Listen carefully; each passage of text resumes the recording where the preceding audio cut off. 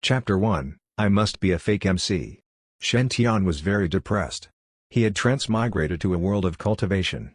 He had become the 13th prince in the country of fire at the eastern wilderness in this new world of cultivation. What was there to complain about being a prince? Well, he was not just a prince. He was a prince known for his extreme, bad luck. His mother was Concubine Lan, the most beautiful lady in the country of fire and the person the king adored a lot. Her imperial status was very close to that of the queen. Under normal circumstances, Concubine Lan's son would have a decent chance to become the crown prince in the future. However, on the day of delivery, Concubine Lan had died due to severe hemorrhage that was caused by dystocia. From then on, the king had been loathing the 13th prince's presence a lot. Thus, his imperial status had started to decline rapidly. As the 13th prince grew older, his luck was becoming worse and worse. He had a gorgeous flaming bird as his spirit pet, but it had drowned in the imperial garden. He had an expensive purple epiphyllum, but a random kid with no manners had uprooted it. He had followed his cousins to the Directorate of Imperial Academy to study once, and the building collapsed the very day. Besides having bad luck in his daily activities, the 13th prince also had a challenging cultivation journey. Today was the 88th time that he suffered from chi deviation. Unfortunately, he did not make it this time. The 13th prince had not been believing in destiny and had been trying to fight against it, but the latter got the better of him. Now, his body belonged to Shen Tian, a well-educated youth from the 21st century. Water. Get me some water. Shen Tian lay on the bed in anguish. The feeling was almost unbearable, and it affected his stomach. An old eunuch rushed over with a teapot and attended Shen Tian. "Your Highness, here's some water. Drink it slowly." He was Eunuch Goe, head of housekeeping of Lem's palace and the only eunuch that was in Lem's palace right now. It could be said that he had brought up the 13th prince himself. Shen Tian felt much better after drinking the water. He looked at this old eunuch and was stunned. He recognized this person from the 13th prince's memory. Eunuch Gui had been in the palace since he had been a child and had been working there for more than 50 years. Concubine Lan had saved his life before, and thus he was very loyal to the 13th prince. However, unlike what he remembered, there was a halo floating on Eunuch Gui's head. Yes, it was a green glowing halo. Shen Tian was shocked by what he was seeing. The halo was similar to the one angels seemingly had, just that the color was very different. Am I seeing things? Shen Tian rubbed his eyes and looked again. The halo was still there. Clearly, it was not his imagination. "Uncle Goe, could you pass me a mirror?" Eunuch Gui fetched over a mirror in no time. When Shen Tian looked at his reflection in the mirror, he finally understood why the 13th prince had been so unlucky. His face was handsome. Very, very handsome. Concubine Lan had been the most beautiful lady in the country of fire, and he had inherited her best genes. At the age of 16, the 13th prince had looks no one could match. Even Shen Tian felt attracted to himself. However, that was not the main issue. He had a halo on his head too, just like Eunuch Goe. The only difference was that his halo was pitch black, with inky mist surrounding it.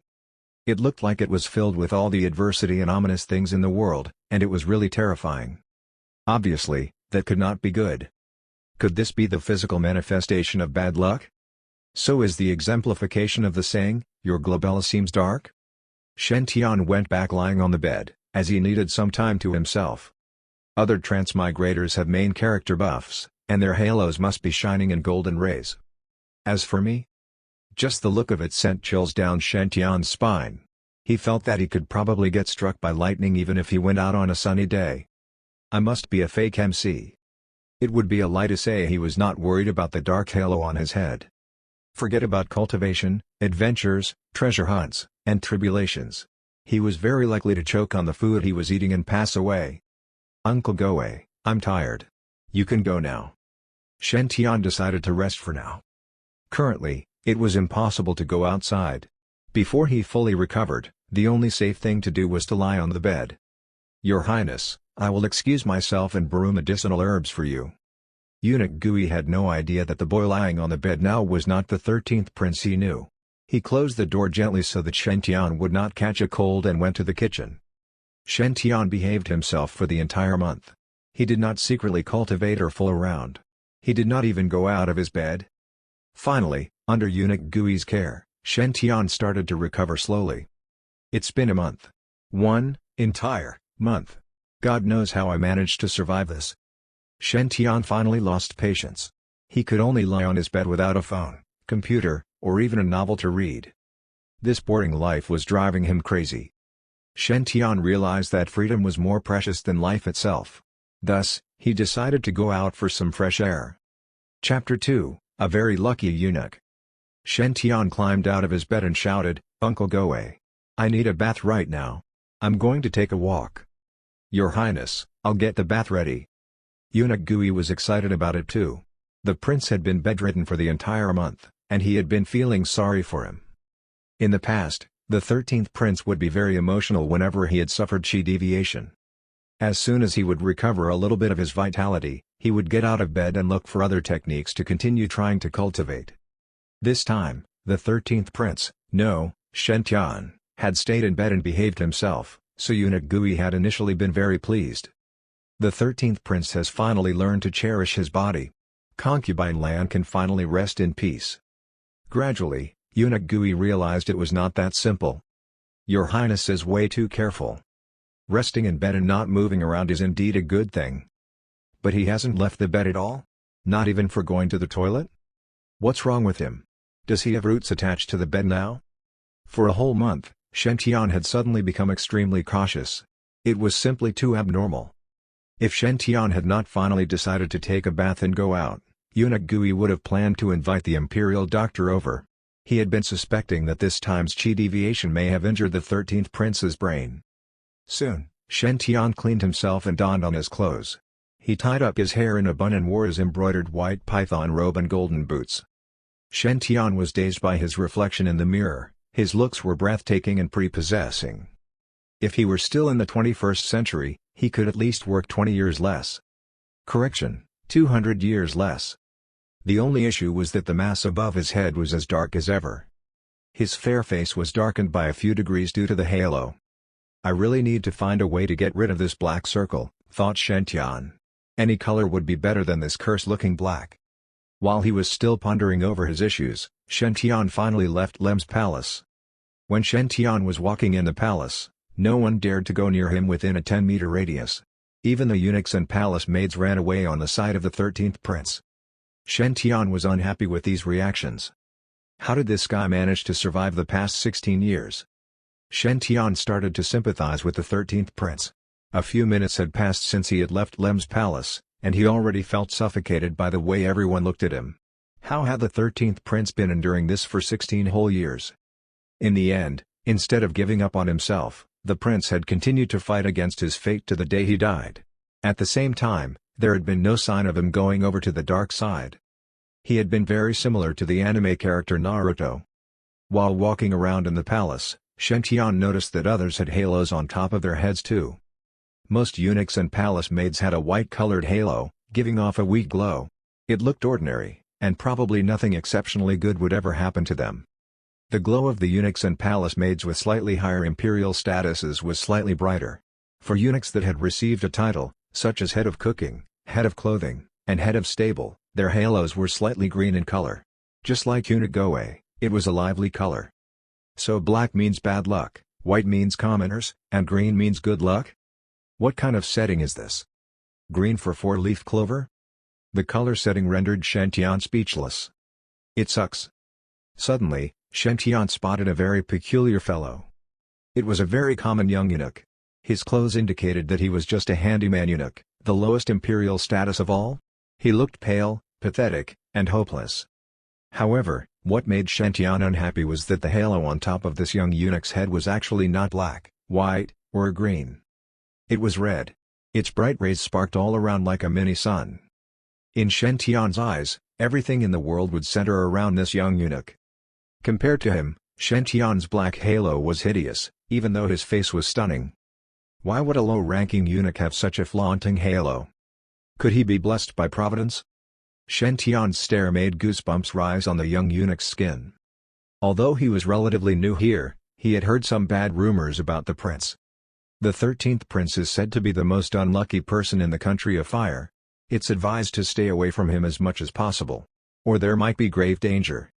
"Good morning, Your Highness." The eunuch quickly greeted Shen Tian and tried to excuse himself. However, Shen Tian did not allow him to escape. "You! Come here!" Upon hearing that, the eunuch was very scared. "Seriously? The 13th prince asked me to go over? Help! I'm just an ordinary eunuch. What have I done? I heard that the prince's bad luck is contagious in a 10-meter radius. People will start to ostracize me, and my life will be in danger. I will be dead if I go too near. But if I do not comply, maybe I will die faster? Either way, I'm dead." The young eunuch was at the brink of tears. Chapter 3, Could it be I'm too unlucky? Shen Tian questioned with a stern tone, "Why? You are disobeying your prince now?" "I'm here, your highness." The eunuch shivered and quickly knelt before Shen Tian and bowed to him. Even though Shen Tian was not favored by the king anymore, he was the 13th prince nonetheless. Disobeying orders and ignorance of status was a capital offense in the palace. Shen Tian was satisfied. He asked, "Tell me your name." The young eunuch quickly answered, "I'm Qin Gao. You can just call me Gao, your highness." "Qin Gao? That sounds like the name of an impressive eunuch." Shen Tian thought for a moment and said, "Raise your head, let me see how you look." Qin Gao was terrified. There were rumors about how some people with high imperial status would get bored with women and start exploring possibilities with young children with good looks like him. So the 13th prince belongs to one of these people too? The thought of it terrorized Qin Gao. He lifted his head slowly with a shaking body. Shen Tian looked at his face carefully, and his eyes lit up in excitement. Qin Gao was even more worried.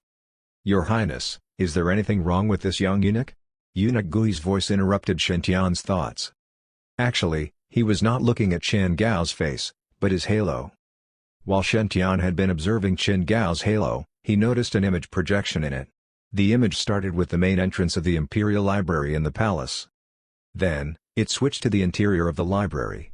The image went past many bookshelves and reached the southeast corner and focused on a book named, History of the Great Fire. The image paused before it disappeared. Shen Tian believed that the book History of the Great Fire contained a secret. It most probably had something to do with the red halo on Qin Gao's head. This could be Qin Gao's fortuitous opportunity, leading to a fortune change. If I manage to get this book before this eunuch, maybe his opportunity will become mine, right? Shen Tian thought to himself. He did not think that it was a despicable thing to do so. Only the fittest survived, that was the rule in the cultivation world. The consequences could be dire if one was too naive. This opportunity was not the main issue Shen Tian was concerned with. He needed to find a way to change his own fortune. If not, he was sure to suffer an ugly death.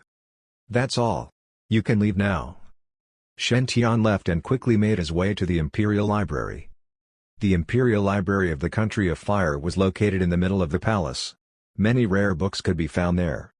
Naturally, books containing advanced cultivation techniques were kept at the library's core area, and they were well guarded by skillful personnel. Without the token of fire, even princes like Shen Tian could not access those books. Fortunately, this History of the Great Fire was just a common historical book. Shen Tian recalled the path the image had followed and swiftly located the book. The book was about 10 centimeters thick and looked dusty and old.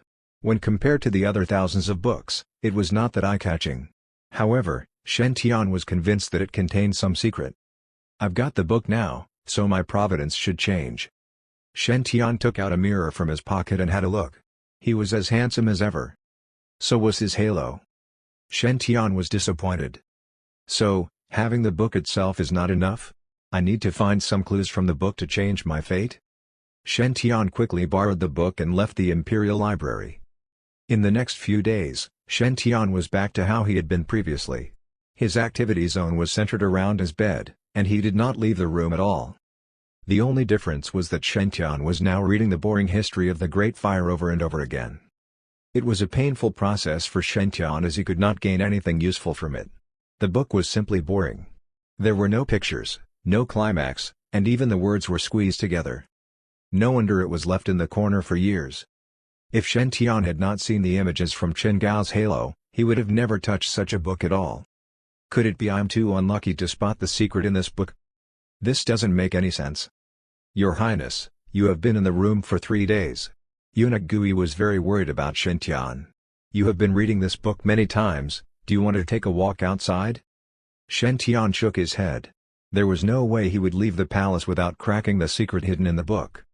Given his current luck, it was extremely possible for the book to disappear after it was left unattended. He did not dare to take the risk. After 3 hours, Shen Tian read through the history of the Great Fire again. Other than the content becoming more boring, Shen Tian hadn't found anything else. Shen Tian finally got tired and gave in to his unlucky fate. Maybe I should get someone else to read it? Uncle Goei, come and take a look at this book. Shen Tian passed the book to eunuch Goei. I have a feeling that this book will give me an opportunity to change my fate. There is an opportunity in this book? Eunuch Goei was not convinced. Although he respected and trusted the 13th prince, he knew exactly how lucky his prince was. The prince borrowed a random book from the imperial library, and it contained some hidden secrets? Yeah, sure. Your Highness, since you said so, I'll take a look. Eunuch Goei did not believe he would find anything that would be useful. Nonetheless, Eunuch Goei obeyed and started reading the book carefully. Soon, Eunuch Goei was surprised. Wow, there's really something in this book. Shen Tian was rendered speechless. He was not sure if he should feel happy or disappointed. He had spent days researching this book and had not found anything worthy at all. Eunuch Goei only read it for a few minutes, and he had a breakthrough? Seriously? Chapter 4, You need to castrate yourself before learning this secret skill. Shen Tian sighed and asked, What's it? Your Highness, take a look here. Eunuch Goei flipped to the last page of the book and tore off the hardcover. He used his divinity, and the hardcover split into 2 different pieces, with something hidden in between. It was a piece of jade wrapped in palm-sized satin cloth. The jade was glowing with light. It is indeed something special. It is probably a skill jade that has a record of the skills passed down from the ancestors. Eunuch Goei did not read through the contents. He handed the items to Shen Tian and said, Your Highness, it is yours. Please take a look. Shen Tian was thrilled and excited. He put the satin cloth on a table and started reading it. It had 4 huge words written on the top left corner, Demon Book of Hyuga. Behind these words were smaller words in bright red, You need to castrate yourself before learning this secret skill. Shen Tian almost snapped when reading those words. WTF? This is the thing I had been searching for the past 3 days? It's so lame. Relax. I need to relax. Shen Tian tried to calm himself down. Maybe there's some providence shining on me now. He took out a mirror from his pocket and looked. Bang! The mirror fell off his hands and shattered on the floor. Eunuch Goei quickly asked, What's wrong with the book, Your Highness? Shen Tian said with a blackened face, Come and look for yourself. Eunuch Goei shook his head furiously. This belongs to Your Highness. I'm not supposed to look at it. It's meant for you, not me. Shen Tian pulled Eunuch Goei to the table. Demon Book of Hyuga. Eunuch Goei was shocked after reading what was written on it. This is Demon Hyuga's skill book. He was invincible in the eastern wilderness back then. Demon Hyuga? Shen Tian was confused. You've heard of this person before? I've read about him in an ancient book, Your Highness. Demon Hyuga was the evilest person 3,000 years ago, recalled Eunuch Goei. Demon Hyuga was an ordinary eunuch in the country of Kun in eastern wilderness. He had low imperial status and a bad foundation for cultivation. However, he had strong providence and managed to find part of the lost Imperial Sutra of Sun in the Imperial Library. Since there were too many missing parts and the most important guide was missing in the book, it was not possible to be used for learning. A normal person would be caught off guard by the mental demons due to greediness and result in death if they tried to learn it by force. However, Demon Hyuga had both luck and perseverance. He used himself as a test subject and combined multiple demon arts to the Imperial Sutra of Sun and made an entirely new demon art. It was later named as the Demon Book of Hyuga. It was much more devious and fatal. It had incredible fast attack speed and could bring up the opponent's desires and mental demons. When the opponents were distracted, the user of this demon art would then make the killing move. It was the most sinister demon art in that era. More importantly, this cultivation technique had extremely low requirements for the foundation of cultivation and could be learned very fast. Demon Hyuga used this demon art alone and reached the level of nascent soul in merely 50 years. He was well respected by people from the same tier, and no one could stand against him. 50 years might seem very long for some people. Nonetheless, for people searching for immortality, it's extremely short. Even if one cultivates the full version of the Imperial Sutra of Sun, they will be a rare genius to reach the nascent soul in 50 years. However, Demon Hugo did not have that talent in the first place. Therefore, this cultivation technique was really one of a kind. Your Highness, this is the heritage of an amazing art. Although it's not an imperial sutra, it is more valuable for people who are not very talented in cultivation. Your Highness, you are lucky for once. Who would have thought that there's this incredible demon art hidden in this ordinary book? Her Majesty would be happy for you if she knew it. Eunuch Gui was thrilled as he touched the satin cloth. Demon Hugo was like a legend among the eunuchs. Every eunuch was dreaming of possessing this demon book of Hugo. They would not even trade it for a proper imperial sutra. Shen Tian felt uncomfortable knowing how powerful this demon book of Hugo was. Why the hell is the book not for me? Sure, my mother would feel happy for me. Sure, I'm lucky for once. Bullshit. I'm still as unlucky as ever. If it's so rare, Uncle Goe, you can have it. Good luck cultivating this. Although it was not meant for him, it was not so bad for Eunuch Gui to learn the demon art. Shen Tian felt much better on the thought of it. Eunuch Gui was shocked that Shen Tian was giving this rare art to him. He shook his head and said, "No, Your Highness, it's for you. How could I have it? What do I have to deserve such incredible art?" Shen Tian rolled his eyes and said, "So you want me to learn it instead?" Eunuch Gui suddenly realized something. Indeed, the prince cannot cultivate this technique. What a poor prince. He finally encountered something good in his life, but he cannot have it. God, why do you have to do this to my prince? Since there's no other way, guess I'll be the one cultivating on this. After some internal struggles, Eunuch Gui decided to obey his prince. The 13th prince must have so much trust in me. 20 years ago, I was falsely accused of stealing treasures in the palace. Concubine Lan was the one who saved my life. Although I did not have much education, I do know to repay people's kindness. When Concubine Lan was around, I served her wholeheartedly with my life. Now she's gone, my loyalty is all yours, Your Highness. I will train diligently on the demon book of Hugo daily and swear to God that I'll protect you as long as I'm alive. For people searching for immortality, there would be karma for everything. Thus, making promises and oaths, especially to God, should not be done without consideration. Those demons making random promises would all die in a gruesome way. Eunuch Gui's oath was sincere, as he was indebted to Concubine Lan and the prince. Shen Tian believed that he had made the right decision. Although I've found the demon book of Hugo, I'm still unlucky. Shen Tian sighed and was not happy about it. Since I stole this opportunity from Qin Gao, what about him now? He suddenly remembered the common young eunuch Qin Gao. Qin Gao had the most providence in all the people Shen Tian had met, and this demon book of Hugo was supposed to be his too. Now that Shen Tian had the book, what would happen to Qin Gao? Would he have another opportunity? Or would there be other changes? Shen Tian was extremely curious. Chapter 5, Almost Died. Shen Tian decided to find Qin Gao. It was not easy to find a specific person in the huge palace. Nevertheless, it would not be an issue if one were acquainted with the head eunuch in the imperial household department. Well, Shen Tian was not acquainted with anyone there. Still, it did not bother Shen Tian as no one dared to disobey the 13th prince in the palace. After hearing his request, the head eunuch swiftly took out the schedule with all the eunuch's movements and informed Shen Tian about Qin Gao's whereabouts. After that, he sent Shen Tian out of the imperial household department respectfully. He was too afraid that his imperial household department would suddenly collapse like the directorate of Imperial Academy. Shen Tian found out that Qin Gao was working for the 6th prince. The 6th prince was called Shenao, and he was the most talented in cultivation among all his siblings. At the age of 18, he had accomplished cultivating to the 9th firmament and was very close to reaching the fundamental of immortality. He was a genius seen in the country of fire once in a blue moon. It was said that a supremacy from the Grand White Grotto Heaven had been interested in him and had taken him in as a personal disciple. The Eastern Wilderness had two main branches for cultivation. One was the 36 Grotto Heaven, and the other was the 72 Blessed Land. Grand White Grotto Heaven ranked 10th in its branch. It was a huge opportunity when a supremacy from the Grand White Grotto Heaven took someone in as a disciple.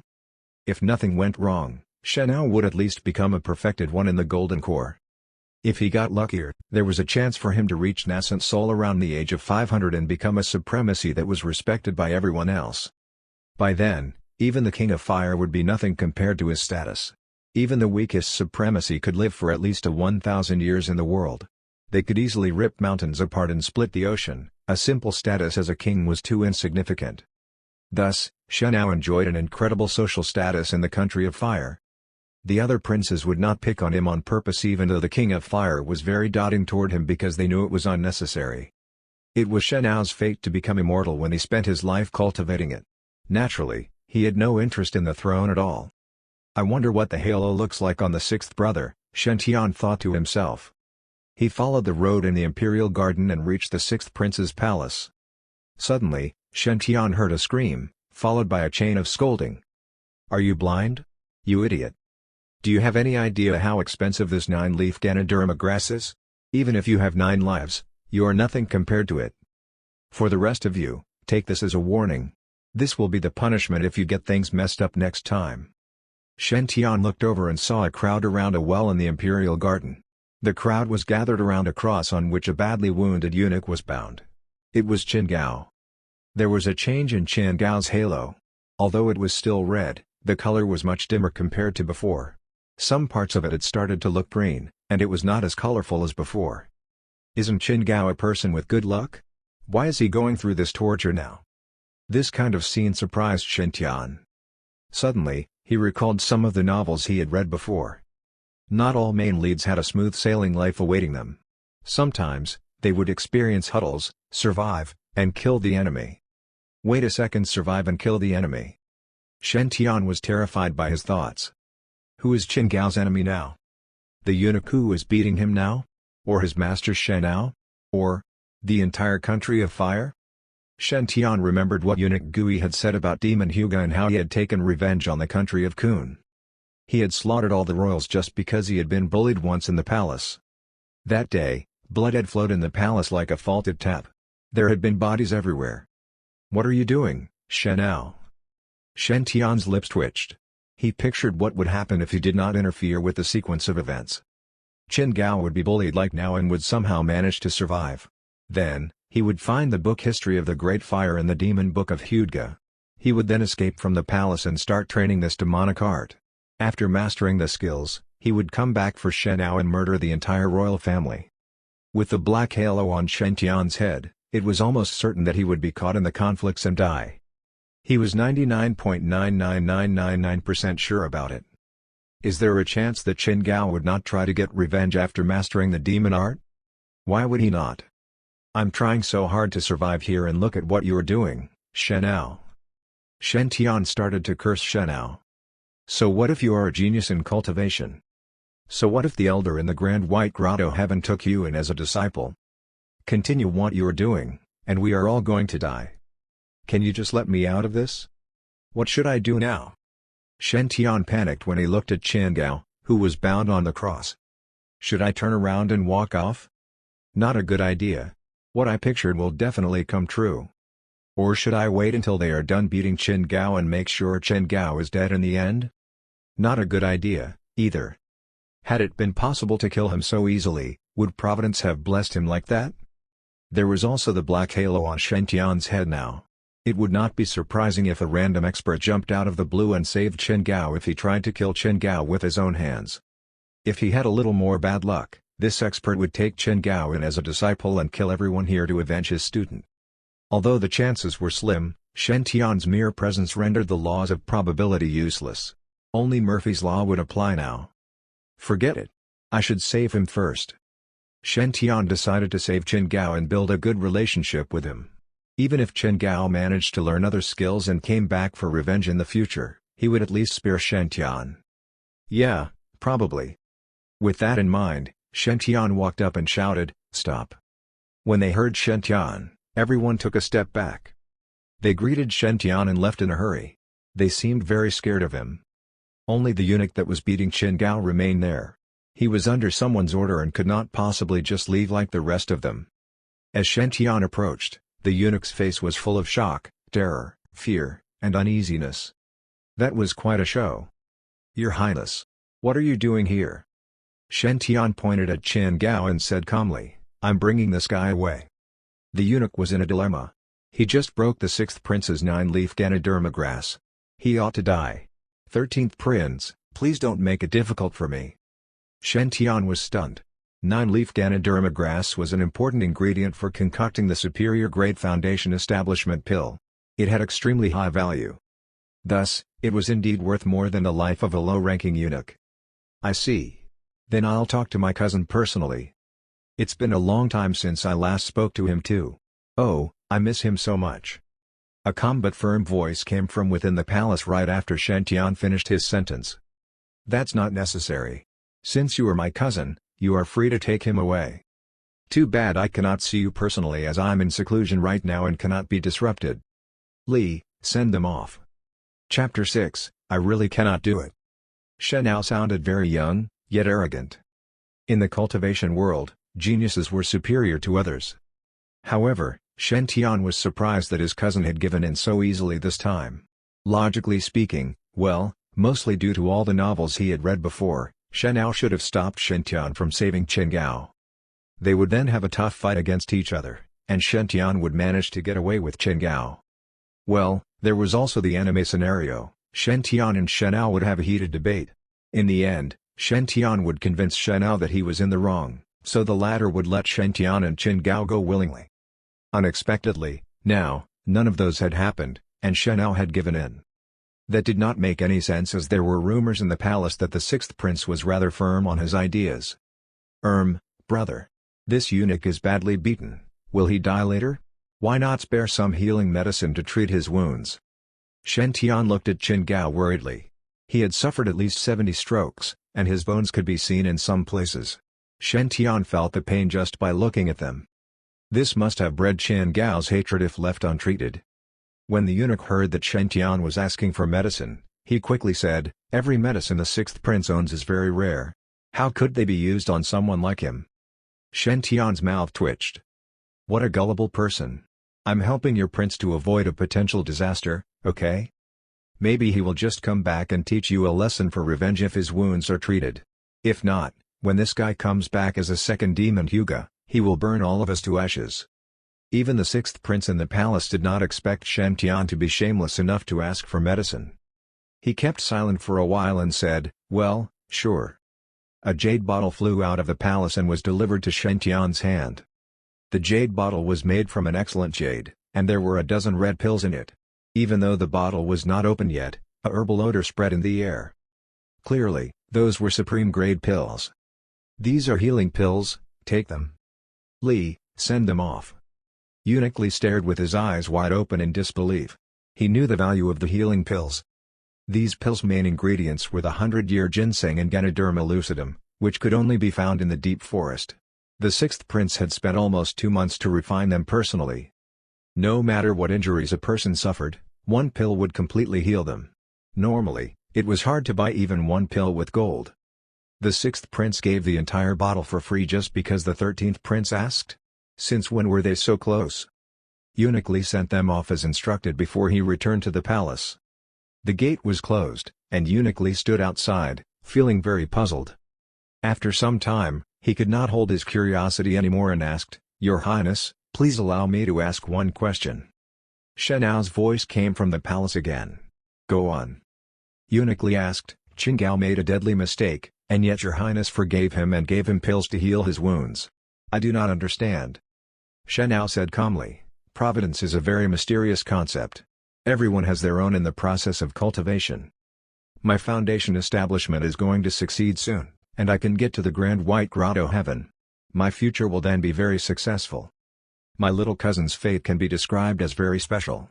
This period is very critical to me, so it would be best to avoid him." It just meant that Shen Tian was too unlucky. Shen Ao was on the verge of a breakthrough. He was worried that Shen Tian's mere presence would affect him negatively and might cause chi deviation. Eunuch Li asked again, "But if this incident spreads, I'm afraid that people will not respect you as much as before." Shen Ao smiled. "An immortal's life is very long. Conflicts and royal majesty are nothing compared to it. There is no need to bother." Eunuch Li said, "Your Highness, you are right. I understand now." "Good, you can leave now. Go back, take a shower. Do not come near this place until I get out." Shen Tian was not aware of what happened in the sixth prince's palace. He was not very sure how to settle Chen Gao. Should he take him in as his servant? That would be a bad decision, as those with main lead characteristics often came with suffering for people around them. For most main characters, their masters, loved ones, and friends would get hurt often, sometimes even leading to death. If none of these had happened before, they could hardly call themselves the main characters. Given his unusual bad luck, Shen Tian felt that he should not take such a risk. It would most likely cost his life. Should he have left him alone? That was not suitable, either. Shen Ao's eunuch had beaten him badly. Who knew what trouble might come after that? Not only that, but Qin Gao was also the only person with extremely good providence that Shen Tian had found so far. Thus, he was a good investigating subject. Besides Qin Gao, Shen Tian had yet to see anyone else whose halo revealed pictures with fortuitous encounters. He was Shen Tian's only chance to change his fate. Qin Gao had already taken one healing pill and was more or less healed.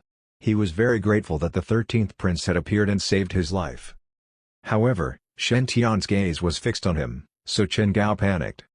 Could it be that the 13th prince is really that? Qin Gao knew that the prince had saved his life and was grateful indeed. Thus, he would willingly serve under the prince and be his servant. Nevertheless, Qin Gao really could not handle that. Although the 13th prince was very handsome and his looks would charm millions of girls, Qin Gao was a boy. A boy who was only interested in females. That was his baseline. What if the prince forces it on me? What should I do? Qin Gao did not have an answer for that. He hesitated for a while before asking, "Your Highness, why did you save me?" Shen Tian snapped off his concern-filled thoughts and replied, "Why did I save you? Because it is fate." What? Qin Gao was shocked by the answer. "Your Highness, are you making fun of me?" "Of course not." Shen Tian waved his hand. "From today onward, you'll be staying in Lan's palace. You don't have to bother doing chores. Just make sure I can find you when needed." Shen Tian decided to keep Qin Gao by his side for further observation. As long as Qin Gao was not doing any work, he would not be considered as a servant. Thus, his main character aura should not affect Shen Tian too much. At least, it would not cost his life. Well, those were Shen Tian's simple thoughts, but Qin Gao had interpreted them wrongly. No chores and just be contactable? That's not how a eunuch should be treated. Qin Gao was on the verge of crying. He had just escaped from violent torture, and now he needed to cast couch? "Your Highness, I really cannot do it." Chapter 7, Ways to Improve Providence. Shen Tian had no idea what Qin Gao was thinking about. He thought for a moment and said, "Uncle Goe, please make a copy of the Demon Book of Huga and pass it to Gao later." "Yes, Your Highness." Eunuch Gui was completely fine with it. From his perspective, the Demon Book of Huga belonged to the prince anyway. The reason he was cultivating it was so that he could be strong enough to protect the prince. Since the prince was willing to let Qin Gao learn this art too, Eunuch Gui would ask no questions. Also, prepare a room for Gao. Shen Tian turned around and prepared to leave. The Demon Book of Huga was Qin Gao's fortuitous opportunity anyway. Even if Shen Tian kept it away from Qin Gao, the latter would chance upon a new fortuitous encounter. Shen Tian might as well give it to Qin Gao and do him a favor. In case Qin Gao became someone impressive in the future, he would have an additional friend. Right after Shen Tian finished his sentence, something magical happened. Shen Tian felt that his body became lighter as though an invisible chain had been broken. It felt real and imaginary at the same time. Shen Tian turned around and looked at Qin Gao. His halo had changed color again.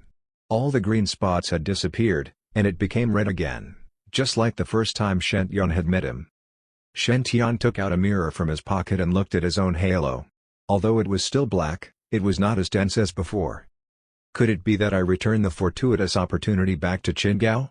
Or I'm sharing it with him? Shen Tian decided to give it a test. He stared at Qin Gao's halo and said, "On second thought, forget it, Uncle Goe. There is no need to copy the Demon Book of Huga." When he said that, his body felt the weight again, while green spots appeared on Qin Gao's halo. Uncle Gui nodded and said, "Yes, Your Highness." Although he had no idea why the prince changed his mind so quickly, he trusted all the 13th prince's decisions. He had no doubts at all. Then, Shen Tian spoke again. "Well, I changed my mind. Please make one copy." Then, Qin Gao's halo became bright red again. Shen Tian was extremely excited as his theory was verified. "Yes, Your Highness. Uncle Gui felt a little helpless. In his mind, the prince was teasing the low-ranking eunuch. That's so mean. Qin Gao finally spoke up. I do not really need it. Truth be told, Qin Gao was frightened as the 13th prince was too good to him. Shen Tian had already saved him and provided him with a place to stay. At the same time, he did not need to work. Now the prince had even decided to allow him to study some demon book of Hudga. Although Qin Gao had no idea what that was, seeing that even the 13th prince was so indecisive, it must be something extraordinary. It could even be something that was worth the entire palace. Qin Gao was already indebted to the prince and didn't know how to repay the prince's kindness. If he accepted the demon book of Hudga, there could be nothing he could do. As Qin Gao spoke, green spots appeared on his halo again. Shen Tian was unhappy about it as he had finally found a way to change his fate. There was no way he could allow Qin Gao to spoil his plan. No way. Nope, you must learn. Shen Tian said firmly, not only will you learn the basics of qi refinement, but you will also learn about the basics of foundation establishment, golden core, and nascent soul too. Your Highness. You owe me your life, you cannot refuse. When Shen Tian spoke those words, Qin Gao's halo shone brightly, even brighter than before. Not only were the green spots gone, but there were also slightly golden parts on the edge too. To Shen Tian's surprise, he noticed a change in eunuch Gui's halo too. The light green became darker. It was like the color of a dense forest, full of liveliness. On the edge of it, there were red spots. The halo evolved? Am I on the right track to change my fate? If I share fortuitous opportunities with someone with high providence, will the overall providence of everyone involved be increased as well? Shen Tian quickly took out his mirror and observed his halo. It was still black, but not as dark as before. At least, Shen Tian no longer felt that he would be struck by lightning if he stepped out of the palace. Finally, after so many days, Shen Tian saw a glimpse of hope. He was very touched and started tearing up. Upon seeing that, Qin Gao panicked. Please don't cry. I will listen to whatever you say. The 13th prince is a royal. How could I make him cry? It's just some demon art. The prince saved my life, and it belongs to him now. Cultivating some skill is nothing to be afraid of. Qin Gao had already mentally prepared himself. Good, good. Also, I'm not crying. I'm just excited. Shen Tian rolled his eyes and said, Uncle Gui, you can bring him out now. Uncle Gui nodded. Yes, Your Highness. I'm excited, just like you. I'll bring him to his room and teach him the cultivation technique. Shen Tian started planning for his next move when they left. He did not dare to cultivate any skill yet unless his halo's color was white. He still had the bad memory of his last chi deviation. Since he had already found a way to improve his providence, he planned to meet more people with good providence and share their fortuitous encounters. Shen Tian believed that he would be able to change his halo's color to white in no time. In the end, he would become a normal person too. Where should I find all these people? Shen Tian started thinking. Normally, these people would be extremely successful. In the Palace of Country of Fire, those with higher imperial status had higher providence too. Shenao was a good example. Since he was so talented in cultivation and was halfway to the Grand White Grotto heaven, his providence must be good too. Shen Tian was certain that Shenao's halo was at least a green one with red spots. It could even be a red ring with a green spot. If he could stare at Shenao for some time and share the fortuitous opportunity with him, Shen Tian believed that his providence would definitely improve. Unfortunately, there was a problem. Shenao was kind of avoiding him. As a matter of fact, everyone with good providence in the palace avoided and hid from Shen Tian. They were not like eunuchs that needed to obey him. If Shen Tian was unable to meet them in person, it would be impossible for him to obtain their fortuitous opportunities. What should I do now? That's a vicious circle. So troublesome. Where can I find people with good providence and at the same time not hiding from me? Shen Tian was deep in thoughts. Chapter 8, My ability is not working anymore? Myriad Spirit Garden was the largest spirit or marketplace. Its influence even reached the many kingdoms nearby, and there were many hidden talents within. That was the destination of Shen Tian, eunuch Gui, and Qin Gao. 3 days ago, Shen Tian had discovered a way to increase his providence, that was to form good relationships with those blessed by providence. Thus, he had decided to search for them in quantity and think of ways to freeload their fortuitous opportunities.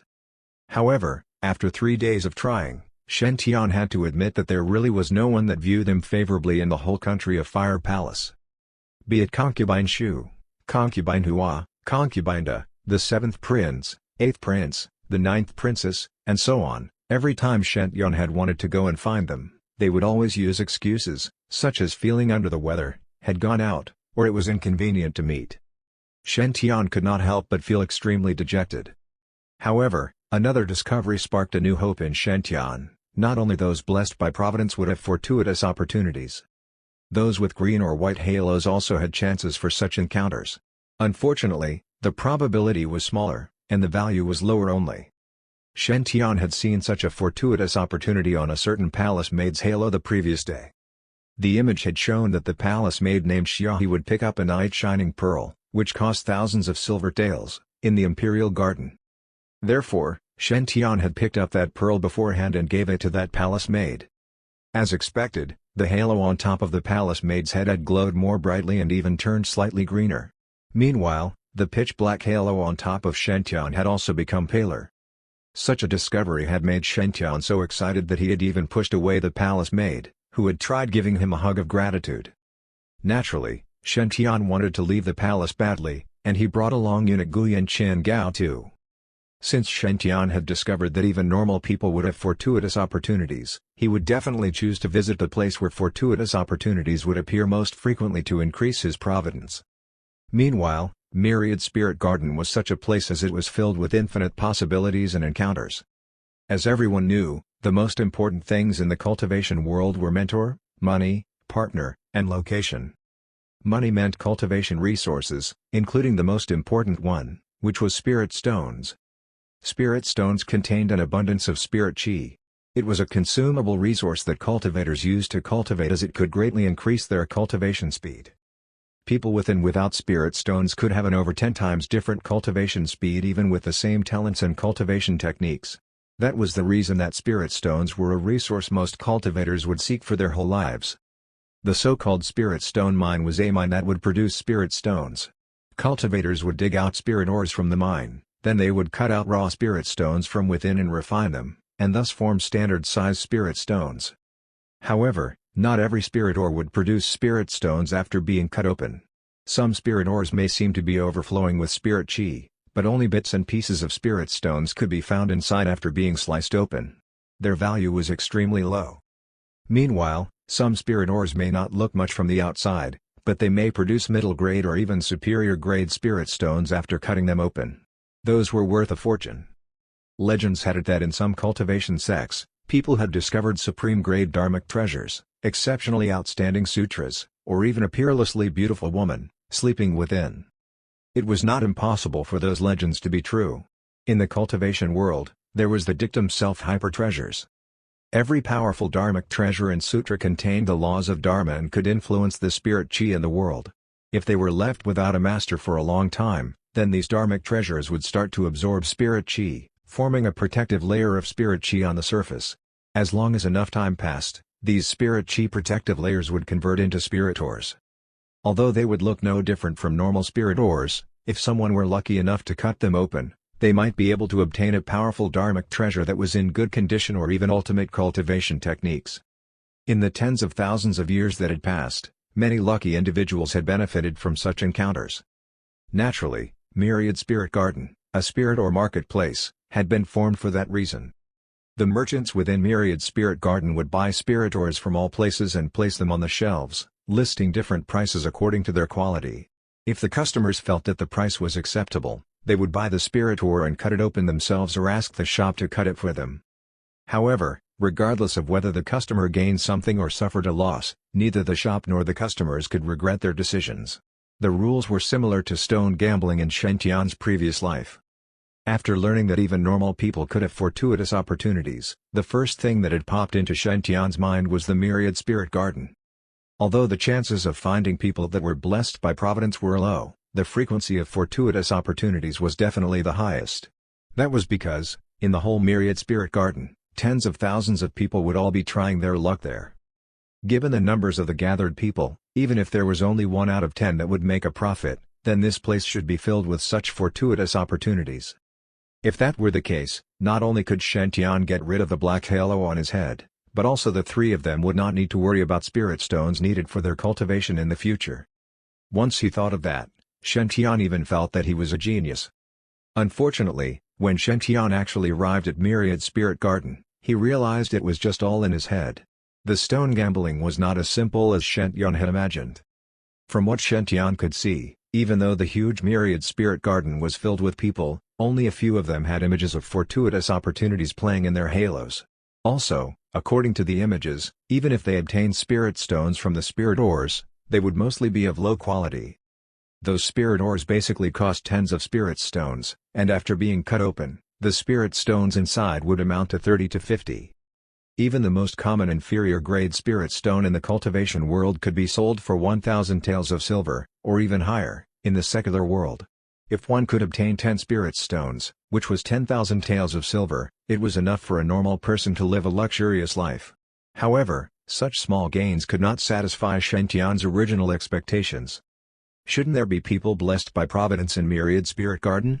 Shouldn't they be able to cut open shockingly awesome items by spending only a few spirit stones per day and then head toward the peak of their lives? So it's all nonsense, isn't it?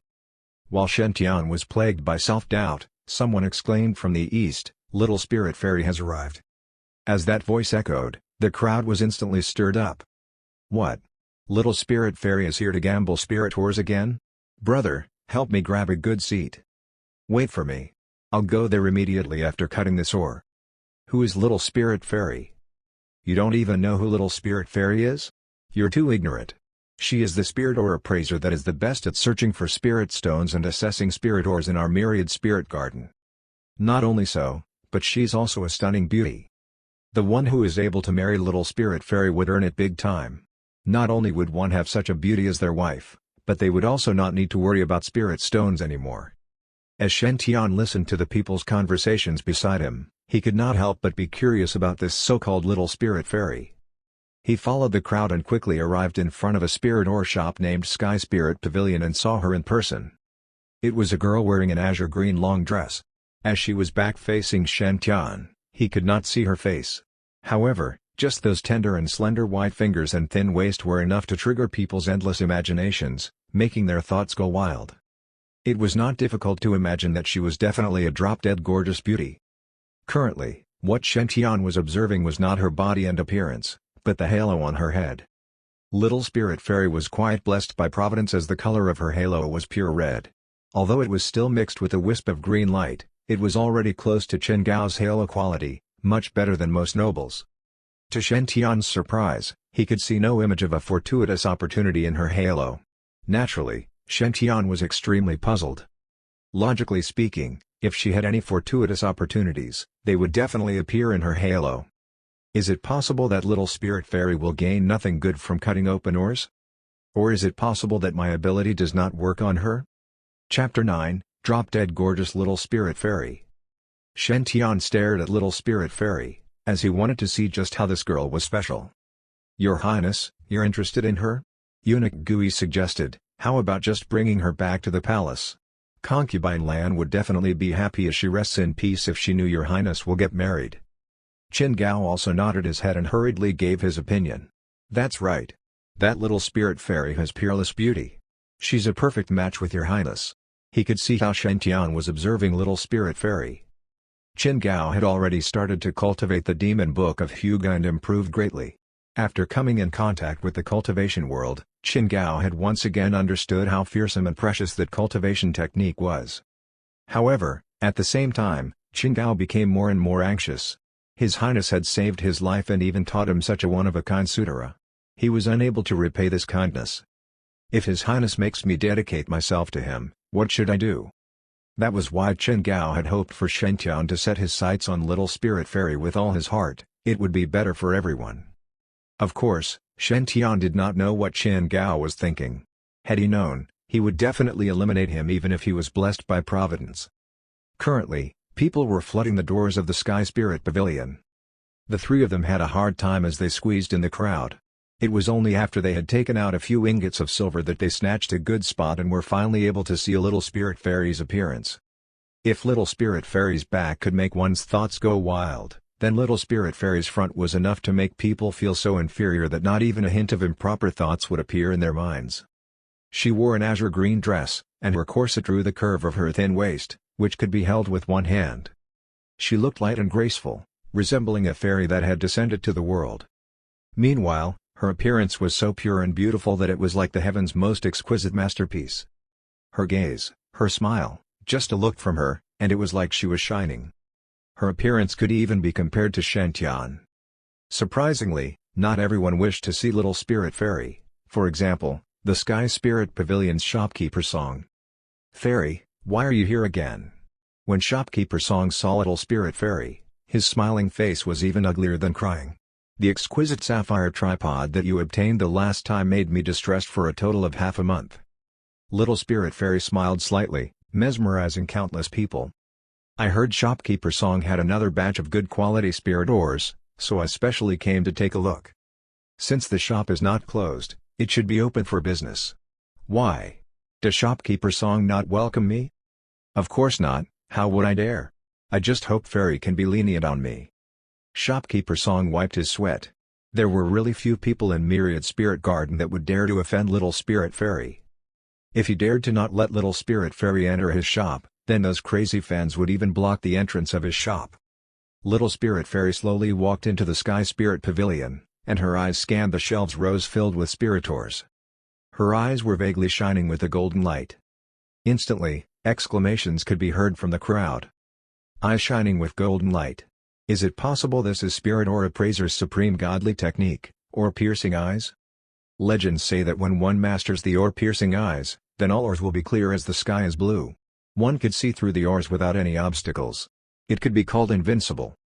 To be able to learn such a godly technique at just 16 years old, she's indeed Little Spirit Fairy.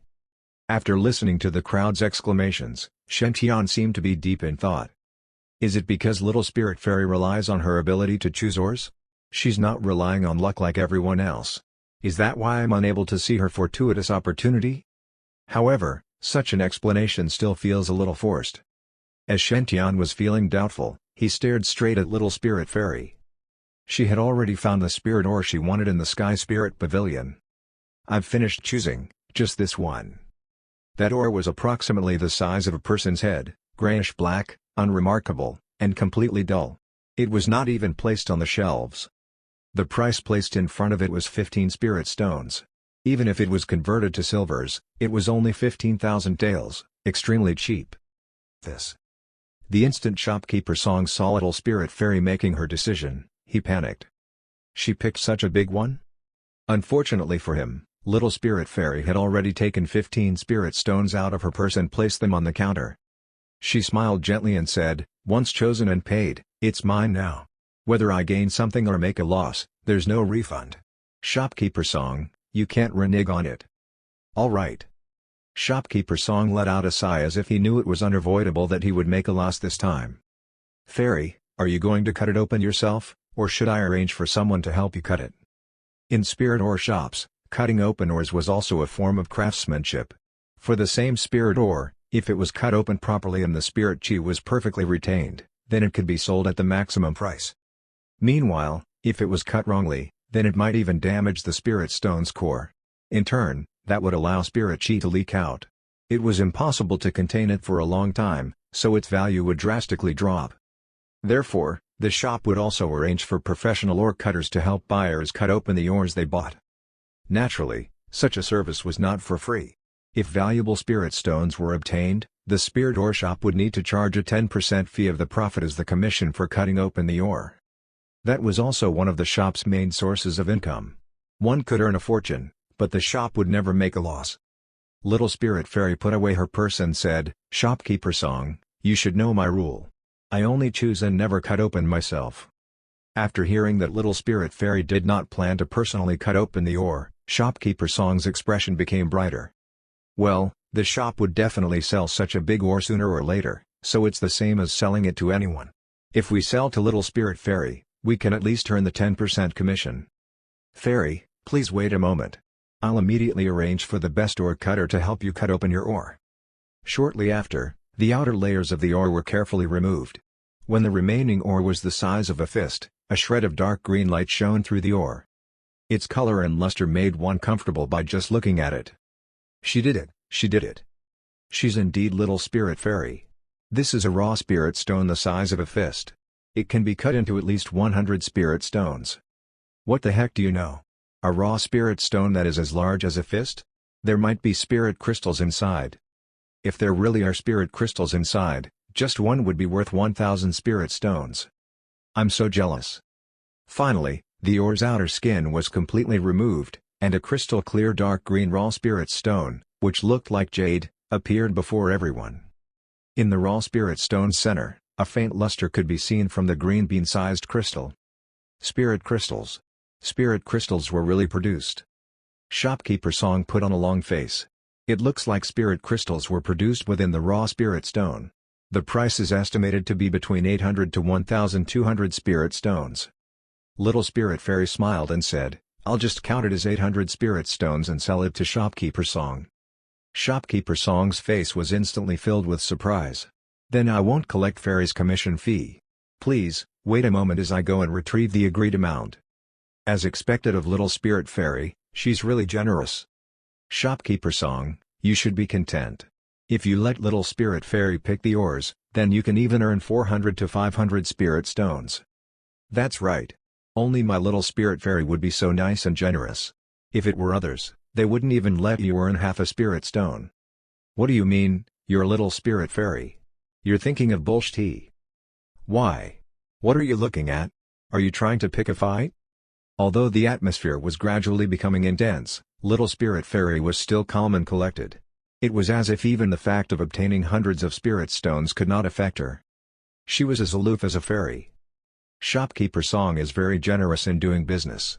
I will come again next time. Upon seeing how Shopkeeper Song's face darkened again, Little Spirit Fairy covered her mouth and smiled lightly. Also, there's quite the number of good items within the ores that Shopkeeper Song has bought this time. Little Spirit Fairy turned and left leisurely. I had once vowed that I would only cut open one ore per day, so I will not pick another one today. If anyone is interested, you can try your luck, and maybe you might chance upon a fortuitous encounter. Before Little Spirit Fairy's voice faded, she had already disappeared from everyone's line of sight. As she flicked her sleeve, she did not bring away even a wisp of dust. Chapter 10, How Could You Not Assault Her? Little Spirit Fairy, a drop-dead gorgeous beauty and graceful like a fairy. Little Spirit Fairy's image was engraved in everyone's hearts. She was perfect and nobody should have improper thoughts toward her. Everyone reluctantly looked at Little Spirit Fairy's departing back. They seemed just like those fans in Shantian's previous life, devout and obsessed. Little Spirit Fairy has left again. My love has left me too. Wake up, you have no love. What did Little Spirit Fairy say just now? She seemed to have said that there are plenty of fortuitous encounters in Sky Spirit Pavilion? Little Spirit Fairy has learned the divine skill, or piercing eyes, and she is able to see through all ores. Since she said that there are good ores in the Sky Spirit Pavilion, then there definitely will be. Brothers, it's our chance to get rich. I think that gold spirit ore looks quite good. It has an exquisite shape and seems to be glowing. There's definitely a great treasure inside. I think that green one is better. It has a peculiar shape, like a fairy hugging a Gucci one. Maybe, a heaven immortal might even appear from within. Don't snatch. Mine, they're all mine. At that moment, the whole Sky Spirit Pavilion's business was flourishing. Meanwhile, Shopkeeper Song's face, which was originally dark, had become slightly better. Shen Tian had a silly look as he reluctantly stared at the direction Little Spirit Fairy had left. It was not that he could not bear for Little Spirit Fairy to leave. He felt uneasy as he still had not figured out what was going on.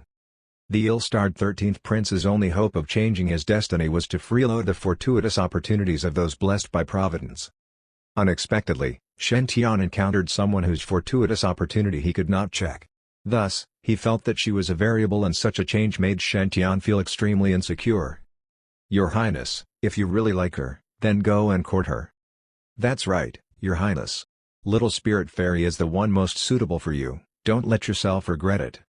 Eunuch Gui and Qin Gao had noticed that Shen Tian's face was full of reluctance, so they both urged Shen Tian. Shen Tian said indifferently, don't you know I am Country of Fire's 13th Prince? How could I stalk a girl? Eunuch Gui whispered, Your Highness, I saw someone sneakily chase after little spirit fairy just now. That person did not look like someone good. What? Someone is sneakily following little spirit fairy with bad intentions? Once Shen Tian heard what eunuch Gui had said, he was instantly filled with excitement. Logically speaking, when shameless scoundrels were stalking a gorgeous beauty with bad intentions, she would be saved by the brave male lead, who would happen to be passing by. The beauty would be filled with gratitude and promise to marry the male lead to repay him. Wasn't that the most commonly seen in classic plot in novels? Shen Tian had actually encountered such a plot, he was simply too lucky. Since the villain and the beauty had already appeared, then the male lead would also appear shortly. The male lead would definitely be someone blessed by Providence. As long as Shen Tian could become friends with that Providence-blessed someone, he believed that he would quickly encounter another fortuitous opportunity that could improve his halo's color. Shen Tian was in a pleasant mood just from imagining this scenario. Eunuch Gui looked at the smiling Shen Tian and could not help but remind him, "Your Highness, you won't be able to make it if you don't chase her now." Shen Tian pulled himself together, and hurriedly said, "Let's go. We need to chase after them." Concubine Lan had taught eunuch Gui the basic cultivation technique in the past, so his original realm had been at the fifth firmament of Qi refinement. After starting to train in Demon Book of Hyuga, he had improved greatly, and within just 3 days, he had broken through to the seventh firmament of Qi refinement. Coupled with the tracking mystic technique recorded within Demon Book of Hyuga, the three of them quickly chased after Little Spirit Fairy. At that moment, Little Spirit Fairy had already left Myriad Spirit Garden and arrived at a remote alley. She stood within the alley silently and said calmly, "Come out." Swoosh! Suddenly, a person landed from the sky in front of Little Spirit Fairy. He smiled and said, "Little Spirit Fairy, hand it to me." Indeed, it was extortion. Qin Gao was impatient, so he asked quietly, "Your Highness, should we make a move?" Shen Tian said calmly, "Fool. That's right, you're a fool." Eunuch Gui pulled Qin Gao back and explained softly, "Use your brain. That fellow is only robbing her, not assaulting her yet. If His Highness helps her now, at most, he will get a "You're such a nice guy." Little Spirit Fairy is very pretty, and that scoundrel will want to do more things than just rob her. At that point, we will make a move. The hero saves the beauty. His Highness is so handsome, how could that beauty not fall for him? I'm right, aren't I, Your Highness? After listening to eunuch Gui's explanation, Qin Gao could not help but admire him with all his heart. Such a perfect plan. Your Highness, you're indeed very clever. Shen Tian rolled his eyes. What nonsense. The reason why we have not made a move is simple, the male lead has yet to appear. Shen Tian wanted to befriend that mysterious Providence-blessed male lead, so he would wait for him to appear and save the beauty before he came out to help. Then, since they would have been through thick and thin together, they would become close friends. Thus, it would be more convenient for Shen Tian to freeload his fortuitous opportunities in the future. If Shen Tian helped her now and chased away the villain, the male lead might feel that there was no need to appear. What if the male lead just directly left? Wait, let's wait for a while more. The three of them leaned on the rooftop and silently looked at that scoundrel extorting Little Spirit Fairy. After Little Spirit Fairy saw that scoundrel blocking her way, she sighed and slowly untied the money pouch on her waist. "Can't you leave some for me?" The scoundrel smirked. "Of course. If you're willing to be my partner, then I can even let you have this whole bag of spirit stones." It appeared. The legendary scene of assaulting a beauty. Eunuch Gui was extremely excited. "Your Highness, we can make our move now.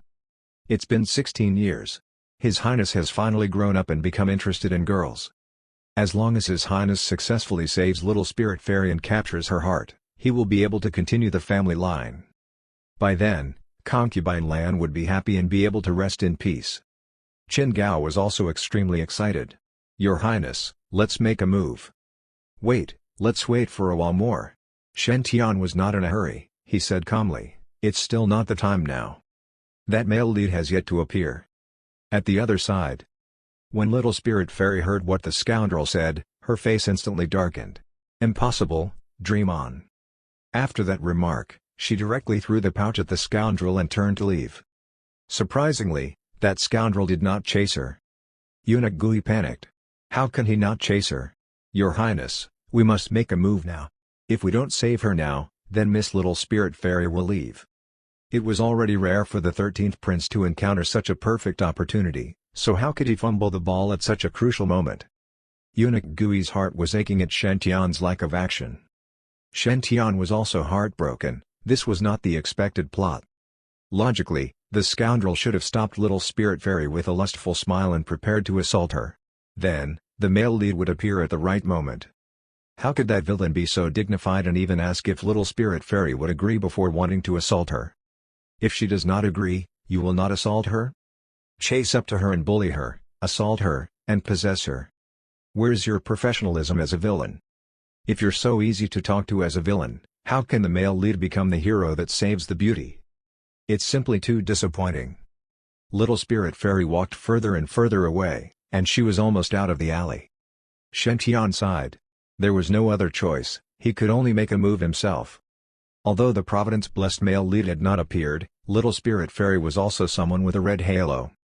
If he saved her now, then conveniently, he could also become friends with little spirit fairy. He might be able to freeload little spirit fairy's fortuitous opportunities. That was better than nothing. After he made his decision, Shen Tian shouted loudly, "Scoundrel, how bold of you to dare to try and rob such a kind and beautiful woman in broad daylight." Shen Tian took a deep breath and abruptly jumped down from the rooftop, landing in front of little spirit fairy. Bam! Ah, darn it, who threw the banana skin? How could that person be so inconsiderate? Chapter 11, Who would have expected? Shen Tian's sudden appearance shocked little spirit fairy. Who was the person that had descended from the sky? Although he was extremely handsome, to the point it made little spirit fairy's heart thump, he was just too showy. He had just nicely stepped onto a banana skin when he landed from the sky. "Fairy, please don't worry. I'll definitely protect you. With me around, he won't even be able to lay a finger on you." Shen Tian stood up with much difficulty and protected little spirit fairy behind him. He pointed at the scoundrel and said righteously, "Hey! Scoundrel, how bold of you to dare to try and rob such a kind and beautiful woman in broad daylight. You should be punished severely."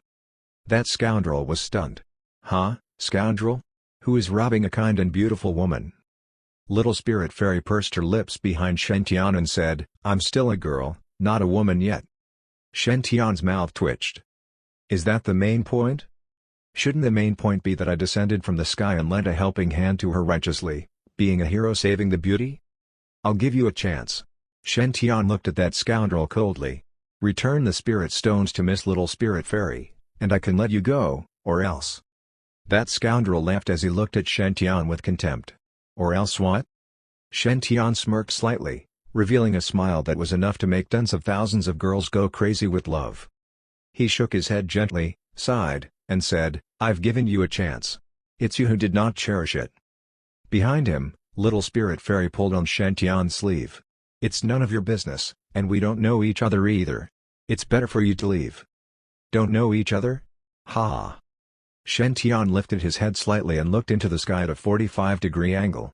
Then, he said with a gloomy expression, "A lonely shadow can be seen beside the river. We're both cultivators, must we be acquaintances in order to show compassion as our paths cross?" As she looked at Shen Tian's refined side face and heard his posh words, Little Spirit Fairy's face turned slightly red. "But..." Shen Tian interrupted Little Spirit Fairy. "There are no buts." Then, he said righteously, "If we see injustice, we roar. When it's time to fight, we fight one. As a cultivator, how could I turn a blind eye to your plight?" The scoundrel flew into a rage from embarrassment. He scoffed and said, "As a busybody, you still want to become a hero and save the beauty? See how I'll teach you a lesson." After he finished, he gave a loud roar and charged toward Shen Tian. A powerful aura was emitted from him. He was actually someone in the stage of chi refinement. Little Spirit Fairy became anxious. "Don't fight, please stop fighting." "Miss, don't need to worry for me, settling such a scoundrel is as easy as a piece of cake." Shen Tian looked at that scoundrel in disdain. "Eunuch go away." Instantly, a reply could be heard from Eunuch go away, "Yes, young master." "Fight." "Understood." Before his voice faded, he started using techniques from the Demon Book of Hyuga. Dark red spirit chi, with incomparable powers, exploded from Eunuch go away. It seemed weirdly fantasy-like as he looked wild and evil. He was covered by spirit chi, turned into a red shadow, and instantly appeared between Shen Tian and the scoundrel. Such a bold scoundrel! You dare to be disrespectful toward the prince. Eunuch Gui had purposely shouted that sentence.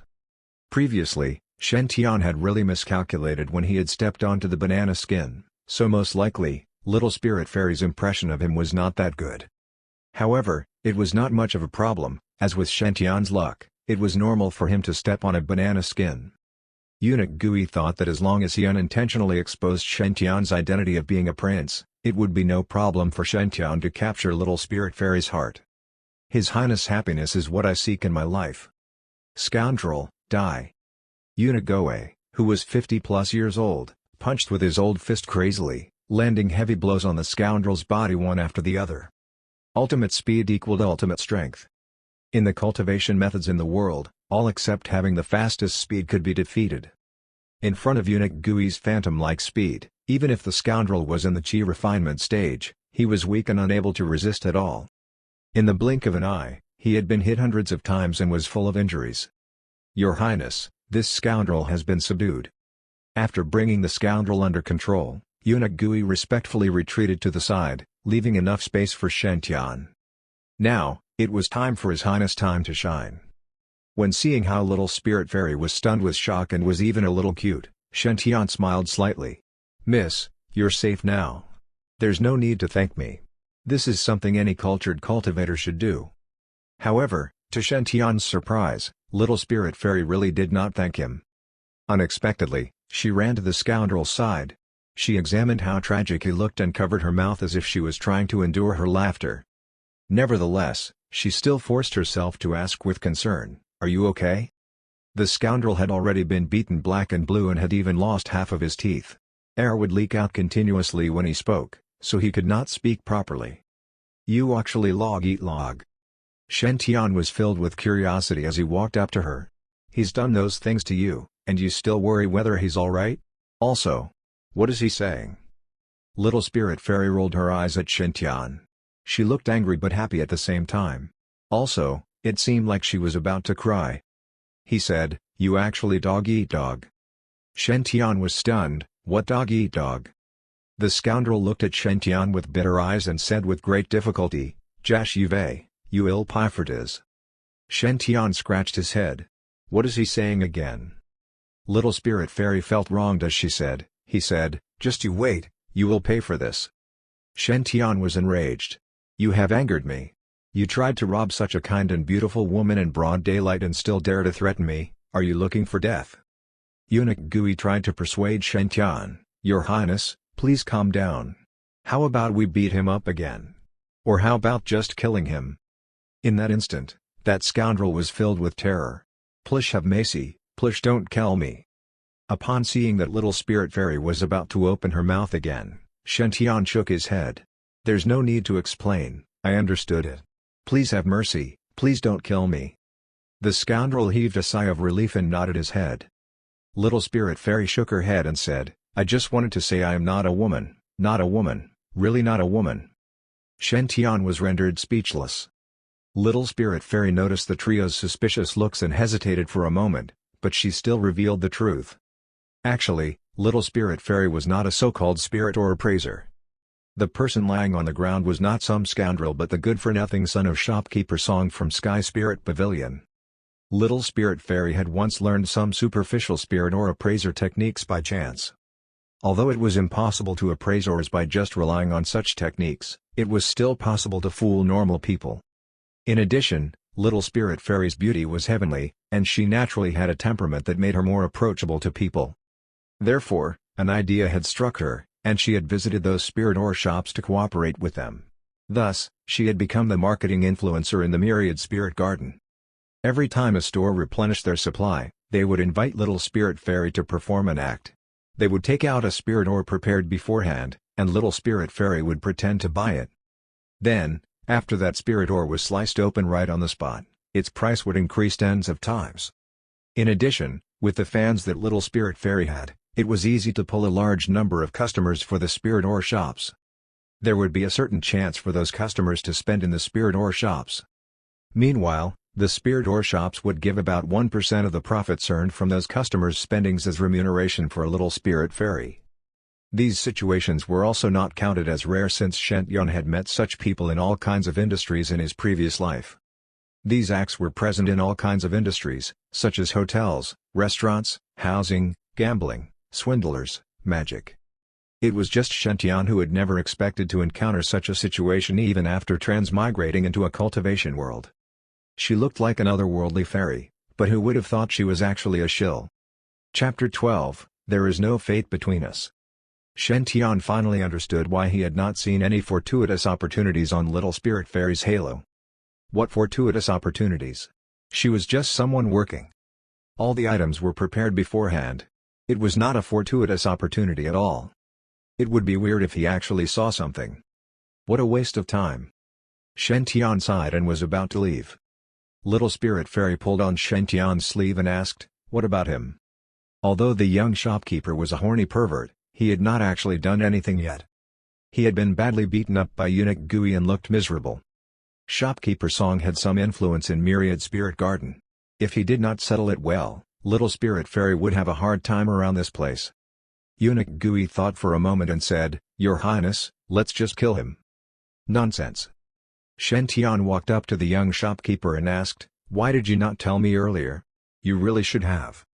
If you had said so earlier, he would not have ended up like this. Am I right? I thought you were flirting with this lady here." Little Spirit Fairy interrupted, "I'm still a young girl." "A girl?" Shen Tian nodded. "Oh yeah, flirting with a girl. Serve you right. How about this? Let this be considered as a free lesson I taught you on behalf of your father, and we are good. Okay?" Shen Tian pleaded sincerely, but it was not very useful. Young shopkeeper Song stared at Shen Tian with hatred. Shen Tian scoffed. "Why? Still not happy about it?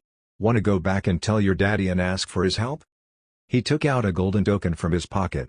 It was imprinted with a red dragon on it. Shen Tian said, "Let me tell you this.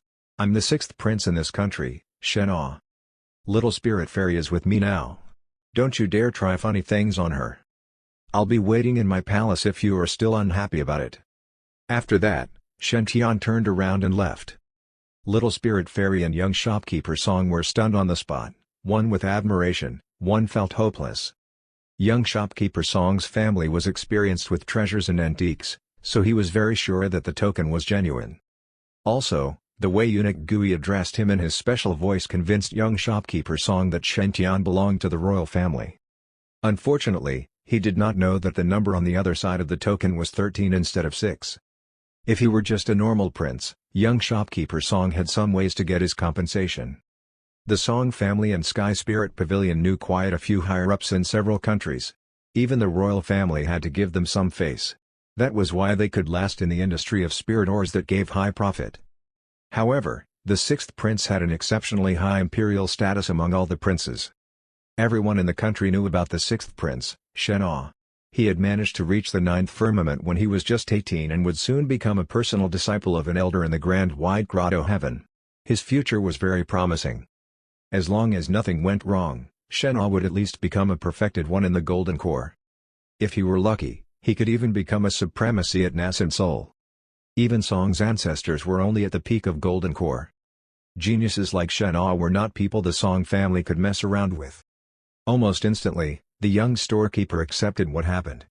At least, he was still alive. At the same time, Shen Tian had already escaped from the scene. That's so embarrassing. Shen Tian had enough of his bad luck. Others would have a normal story plot after saving a beautiful girl. But for him? The girl was a liar in cahoots with the shopkeeper. What else could he say? "Please let me get rid of this black halo on my head." Shen Tian had already given up on a red halo. He just wished for a green one. Eunuch Gui tried to comfort the prince. "Your Highness, please be calm. It's just a mistake by chance." Shen Tian looked at Eunuch Gui and asked, "Really? By chance?" Eunuch Gui was taken aback by the question. Judging by all these years, it seems perfectly normal for the prince to encounter this. "It's okay." Shen Tian scoffed out of a sudden. "I have a plan B in mind." Shen Tian was inspired by Little Spirit Fairy's way of earning money. Since she could let others believe that she was a spirit or appraiser and had so many followers, he could do the same. After all, Little Spirit Fairy was just a fake, but Shen Tian could really see the images of fortuitous opportunities. As long as he managed to find some good spirit ore for people with halos showing the images, he would be famous in no time. By then, the entire Myriad Spirit Garden would queue for Shen Tian's skill. He would then have plenty of chances to get rid of his black halo. Shen Tian started his plan immediately. He applied simple makeup, changed to a Dao robe, and pasted a fake mustache. Then, he found a table and a chair by the Myriad Spirit Garden. After that, he cut a red cloth into 3 pieces. One placed on the table and the other 2 hanging on the poles on the sides of the table. On the left, it wrote, "If we are fated, it will be free." On the right, it wrote, "If not, no amount of gold would fancy me." On the table, there were some words beautifully written on it, kindness and charity. Although the 13th prince was unlucky, he had been practicing penmanship for the last 16 years, and no one could compare to his handwriting. It was attractive just by the look of it. "Come around, gather around. I'm Shen Aotian, the disciple of Supremacy Fight in Dark Grotto on Nippon Mountain. I'm following my master's order and helping the right people to search for spirit stones and judge for spirit ores. There will be spirit stones in every ore I choose, and I will take no money from you. It will be yours as long as there is fate between us. Do not miss this golden opportunity. Follow my instructions, buy the spirit ore, and you will be rich." Eunuch Gui and Chen Gao looked at Shen Tian with mixed feelings. "Uncle Goe, does the prince really know how to search for spirit stones by judging the ores? Although the prince has a vast range of knowledge, this is something really hard and not possible to learn without a mentor." Then, did the prince go mad because of what happened before? "Indeed, the prince is behaving weirdly lately. I was right after all. What should we do now? The imperial doctor is not around here." Shen Tian said, "I'm not mad. I'm perfectly normal.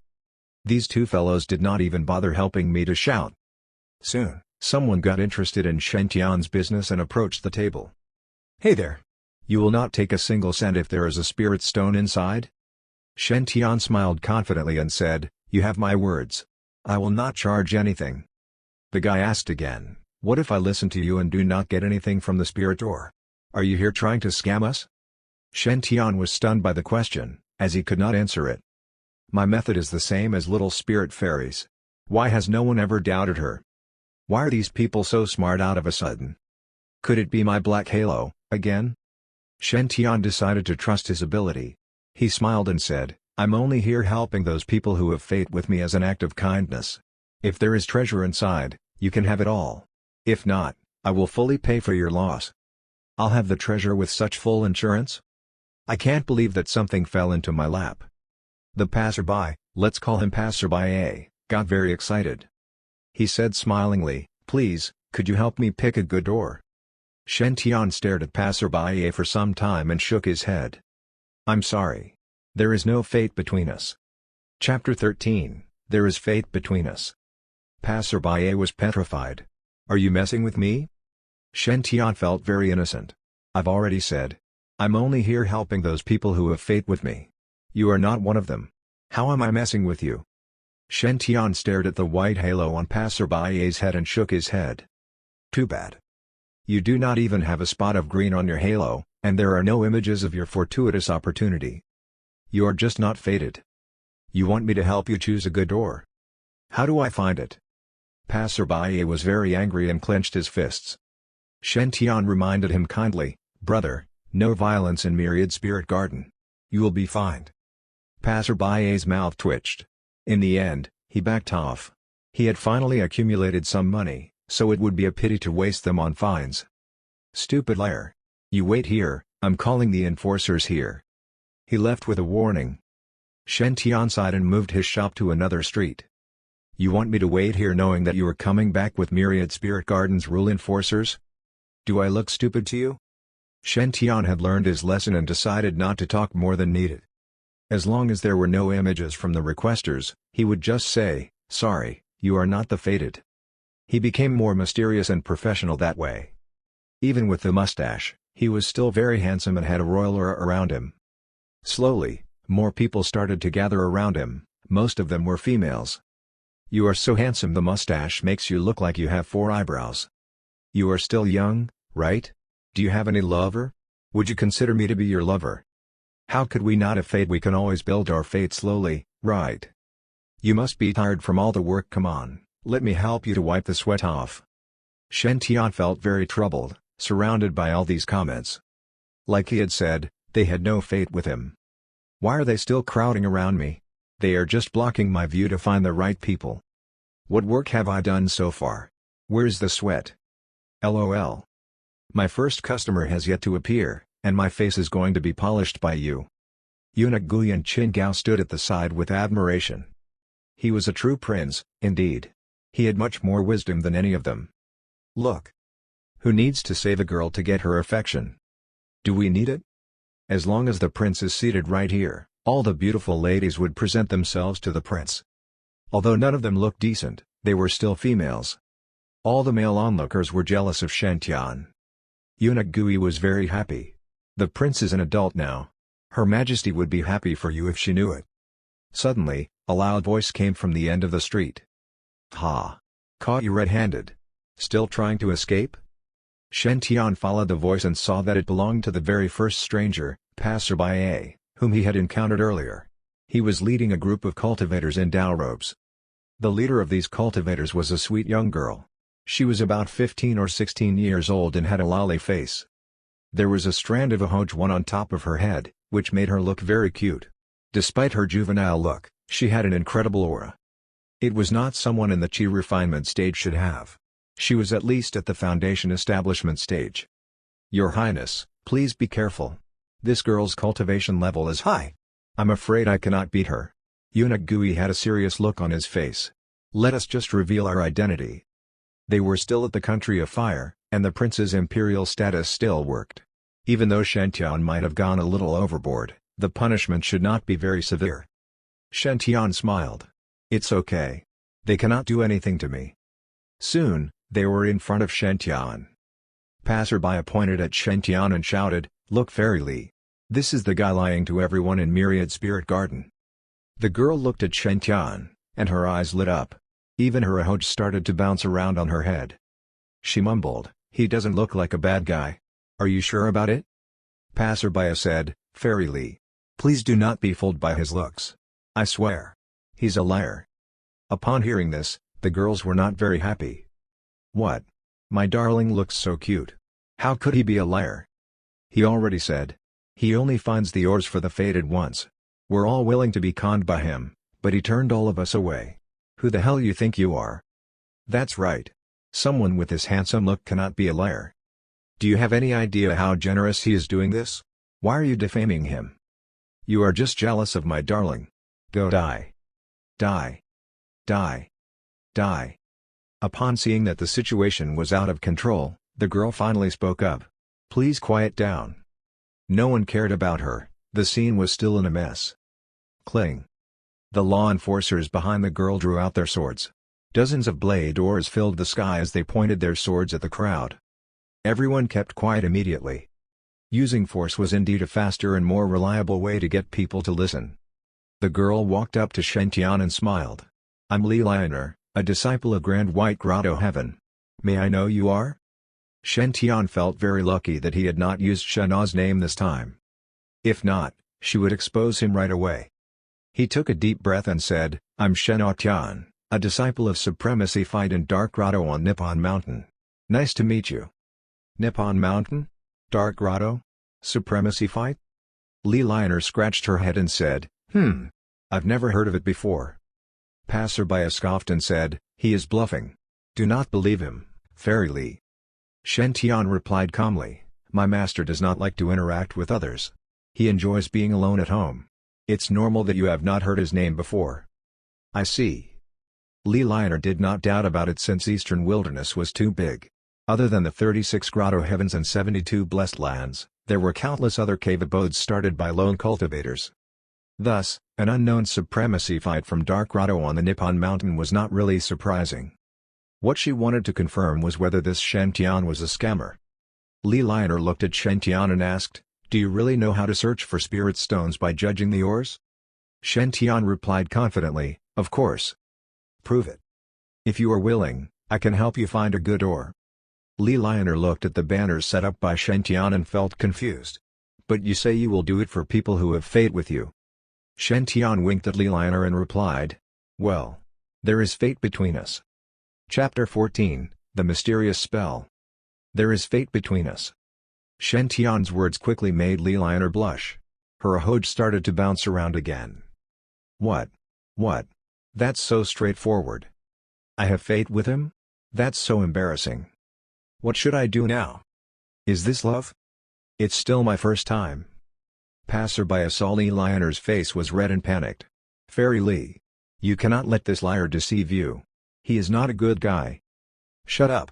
Li Lion'er came back to her senses. I'll have the answer for that in a minute, and justice will be served. You better pray that he was really lying, or I'll charge you for defamation and detain you. Passerby was on the brink of tears after the warning. Why was he getting the warning instead? Li Lion'er looked at Shen Tian again. She tried to calm her fast-beating heart down and said, "Are you sure that we have fate?" Shen Tian nodded. "I'm sure." Li Lion'er smiled and said, "My instinct told me that my darling is not lying. I trust him." Then, she turned around and questioned Passerby again. "Why do you defame my darling?" That's it? The Enforcer's leader in Myriad Spirit Garden closed a case so easily? He can have his way just because he is good-looking? He was just a monk a minute ago, and now she addressed him darling? Since when are you guys married? Stop messing around. The Enforcer's vice leader decided to speak up for the poor passerby. He reminded Li Lion'er softly, "Miss, we do not know the truth yet." Although this lady was a disciple from Grand White Grotto Heaven and a beloved princess in Myriad Spirit Garden, there were a lot of dealers and customers in Myriad Spirit Garden. The Enforcers had to be fair. Even though her background was special, she could not be an exception. Otherwise, their authority would be questioned. Shen Tian smiled and said, "How can I prove my innocence?" The vice leader replied, "You said you have fate with Miss Li, are you serious?" Shen Tian nodded. "Great, then can you find her 3 spirit ores, and we will see. If the spirit stone's total worth in these ores is worth double the cost, we will believe you. What do you think?" He was trying to be very fair here. Even an expert spirit ore appraiser could not have a 100% success rate. It was normal for them to make mistakes once or twice in the process. Thus, 3 ores were a very fair number to judge Shen Tian's skill. Shen Tian shook his head and said, "I'm afraid that cannot be done. Although we have fate, I can only choose 1 spirit ore for you." Li Lion'er asked, "Why?" Shen Tian lifted his head slightly and looked into the sky at a 45-degree angle. Then, he said with a mysterious expression, "There are order and rules in everything. I cannot tell you everything, and you cannot have everything. Fate will be gone if everything is there." Dawn's sunlight shone on Shen Tian's face, and all the girls went crazy over his look. "My darling is so handsome. How could a liar be this good-looking? Are the Enforcers retarded? 1 is enough. Why need 3? That's right. My darling will be tired." "What are you saying? He is my darling, okay?" As the crowd started to become noisy again, Li Lion'er pondered over what Shen Tian said just now. There are order and rules in everything. I cannot tell you everything, and you cannot have everything. Fate will be gone if everything is there. Although it sounds simple, it contains the true meaning in Tao. Even the seniors from Grand White Grotto Heaven would ponder over this when they heard it. Li Lion'er was convinced that Shen Tian was not a scammer. She did not believe a liar could have his aura, wisdom, depth, and looks. Li Lion'er did not know the real reason why Shen Tian was only willing to choose 1 spirit ore for her. The reason was really simple. He had only seen 1 fortuitous opportunity in her halo. Thus, Shen Tian was confident that he could get good stuff if he only chose 1 spirit ore. He would be immediately exposed if he chose more than 1. And he would be accused by everyone. It was true that he might find other fortuitous opportunities in the other ores. But with the black halo he had on his head, anything involving probability would be a certain bad result for him. The Enforcer spoke again. "Are you sure 1 is enough?" Shen Tian smiled and replied, "Yes, I'm very confident in my skill." He packed his stuff and started walking. "Fairy Lion'er, come with me." Li Lion'er quickly caught up with Shen Tian. The onlookers followed too. Shen Tian entered a place called Sacred Spirit Workshop. This shop had been in Myriad Spirit Garden for some time, and its sales were comparable to Sky Spirit Pavilion. There were dozens of shelves with many different kinds of spirit ore. Some looked like a rhino, and some looked like eagles. Some others looked like a tripod, and some were just ordinary. Normally, if there were good stuff inside the spirit ores, their shapes would be distinct. But the converse might not be true. The ores could be artificially made special looking, too. Shen Tian entered the shop, placed his banners on his left hand, and his right thumb started leaping from fingers to fingers. He closed his eyes and started walking around while seemingly chanting some spell. Ultraman, Avatar, Iron Man, Vegeta from Kakarot. These were strange words that none of the onlookers had heard before. The vice leader asked, "Miss, you are from the Grand White Grotto Heaven, do you know what he's saying?" Li Lionel explained, "It's probably some advanced spell. Just listen, do not disturb me." Li Lionel stared at Shen Tian and listened carefully. Finally, Shen Tian was finishing his spell. Shark Chili Kabutaku, Virgin Mary from Paris, Zeus and Dota, and I did not use cheat engine. I demand you to show yourself. Then, Shen Tian pointed his banner at the spirit ore right in the middle of the shelf. This is the one, I saw it. Everyone followed his direction and saw a palm-sized turquoise ore. It was the shape of a gourd and looked very smooth. The left side was completely purple, and the right side was completely green. It had a mysterious marking all over it and looked special indeed. The selling price was 100,000 spirit stones. Chapter 15, You Must Be an Actor. 100,000 spirit stones.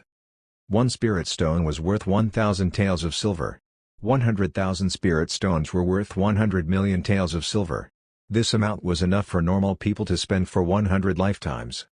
That was the price of a small piece of ore in ore gambling. Of course, this spirit ore was considered Sacred Spirit Workshop's good luck charm. However, everyone looked at Shen Tian with a weird look when he pointed at this turquoise calabash spirit ore. "Mr. Aodian, are you sure?" The vice leader reminded him, "Have you not heard the story of this spirit ore? Every spirit ore shop had its own good luck charm in Myriad Spirit Garden. However, this turquoise calabash spirit ore was the most well-known among all the others." The entire Myriad Spirit Garden had been shocked when the Sacred Spirit Workshop owner had found this ore. Almost all the rich people and perfected ones had tried to bid on the stone. The highest offer had been more than 1 million spirit stones. However, after many spirit ore appraisers' inspections, everyone's jaws had dropped. The ore had indeed been a treasure before. It contained a divine item that had great power. Unfortunately, as time went past, the divine item's source had been lost, and now, it was just a useless item. Its real worth was less than 10,000 spirit stones. The owner of the Sacred Spirit Workshop could not accept the results and had invited many other spirit ore appraisers to check the ore. Nevertheless, the results were all the same. The ore had an amazing look, but the content was useless. Everyone knew about the incident, and no one was willing to buy it anymore. Sacred Spirit Workshop's owner had no other choice than using it as a good luck charm in the shop. Thus, he had priced it at 100,000 spirit stones in hopes that one day a stupid rich guy would actually buy it. Now, everyone was shocked that Shen Tian would choose this turquoise calabash spirit ore. Passerby suddenly started laughing. "Ha ha! You almost had me." He looked at Li Lionel and added, "Fairy Li. Now we all know that he is a liar." "Shut up!" Li Lionel interrupted him. She looked at Shen Tian and said, "It is normal for spirit ore appraisers to make mistakes sometimes. Darling, let's pick another ore." Passerby tried to say something again, but Li Lionel's glare forced him to keep quiet. Shen Tian smiled and said, "I'll not regret my choice. Fairy Li, you can open the ore now." The vice leader frowned and said, "Miss, 100,000 spirit stones is not cheap." He then looked at Shen Tian and said, "Shen Aodian, if you admit to your crime now, your punishment will just be severe. Once there are 100,000 spirit stones involved, the outcome will be different." Apparently, he agreed with Passerby and believed Shen Tian was a scammer. In his mind, he had chosen this turquoise calabash spirit ore so that they would not dare to buy the ore. In that way, he could get away. There was a huge difference between lying and causing a loss of fortune for someone. The punishments were like day and night. For lying, it would just be a few days of jail. However, if Lionel really bought the ore that cost 100,000 spirit stones and did not gain anything good in return, Shen Tian would be imprisoned for at least 800 years. As an enforcer, he had to remind Shen Tian. Upon hearing what the enforcer had said, the people in the pavilion were all shocked. "What? This guy is trying to scam someone from the enforcers?" Wow, he's trying to convince this miss to buy this ore? Good job. Shut up. Our handsome Tao priest just made a small mistake. That's right. He deserves another chance. You, women, are stupid. It's so obvious he is a scammer. You believe him just because he's good looking? Of course. Why should I believe you, ugly freak? You are insane. Heated arguments resounded in the Sacred Spirit workshop. Then, a loud voice came from the crowd. Good. Nowadays youths are indeed promising. It is very surprising that you are this talented and judging ore at this young age. You have my respect. You sure will be a very successful cultivator in the future. Only this man was on Shen Tian's side in the entire Divine Spirit Pavilion. Thus, he stood out, and everyone looked at him. He was an old man in his 50s, with a gentle and smart look. He was wearing a tang suit and was holding 2 walnuts in his hand. He resembled a wise sage that had been through many ordeals. He approached Shen Tian and asked with excitement, "Brother, do you really think that this turquoise calabash spirit ore contains fortuitous opportunities?" Shen Tian nodded his head firmly and replied, "Yes, and it's a unique, fortuitous opportunity." Good. The old man held Shen Tian's hand, feeling thrilled. You have sharp eyes that could see the truth. I'm of the same mind, young man. This turquoise calabash spirit ore is covered in natural markings and was raised in a state of extremely rare nirvana. Only those commoners would think that its source is depleted and it's useless now. Only a person with fate with it could catch a glimpse of life in this calabash. It will be a real fortuitous opportunity. Brother, it is a shame that we only got to meet now. The old man's speech touched Shen Tian. Yes, it is indeed a shame. Then, the old man turned around and said to the crowd, "See? There is someone who believes in me." The vice leader's mouth twitched. He is the owner of the Divine Spirit Pavilion. Mr. Liu. Shen Tian was stunned. What? He is the owner? That's awkward. Suddenly, someone gasped in the crowd. Then, passerby clapped his hands and exclaimed, "I know. You must be an actor hired by the owner." Everyone's attention was back on passerby A. He pointed his finger at Shen Tian and accused him. "I knew you were up to no good. Admit it. Mr. Liu pays you for this, right?" Chapter 16, I am touched, so touched. You deliberately set up a stall on the streets to attract passers-by attention, and then mention you will only judge ores for those who are fated with you. However, you never really take up anyone's request. This is a trap. You are only waiting for the enforcers to come for you, in order to trick Fairy Lee. Your plan is to make Fairy Lee buy the turquoise calabash spirit ore, which is obviously the greatest scam in the shop, isn't it? Realization hit numerous onlookers' confused faces as they listened to passerby's analysis. Oh, I get it now. I previously thought he's just a simple liar, but now I realized, this is actually a series of deviously plotted scams. The Sacred Spirit Workshop actually uses such underhand methods. I will not patronize this shop again. They are audacious indeed, to think they actually even dare to scam the enforcers. They must be punished severely. We cannot tolerate such profiteering merchants. As the protests got louder, shopkeeper Liu's face paled. Everyone, please listen. I really did not know this young man beforehand. I swear with my whole dignity, should I know this young man beforehand, let me be struck by thunder. However, Shen Tian did not seem all that bothered about this situation. Upon seeing all the suspicious stares at him, he spoke calmly. Well, it looks like you really believe that shopkeeper Liu and I have planned this whole episode together. If so, allow me to ask some questions. Passerby sneered. Let's hear what else you can make up. Shen Tian raised a finger. First of all, if shopkeeper Liu and I are really in cahoots, why wouldn't I take up more requests and open a few more pre-arranged doors before I met you?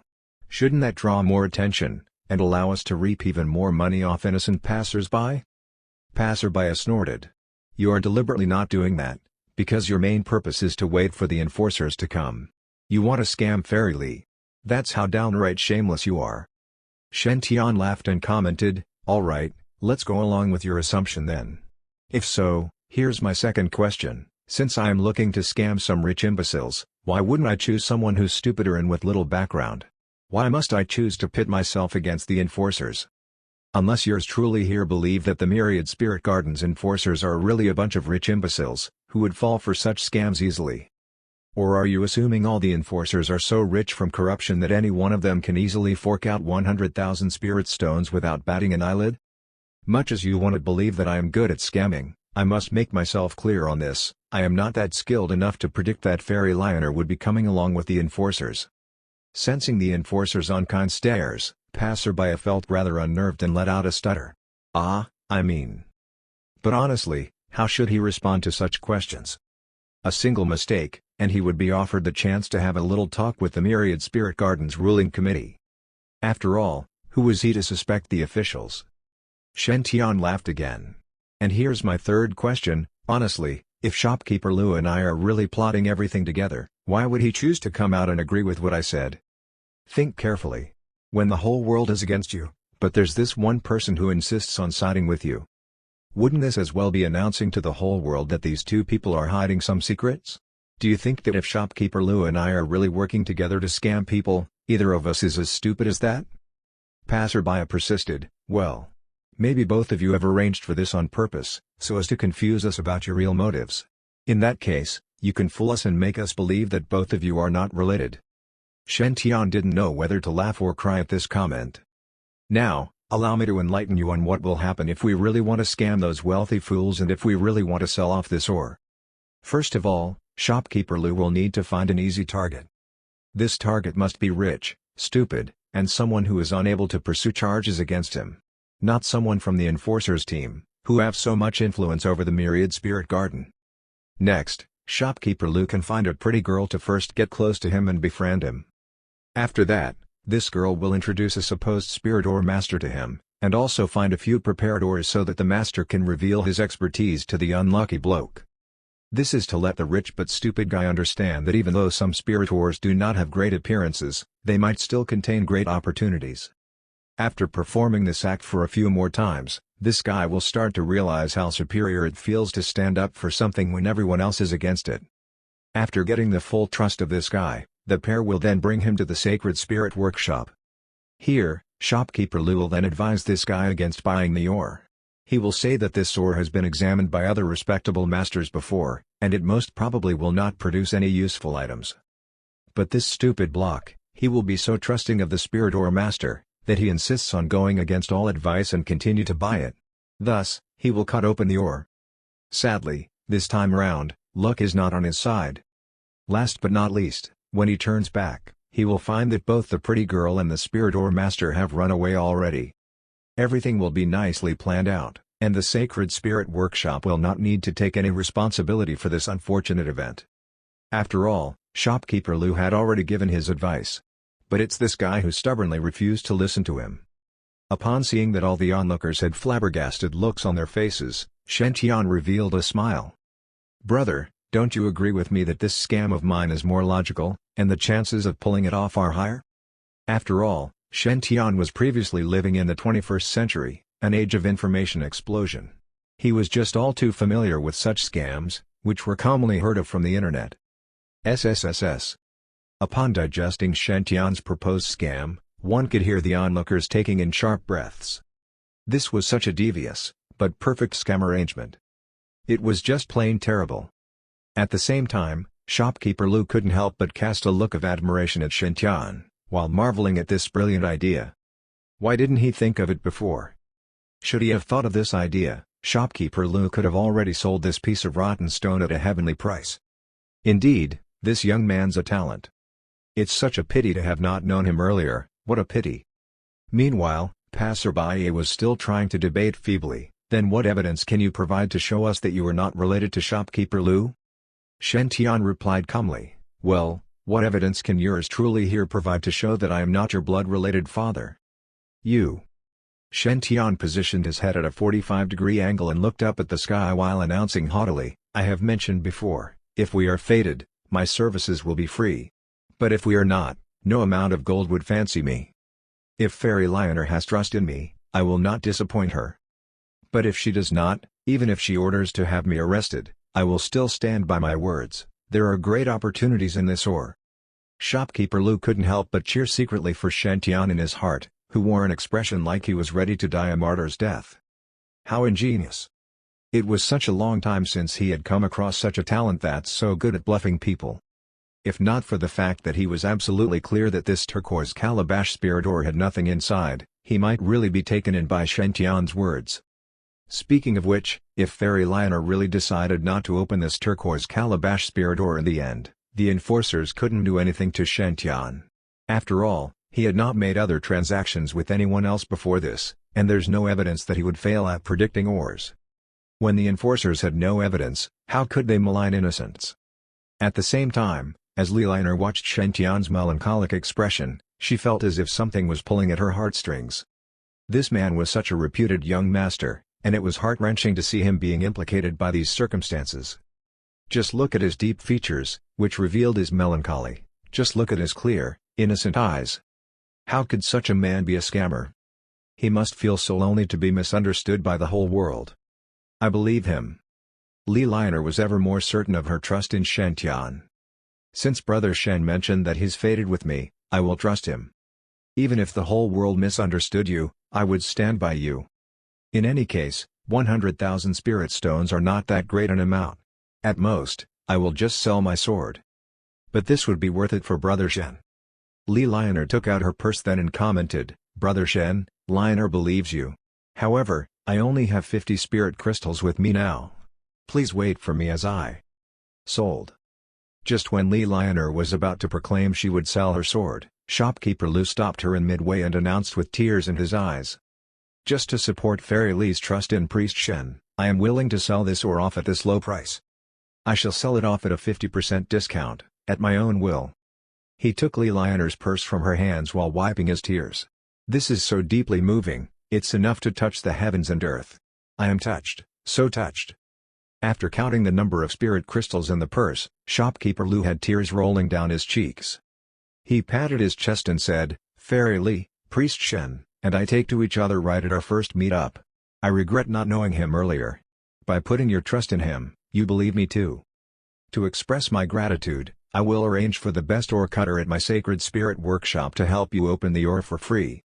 No matter what kind of opportunities are revealed, I will not request for further fees.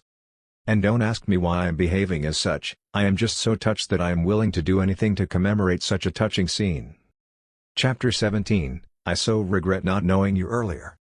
As one of the most popular spirit ore shops in Myriad Spirit Garden, the Sacred Spirit Workshop had its own ore cutters. When the ore cutter heard that someone had bought the turquoise calabash spirit ore and he was called upon to open it, he was in a state of shock. Honestly, that item was priced at 100,000 spirit stones, why would anyone in the right mind buy it? That buyer must be a fool. However, much as though he did not think much of this ore, he still proceeded to open the ore as instructed by the boss. In any case, it wasn't him who'd spent the money. All the onlookers focused their attention upon the sharp ore knife, as it cut through the external layers of the spirit ore. All of them did not dare to move their eyes apart, for fear of missing out on any details. Although renowned spirit ore appraisers had once predicted that there was nothing of value in this particular spirit ore, what if they were mistaken? There was no way they would miss out on such a miraculous moment. However, as the layers of stone coverings were being cut off, their excitement turned into disappointment. What those masters said before was true. This turquoise calabash spirit ore is indeed just a piece of junk. Even though the ore cutter cut down to the ore's innermost layer, there were no sightings of any spirit stone or at least some fragments of it. What was left was only a dull and rotting pitch-black little calabash. How can this be? It shouldn't be like this. This spirit ore ought to contain great opportunities. Why do we only see this rotting calabash? There was a look of utmost shock on shopkeeper Lu's face, as he turned to face Shen Tian. Priest Shen, I feel so sorry for you. I am at a loss of how to help you now, commented shopkeeper Lu, who looked extremely sincere and apologetic. On the other hand, Passerby was reveling in this outcome. He threw a look at Shen Tian and chided. Now, let's see what else you can come up with. Shen Tian ignored Passerby's comment, smiled, and commented, Shopkeeper Lu, that's really too courteous of you. You have a sharp eye for spotting ores, and you have already seen past the facade of this little calabash. Why should you keep us in suspense and crack such a joke with me? Following which, he walked toward Li Lionel and asked politely, Fairy Lionel, can I borrow your sword? Li Lionel nodded, took her sword out of its sheath, which she carried behind her back, and handed it to Shen Tian. Cling. Like sharp rays of sunlight reflecting off the surface of a water body, shafts of cold light bounced off the sword's edges, blinding the onlooker's eyes for a brief moment. By anyone's standards, this was a great sword. All except for the fact that it was a teeny-weeny bit too heavy for Shen Tian. He had to use all his might to wield the sword. Without further ado, he smashed the sword down upon the rotten black calabash. Clang! When the sword hit the calabash, the sound of hitting metals together was produced. Although the calabash was small, it was surprisingly hard. However, it was still rotten nonetheless, so it was slashed into two halves with the sword. However, what's shocking was that a glistening seed dropped out from the interior of the cut calabash. Gentle rainbow-like rays were emitted from the seed, forming a bright but welcoming halo. One could see faded images of auspicious beasts, the likes of dragons, phoenixes, Kulin's 1 and Bifang birds 2 revolving around in the halo. Following which, faint sounds reciting the teachings of Tao were heard. Amidst the profound ramblings, one could feel an inexplicable uplifting of their spirits, and some even felt like they had finally attained enlightenment. Obviously, this calabash seed was no ordinary item. It must be an invaluable fairy seed. Shen Tian picked up the seed and placed it in Li Lioner's open palms. He smiled gently and commented, "As I have promised, I will not disappoint you." Li Lioner was so dazzled by this charming smile that she didn't even bother to further examine the fairy calabash seed in her hands. Brother Shen, oh, her darling, had stayed true to his words. At that moment, the onlookers finally recovered from their shock. A seed? Wasn't it said that the spirit ore's energy was depleted, and it only contained a piece of junk? Are you blind? How can a piece of junk nurture seeds? Unless this is not an enchanted armament, but a real, fresh calabash?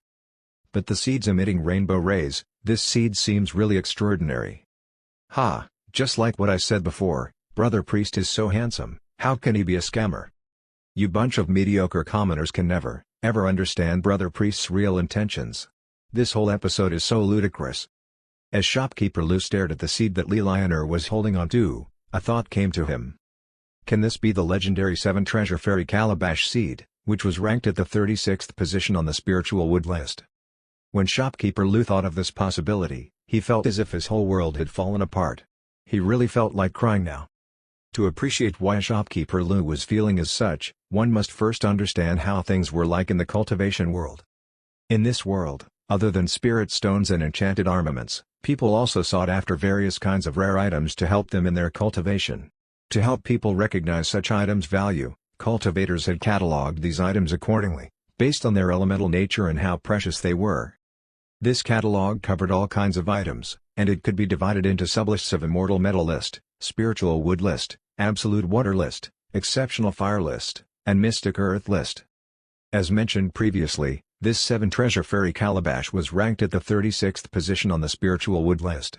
This was an exotic immortal plant, a rare, almost extinct breed. It was said that the 7 treasure fairy calabash could emit rainbow-like rays, which would, in turn, give rise to 7 types of mighty prowess. When this calabash was ripe, these 7 types of mighty prowess would reach their maximum powers, and anyone who owned such skills would be able to command the world. Even if a few thousands of cultivators attacked this person at the same time, they would not be able to harm them. In fact, this person could still kill every single of the attackers. Other than that, the most valuable part about immortal plants was that they could live for a long time, as long as 10 or more times the lifespan of a normal cultivator. If one could find the young seedling of such immortal plants and make it recognize them as its owner before it grew a mind of its own, the immortal plant would guard them loyally. Should it receive great care, the immortal plant would also grow to protect its owner's descendants and disciples, becoming the whole sect's guardian plant. Even for major sects like the Grand White Grotto Heaven sect, this would be an invaluable treasure to own. After all, if this plant was well taken care of, it could see dozens of generations of people to their deaths. Provide protection for dozens of generations of people in the sect. If Li Lioner could make this 7 treasure fairy calabash seed recognize her as its owner and nurture it till it fully ripened, she would rise in ranks in the Grand White Grotto Heaven sect. And for sure, that would be a great rise in ranks. In fact, there was a possibility that she could become the main candidate to lead the whole Grand White Grotto Heaven sect. As for the monetary value of this calabash seed, excuse me, the value of immortal plants couldn't be measured just by any amounts of money. This was because even if one were able to afford millions or billions of spirit stones, No sex in their correct minds would sell such treasure to others. If one really must get it, they had to try exchanging for it with an extremely rare immortal sutra. Now, that might work. Of course, although the 7 treasure fairy calabash seed was a priceless treasure, Shen Tian was not interested in it. The reason? Simple, because there wouldn't be any good outcomes if this seed ended up with him. To be very honest, given Shen Tian's disastrous fate, which did not allow him to nurture even a single stalk of purple epiphyllum, just imagine what good would happen if he insisted on growing this 7 treasure fairy calabash. Probably, on the very same day he brought this seed home, he could misplace it immediately. Or else, just like the poor purple epiphyllum, this plant could be eaten up by some stray cats or dogs the very day it was planted. Or it could be destroyed by some naughty kids. There was a 90% or more chance of such events happening. Other than that, the most important reason why Shen Tian had no interest in this seed was that this seed would be hard to nurture, and it grew very slowly. One needed to wait for at least 800 or 1000 years before it could fully ripen. Meanwhile, it had to be fed with all sorts of immortal liquids, spirit stones, and other enchanted items consecutively. This would require a great pool of resources, and not any ordinary sects could afford this. Shen Tian doubted whether other than the Grand White Grotto Heaven sect, which was ranked within the top 10 sects of the cultivation world, any other sects could afford such a seed. Given Shen Tian's background, he would be squeezed dry of all his money in a few days, should he really nurture such a seed. Despite all these rounds of internal debates with himself, Shen Tian still couldn't help but feel heart-wrenched at seeing such a seed ending up with somebody else. After all, this was the priceless item, the 7 treasure fairy calabash seed. If not for the fact that his main aim was to change his fate, how could he bear to part with such an item? What's worth celebrating though, was that the moment he decided to let go of the 7 treasure fairy calabash, he felt as if something had been lifted from his body. That odious black halo above his head became shallower. In fact, there was a portion that seemed to fade off, and overall, it looked less depressing. Should Shen Tian continue meeting such encounters, he believed he could change his fate and become that lucky guy he longed for in no time to come. As long as he could change his fate, what would a calabash seed even matter to him? He could obtain as many fortuitous opportunities as he wanted, given his buffs as the main character. Just wait and see. When I transform my fate such that I have a golden halo, I will build a whole storeroom containing all the rarest seeds in the cultivation world. Ha! When Shen Tian thought of that, he felt much better. And when he saw Shopkeeper Lu's expression, he felt even more satisfied. He patted on Shopkeeper Lu's shoulder and commented smilingly, "Indeed, as you commented, only a fated person would be able to see the mere glimpse of life in this calabash and the hidden treasure that was raised in a state of extremely rare nirvana. This turquoise calabash spirit ore bore the 7 treasure fairy calabash seed. This is such a cause for celebrations. Shopkeeper Lu, in this whole world, only the 2 of us were able to see through its facade. And not only did you not take advantage of this fact to set a high price for it, you even sold it off to its fated owner at a discount of 50%.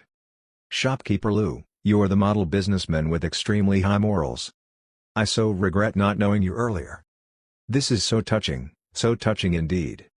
Chapter 18, Lotus Swordsman, Li Changzhe. After listening to Shen Tian's compliments, the crowd started to praise Shopkeeper Lu too.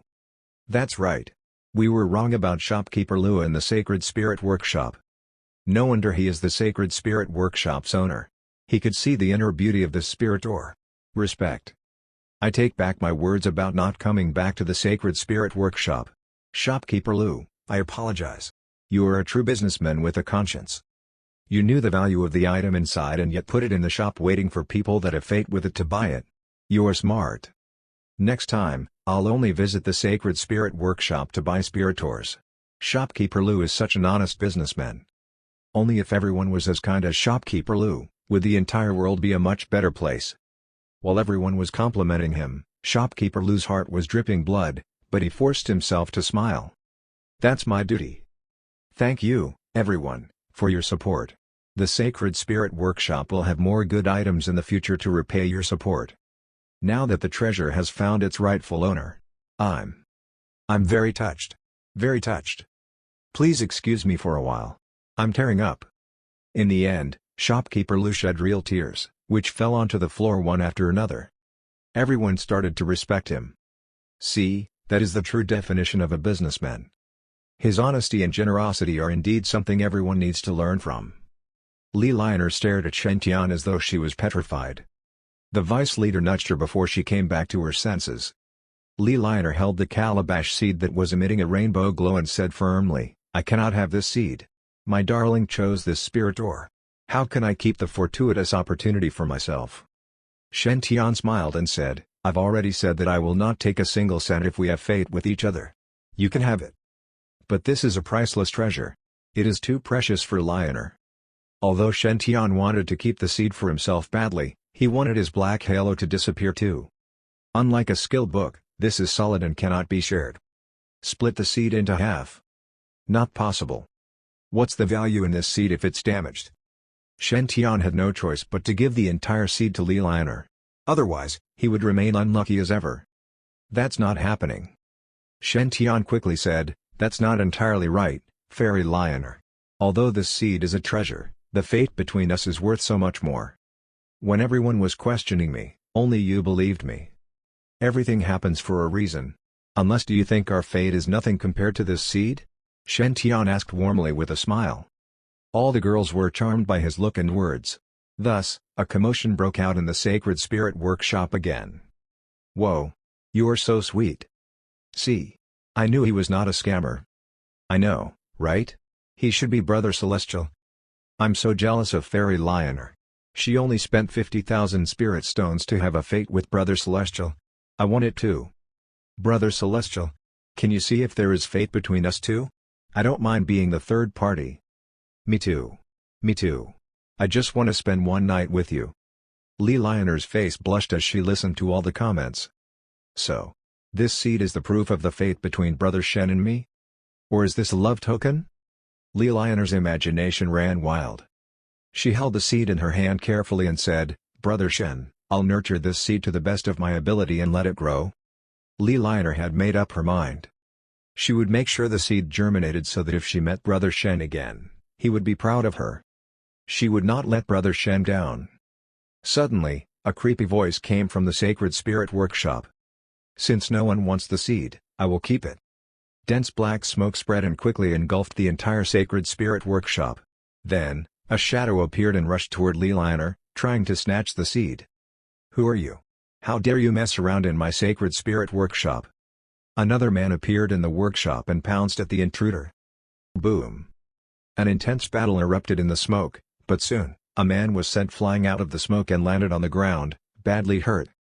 It was the Sacred Spirit Workshop's guardian. Wow, there was actually a Golden Core Perfected One stationed in Sacred Spirit Workshop? Not bad. However, I'm the Patriarch. You are no match. The man covered in smoke laughed loudly, before he focused his sights on Li Liner again. There were many experts in Myriad Spirit Garden, and Li Liner was the daughter of someone with great power. He had already made a plan for his escape. Although it was very risky, it was worth it. As long as he managed to snatch the seed and sell it to a holy land or grotto heaven, he would be rich. He was only 5 meters away. Although the seed was not in his grasp yet, he could still feel the power it emitted. Ranked 36th on the spiritual wood list, 7 Treasure Fairy Calabash Seed. It is powerful, indeed.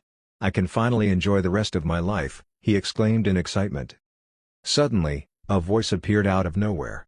"Oh? Really?" Then, that person started chanting in the Sacred Spirit Workshop. "Befall. The holy water. Come. My lotus sword." Many sword ores appeared as the chanting continued and formed the shape of a lotus flower. Then, it divided into 2 flowers, then doubled and doubled again. The entire room was filled with lotuses in no time. There were so many lotuses that even the sunlight could not shine into the workshop. Supreme wine is made just for Grand White. Good wine. After the chanting came to an end, the condensed blade ore flew out like an arrow. The black smoke dispersed instantly and sunlight bathed the Sacred Spirit Workshop again. At the same time, a loud scream echoed. "Arg!" Then, a white-robed man appeared in the center of the Sacred Spirit Workshop. He had long hair, a wine gourd in his hand, and his whole person exuded a strong aura. He looked satisfied after taking another sip of wine, but his sword made him look stern. Yet, his face was very handsome. If there was a celestial swordsman, he must be the one. Underneath his feet, there was an old man in a black coat. His dandian was pierced, and he was unable to fight anymore. It's him. The genius in Grand White Grotto Heaven. Lotus swordsman, Li Chang. The fellow who lost looks like an outsider evil cultivator. His name is Nagar, the Patriarch. Supposedly, he is a powerful golden core cultivator. He could materialize the sword auras into a lotus. Has he broken through the greater mastery of the Lotus Sword Sutra? He defeated Nagar at such a young age. That's so strong. He may be good-looking, but he's not comparable to our brother Celestial. I prefer brother Celestial too. I don't like men who drink. I know, right? Who knows what they'll do when they are drunk? There might even be domestic violence. Brother Celestial is a much better choice. I think so too. Brother Celestial is more handsome too. +1. The crowd's comments slowly dumbfounded Li Chang. For the first time, he was not the focus of discussion. Then what's the point of me showing up in this style? To make the matter worse, his beloved sister, Li Lioner, was staring at another man without even bothering to greet him. Li Chang was deeply annoyed by it. Chapter 19, I cannot take this anymore. Relax, Lioner. Your brother is here. No one can hurt you. Li Chang slowly moved between Li Lioner and Shen Tian, forcing his presence on Lioner.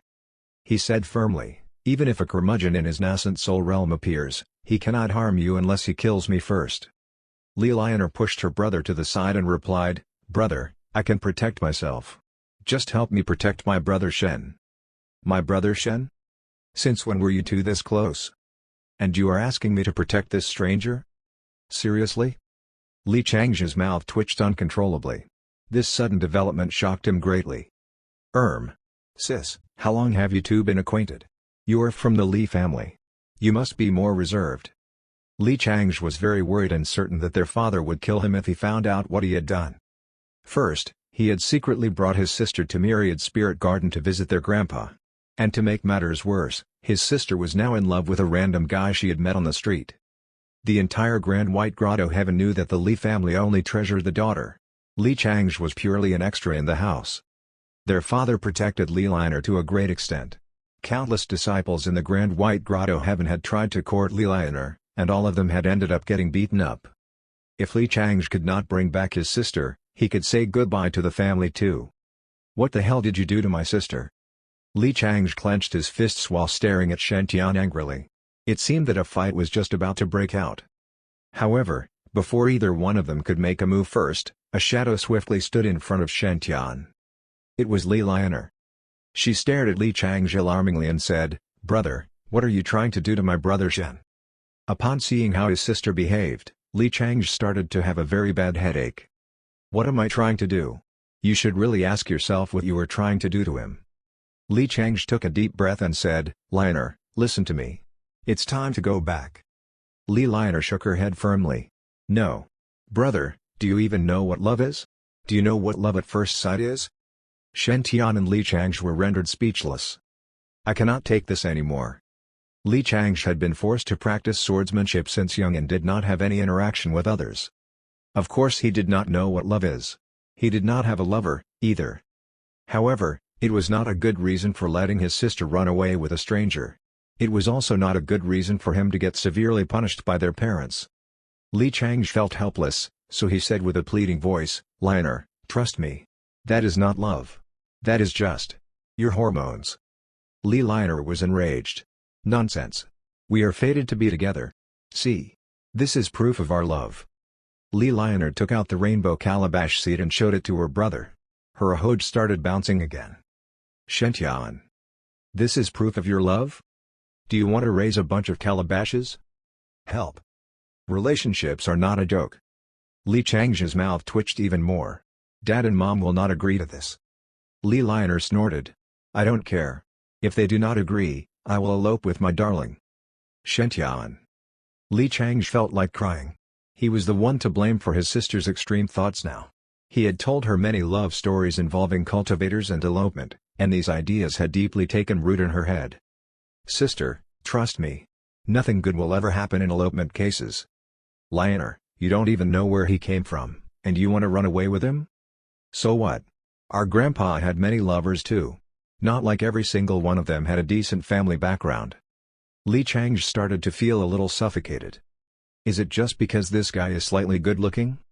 Please, My sister, you are putting shame onto our family. Being handsome is not everything in life. Although Li Chang felt helpless, the crowd was very excited by this developing drama. Everyone kept quiet, hoping to see what would happen next. Eunuch Gui and Chen Gao had long blended in the crowd and were gossiping with each other. Eunuch Gui said, "Wow. The prince is really good at this. Even Grand White Grotto Heaven's princess wants to elope with him. Her Majesty would be so happy if she knew about it." Chen Gao replied, "She is such a good girl. The prince should just accept her. That's true love." Li Chang was very uncomfortable with all the attention from the crowd. "This is my family issue. Please do not gossip about it." After saying that, the sword on his back released a strong blade aura and forced the crowd back by a few meters. Li Chang grabbed Li Lion'er and Shen Tian and disappeared miles away. It was a very skillful move. "No one will disturb us here." Li Chang tried to persuade his sister again. "Lion'er, be a good girl and return with me." "No. No. I'll bring my darling back and marry him." Li Chang scratched his head and said, "Oh no. Trust me, he will die if you say that to our parents. Our father has even beaten up Grand White Grotto Heaven's disciples. Who knows what our father will do to this guy if he learns that you're trying to marry him. Our parents are way more protective than me." Li Lion'er was very angry now. "Don't force me. If I cannot be with my darling, we will commit suicide together." "Stop. Relax. Chill." Shen Tian finally found an opportunity to cut into the conversation.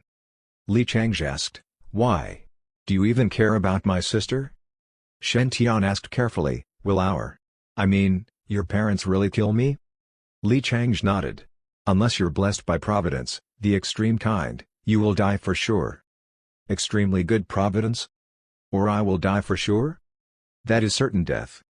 "Fairy Lion'er, there is a mistake here." Shen Tian tried his best to explain now as his life was at stake.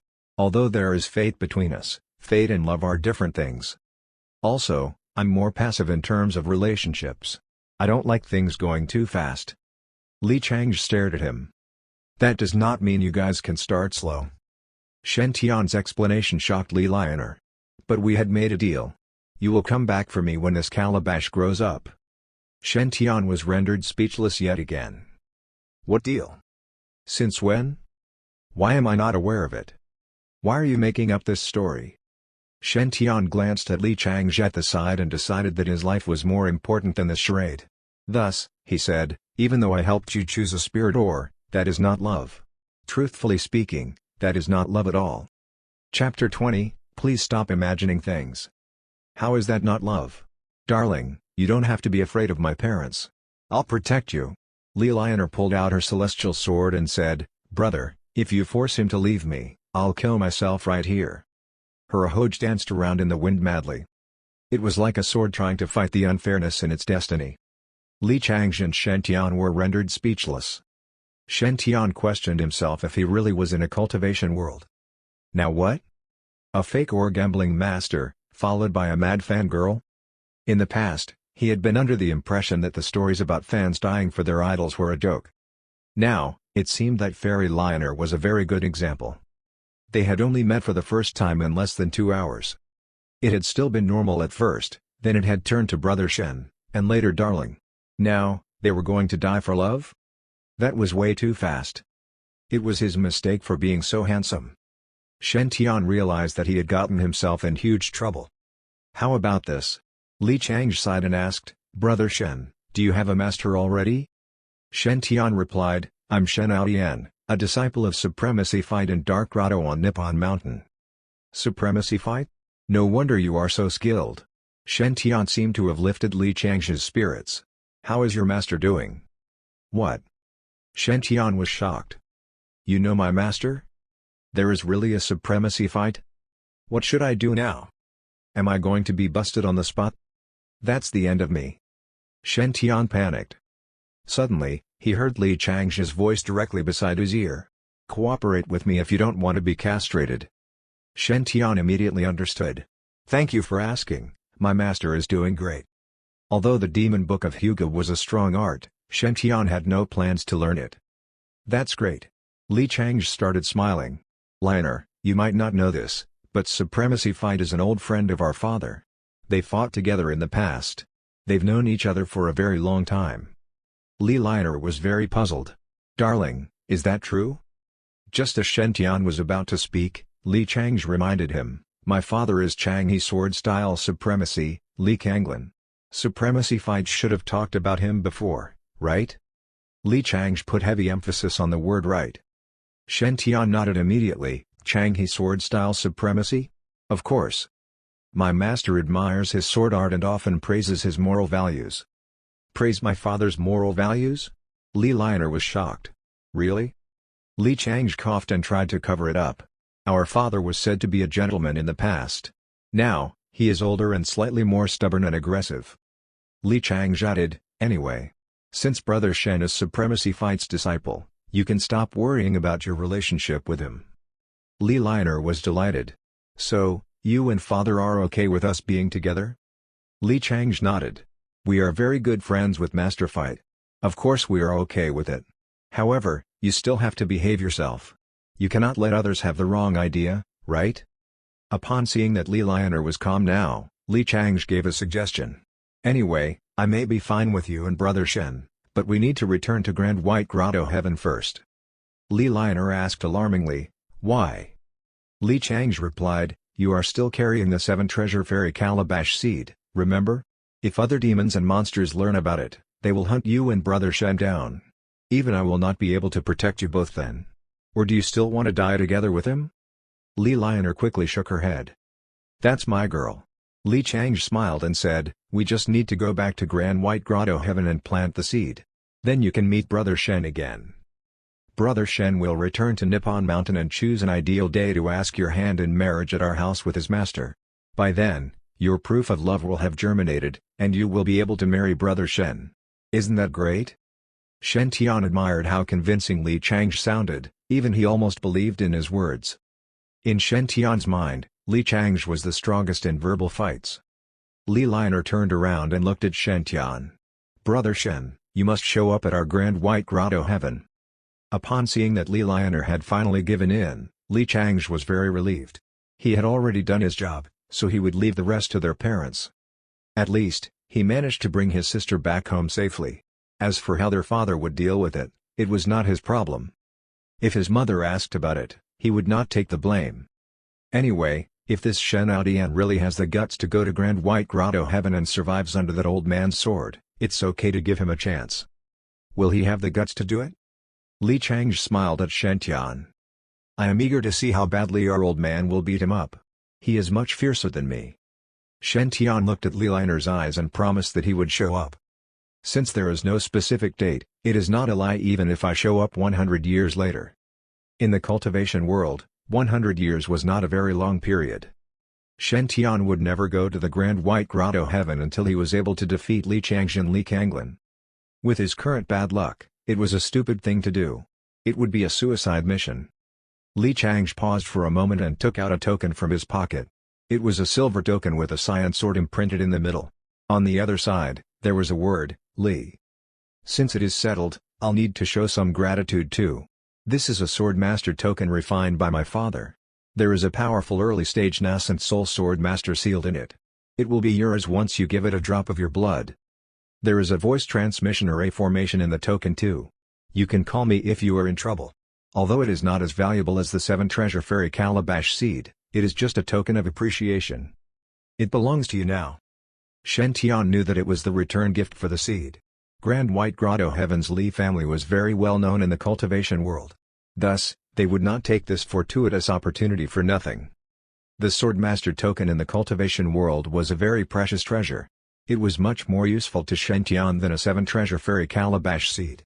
Even Country of Fire's king, Shen Tian's father, was just a peak stage golden core cultivator.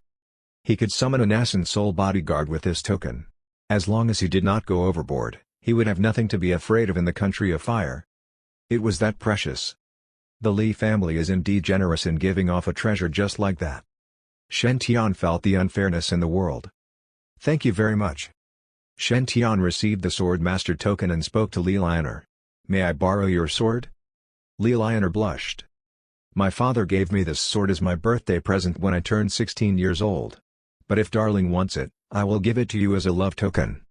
"What?" I'm just borrowing this sword to cut a finger for a drop of blood. It is too unhygienic to use my teeth. Please stop imagining things.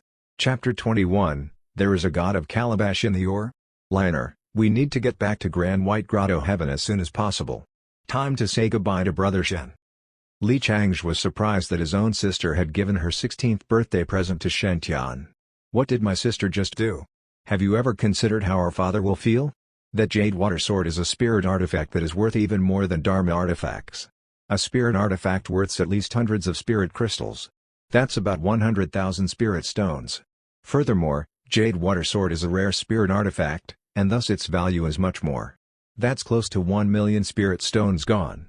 How did you give away such an item so easily? Help! Li Changzhi did not dare to let the two of them stay together anymore. God knew what she would give to Shen Tian later. Brother Shen, this 7 treasure fairy calabash is really important. We will take our leave first. When you and your master have decided on a date, my father and I will be waiting for you at our Grand White Grotto Heaven. Then, Li Changzhi disappeared with Liner in a blink of light and disappeared. Haze. Shen Tian finally relaxed. He got free in the end.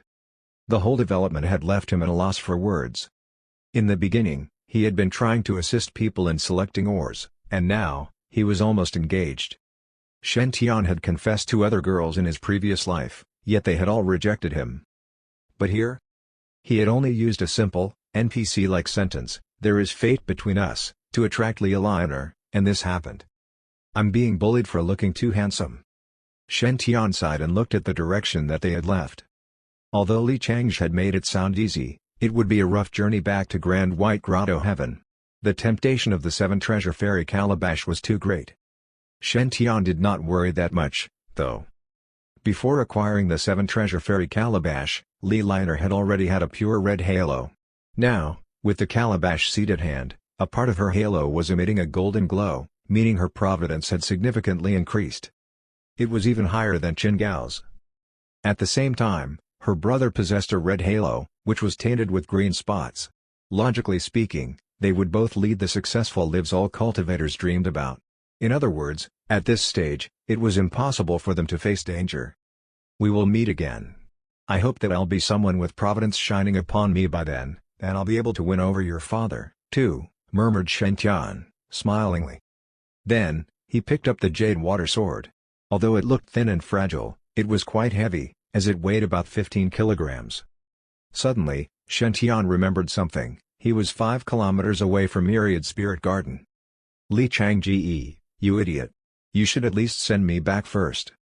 I'm not even at the Qi refinement realm yet. I cannot use sword kinesis flight. Help. Will there be any monster around here? Fortunately, Shen Tian found the main road after climbing on a hill. Normally, monsters and demons would not appear on the main road, while plenty of horse carriages, which headed for Myriad Spirit Garden, traversed on the main road. I'll be able to hitch a ride soon. Unless I am extremely unlucky. Wait. Unlucky? Shen Tian was astonished, his halo was still black. Shen Tian was unaware that due to the emergence of monsters at the other end of the road, this road had been blocked off for usage until further notice. Thus, it was nigh impossible for him to hitch a ride today. Well, in the first place, Shen Tian was not going to wait for miracles to happen. He believed that with pure skills and determination, he did not need luck to accomplish something. I only need to depend on myself. It's just 5 kilometers. The sword is just 15 kilograms. It is not difficult at all. By the time Shen Tian reached Myriad Spirit Garden, the sun had already set.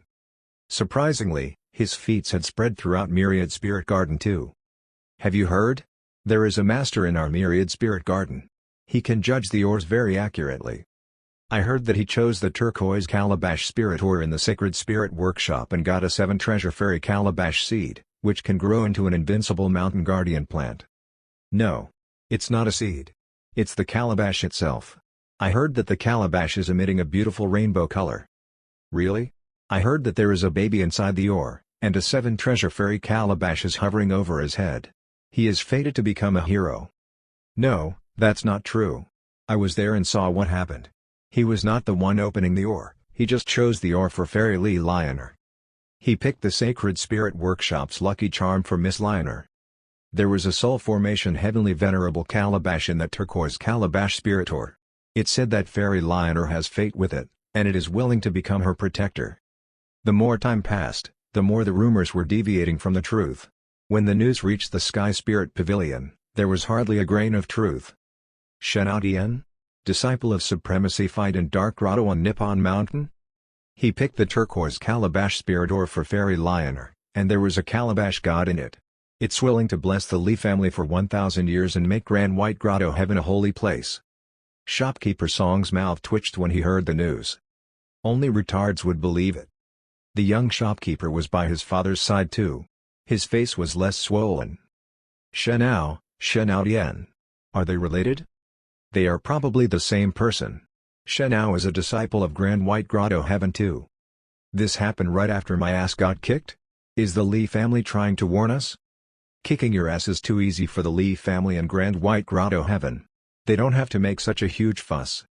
Shopkeeper Song continued on and said, there are only two possibilities. 1. The Lee family really obtained something extraordinary from the ore. They purposely spread these many false rumors so that fewer people would know the truth and go after the treasure. What heavenly venerable calabash and calabash tark? They are just a smokescreen. 2. They are just helping Shenao to build up his reputation. He just learned about how Little Spirit Fairy works with us, and this happened? They are probably trying to follow our sales pattern and target the female cultivators to make profits. These rumors are merely trying to catch everyone's attention, that's all. Nonetheless, both possibilities suggest that the Lee family is supporting him from the shadows. We cannot mess with him. Before the Grand White Grotto Heaven, their Sky Spirit Pavilion was a toy in the palm of their hands. Chapter 22, Kindness and Charity, Not Looking for Cultivation Partners. Shen Tian was unaware that he had become highly popular in some people's eyes, while in the eyes of others, he had become one of those in Myriad Spirit Garden that definitely should not be provoked. Now, Shen Tian only had one thought in his mind. It's really comfortable to be able to have a good night's sleep. Shen Tian was exhausted as he had forced himself to walk for tens of kilometers while bearing a load of 15 kilograms. One should know, he was just a youth that had recovered from chi deviation not long ago.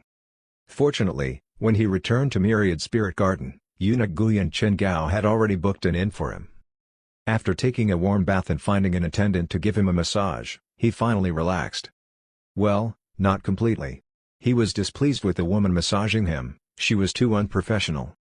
Since she was a masseuse, she should just stick to doing her job instead of touching some unnecessary places that did not need massaging. She even said that he was too handsome and requested to make her feel comfortable too. Naturally, Shen Tian exploded in anger and forced her to leave. She should just do her job. Not only were her massaging skills not up to standard, but her attitude was also awful. I spent money on you to service me. What do you mean by asking me to make you feel comfortable too? Did you expect me to give you a massage too? I'm already this tired. Don't you even have a shred of consciousness and common sense? Not to mention, did you even consider offering me money? In the end, eunuch Gui's skills are the best. He just nicely possesses the right skill set and strength. Eunuch Gui had been training and honing his skills in order to help the 13th prince promote blood circulation and reconnect his tendons and bones for these 16 past years. They were fantastic, indeed. Soon, while being massaged by eunuch Goe, Shen Tian fell into a deep slumber. The next day, the sun rose. Shen Tian awakened and felt that his whole body was comfortable as if he had been reborn. At the side, eunuch Gui asked with concern, "Your Highness was hard-working and tired yesterday, so how about resting today?" "I cannot. I have left the palace to train myself. How could I slack off just because of being a little tired? This damn black halo. I need to turn it all white as soon as possible."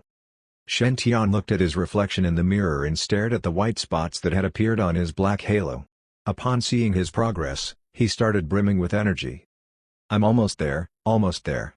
I just need to freeload another 1 to 2 great fortuitous opportunities. Then, it will turn completely white." How could he dare be lazy in such a critical period? "Eunuch Goe, please help me in safekeeping that sword," said Shen Tian while pointing at the jade water sword. "This is the token of love that Her Highness has left for your Highness. I cannot possibly keep it. Firstly, she is not my wife yet. Secondly, I have yet to start using a sword. Thirdly, that sword is too heavy for me to carry it." Shen Tian had been walking for 30 kilometers straight the previous day while carrying that sword. It had almost peeled off a layer of his back skin. He would rather die than carry that sword and walk around daily. Eunuch Gui said reluctantly, "Then, let me help your highness and carry it for you. There should be no problem if I immediately return the sword to his highness when we meet her highness again." After washing up, Shen Tian tidied his robe and mustache and took his banners, prepared to go out and set up a stall. However, on second thoughts, he stopped. He took out a writing brush and added 5 big words behind the kindness and charity, not looking for cultivation partners. Afterward, Shen Tian heaved a sigh of relief and left without worries. The 3 of them headed toward the place they had set up their stall previously. To their surprise, they noticed that it was already packed with people. A few girls immediately raised their banners and cheered when they saw Shen Tian. "Brother Celestial! I love you, just like how Spirit Mouse likes Celestial Rice One. You are my celestial gourd, I am your flower. You are my brother Celestial, always in my heart. Brother Celestial, fate is like a bridge.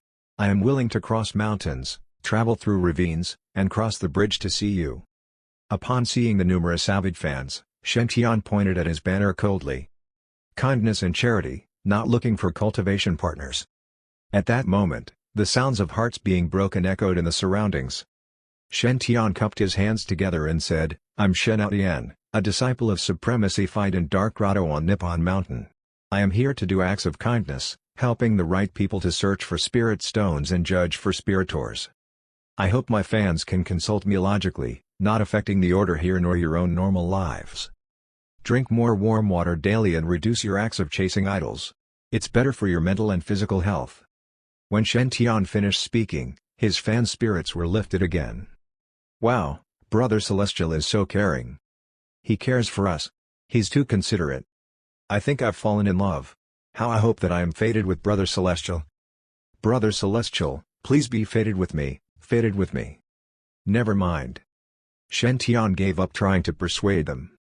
Indeed, as long as he was handsome for one day, it would be impossible for the number of girls surrounding him to decrease.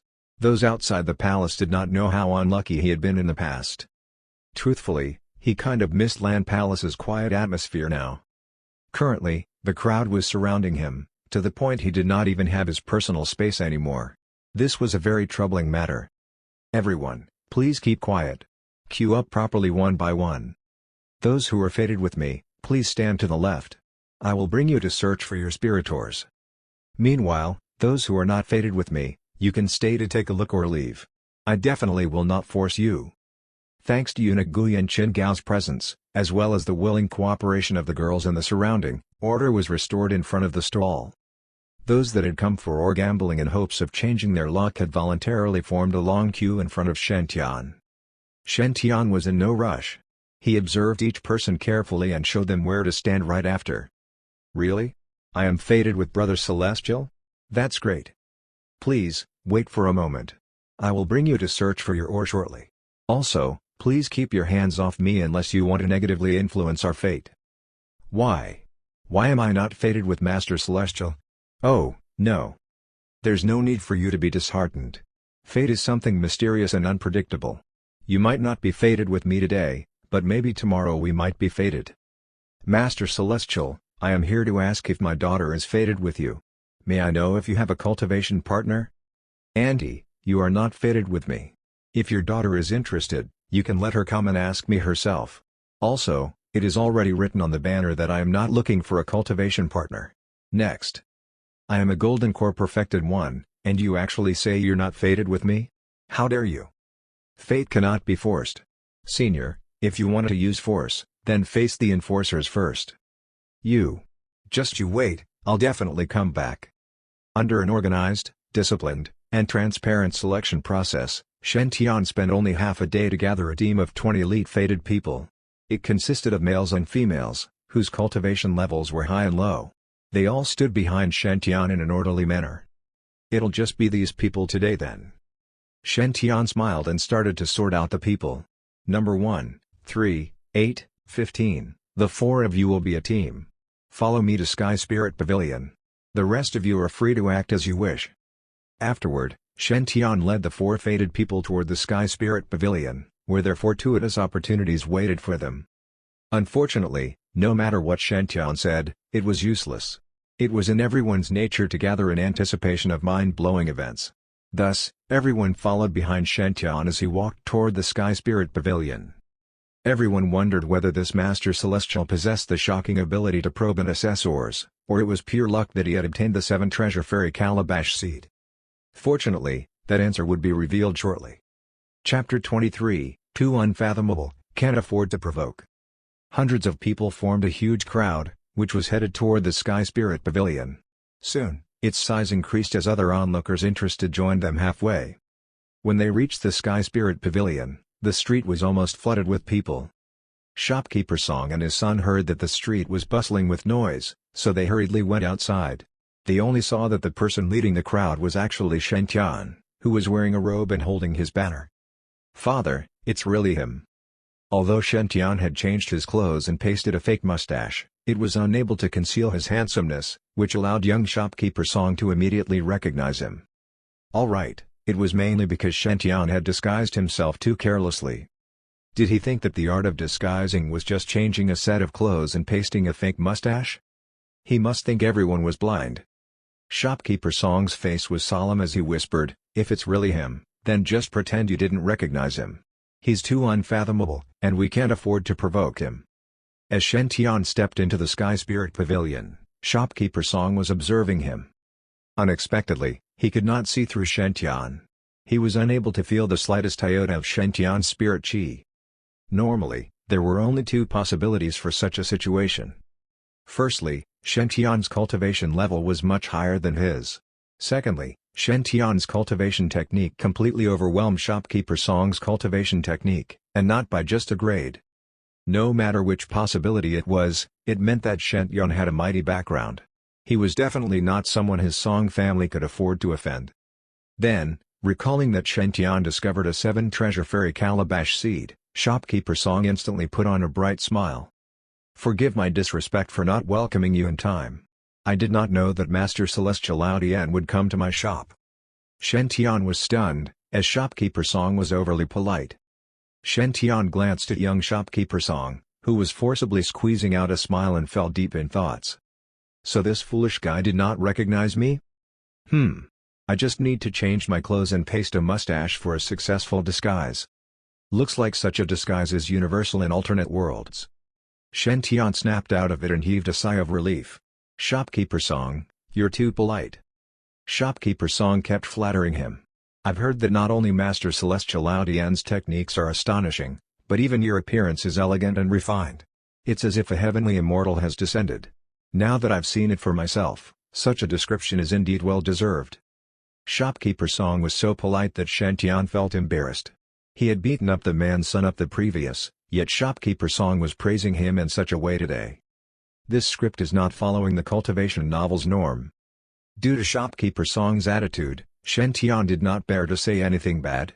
"Shopkeeper Song, you're overpraising me. I see that your son's appearance is extraordinary.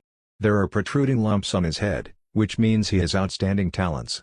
In the future, he will definitely turn into a genius cultivator. His future is limitless." Naturally, young Shopkeeper Song, who was at the side, heard everything. Thus, Shen phrasing put young Shopkeeper Song's nose out of joint. "What the FCK? My extraordinary appearance is all due to being beaten up by you. Fuck protruding lumps on my head. Your hits caused them all. You just beat me up yesterday, and today you appear here with that half-hearted disguise? Damn, you only changed a shirt and pasted on a mustache. You've come to ridicule me. Shen, you're going too far." Shopkeeper Son pulled his son, who was about to pounce at Shen to get revenge, without batting an eye. "May I know why Master Celestial is here today?" Before Shen could speak, the other 4 fated people behind him replied simultaneously, "Master Celestial is here to help us look for and assess our ores." "Look for ores and assess them? Is this an advertising scheme?" "No." Shopkeeper Song frowned slightly. If that really were the case, then wouldn't he have received a notification or something? Since Shopkeeper Song had not prepared a special spirit ore beforehand, the advertising scheme would fail. Is it possible that he really has the ability to search for and assess ores? Shopkeeper Song was astonished at that thought. Anyone who had the ability to do so was a renowned personage in the cultivation world. Not to mention that all major cultivation sects would fight to recruit such a person. Were that the case, then Shen Tian's importance in the eye of the Li family would be extremely high. Shopkeeper Song decided to observe first to figure out his real ability. As such, Shopkeeper Song revealed a smile. "Welcome, welcome. We welcome Master Celestial Shen's guidance. All the spirit ores that Master Celestial Aodian picks will have a 4% discount." Although Shopkeeper Song had said nothing wrong, the various fans behind Shen Tian were unhappy. "Shopkeeper Song, your attitude is wrong. When little spirit fairy visits, your face is bitter and ugly. So, how come you're smiling happily now? 4% discount? Do you think that Brother Celestial is unable to cut open the good stuff? Only a 4% discount? 31% discount, at least. Who are you looking down on? That's right. We don't need such a discount, just go according to the original price, original price." Upon hearing Shen Tian's die-hard fans' comments, the faded women remained indifferent, while the faded men felt it was a shame. Why did these busybodies have to spout such nonsense? Although a 4% discount was not much, it was still a discount. If the ore's price was 10 spirit stones, then they would save almost half a spirit stone. By that convention, it was 400 taels of silver. Wouldn't it be better to use that amount to go eat, drink, play, or gamble? Nevertheless, the current situation didn't allow them to voice their opinions. Should they voice them, they would be unable to endure the female cultivator's rage. Fortunately, Shen Tian did not reject Shopkeeper Song's proposal. "Since Shopkeeper Song is being so generous, it won't be good for me to reject it. I'll trouble you to cut open the ores I choose then. What do you think, Shopkeeper Song?" The Sky Spirit Pavilion charged a 10% commission fee for slicing open ores. After deducting the 4% discount, the Sky Spirit Pavilion could still earn quite the amount of money. Thus, even if Shen Tian did earn a lot of spirit stones from cutting open the ores, the Song family would not be too upset. A win-win situation could be achieved for all three sides. After all, Shen Tian also did not wish to incur hate of the major spirit shops in the Myriad Spirit Garden. It was better to have a friend than an enemy. "Then, I'll thank Master Celestial Aodian." Shopkeeper Song's evaluation of Shen Tian increased by another grade because of what he said. Since ancient times, the cultivation world had seen its fair share of talented loners. Most of them were very arrogant and haughty. Unfortunately, destruction pursued the great, and such once-in-a-century geniuses had met untimely deaths and turned into dried piles of bones. On the other hand, families and talented individuals, who were courteous to the talented and humbled oneself before the learned, helped others, and made friends, were the last ones standing at the peak. One should know that fighting and killing did not reign supreme in the world, how one treated others also mattered. Under the guidance of four fated people's images, Shen Tian swiftly picked the spirit ores that contained their fortuitous opportunities. Those spirit ores' prices were not that high, ranging between 10 to 200 spirit stones. At the same time, the four fated people were able to buy them. After the four of them paid, they stared at their respective spirit ores nervously as they waited for the ore cutter to start slicing. The ore cutter started cutting according to the descending order of price, so the first ore was the most expensive. The selling price was as high as 188 spirit stones, and if it was converted to taels of silver, then it would be 188,000 taels. That was enough to buy a large manor in the country of fire with plenty to spare. "Master Celestial, are you really sure?" Lucky Mana seemed extremely nervous as the money he had spent was half of his whole fortune. If he made a loss when he returned home, he would most likely not even be able to sleep on the same bed with his cultivation partner for half a year. He would die from trying to keep it in. Shen Tian smiled. "Absolutely." Just as Shen Tian finished speaking, the ore cutter had already used his spirit knife to start cutting the ore's outer layer. An azure green ray of light shot out from within the ore's crack, covering the ore cutter's face in green. He did it again. Chapter 24, Ways to Maintain Our Fate. He did it again. The ore cutter peeled off a layer of rock and the entire spirit stone appeared. It was about the size of a lead ball and had a clear jade color. It was even bigger than the ones inside the spirit ore's little spirit fairy had chosen in the past. Most importantly, there was more than one crystal inside the stone. 1, 2, 3. There are 3 spirit crystals. Each one is worth at least 3,000 spirit stones. 188 for 3,000? That is a 1,600% profit. Wow! That's so worth it. Everyone's envious gazes were gathered on this lucky man A. If the spirit stones were to convert to money, that was 3 million taels. This amount of money would tempt even a golden core perfected one. Lucky man A was just at the 6th firmament of chi refinement. If he spent his newfound wealth wisely, he could easily reach foundation establishment. Shopkeeper Song walked up and examined the raw spirit stone. He took a deep breath and said, "There are 3 spirit crystals in this raw spirit stone, together with the ore itself. It is worth about 3,200 spirit stones. We will take 10% of the profits as the fees for cutting the ore for you. Overall, if you wish to sell it to us, we will pay you 3,000 spirit stones. What do you think?" Honestly, Shopkeeper Song's heart was bleeding.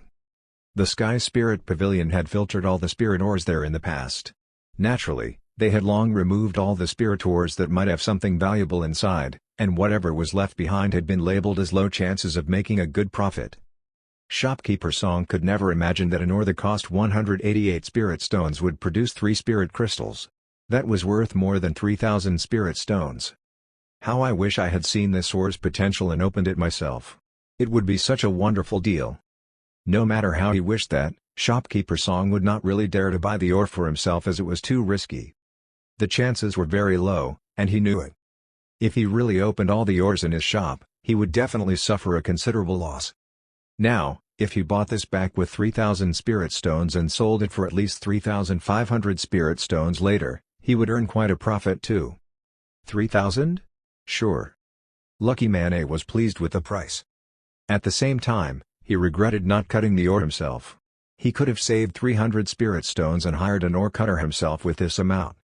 Shen Tian smiled and said, "You cannot have everything. Fate will be gone if everything is there. If you really cut the ore by yourself and did not allow the shop owner to make any profit, he would probably scam you the next time you visited his shop. Also, it's not easy for commoners to sell spirit stones. Part of the value will be lost due to other commissions too. You might not even have 3,000 spirit stones in that case." All this time, Shen Tian had been observing how the color of one's halo would change. If Shen Tian did not interfere and they managed to obtain the spirit stones by themselves, there would be no change in the color. However, if Shen Tian interfered, their providence would increase together with Shen Tian's. Shen Tian did not know why, but he suspected it was because of his superpower. Presently, Lucky Man A's halo was changing rapidly. In the beginning, it had been white, but now, it was emitting a faint green light. He would definitely benefit from this change. Overall, it was the best situation. Shen Tian, Lucky Man A, and Shopkeeper Song could all benefit from it. In the meantime, Shen Tian was worried that all the workshops would blacklist and ban him because his skills were too precise and accurate. That would be very awkward. While Shen Tian was thinking, Shopkeeper Song had put the 3,000 spirit stones in pouches. There were 100 spirit stones in each pouch, and there were a total of 30 pouches, weighing several kilograms altogether. "I'm rich. I'm rich." Lucky Man happily stored the spirit stones into his bag. Then, another Lucky Man appeared and said softly to Lucky Man A, "Hey, buddy." Lucky Man smiled and asked, "What's up? Are you going home just like this? With all the spirit stones?" "Of course. Why?" Lucky Man B's voice was mixed with a tinge of exasperation. "You're so dense. Where's the portion for our Master Celestial?" Lucky Man A was confused. Isn't he doing it for free? He said he is doing it for free, but that does not mean we mustn't pay him. What is the difference? He is doing it for free because he is generous and kind. If we do not pay, it shows that we are ungrateful. Lucky Man B continued on and said, "Also, did you forget what he said just now? You cannot have everything. Fate will be gone if everything is there." What do you think he was saying? He was hinting at you.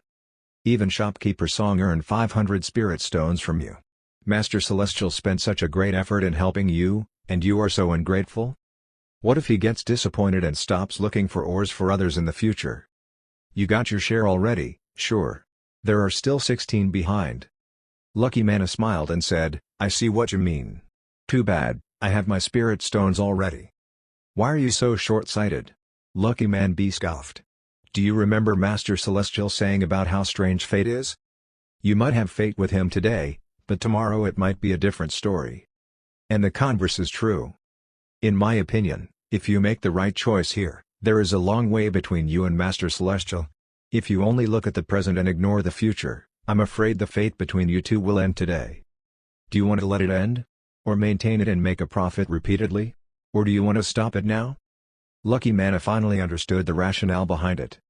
I see. I see. Thank you so much. I almost made the biggest mistake in my life. I'm going to give him 30% of my share now. No, maybe 30% is not enough. 50%. Wait, 80%. That is more sincere. Chapter 25, Master Celestial earned these, I should pay him.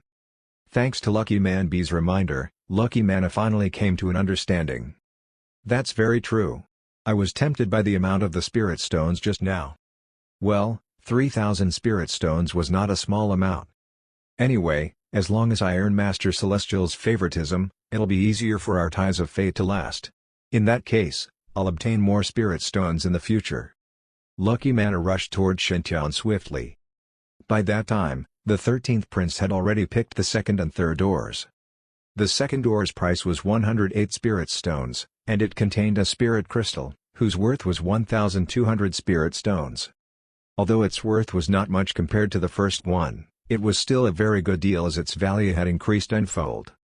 As for the third one, it was a peculiar one.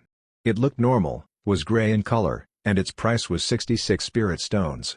Thus, nobody had ever picked this before. Unexpectedly, when the ore cutter opened the ore, rare iron essence lay within it. Iron essence was the main material cultivators needed to create supreme-grade enchanted armament flying swords. The finger-sized iron essence in the ore was worth 3,000 spirit stones. That was about 40 times the ore's original price. It was much higher compared to the first one. What a good deal. Upon seeing that, Lucky Man A's determination to pay Shen-Tian became firmer. He had to give him the money no matter what. Most of the myriad spirit gardens patrons knew that the ores here were leftovers and the chances of getting good items out of them were minimal. Nonetheless, Shen-Tian had managed to identify 3 good ores in just a minute, and each one of them was worth at least 10 times their value. In other words, Shen-Tian was extremely gifted in identifying ores. In Lucky Man A's mind, as long as he was in Master Celestial's good graces, it was impossible he would face poverty in the future. Thus, he took out all the 30 bags of spirit stones, kept 2 for himself, and gave Shen-Tian the rest. This is a token of my gratitude toward you, Master Celestial. Please keep them, he said and bowed sincerely. Shen-Tian was shell-shocked. Why do you have to bow? Why do you give away your spirit stones? Gratitude? Seriously? That's like almost all you have. What's wrong with you? You spent 188 spirit stones for the ore. You sold the ore to the Sky Spirit Pavilion for 3,000 stones, and now you are giving me 2,800 spirit stones? So, you just want to earn your 12 spirit stones? Are you joking? Are you out of your mind? Truth be told, this amount of spirit stone did tempt Shen-Tian. That was 2,800 spirit stones. They were worth 2,800,000 silver taels. If Lucky Man A had not offered them, Shen-Tian could have ignored this matter. He would not have mixed feelings either. However, now that someone was offering him such a huge sum of spirit stones, what should he do? What should he do? Reject it? It was just too much to reject it. It would be a shame to reject it too. Unfortunately, there was no other way either. Shen-Tian knew that he still needed to build up his reputation slowly. If the story of the man that earned a total of 2,812 spirit stones and only got 12 in the end because he offered the rest to Shen-Tian spread, nobody would dare to ask for his services in the future. If that were to happen, his plan would be affected. The end result would not be good. Although Shen-Tian wanted the money badly, he had no choice but to turn the man down. Like I said, my service is free. What do you mean by this? Lucky Man smiled and said, Master Celestial spent such a huge effort on me and found this good ore. I just want to show my appreciation. I'm a man of my word. You are putting me in a very difficult position.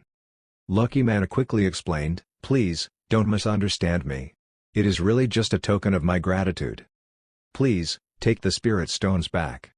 Shen-Tian stopped him from speaking further and moved his sight away from the spirit stones. It was as though he had no interest in them at all.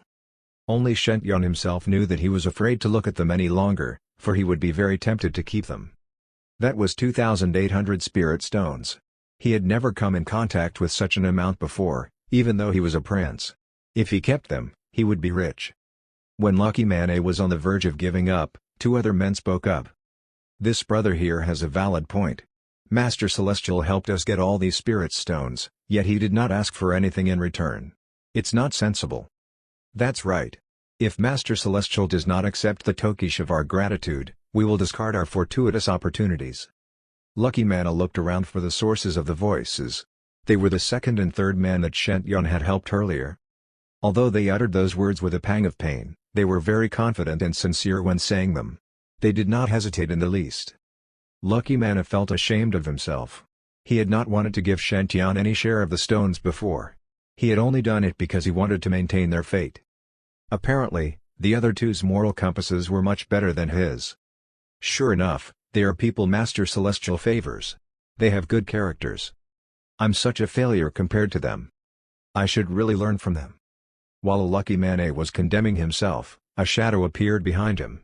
It was Lucky Man B who had advised him earlier. He used a voice transmission and said, "See, these two had the same mindset as yours, and I told them the same thing." Lucky Man A was rendered speechless. In the end, you convinced them into this too? Lucky Man B did not know Lucky Man A was secretly judging him. Lucky Man B looked at Shentian with admiration. Master Celestial is smart. He'll definitely know what I've been doing for him, so I'm sure he'll favor me. You're the first one who showed his gratitude, so Master Celestial will appreciate you too. As long as Master Celestial is on our side, we will become filthy rich in the future. Lucky Man A thought about it and said, "Yes, you are right. We will become filthy rich." Then, Lucky Man A got on his knee and shouted with a firm voice, "I earned all these spirit stones due to Master Celestial's assistance, so I must pay you back. Please, forgive my rudeness, but I cannot allow Master Celestial to treat himself like this. If you do not accept my token of gratitude, I will kneel here forever." The other two were shocked by this. He's sure trying hard. Doesn't he feel embarrassed? Damn. He is the first one that offered spirit stones.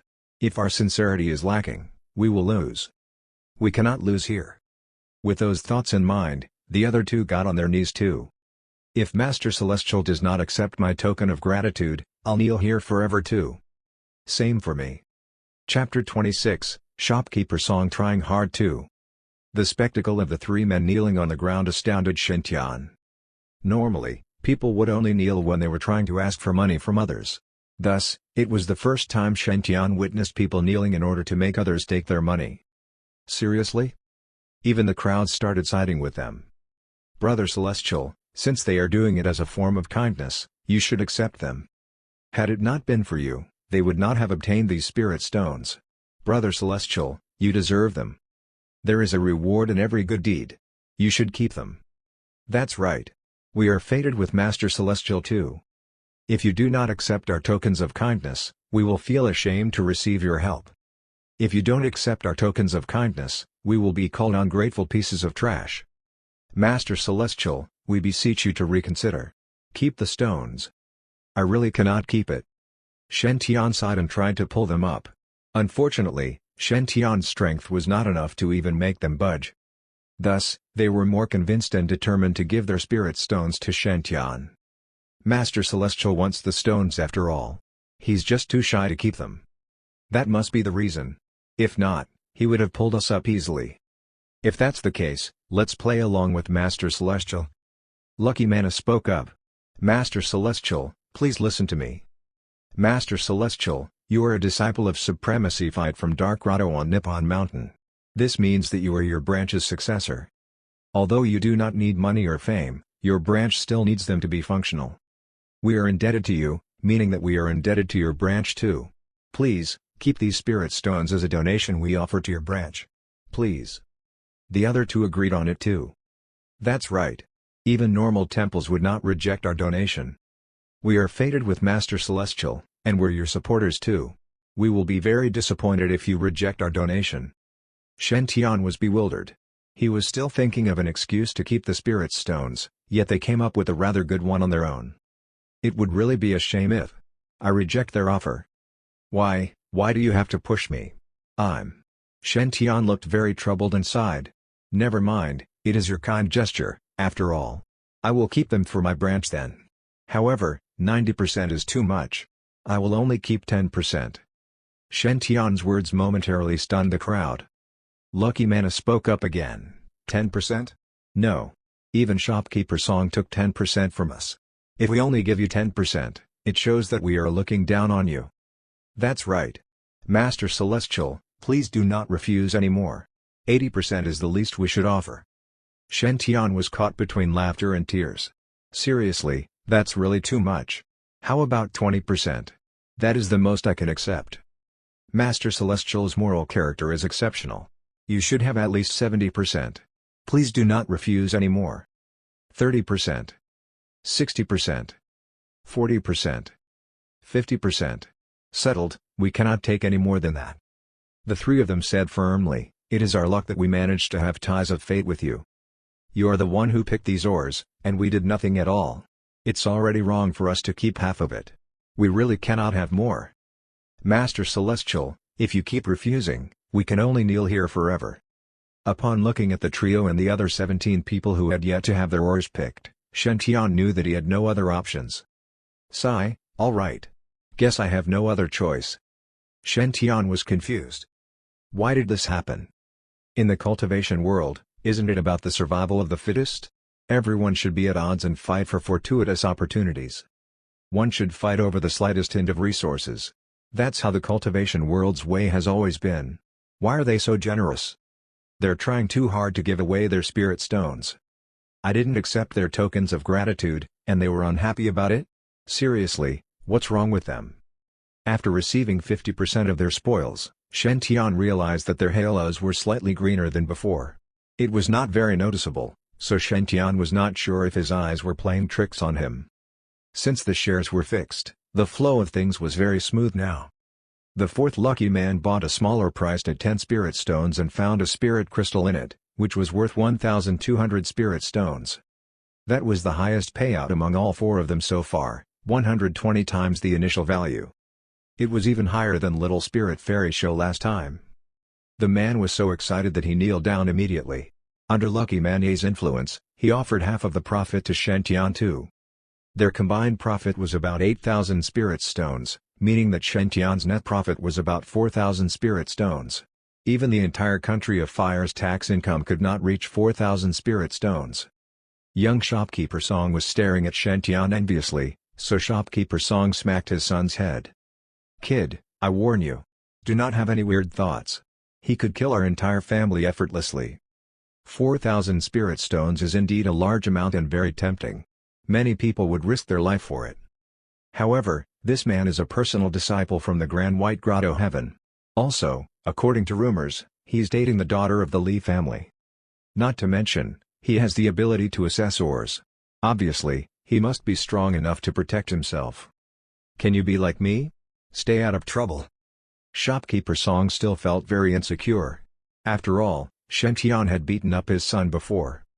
If Master Celestial is still unhappy with him, Shopkeeper Song needed to find a way to make peace with Master Celestial. Soon, Shopkeeper Song took out a ring, reluctantly. He walked up to Shen Tian and said in a respectful tone, Master Celestial, it's inconvenient to travel around with all these spirit stones, right? I have a universe ring here. I purchased it in the past, and it cost a lot. As long as you give it a drip of your blood, you will be its sole owner. It is a superior grade Dharma artifact for storing items with a 100 cubic meter space. You can have it. Shopkeeper Song. They gave me spirit stones because I helped them choose their ores. Shopkeeper Song, why are you giving it to me? Just because I'm handsome? A superior grade Dharma artifact with a 100 cubic meter space should be worth more than 10,000 spirit stones. Just because I cannot keep these 4,000 spirit stones, you are giving me a universe ring? What's the logic here? Chapter 27, We will always support Little Spirit Fairy. Shopkeeper Song, you are too courteous. How can I accept this? I am already deeply honored that Master Celestial chose to come here. This is just a mere universe ring. Please accept it as a small token from me. Since you insist, then I shall accept it with many thanks. Shen Tian received the universe ring and put it on his forefinger. It fitted just nicely. What's more, the ring also looked quite stylish.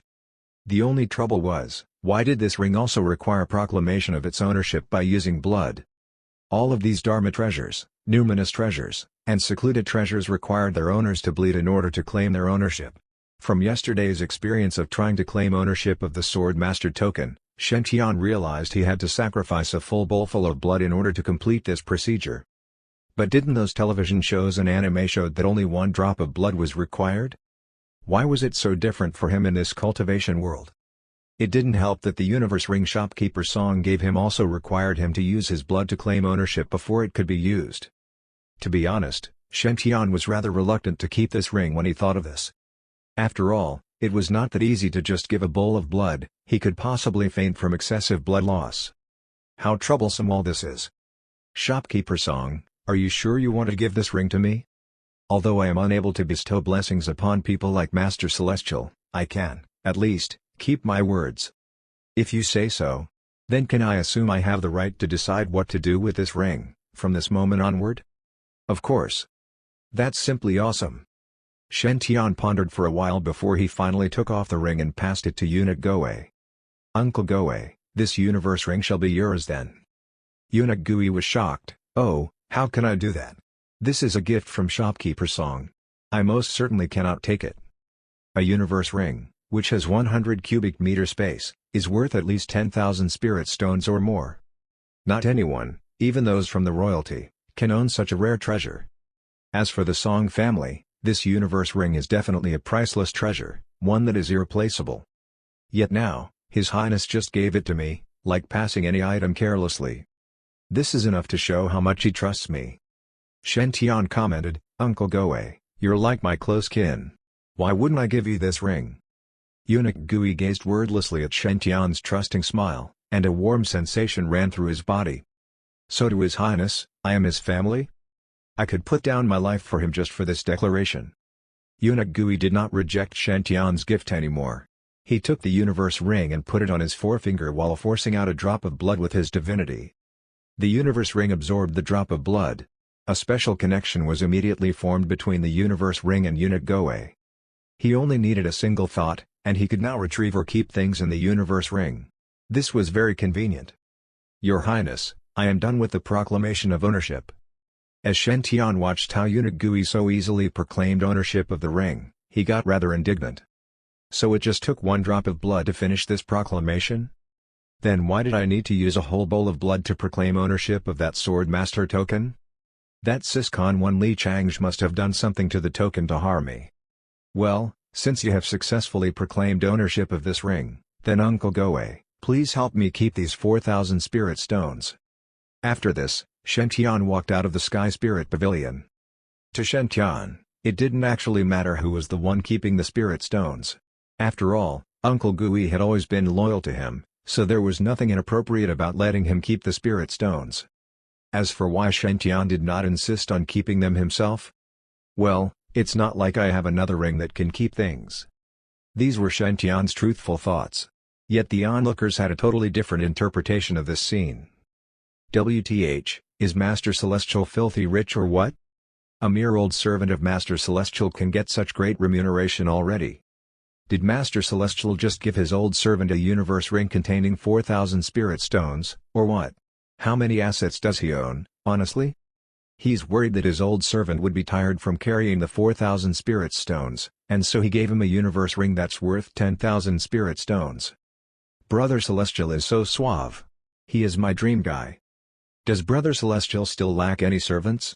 The kind who can act as pretty fox fairies, sexy cat demons, etc. On the other hand, Shopkeeper Song was not at all offended that Shen Tian gave the universe ring to that Uncle Goe. On the contrary, he was feeling relieved instead, relieved because he might just have escaped from a great disaster. Hello, this is someone who can just toss a universe ring to a servant. Is this person a figure I can risk offending? Moreover, after observing how that Uncle Goe spoke, Shopkeeper Song guessed that this person most probably was a eunuch from the palace. This double confirmed his previous conjectures. This Master Celestial Aodian must be none other than the famous sixth prince of the country of fire, Shenao. Other than that, the sixth prince seemed more intimidating than what was rumored. The reason for this conclusion was because Shopkeeper Song had been observing Uncle Goe intently, and he discovered a detail. The sword which Uncle Gooey was carrying on his back, it was the Jade Water Sword, which belonged to the young Lee mistress, Lee Lionner. For heaven's sake, the Jade Water Sword's value had way surpassed his universe ring. If Shen Tian had trusted Uncle Gooey enough to carry the Jade Water Sword, what's surprising about giving a universe ring to him? On second thought, since Lee Lionner had given Shen Tian her Jade Water Sword, most probably the rumors between the two were not falsehoods.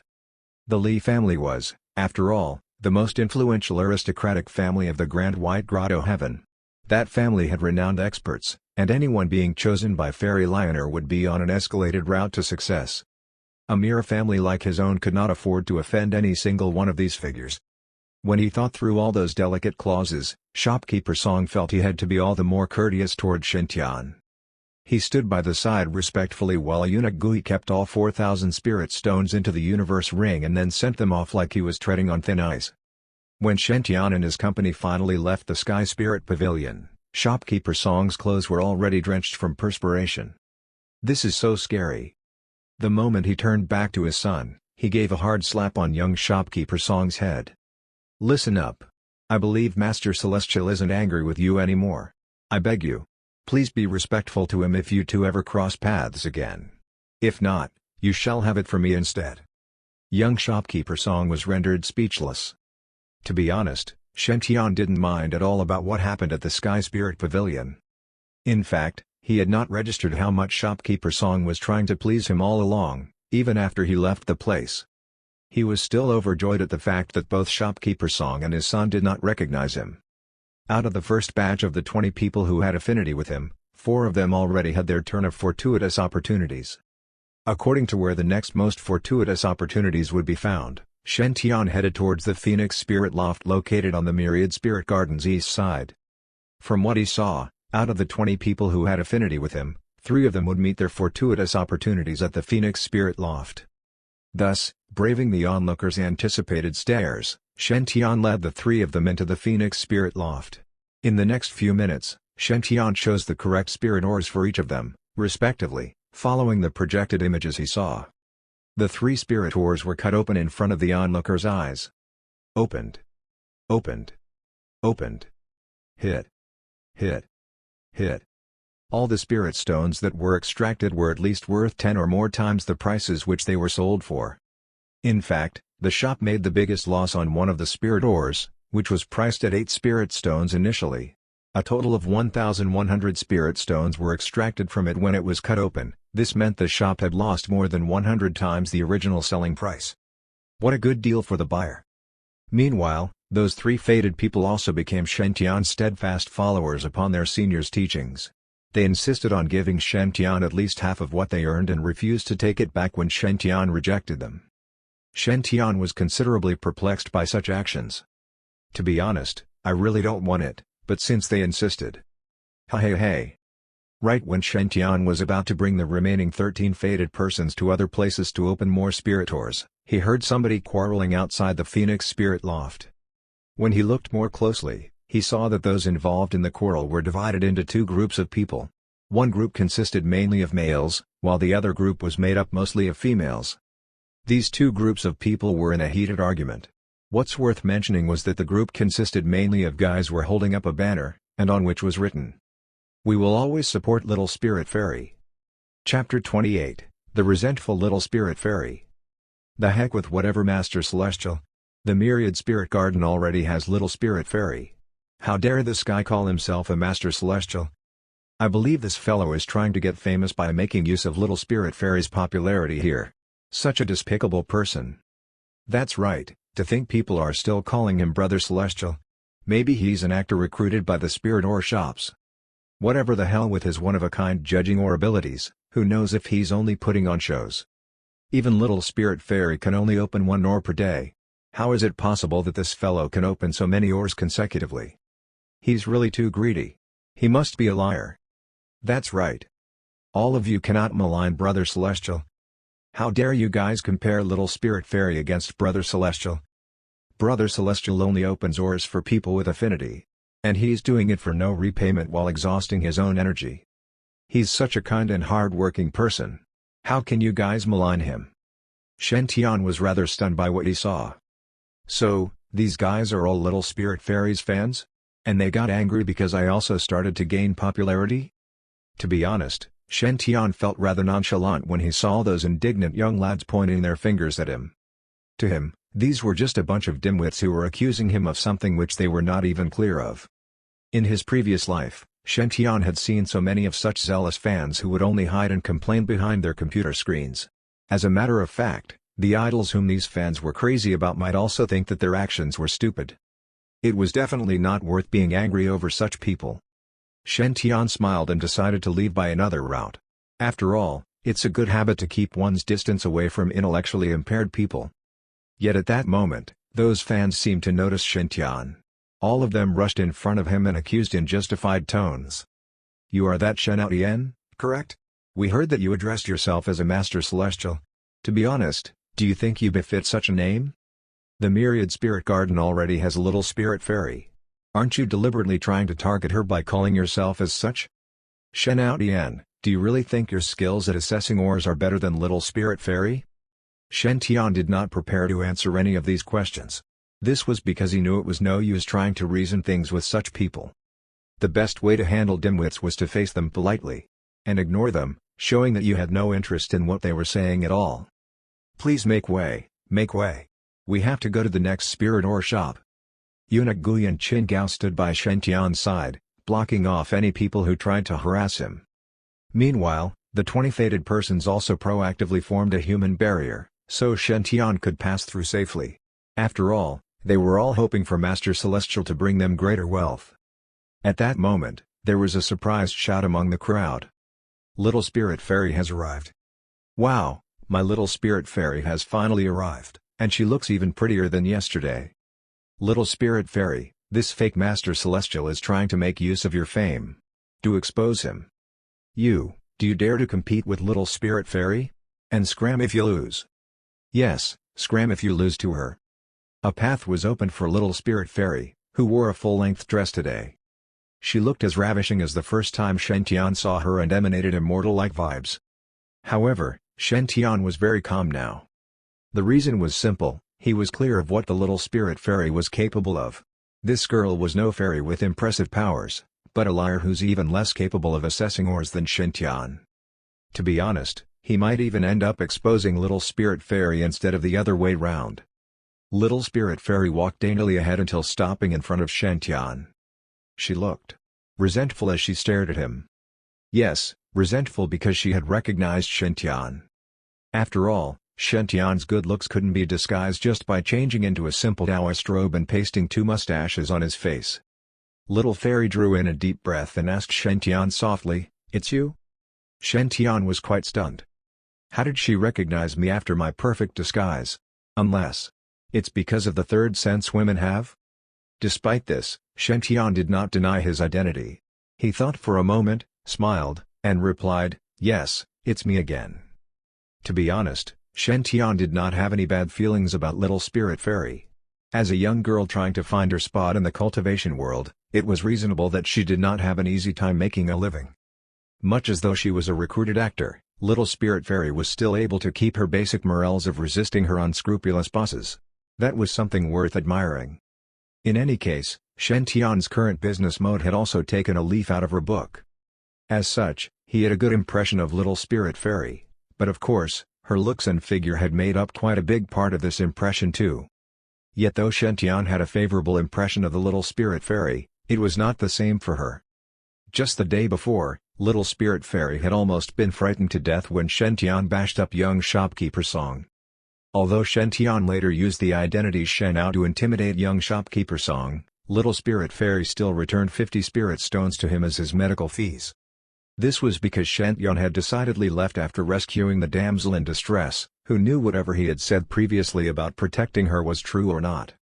What if this chap was just speaking for fun and had totally no intention of really protecting her? Then wouldn't she be the one who had offended the Song family?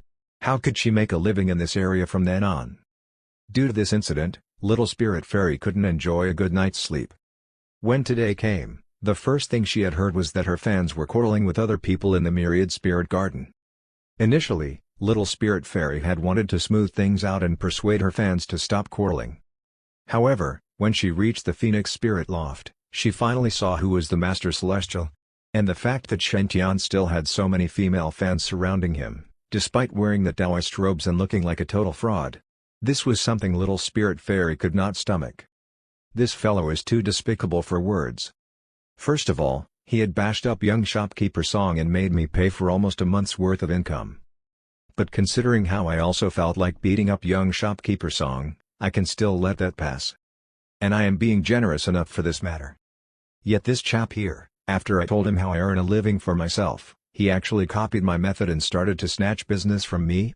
Isn't this too unscrupulous? So what if he's good looking? This is still unforgivable. Actually, to be really honest. In the event Shen Tian decided to work with the spirit ore shops to earn some spirit stones, little Spirit Fairy wouldn't have that much of an objection. This was because she knew clearly that her main target audience was male consumers, while Shen Tian's fans were mostly ladies.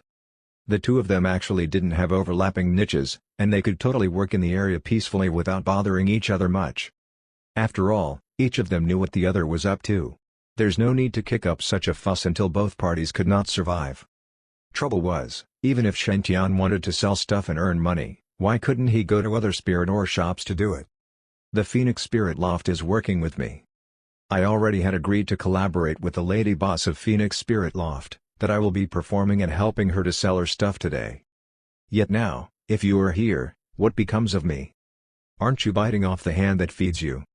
When she thought of this, little Spirit Fairy's face flushed red with anger. The way she looked now was like a piteous girl who was being dumped by a guy. You're a scumbag. Chapter 29, What do you want?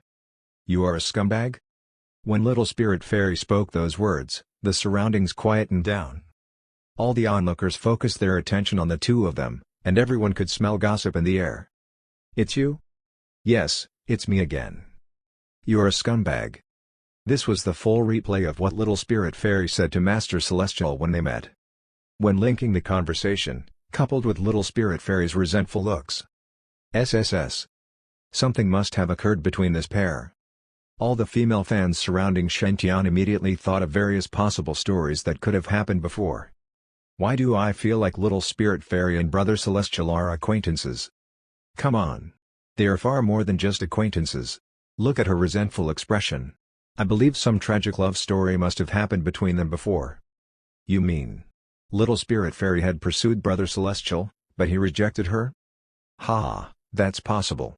After all, our Brother Celestial is so mighty and good-looking. Or could it be that little Spirit Fairy had bedded with Brother Celestial but ended up being dumped by him? Arg, I doubt so. But Brother Celestial is so handsome. I won't mind even if I had been bedded by him and got dumped later. When little Spirit Fairy heard the discussions around them, she felt even more aggrieved. Talk about going to bed with him and getting dumped? Hello, I am a chaste girl. The Phoenix Spirit Loft's shopkeeper Yu came out just in time then, when little Spirit Fairy decided she couldn't stand it anymore and was about to pounce on Shen Tian. While resisting her grievances, she pulled shopkeeper Yu aside and asked in a low voice, Sister Yu, didn't we agree to work together? Shopkeeper Yu was rather baffled. Yes, of course. Then why did you ask this chap to come here? Aren't you smashing my rice bowl then? Shopkeeper Yu couldn't decide whether to laugh or cry. You mean Master Celestial Shen? I did not invite him. Little Spirit Fairy's lips twitched uncontrollably. Master Celestial Shen? Did you just address him as Master Celestial? Shopkeeper Yu nodded, and admiration was written all over her eyes as she turned to look at Shen Tian. Yes, Priest Shen is a real Master Celestial. How can that be? Why not? You mean, both of you really know each other that well? Shopkeeper Yu couldn't contain her curiosity as she asked, Come, why don't you tell elder sister here what had passed between you two? There's absolutely nothing between us. Little Spirit Fairy gritted her teeth. I am always unlucky when I run into this guy. Shopkeeper Yu smiled and said, How can it be? Everyone's hoping to have affinity with Master Celestial. After that, she told little Spirit Fairy about what happened within these past 2 days. When little Spirit Fairy heard about Shen Tian's encounters, she couldn't help but start to suspect if all her life had been a hoax. First of all, Shen Tian had helped the Myriad Spirit Garden's Miss Ely Liner to gain the 7 Treasure Fairy Calabash Seed by using 50,000 Spirit Stones to buy the Turquoise Calabash Spirit Ore. Next, he had helped 7 fated persons to choose ores. All of them had earned more than tenfold, and the highest among them earned profits of more than 100 times.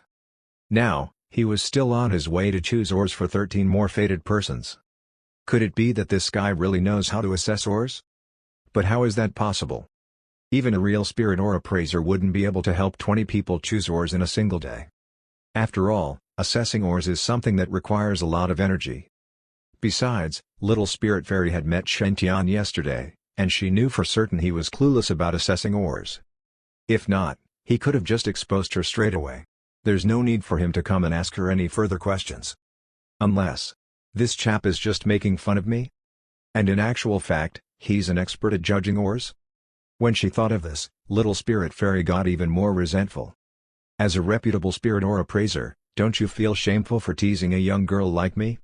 When rethinking back to how she had made such a fool of herself in front of him, Little Spirit Fairy felt fire rising up in her body. This was aggravated by Shen Tian's polite smile when she turned and looked back at him. Are you ridiculing me? Fine, I am now dead enemies with you.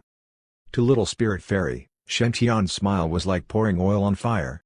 If not for the fact that she had spent so long to build up her ethereal fairy image in front of the masses, she would have dueled Shen Tian to death already. Sister Yu, I don't feel very well today. I shall not choose ores today, maybe next time. Shopkeeper Yu shook her head and said, oh, it's all right. Today after Master Celestial Shen came here, it seemed like my shop enjoyed better traffic. Little Spirit Fairy. Pushing down her anger at the fact that business had been snatched, Little Spirit Fairy forced a smile on her face. Linger doesn't feel very well today. I shall take my leave now. Please excuse me. After that, she turned and left in fashion. However, to the onlookers, she looked more like she was escaping from something. Meanwhile, Little Spirit Fairy's departure also made the relationship between her and Shen Tian seem all the more intriguing. WTH, why do I feel like Little Spirit Fairy's escaping? I didn't think of it like that initially. But now, it seems like Little Spirit Fairy and Brother Celestial definitely have some unknown story. My melon seeds are available for sharing. Will any kind soul tell me what's happening? I am really excited about their story. Ha, this is so affable. Look at them. They were gloating about their Little Spirit Fairy. Turns out that Little Spirit Fairy is also admiring Brother Celestial secretly. Some more, it looks like it's a one-sided love from her side. Brother Celestial, why don't you accept Little Spirit Fairy? I am willing to stay at peace with her, and I promise, I won't be jealous. All of Shen Tian's female fans started discussing more enthusiastically. Meanwhile, Little Spirit Fairy's male fans were like pieces of withered eggplants, seeing how Little Spirit Fairy had escaped from the scene. What else could they fight for? As for Shen Tian, well, he was in dazed mode all along. Who am I? Where am I? What just happened? To Shen Tian, he had just greeted Little Spirit Fairy with a yes, it's me again. This seemed perfectly normal by anyone's standards. Yet, this maiden insulted him as a scumbag, and still ran away piteously after that? Hey, why don't you let me scold you two before you run away? Aren't you being too unreasonable? And since when are girls allowed to be that insensible? Shen Tian was offended now. This maid was definitely losing his favorability points. -1. -1. -1. No matter what, Little Spirit Fairy's appearance was like a hiccup in his plan for the day. For the remaining half of the day, Shen Tian continued with helping his fated persons choose ores in a slow but steady manner. Each of the fated persons' halos would show better providence after they got the spirit stones. At the same time, the black halo on top of Shen Tian also became paler. In fact, the patches of white on the halo were expanding in area. Other than that, the theory of giving money to continue affinity got even more widespread. In fact, this group of fated persons actually formed a Master Celestial sect and set one of the sect's rules to be, contribute 50% of what one got to Master Celestial. Much as though Shen Tian emphasized that there's no need for such things, his feeble objections were ignored by all of them, who claimed that their contributions were offerings to the sect's master, him. To be honest, this just sounded like some heretic cult. In the end, Shen Tian could only accept the amount of 14,000 spirit stones offered by these fated persons. Nevertheless, Shen Tian felt that everything seemed to be developing for the better. He had a mind to stop choosing ores after helping these 20 persons. After all, it was already getting dark, And if he continued, he would most probably be drowned by the tears of those spirit ore shop's shopkeepers. Shen Tian returned to the inn with a tired body. Yet he would never expect to see a familiar person waiting for him when he opened his room's door. With a radiant smile on her face and carrying a cup of warm tea, Little Spirit Fairy greeted him warmly. "Brother Shen, I bet you are so tired. Linger has made tea for you. Please consume some to quench your thirst." Looking at this girl, who obviously seemed up to no good, Shen Tian felt ridiculous. "What do you want?" Chapter 30, Little Spirit Fairy's Night Visit. Yes, that's right. This uninvited guest was none other than Little Spirit Fairy. In the day, after leaving the scene huffily, Little Spirit Fairy had felt something was amiss.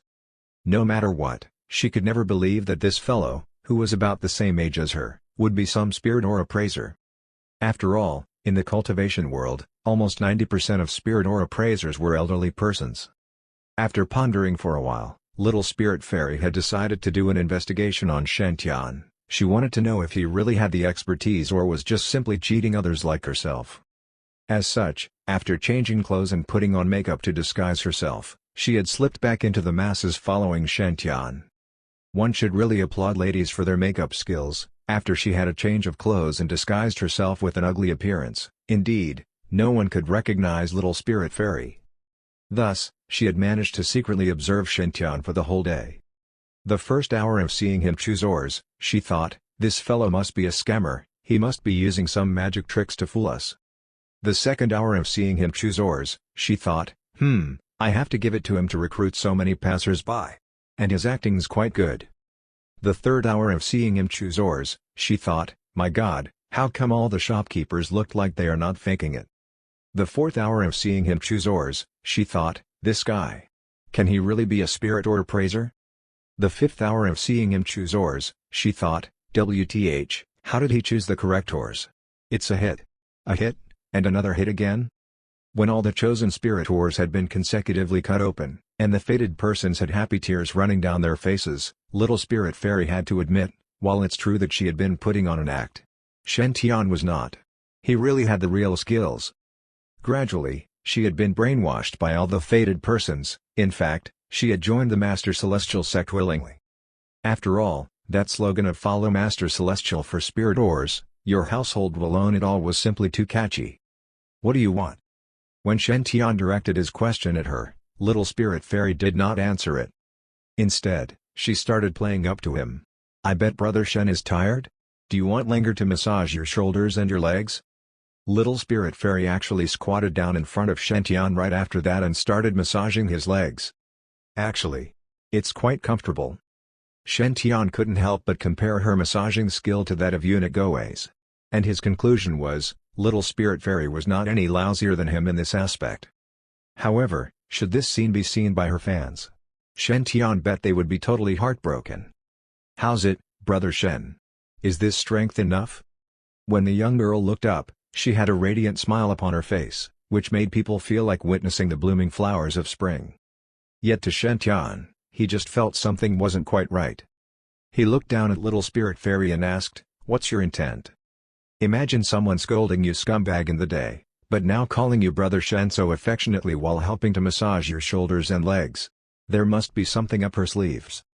Indeed, after hearing Shen Tian's question, the smile on Little Spirit Fairy's face got even sweeter. She looked at him respectfully, knelt down, and said, "Linger begs Brother Shen to keep me as your disciple." What? What did she just say? Shen Tian was befuddled. "Keep you as my disciple?" "Yes." Little Spirit Fairy looked at Shen Tian, and sincerity was written all over her pretty face. "Linger is serious about this. Brother Shen, please keep me as your disciple, and teach me how to assess ores." Oh my God! Imagine a beauty kneeling in front of you, begging you to keep her. How could any normal guy withstand such temptations? Yet, Shen Tian withstood this test. The reason was simple: when did he ever learn how to assess ores? If he really let her stay by his side, what could he teach her? Some musical instruments? For heaven's sake, wouldn't that be exposing himself? "I reject your request." "But why?" Little Spirit Fairy put on a pitiful look. "Is it because Linger's too ugly, and Brother Shen cannot bear to keep me as your disciple?" Little Spirit Fairy looked like she was about to cry, Her sad face was heart-wrenching. It was almost impossible to reject such a beauty. Shen Tian forced himself to look somewhere else and reply, "Miss Linger, we are not fated." Little Spirit Fairy put on an even more piteous expression. "But Brother Shen, I implore you to let me stay by your side." "Oh God, I can't stand it." Shen Tian closed his eyes and commented, "Miss Linger, there's no point in forcing it. You are so pretty. I am sure other spirit or appraisers will love to keep you as their disciple. Why must you ask me to be your master?" Upon seeing how Shen Tian had closed his eyes, a hint of a smile flashed past Linger's eyes.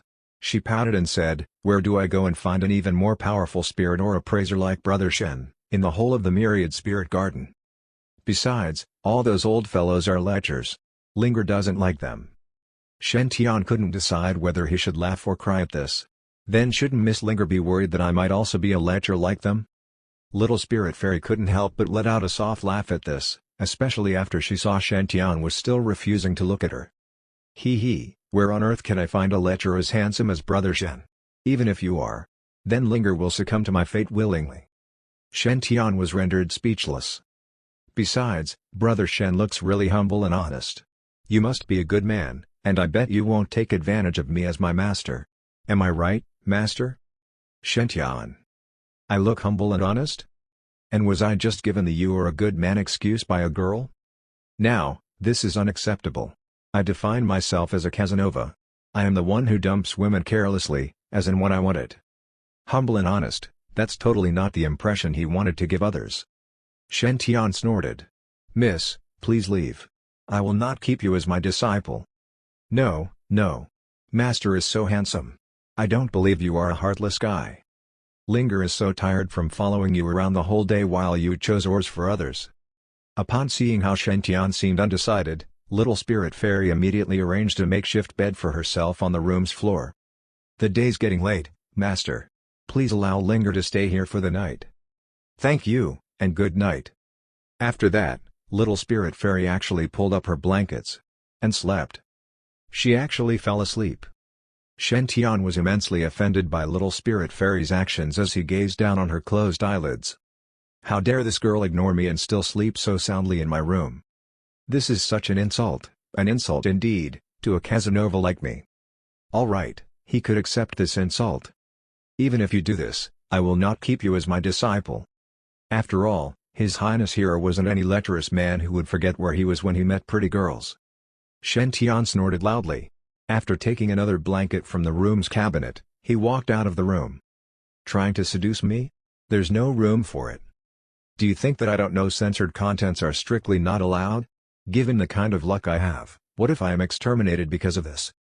However, what Shen Tian did not know was that the second he walked out of the room, the young girl finally relaxed her tensed-up body beneath the blankets. Little Spirit Fairy opened her eyes and revealed a somewhat rueful but cheeky smile. "I did not misjudge him. Master is really a gentleman. Ha, just wait and see. I am definitely going to make you keep me as your disciple. It's a must." On the other hand, when Shen Tian left the room, he was greeted by a sorrowful old eunuch. Your Highness, how can you let go of such a golden opportunity?" Eunuch Goi was ever more so grieved as he commented, "You are already 16 years old. Even if you are not prepared to take concubines, you should learn how to fool around." Shen Tian was slack-jawed. Now he understood. Apparently, Eunuch Gui must have given silent consent for Little Spirit Fairy's night visit. Or else, considering how Eunuch Gui had attained 7th firmament of chi refinement, Little Spirit Fairy could have never gotten past him. What made Shen Tian exasperated was, Eunuch Gui obviously wanted Shen Tian to have fun with Little Spirit Fairy, and thus, he had pretended not to notice how she had been harassing Shen Tian back in the room. Shen Tian was incredulous at such behavior. Honestly, are all these people in the cultivation world that open-minded? Who is the real person who is transmigrated? Why do I feel so out of place here? Chapter 31, Godfiend Body Tempering Cultivation System. She is not as simple as she looks. You better be careful. Shen Tian said, "By the way, Uncle Goe, you should go and rest now." Eunuch Gui smiled and said, "I will just sit and rest here. I can protect your highness too." Shen Tian thought for a moment and said, "Uncle Goe, you and Qin Gao take 1,000 spirit stones each and go cultivate on your skills." Eunuch Gui quickly declined. How can we do that? 1,000 spirit stones was a lot of money, enough for an average person to train all the way to Foundation establishment. Shen Tian waved his hand and said, "Do not reject them. If you become stronger, you'll better protect me." After seeing Shen Tian's firm expression, Eunuch Gui nodded. "Yes, Your Highness." At that moment, Shen Tian noticed that the halo on Eunuch Gui's head turned redder than before. It seemed that Shen Tian's conjecture was correct. When he shared the opportunities with Eunuch Gui and others, his providence would increase too. "Oh, right. Give me 100 spirit stones." Shen Tian smiled. "I'll try to cultivate the Tinder Sutra tonight." "Yes, Your Highness. I'll go arrange everything for you." Eunuch Gui took out the spirit stones and money before going to ask the inn's owner for another room. Shen Tian sat in a wooden barrel filled with herbal medicines and looked up. He placed the spirit stones in front of him and tried to recall the original 13th prince's memories. He tried to cultivate again after so long. However, unlike the time the 13th prince had suffered chi deviation, Shen Tian chose a different cultivation system. It was the God-fiend body tempering cultivation system. There were many different cultivation systems in the cultivation world. Taoism's golden core chi refinement was the most common one, as it required fewer resources and was faster to cultivate. At the same time, one could learn many peculiar skills from it. Also, due to the previous generation's contributions and research, this cultivation system was more complete. Thus, it had gradually become mainstream in the cultivation world. However, the most ancient system was not golden core chi refinement. It was the God-fiend body tempering system, which originated from humans that had been studying ancient monsters and demons. It was completely different from golden core chi refinement. Chi refinement was about refining the spirit chi in the world, storing it in the body as divinity, and dealing damage with dharmic powers. However, for body tempering, it refined the spirit chi to boost one's physique and increase their physical power. The first system emphasized on casting spells, while the second one focused on hand-to-hand combat. Although both cultivation systems were equally good, chi refinement had become the cultivation world's mainstream for a simple reason: body tempering was very costly. Given the same starting level, a God-fiend body tempering cultivator would need 10 times the resources a golden core chi refinement cultivator needed.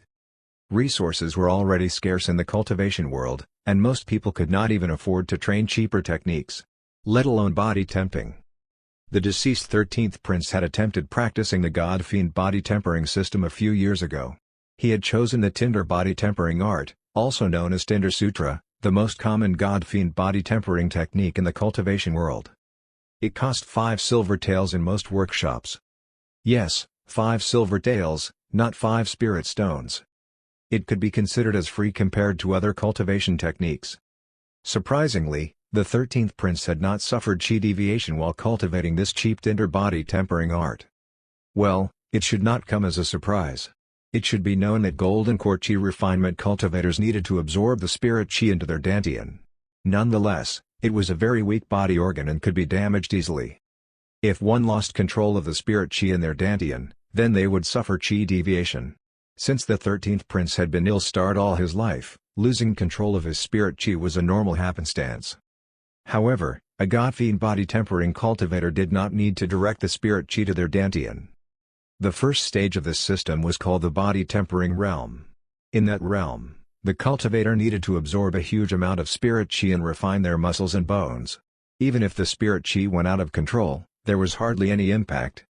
The whole philosophy behind this system was to damage the physical body first and help it recover slowly with the aid of medicine. As such, the body would slowly get used to it and become stronger. The more one lost control of their spirit chi and injured their bodies, the better the effect would be. One might wonder why the 13th prince had not continued cultivating the Tinder Sutra. Well, he had been very poor. He had sold most of the valuable items in Land Palace and had only obtained 100 spirit stones. He had spent an entire day cultivating the Tinder Sutra and ended up spending all his wealth without even managing to enter the first firmament. Most chi refinement cultivators would reach the third firmament, and a select few the fourth firmament, if they had 100 spirit stones. In the end, the ill-starred prince had not even managed to master the Tinder Sutra's basics. Thus, he had chosen to give up, as there was no way for him to continue on that path. However, everything was different now. Shen Tian had managed to earn 14,000 spirit stones in just one day. Shen Tian felt that he could try cultivating the Tinder Sutra with the amount of money he possessed. Well, it was not like he dared to try his luck with any other cultivation technique. Shen Tian grabbed a spirit stone and focused. He circulated his energy according to the Tinder Sutra's instructions and absorbed the spirit chi in the stone. Soon, a visible stream of spirit chi appeared from the spirit stone and entered Shen Tian's body. Then, visible spirit chi appeared from the spirit stones and entered Shen Tian's body. Golden core chi refinement cultivation techniques allowed the practitioner to refine the stone's spirit chi, making it more gentle for the dandian to absorb. However, God-fiend body tempering cultivation techniques did not have such a step, so the stone's unrefined spirit chi was more violent. The moment it entered Shen Tian's body, it started to activate his muscles and gave him the feeling that someone was hammering his muscles. Although the continuous pain was tolerable, this sensation lasted for a long period. At the same time, his muscles felt both sore and numb. Shen Tian clenched on the spirit stone tightly in pain. The traditional way is indeed brutal. Fortunately, the medicinal bath was taking effect. His body was absorbing the medicines and healing the muscles. Shen Tian's body was getting stronger as he endured through the pain. Soon, the medicinal bath's color got lighter, and within an hour, all 100 spirit stones turned into motes of dust. He had used them all. Money can indeed make people stronger. I'll need more spirit stones. Shen Tian had realized something, so he opened his eyes and shouted in excitement, "Uncle Goei! I need more spirit stones. I'm close to success. I have a feeling that I can do it today." Chapter 32, Little Fairy's Fortuitous Opportunity. Uncle Gui swiftly took out a bunch of spirit stones from the universe ring and handed them to Shen Tian. Shen Tian took a deep breath, started to circulate Tinder Sutra's dharmic formulation again, and absorbed more spirit chi. Had Shen Tian been cultivating a golden core chi refinement technique, he would not act so crazily. The reckless absorption of unrefined spirit chi in a short time was no different than committing suicide. Nevertheless, God-fiend body tempering techniques were completely different, as the spirit chi would not reach the practitioner's dandian. As Shen Tian continued to circulate the spirit chi through his body, he experienced great pain again. The spirit chi was bashing Shen Tian's body, making his muscles tougher and stronger. Part of the spirit chi dissolved into the medicinal concoction and entered Shen Tian's body too. He could feel that his entire body was very energetic, every cell in his body was screaming in pain and joy at the same time. Shen Tian understood that he was very close to breaking the shell that was holding him back. Thus, he now felt thrilled by the pain. Wow! My perspiration is slowly pushing out the accumulated impurities in my body. The feeling of my body getting stronger is amazing. No wonder so many people are too engrossed with cultivating. 100 spirit stones. 200 spirit stones. 300. 400. 500. Shen Tian spent a total of 500 spirit stones in the entire night to reach the first firmament of body tempering. Shen Tian felt very relieved and relaxed while his body felt refreshed. He clenched his fist and felt power flowing in his body. Swoosh! Shen Tian stood up from the wooden barrel. The water had become light green in color as most of the medicinal concoction had already been absorbed. "Uncle Goei, eat this." Shen Tian laughed and gave eunuch Gui a powerful punch. It was so powerful that it generated wind currents in the surroundings. Boom! Eunuch Gui stopped the punch with his right palm effortlessly. However, its power left him bewildered. "That's a powerful punch. That's the God-fiend body tempering system for you. It's very suited for close-quarters combat." Shen Tian smiled and said, "How was it, Uncle Goei?"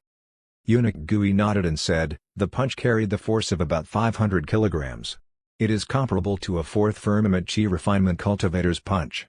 A normal first firmament chi refinement cultivator is no match for your highness."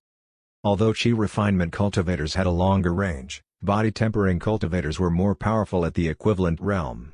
Only top-tier golden core geniuses could stand their ground against them. Shen Tian had enough power to beat a first firmament chi refinement cultivator easily. Shen Tian smiled. "Seems like this Tinder body tempering art is not as useless as I thought. This cheap book turned out to be quite useful." The only drawback was the high cost of cultivating it. He had spent 500 spirit stones to break through, as well another 300 spirit stones for the medicinal bath. He had only managed to reach the first firmament of body tempering after consuming 800 spirit stones. Had he been cultivating a golden core chi refinement technique, he would have reached the 9th firmament of chi refinement. Naturally, with more than 10 times the expenditure, effortlessly beating same-tier peers was sensible. I wonder if other God-fiend body tempering techniques are this costly as well. Too bad, I cannot find another God-fiend body tempering technique in the palace. Shen Tian shook his head and sighed. He was fortunate that he had the special power of seeing others' halos, which allowed him to earn money by assessing ores. Otherwise, he would be unable to cultivate the Tinder Sutara. In order to cultivate that technique, it didn't matter how gifted one was. All that mattered was how rich they were. Seems like the God-fiend body tempering system suits me. I will continue cultivating the Tinder Sutra for the time being. Shen Tian dried himself and wore a new shirt. His body, which seemed quite slim at first, was now buffed up a little. The muscles were more prominent, and he looked much better in that way. Although he had not slept all night, Shen Tian did not feel tired at all. He felt he was filled with strength and energy. The sun is almost up. Time for me to get something to eat and go out for more Providence. Shen Tian picked up his banners and was about to leave. Suddenly, a scream came from next door. Help! Then, someone dashed out from the windows. The shadow ran away quickly in the darkness, carrying a woman on his shoulder. It's Miss Linger. Eunuch Gui had a serious look on his face as he asked, should we chase? Shen Tian answered, of course. We cannot let anything happen to her. Eunuch Gui smiled. Seems like the prince likes little spirit fairy after all. Now that she is in danger, he cannot hide it anymore. Eunuch Gui was not so worried about the one who kidnapped little spirit fairy. According to his observation, he was, at best, an 8th firmament chi refinement cultivator. He was confident in defeating him. After all, his demon book of Huga was formidable. In Eunuch Gui's mind, it was a good thing that she was in danger, and the prince was concerned over her safety. At least, he now knew what was on the prince's mind. Thus, he chased after the kidnapper swiftly. Shen Tian did not know what Eunuch Gui was thinking. He was not so worried because he liked little spirit fairy. As a good youth of the 21st century that had cultivated his socialistic core values, Shen Tian felt obligated to save her. Well, that was bullshit. The true reason Shen Tian wanted to save her was that he had seen an image on little spirit fairy's halo. It was right at the moment when her kidnapper escaped. What did that show? It meant that little spirit fairy should not encounter any danger this time. In fact, she would encounter a big fortuitous opportunity. So far, Shen Tian had only met 2 individuals with red halo fortuitous opportunities. The first one had been Chen Gao's demon book of Huga. It was the most prestigious skill among the eunuchs, and even the Imperial Sutra could not compare to it. As for the second one, it was Li Lioner's 7 treasure fairy calabash seed. It was said that the calabash could protect the branch for generations. Most importantly, both times he had freeloaded and shared their opportunities, the black mist surrounding Shen Tian's halo had dispersed significantly.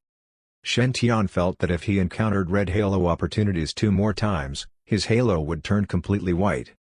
By then, his bad luck would take a turn for the better, and he would finally be able to enjoy a normal life. Shen Tian felt exhilarated when thinking that he would not lose his life due to some random, unlucky incident.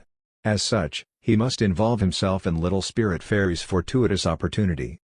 As Eunuch Gui increased his speed, Shen Tian could feel the wind howling beside his ear. They were closing in on little spirit fairy's kidnapper.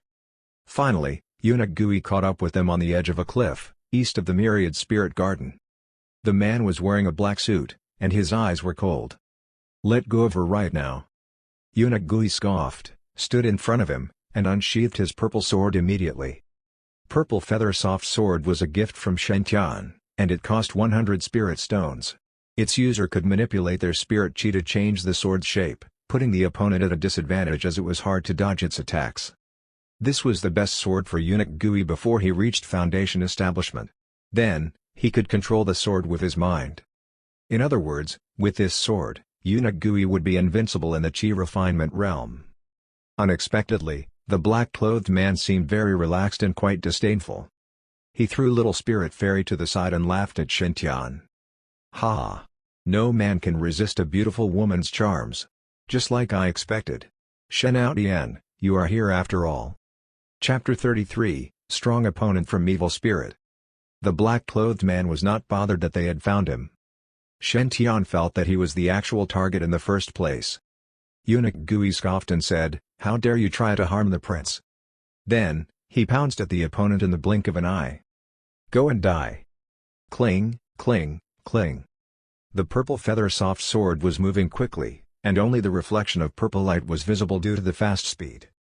Soon, the man was surrounded by blade auras, sealing all escape routes. Unexpectedly, even though Eunuch Gui had incredible attacking speed, he was unable to hurt the black-clothed man. An invisible force field seemed to push the blade away, allowing the black-clothed man to stand still, unharmed. None of the attacks landed on him. Not bad for a 7th firmament chi refinement cultivator. The man smiled at Eunuch Gui. "Your cultivation technique must be very special. Hand it over, and I'll give you a quick death." As he finished his sentence, his dandian exuded a gold ray of light, and a golden core appeared. It was so powerful that it pushed everything around it away like a tsunami. The shockwave struck Eunuch Gui and sent him flying. He coughed out blood with a pale face due to his grievous wounds. Golden Core Realm. You are at the Golden Core. Eunuch Gui was in despair. He struggled to stand up. "Your Highness, please run. I will stop him." Shen Tian shook his head. A Golden Core cultivator could use their power to create an homological realm, so running away would be impossible now. This man had hidden his real power, having planned everything. The black-clothed man said, "Stop struggling. The moment you left the Myriad Spirit Garden, your fate was sealed. I have already set a deceptive region here. No one will ever find out your whereabouts." The man took out a jade box and removed a pill from it. He laughed. "Hee, Shen Tian? You are good at assessing ores, but you are too weak. At first, I thought you were just hiding your real strength. Who would know that you were so weak? Since you said that we're not fated, I'll just have to use force. When you eat this mesmerizing pill, you will be loyal to the saints and help me unconditionally. Then, my power will grow in the country of fire." Ha ha ha. Shen Tian fell deep in thought. He recalled that a perfected golden core, named Black Blood, had begged him the previous day to find a good door for him. Unfortunately, his halo had not revealed any fortuitous opportunity image, so Shen Tian had turned him down. Now, he was risking everything and trying to make Shen Tian into his puppet. "Saints?" asked Shen Tian, clearly interested. "All the lands in our country of fire are controlled by the Grand White Grotto Heaven, which is governed by the Divine Firmament Sacred Ground. There are no saints around here." Black Blood was unhappy that Shen Tian was questioning the saints' existence. He scoffed. "Grand White Grotto Heaven is nothing compared to the saints.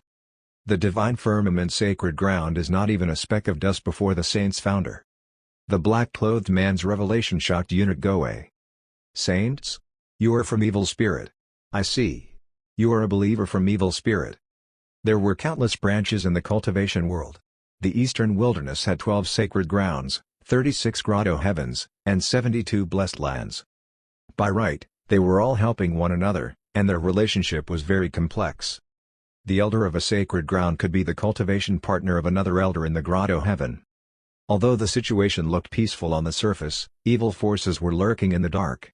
Evil Spirit was the most unbridled dark force that had once gone against a sacred ground openly. Evil Spirit's believers rarely used spirit stones to cultivate. They would use blood sacrifice most of the time. They would consume the blood and spirit of people to make themselves stronger. The downside of it was that their foundations were unstable. Nevertheless, their initial cultivation speed was very fast, and they did not need many spirit stones. If they crafted some hideous weapon, such as the heretic umbrella, they could beat cultivators of the same tier easily. As one would expect, the cultivation world did not accept evil spirits' cultivation method, so everyone hated them with a passion. As long as they appeared, everyone would hunt them down. Even so, many people wished to join Evil Spirit, especially gullible, hot-headed fellows. Thus, they had been a huge problem for many years. "So, you are from Evil Spirit?" Shen Tian frowned and said, "Your target is me. You can let Uncle Gui and Little Spirit Fairy go." Perfected Black Blood laughed. "No way. They already saw my face. There is only one mesmerizing pill here. Other than you, everyone will die here." He looked at Little Spirit Fairy and said, "She is really beautiful. What a pity. I should do something with her before I kill her. What do you think? Are you okay with it?" Perfected Black Blood stared at Shen Tian in the hope of seeing his angry face. Unfortunately, he was disappointed. "Are you sure you don't want to hear my proposal?" asked Shen Tian. "On what grounds do you believe you can negotiate with me? They are all dead." Shen Tian sighed. "Well, that's more like it. This is the cultivation world's true face. Blackie, you've made me proud." Black Blood was confused and felt something was not right. "Stop bluffing. You think you can still beat me now?" Shen Tian walked up to Eunuch Gui and helped him get up. He smiled and said, "Are you not curious about where my other friend is?" Black Blood was stunned as realization dawned upon him. He had 2 followers. If one of them is here, where is the other one? Just as he thought about it, a deafening sound came from the sky. Swoosh! Swoosh! Swoosh! Swoosh! Swoosh! Swoosh! Soon, they saw white-robed enforcers riding on their flying swords, closing in fast to their location. Chapter 34, I'm a Father Now? They were wrapped in a white sword light that was as bright as a shooting star in the night sky. The 3 captains in the Golden Core realm stood side by side, while 20 cultivators in the Foundation Establishment realm were lined from left to right, forming an arrow formation. According to a sword kinesis flight theory, it was more divinity efficient to fly with the sword in that way. That was exactly what happened, and the 20 or so enforcers were rushing at full speed.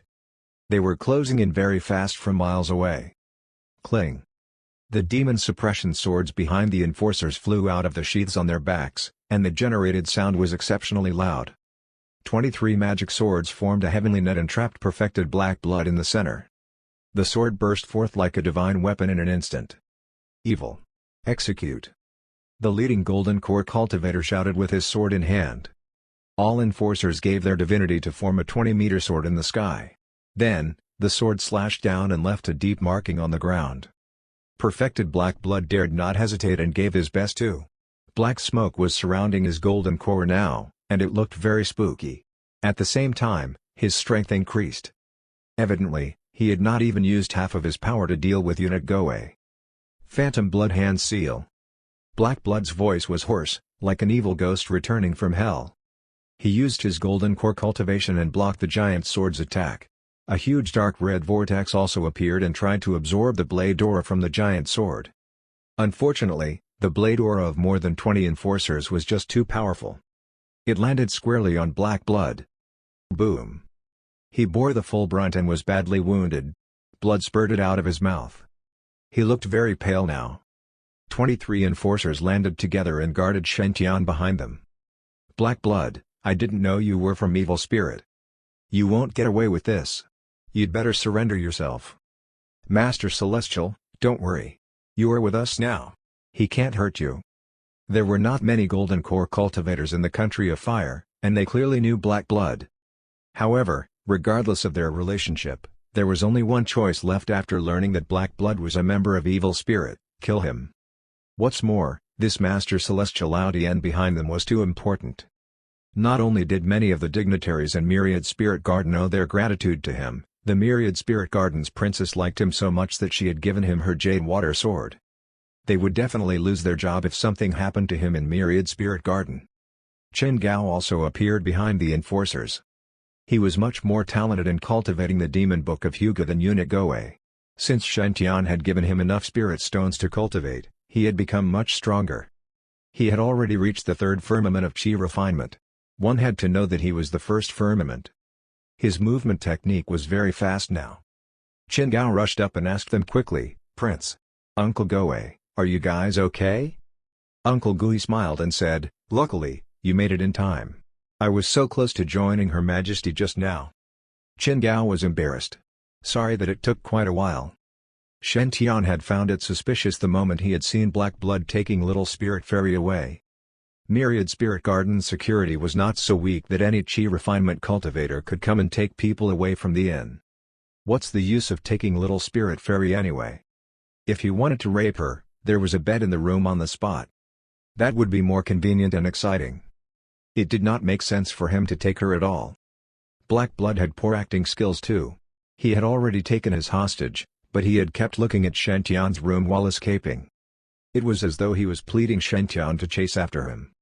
Shen Tian had read enough novels to find something wrong with the whole setup. Thus, he had asked Chen Gao to find the enforcers for help. It was their job anyway, so he did not have to risk fighting alone. It turned out that he was right. However, Shen Tian did not expect Qin Gao to call so many people. Shen Tian thought one golden core was the best he could do. Unexpectedly, there were 3 golden core and 20 foundation establishment cultivators. That was enough to form an enhanced platoon. Shen Tian was very pleased with this. He smiled and said, "The law enforcement captains in the Myriad Spirit Garden usually don't go out so easily. Good job on convincing 3 captains to come out." Qin Gao replied, "Actually, I did not do much. I just told a random enforcer that your highness might be in danger." Then, all the enforcers on night shift volunteered. They said it's the best time to form ties of fate with Master Celestial. The 3 captains told the rest to leave the other captains out of this. They were worried that fate would be distributed between them. Shen Tian? What? So this can be about fate making too? Shen Tian's mouth twitched. They're too obsessed with getting rich. However, something wrong happened on the battlefield. That is really powerful. Myriad Spirit Gardens enforcers, indeed. Black Blood stood up. His clothes were tattered, and blood was oozed out of his wounds. The captain scoffed and said, "Black Blood, just give up." Give up? Now, it was time for Black Blood to scoff. "I'm an elder of the saints stationed in the country of fire. Do you think that is all I've got?" He left and cut his left wrist. Blood spurted out and formed a weird shape in the sky. As the blood continued to pour out, the patterns became more complex and bizarre. Black Blood had roared, "Ghost Mother, come out." Suddenly, a slender palm stretched out of that pattern. Then, the head, the neck, and the body followed. It was a woman in a big red wedding dress, her hair covering her entire face, and she was white as a sheet. She was floating in the void with a creepy, eerie look. There was a cluster of young ghosts around her, each one was covered in blood and looked incredibly hideous. This is a half-step 9 neon evil spirit, Jiur. The captain said in a terrified voice. Jiur? Shen Tian was slightly stunned and directed his gaze towards Jiur. The ghost was staring at him too. A female voice came from the void. Hee hee. What a handsome boy. My children are going to have a father at last. Chapter 35, A Sea of Blade Aura. My children are going to have a father at last. Hades' black hair covered her entire face, making it impossible to see what lay underneath. However, just her appearance and miserable voice were enough to give him the creeps. Such a being suddenly says she wants me to be a father to her children? Shen Tian looked at the ghost babies crowding around Jiur and shuddered. Even the evil spirits are so unorthodox these days? Being too handsome is really troublesome. Black Blood smiled and said, "Ghost Mother, you like this pretty boy? Fine, as long as you help me defeat these enforcers when I capture this kid and feed him the mesmerizing pill, he is all yours." Jiur looked at Black Blood and laughed. Hee hee, really? Even Black Blood shuddered. He knew better than anyone how sinister this evil spirit was. Strictly speaking, Jiur was not one of evil spirit's believers. Instead, it was a special artifact evil spirit's top executives had crafted. This artifact was required to search for a virgin born in a time of yin. It had to kill her entire family in front of her when she was in her wedding dress and just about to get married. Then, it had to extract her soul and seal her in a Dharma artifact for years. Slowly, she would become a vengeful spirit. Only when there were 500 or more ghost babies, this supreme evil weapon, Jiur, could be considered fully refined. A fully refined Jiur would be at least above the nascent soul realm. The entire city and kingdom would fall to hell once it appeared. There were only 300 babies with this ghost mother right now, so it only had a half-step nascent soul's power. However, Black Blood could feel that the artifact was not strong enough to hold her. Thus, he did not dare to refine it anymore. He was afraid that Ghost Mother would become too powerful and turn back on him. In that case, he would die horribly. But now, Black Blood was already surrounded and had absolutely no way out. He could only bring out the Ghost Mother and take a risky gamble. Hee hee, remember your promise. He has such a good body. I'm going to suck everything out of him. Jiur smiled fiercely and lunged at the 3 Golden Core enforcers. Her 300 ghost babies were behind her, surrounding the Foundation establishment cultivators. They tried to fight with their blade auras, but the effect was negligible. All the support from the enforcers was cut off. Without any other help, they would be defeated and killed eventually. Hee hee. Who is the one giving up now? Black Blood looked at his wounds and said, "You are gonna pay for this."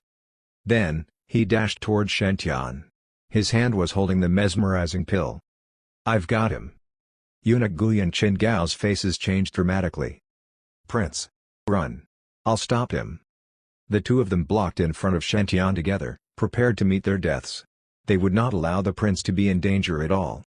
However, Shen Tian pushed the two of them away slowly. Sigh. "Why? Are you making me do this?" Shen Tian pointed his finger at Black Blood. Suddenly, he was covered in blinding light, and someone appeared from this light. Although the light concealed his body, his presence was very powerful. The earth shook as he appeared. He was just holding a board sword and made a simple slash. It looked very normal. However, a blade aura appeared in the sky. Then it divided into 2, and then 3. Soon, there were millions of them. It became a sea of blade auras and flew toward Black Blood. Chang's sword intent? How is it possible? No.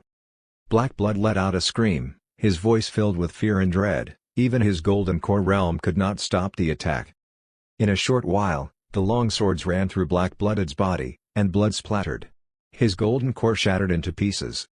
When the blade aura dissipated, Black Blood was no longer there. Perfected Black Blood, a golden core cultivator, was killed. A string of black rosary prayer beads fell on the ground. It must be something very special, or else it could not have been intact after the attack. There were cracks on every bead, and the largest red rosary bead was nearly cracked.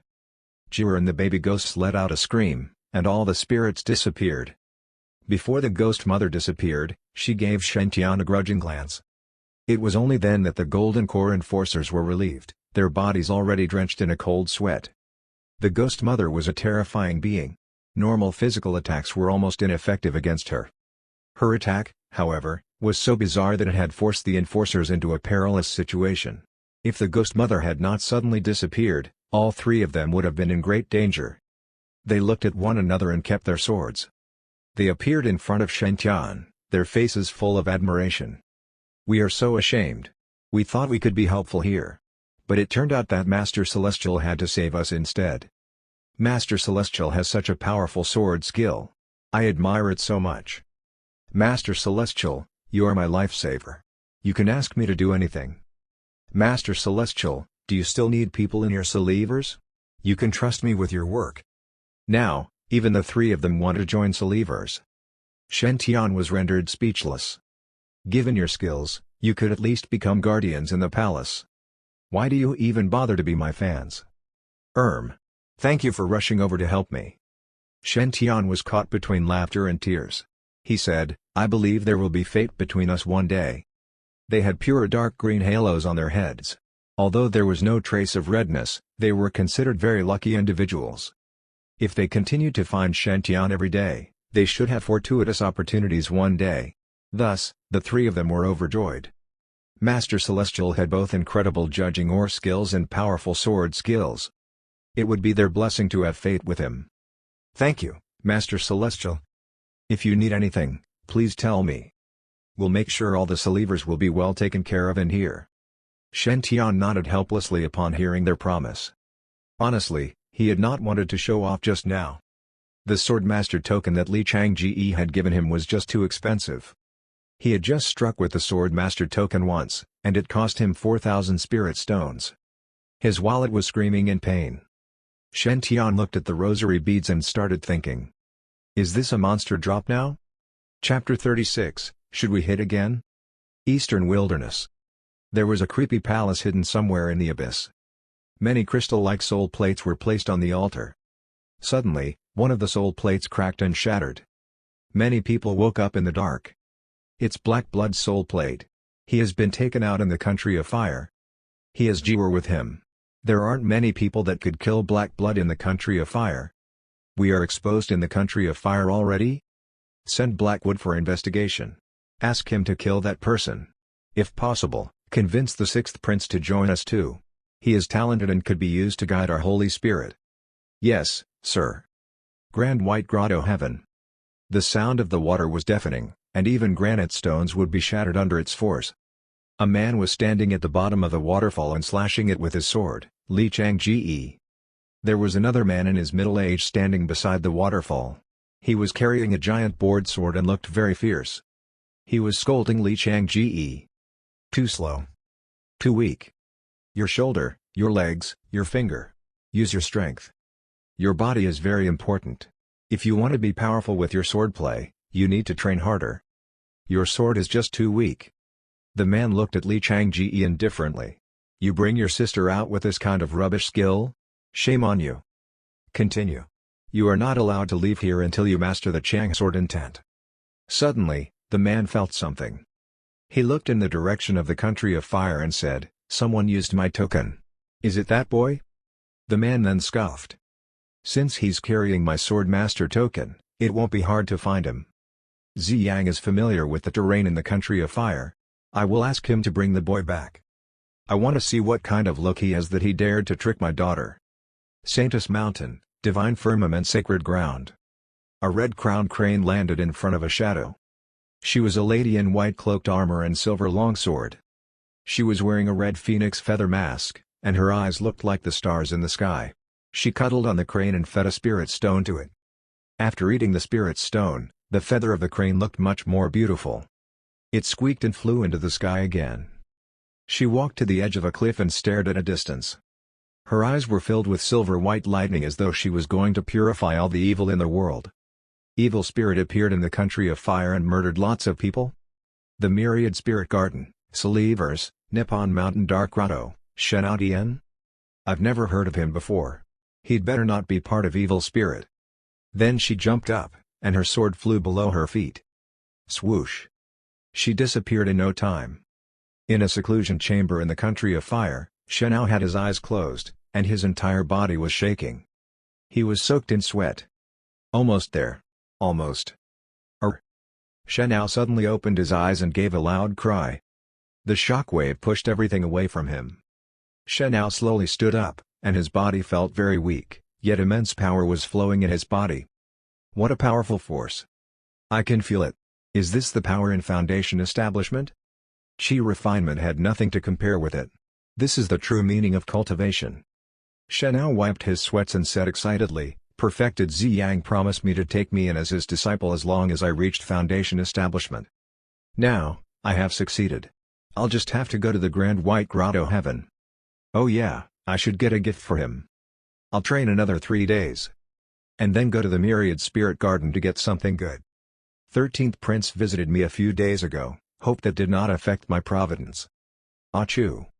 Achoo. Achoo." Shen Tian began to sneeze non-stop. He felt that someone was secretly admiring how handsome he was again. The 3 golden core perfected ones had been chased away, and only the 4 of them were left in this wildness. Little Spirit Fairy was still sleeping in the sack. Shen Tian's focus was on the beads he had in his hand.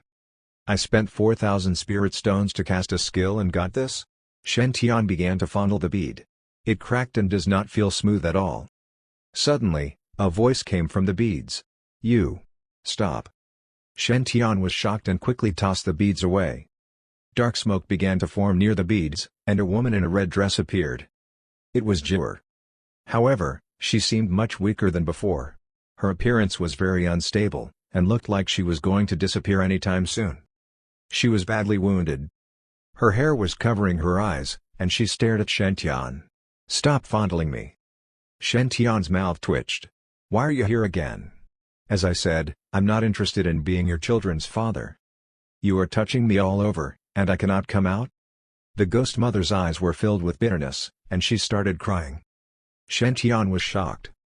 "What? I made Jier cry just because I touched the beads?" The experience of hearing a ghost crying is no joke.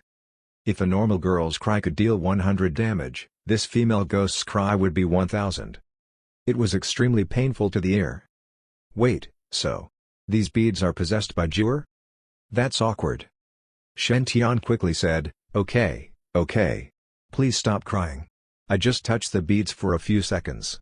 Relax." The ghost mother slowly stood up, looking very shy. She bowed and said, "Thank you, Immortal Senior, for slashing all my resentment away. I'm back to my senses. I don't know how to repay you." Shen Tian quickly interrupted, You don't have to pledge to marry me." Jier was shocked for a moment, and more resentment started forming. Even the black smoke around her seemed to be denser than before. Qin Gao was very alarmed by it. "Your Highness, her resentment is coming back. Should we hit her again? Jiwar. Chapter 37, Just acupuncture would do.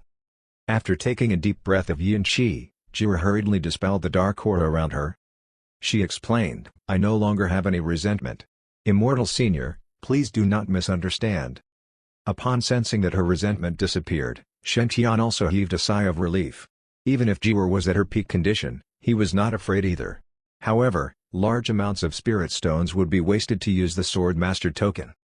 Jiwar kneeled in front of Shen Tian and said, Immortal Senior has killed the evildoers of evil spirit and allowed me to escape their control. I am unable to repay your kindness, so I don't dare to hope for anything else. But it's just. The children in the beads are innocent and unable to enter the reincarnation cycle. I am not their real mother, but we have spent many years together, so I cannot bear to see their plight. I only hope that you can release their souls and allow them to enter the reincarnation cycle. If so, I am willing to serve beside you and be your slave or servant to repay you. Even if Immortal Senior wants to fondle me, I can accept too. SSSSS. Shen Tian took in a sharp breath. Who would want to fondle you? What kind of person do you think I am? At that moment, Jiwar lifted her hair, which originally covered her face, and an ethereal and stunning face appeared before Shen Tian. Shen Tian did not know what phrase to use to describe her beauty. If he had to describe, then, little spirit fairy's appearance would be breathtaking and heavenly. Li Lioner was cute, like a little sister next door. Meanwhile, Jiwar was like an elf in the night, under the moonlight, grieving and mournful. She was just like Ni Shaoqian in Joey Wang's version of a Chinese ghost story. She had an amorous disposition and made one could not help but want to take pity on her. Sigh. When thinking about it carefully, her whole family was slaughtered before she married. Then, she was sealed in the beads and unable to enter the reincarnation cycle. That's indeed quite pitiful. Shen Tian could not help but feel sympathetic for her. Don't worry. You don't need to be my slave or servant. There is justice in heaven and earth, he said righteously, I will definitely release the children's souls. Jiwar was moved. I thank Immortal Senior on behalf of those children. That's right. It was as if Shen Tian had thought of something, so he asked, how can we release their souls? Is it possible to do it physically? Jiwar was stunned for a moment. Physically? What do you mean? Shen Tian touched the Sword Master token he was carrying, slightly reluctant. However, he still said firmly, what if I use the earlier sword aura and slash a few more times? Would it be able to cut off your resentments? Jiwar's delicate body trembled, while her originally illusory soul became more transparent. When recalling the earlier slash's power, her eyes were filled with fear. I'm afraid not. If Immortal Senior unleashes that slash once again, then the beads will be destroyed completely. By then, our souls would all vanish. Shen Tian was helpless as he did not know any Dharma spells to release souls. Then, this makes the matter difficult. Forget it, let's carry the beads on me first. If an opportunity presented itself, and he encountered any mantra that could release souls, such as the rebirth mantra, Shen Tian would help them enter the reincarnation cycle. Shen Tian said, I will think of other ways to help those children to be reborn. That's right. You seem to be injured quite seriously. Is there any way to heal your injuries? Upon seeing how unreal and weak her soul looked, Shen Tian felt that she could disappear anytime soon. Jiwar nodded. These are soul-nourishing beads, so once I return to them, my injured body will heal slowly. Shen Tian was deep in thought. However, the beads seemed to be damaged. Is there any way to restore them? Jiwar said, as long as enough resentment and evil qi are absorbed, they can be restored. But Jiwar did not continue speaking as Shen Tian could understand her meaning. If the beads continued absorbing resentment, then as the beads were restored, the souls of Jiwar and those children would continue to be corroded. By then, Jiwar would revert back to how she was previously. Would absorbing spirit qi be possible? Shen Tian suddenly said, would you be able to recover if you absorbed spirit stones? Jiwar thought for a moment and said, should be possible. Evil cultivators trained evil cultivation techniques that harmed others to benefit themselves due to the lack of training resources. The so-called resentment, evil qi, or qi from evil spirits, they were not as pure as the spirit qi from heaven and earth. However, to evil cultivators, it was much easier to obtain these above-mentioned types of energy as compared to spirit stones. For example, in order to obtain the so-called resentment that sustained Haiti, one only needed to continue killing people. If one used spirit qi to rear spirits, then even the resources of nascent soul cultivators would be depleted. Therefore, most heretic cultivators would choose blood sacrifices to restore Dharma treasures. Obviously, Shen Tian found it more convenient to use spirit chi since he was so poor he was only left with spirit stones. Alright, then return to the beads and stay in there. Shen Tian took out a bag of spirit stones and stuffed it within the beads. She should feel comfortable now. Upon seeing Shen Tian take ownership of the beads, Eunuch Gui and Chen Gao were both relieved. So, the reason His Highness is indifferent toward little spirit fairy and fairy lion, or is that His Highness does not like women but has eyes only for female ghosts? Although it's not very good to be involved with female ghosts, at least, His Highness has grown up. The difference between female ghosts and women would not be that distinctive after blowing out the lights. His Highness is currently interested in female ghosts. If we guide him slightly, it won't be difficult for His Highness to be interested in women in the future. Then, getting married and giving birth to children will occur naturally. If concubine Lan knew, she would definitely be happy. Eunuch Gui was relieved that the 13th prince had finally found a woman that made his heart beat. Meanwhile, Qin Gao was even more excited. Shen Tian was unaware that his subordinate's thoughts were running wild. He slowly walked toward little spirit fairy and observed her. It was unknown what perfected black blood had used to drug her. She was still fast asleep, like a pig, even though she had been carried for tens of kilometers, and a fierce battle had taken place there. She showed no signs of waking up at all. "Uncle Goe, do you have any way to wake her up?" Eunuch Gui replied, "Miss Linger has fainted. She should be able to regain consciousness after pricking her with needles. If it's just acupuncture, I will need to remove Miss Linger's outerwear."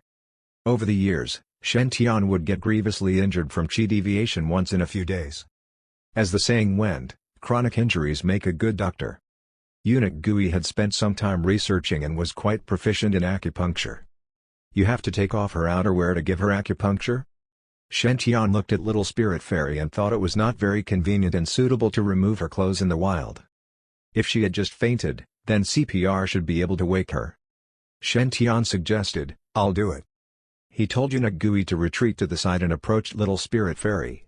He took a deep breath and cleared his mind of impure thoughts. Then, Shen Tian stretched out both of his hands and pressed toward little spirit fairy's chest. Meanwhile, behind him, Eunuch Gui and Chen Gao's jaws dropped. "Oh my god! Previously, Miss Linger threw herself to you and even slept on your bed, but you directly left the room and did not even touch her. Instead, now that she's unconscious, you make a move on her? Does it really feel better without interaction?" Eunuch Gui was skeptical. "I originally thought His Highness liked female ghosts. Is it possible that His Highness likes fainting play?" Chapter 38, His Highness is finally lucky? Shen Tian had received some basic first aid knowledge, including artificial respiration and chest compressions, in his previous life. To be able to use them when needed, Shen Tian had been serious in mastering these skills. Therefore, after applying what he knew on little spirit fairy for a while, her breathing gradually became stable. Little spirit fairy slowly opened her eyes. "Eh?" Suddenly, she felt something was wrong. An extremely handsome face was getting closer to her. It was Shen Tian. Little spirit fairy turned pale from shock and hurriedly closed her eyes again. "SSSS. Damn you. You actually took advantage of my unconscious state and kissed me. You even blew air into my mouth. Wait, he is pressing my chest. That's going too far. I'm still a maiden. If you do that to me, how can I marry in the future?" Little spirit fairy was enraged and wanted to jump up and beat up Shen Tian. However, on second thoughts, there was no one else in the wilderness. Only Shen Tian and his two personal servants were around. Even if she really wanted to resist, it seemed like she wouldn't be able to do it. Is it really possible that I had misjudged him? Is he really not a good guy but a perverted maniac? When thinking of these, little spirit fairy was so frightened that she did not dare to move. However, a special feeling that she had never experienced before gradually filled her up. Such a feeling was miraculous, something that she had never felt before. Suddenly, the touch on her lips disappeared. The pressing on her chest had also stopped. Little spirit fairy felt as if she had lost something from her whole body. She kept her eyes closed but heard the conversation between Shen Tian and Eunuch Goe. "Uncle Goe, I'm a little tired. How about you try acupuncture?" Little spirit fairy became anxious. "Acupuncture? What acupuncture?" Cough, cough. I'm not proficient in my skills. I'm afraid that I might hurt Miss Langer. It would be better if your highness continued. Therefore Shantian was not being frivolous but saving me? No way. How does doing that count as saving people? And he still complained that he was tired. Why? Is it that hard for you to save me? Little Spirit Fairy could not help but feel bitter in her heart. Surprisingly, Shantian's beads started trembling.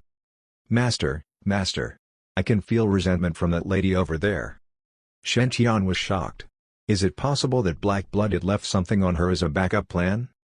Eunuch Gui's face also turned serious. There's such a possibility. Evil cultivators were known for their viciousness and for resorting to every conceivable means. As they had no bottom line, they would resort to all sorts of underhanded methods, which were extremely hard to deal with. Shantian grasped the sword master token in his hand. Is there any way to disperse this resentment? Qingao, who was at the side, thought for a moment. I heard that the urine of a virgin boy is able to dispel evil things. Stop. Little Spirit Fairy went pale from fright when she heard Qingao's suggestion, so she directly jumped up from the ground. Fine. Upon seeing how panicked Little Spirit Fairy was, a weird expression appeared on Shantian's face. You were already awake? Little Spirit Fairy was stunned and nodded while in a daze. I just woke up a while ago. Why didn't you say that you were awake? Asked Shantian helplessly. I'm exhausted. Little Spirit Fairy. Little Spirit Fairy snapped out of her dazed state and entered rage mode. You're a scumbag. You kissed me and pressed my chest just now. How am I going to marry in the future? Eunuch Gui smiled so widely that his eyes were squinted. Then, just marry His Highness. Hee. Luckily I did not use acupuncture just now. His Highness is indeed clever. Who is going to marry that bastard? Little Spirit Fairy's face turned slightly red as she mumbled, doing those kinds of things to me when I was unconscious. Shantian said helplessly, I did that to save you. I really did not have any other thoughts. Little Spirit Fairy flew into a rage. No thoughts? Am I really that ugly? Shantian felt helpless yet again, her point of focus was slightly off. He sighed. Then what must I do for you to believe me? Little Spirit Fairy turned her head to the side as she became more and more furious. Bastard, that bastard said it was all just to save me, and he had no other thoughts. It's obvious that he doesn't want to take responsibility after doing those things. Damn it, he's just too hateful. Little Spirit Fairy was fuming with rage, so she pointed to the cliff at the side. You don't want to take responsibility? Humph, if you jump down from here, then I'll believe that you did not have other thoughts. She snarled. Shantian looked at the cliff and gulped down a mouthful of saliva. Jump down from this cliff? Little Spirit Fairy nodded her head with a pleased look. Then, she smiled and said, how about it, you're afraid now? Humph, bastard. Seeing that you saved me, then I'll just settle for you. There's no way that you're not taking responsibility. However, after we are married, who will be in charge of the spirit stones at home? Just as Little Spirit Fairy was immersed in her wild thoughts, a figure flashed past her and rushed toward the cliff. What I have done today was inappropriate, but I really did so to save you. Since you don't believe me, then I can only die to prove my innocence. When Shantian uttered the last words, he abruptly jumped down the cliff and instantly disappeared into the vast cloud layers. He had actually jumped off the cliff. Even Eunuch Gui and Qingao, who were at the side, were unable to stop Shantian in time. Little Spirit witnessed the whole scene, astonished. How could you really jump off the cliff? Do you really hate me that much? You're even willing to jump off the cliff to die instead of taking responsibility. Or do you think what I've said has hurt your pride? Idiot, who cares if you have other thoughts? You jumped to prove your innocence. You're actually an idiot, right? Little Spirit Fairy could feel that her face was wet, so she touched it. It was unknown when, but her face was already full of tears. Soon, Little Spirit Fairy connected everything that had happened tonight. She remembered that perfected Black Blood had kidnapped her and that she had fainted from being drugged. So everything he had done was to save me, but I was being unreasonable and even forced him to suicide by jumping off the cliff? Little Spirit Fairy felt that the strength in her whole body had been sucked out. She walked towards that cliff step by step. Ha, Brother Shen, you think you're the only one not afraid of death? Wait for me, Brother Shen. Linger will come and keep you company. Little Spirit Fairy walked toward the cliff slowly and looked at the thick layers of clouds. She smiled and firmly stepped out with her left leg. She needed to take another step, and they would join death together. At that moment, beneath the seemingly bottomless cliff, Shen Tian's voice resounded. "Ha ha ha, there's actually a stone platform hanging in the middle of the cliff. Uncle Goei, Qin Gao, Miss Linger, I'm alive. I landed on a stone platform and was saved. There's also a cave here. It looks like a cultivator's cave abode. Hurry and find a rope to come down." As Shen Tian's voice echoed, Little Spirit Fairy, who had stepped 1 foot off the cliff, was completely stunned. Meanwhile, eunuch Goei, whose face was as wide as a sheet, also cried with joy. Not dying from jumping off the cliff but instead encountering a cultivator's cave abode? His Highness has finally gotten lucky after keeping a low profile for 15 years? However, the truth was far from being that simple. Chapter 39, A Pond of White Lotus Flowers. On the stone platform, Shen Tian was filled with cold sweat. Fuck, I nearly died. The reason Shen Tian had suddenly jumped off the cliff was not an impulsive choice. He had actually pondered over jumping off the cliff for a long time. Of course, he was not looking for death. The image in Little Spirit Fairy's halo had shown that her fortuitous opportunity would be beneath this cliff. In theory, if Shen Tian did not appear, the outcome of perfected black blood kidnapping Little Spirit Fairy would be falling off the cliff. As for the reason she fell, it was unknown, be it falling off in the midst of struggling or committing suicide due to being humiliated. However, the place she landed after falling off the cliff was definitely this stone platform. Naturally, due to Shen Tian's intervention, Little Spirit Fairy was saved and would not be dumb enough to jump off the cliff when she was fine. Thus, since Little Spirit Fairy wouldn't jump, Shen Tian could only do it himself. The problem was, eunuch Gui and Qin Gao were at the side protecting him, so Shen Tian could not just suddenly jump off the cliff. It was difficult to find a reason that would justify his actions. Fortunately, Little Spirit Fairy actually asked Shen Tian to jump off the cliff to prove his innocence. Shen Tian couldn't let go of such a good opportunity.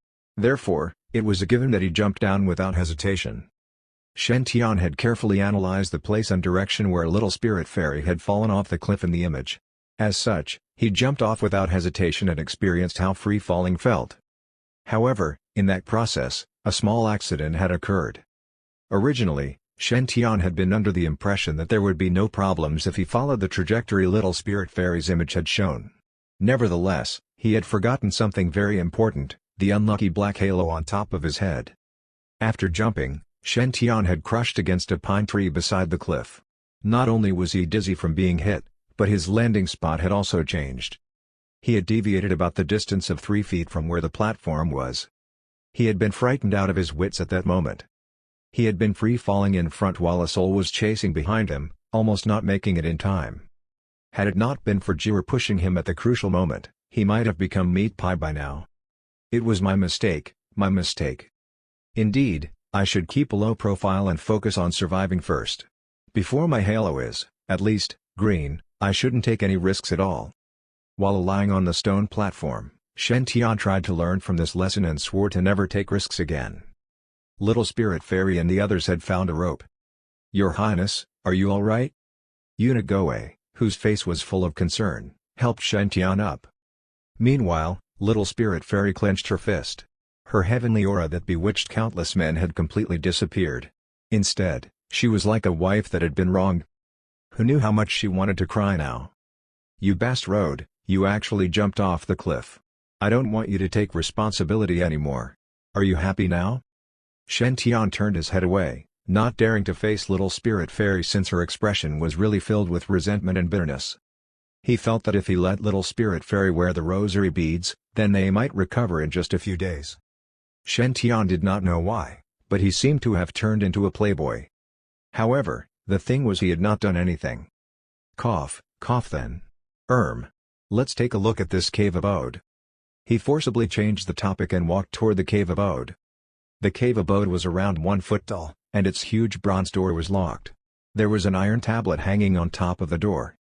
On the table, 4 huge words were written with vigorous touches and fine strokes: Celestial Water Immortal Abode. Celestial Water Immortal Abode? There are no relevant records in the books of the palace. Eunuch Gui said, "Your Highness, please be careful. There may be dangers inside a cultivator's abode." Shen Tian nodded. Even without eunuch Gui's reminder, he already knew that. He had nearly turned into meat pie just now, after all. He gradually walked toward the door and saw that there was a handprint indentation on the bronze door. Shen Tian placed his right hand into the handprint indentation and slightly used force. He instantly felt piercing pain assaulting his 5 fingers. 5 drops of blood oozed out of his fingers and were absorbed by the bronze door. However, there was no change to the door after absorbing the blood. Indeed, some fortuitous opportunities are tailored for specific people. Shen Tian had no other choice but to say, "Looks like this bronze door is a test. My blood didn't pass." Eunuch Gui and Qin Gao looked at each other and also walked forward to try.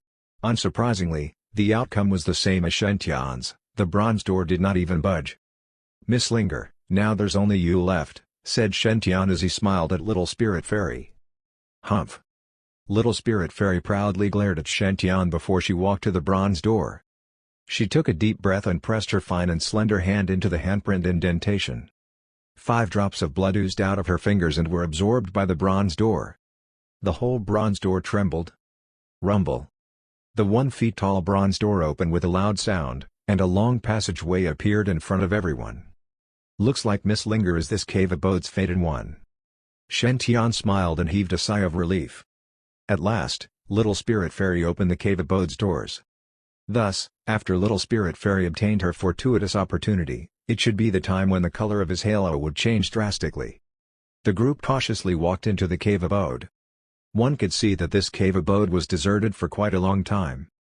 There was 1 row of candles on each side of the cave, and they were covered full of dust. After stepping through the bronze door, the group headed deeper into the cave abode. Following the passageway, they advanced around a few hundred meters.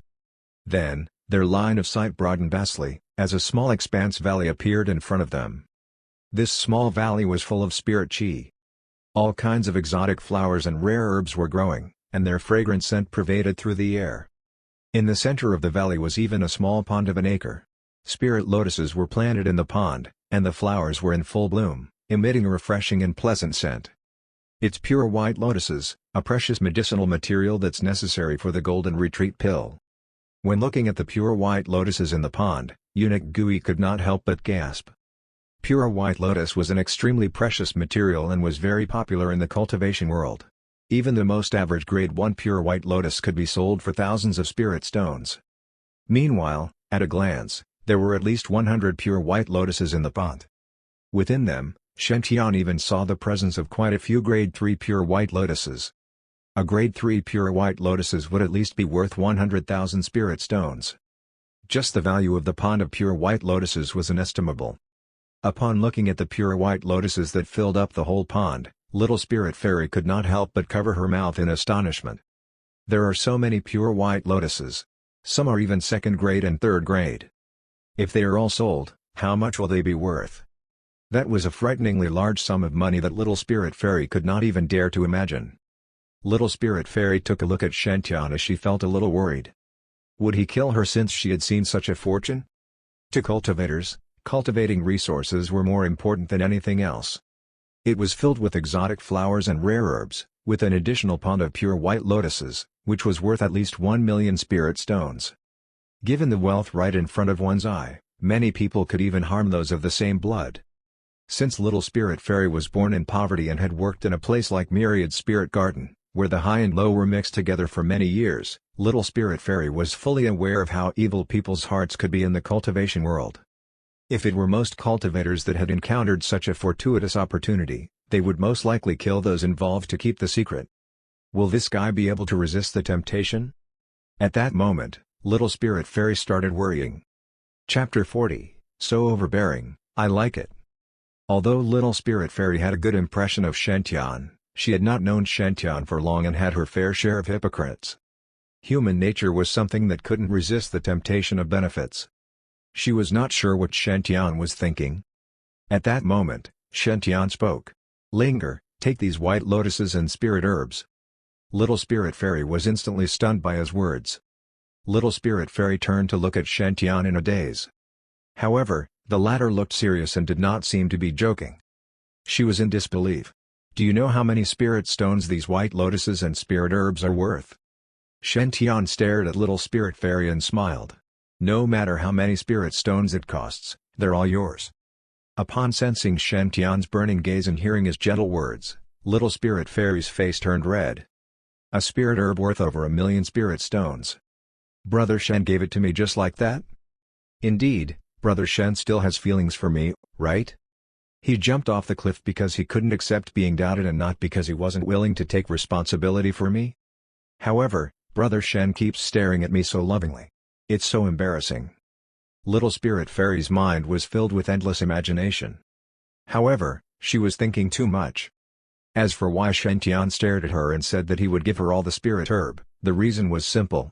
He was observing the light halo above little spirit fairy's head. After Shen Tian finished speaking, he gave all the white lotuses and spirit herb to little spirit fairy, and at that moment, the halo above little spirit fairy's head shone brightly. The red halo was originally carrying a few wisps of green light, but the green light had already completely disappeared. The halo above her head completely turned red. At the same time, Shen Tian felt his body relax. Evidently, his providence was also increasing at the same time. This feeling was rather satisfying. However, at that moment, little spirit fairy said, "This is not suitable." She bashfully glanced at Shen Tian and said, "Brother Shen, you only discovered this cave after jumping off the cliff. How can you share so much of it with me?" After some thought, little spirit fairy said, "Brother Shen, you should keep these spirit herbs and white lotuses." Just as she finished speaking, the halo above her head began to glow with green light again, and it seemed to have increased. Shen Tian could also feel his body becoming heavier. He said righteously, "How can I let that happen? If you hadn't opened the heavy iron door, we wouldn't have been able to enter. You are the fated person of this cave, so these spirit herbs should be yours." The green light slowly dissipated, and his body slowly became lighter. Little spirit fairy was extremely touched. Such a good man is really rare. At the thought of this, her face turned slightly red. "Brother Shen, don't refuse. Just accept it."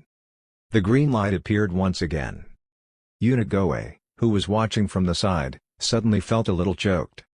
He said helplessly, "Why don't we have Miss Linger marry His Highness? That way, it doesn't matter who has them."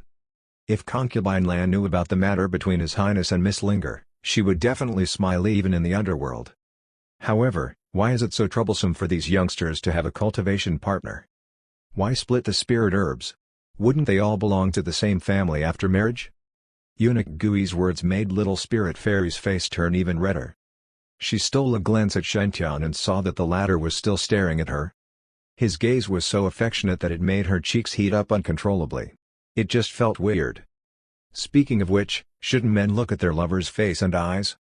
Why does it feel like Brother Shen is staring at the back of my head? After some thought, little spirit fairy felt that she should be more reserved. After all, most men liked more reserved girls. She softly said, "Who's the one getting married to Brother Shen?" "How about this?" Little spirit fairy shifted her gaze away from Shen Tian. "Brother Shen found this cave abode after falling off the cliff, and my blood opened this cave abode. Why don't we split the items inside 60 to 40? Brother Shen and I will each get 40%. Uncle Gui and Brother Gao will get 10% each." Shen Tian rejected her outright. "How can we have that? I will naturally give Uncle Gui and Gao their share. How can it be split from your share? How about this? Let's do 50 to 50. Take the 50%. Period." Upon hearing Shen Tian's overbearing words that didn't leave room for negotiation, little spirit fairy couldn't help but become dazed. So overbearing, so tough, so manly. I like it. She wanted to be reserved and reject him, but she could not bring herself to say it. When facing such an overbearing Shen Tian, little spirit fairy started imagining things again. As for Shen Tian, he had already shifted his gaze away from her head. After what happened just now, Shen Tian verified one of his conjectures again. That was, he could at most obtain 50% of the fortuitous opportunity of the person in question. This was a critical point. If he took away 50% or less of the benefits, the blessings both parties received from Providence would be maximized. This was beneficial for both sides. If the benefits Shen Tian obtained were more than 50%, the increase in blessings would start to weaken. If Shen Tian took all the opportunities, his blessings would not increase. As for that person with the immense blessings might even suffer a drop. Qin Gao had fallen from a pure red halo to a red halo with green spots. The increase in the green light from Little Spirit Fairy proved this point. From this, it could be seen that relying on his special abilities, it was the right way to build good relations everywhere. At the thought of this, Shen Tian could not help but praise his wit. "All right, don't refuse." Little Spirit Fairy seemingly stared at him with a dazed expression. Shen Tian did not know what was wrong with this girl. He pointed at the small stone house deep in the valley. "These herbs are only side ingredients. If I'm not wrong, that is where the greatest source of fortuitous opportunities come from." The stone house deep within the valley looked very ordinary. The entire structure was made of grey stones without any carvings. However, the more he observed, the more he felt that there was a unique charm contained within. It seemed to be connected to the entire valley, the core of the entire valley. He could feel the spirit chi in the valley gathering toward the small stone house. Clearly, that was the place where the master of the celestial water immortal abode truly lived. It seems like this master is an ascetic. Shen Tian shook his head with a smile and slowly walked toward the small stone house. Just the spirit herbs in the valley were worth 1,000,000 spirit stones. What about the true inheritance in the stone house? Shen Tian's heart was filled with anticipation. He wondered if the opportunity left behind by this senior would be able to turn his halo white.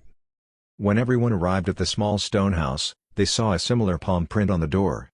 Obviously, they had to donate blood again. Little Spirit Fairy helplessly stretched out her right hand and slowly pressed against it. Instantly, 5 drops of blood seeped into the heavy iron door. The door of the stone house slowly opened, revealing a quiet and seclusion chamber. It appeared before everyone. Chapter 41. Unless you become part of Jade Lake Sacred Ground. The layout of this chamber was very simple. There was a table, a chair, a bed, and a mat. On the table was a pot of tea. But after so many years, the tea had already dried up. What was worth mentioning was that there was a stone statue sitting on the prayer mat in the middle of the bed. This stone statue was extremely smooth, and its clothes fluttered in the wind. The face was carved in an extremely exquisite and vivid manner. As everyone entered the chamber, a female figure appeared in front of the stone statue. This woman's appearance was very similar to that of the stone statue. She wore a long green dress and looked absolutely beautiful. Her appearance and figure were all on par with Little Spirit Fairy. She even had a graceful and dignified aura that made people feel a sense of awe. The phantom floated in the air, indifferently glancing at Shen Tian and the rest. When she saw Shen Tian, the phantom seemed to pause for more than 10 seconds. She slowly said, "To have people enter this door, it must mean that I have passed away. I am the 9th elder of the Jade Lake Sacred Ground, Spirit Venerate Divine Water. Those who open the cave abode with their bloodline are definitely descendants of my lineage. Come forward and kowtow to inherit my legacy." As the phantom announced its name, everyone was left speechless. 9th elder of the Jade Lake Sacred Ground? This identity was incredible. The Jade Lake Sacred Ground was one of the top-ranked sacred grounds. As an elder of the Jade Lake Sacred Ground, her status was only below that of the sacred leader. It could be said that she was definitely one of the top figures in the entire eastern wilderness. With this in mind, Shen Tian couldn't help but glance at Little Spirit Fairy. He never expected this girl to be related to Spirit Venerate Divine Water. It was no wonder she was the only one who could open the door. "Brother Shen, she wants me to kowtow." Little Spirit Fairy looked at the phantom and asked, "Do I kowtow?" Shen Tian smiled. "Since she's your senior, it's not a big deal to kowtow to her." Little Spirit Fairy nodded and obediently knelt before the stone statue. She obediently kowtowed 3 times at the Spirit Venerate Divine Water's statue. The phantom nodded slightly. "Not bad, not bad. I am very pleased. Child, come here." Little Spirit Fairy obediently approached the phantom.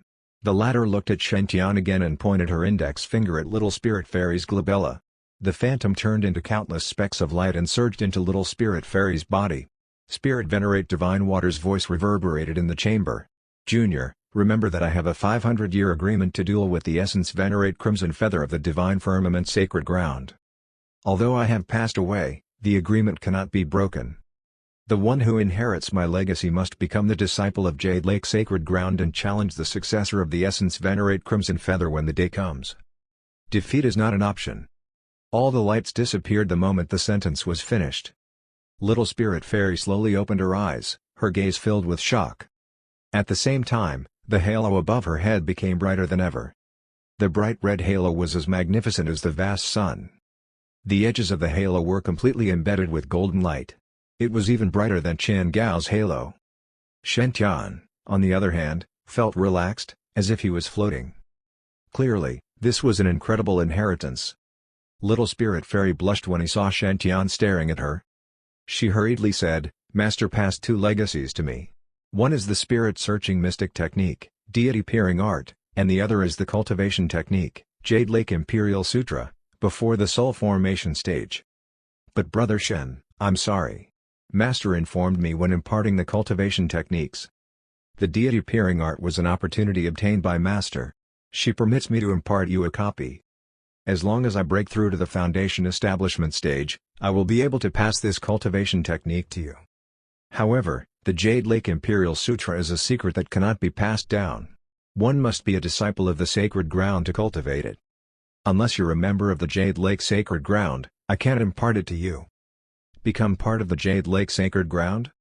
Doesn't the Jade Lake Sacred Ground only accept female disciples? Upon hearing Little Spirit Fairy's words, Shen was caught between laughter and tears. He said, "It's okay. The phantom just now must have been left behind by Spirit Venerable Divine Water." Little Spirit Fairy was her descendant, so she dispersed her remnant consciousness to fulfill Little Spirit Fairy.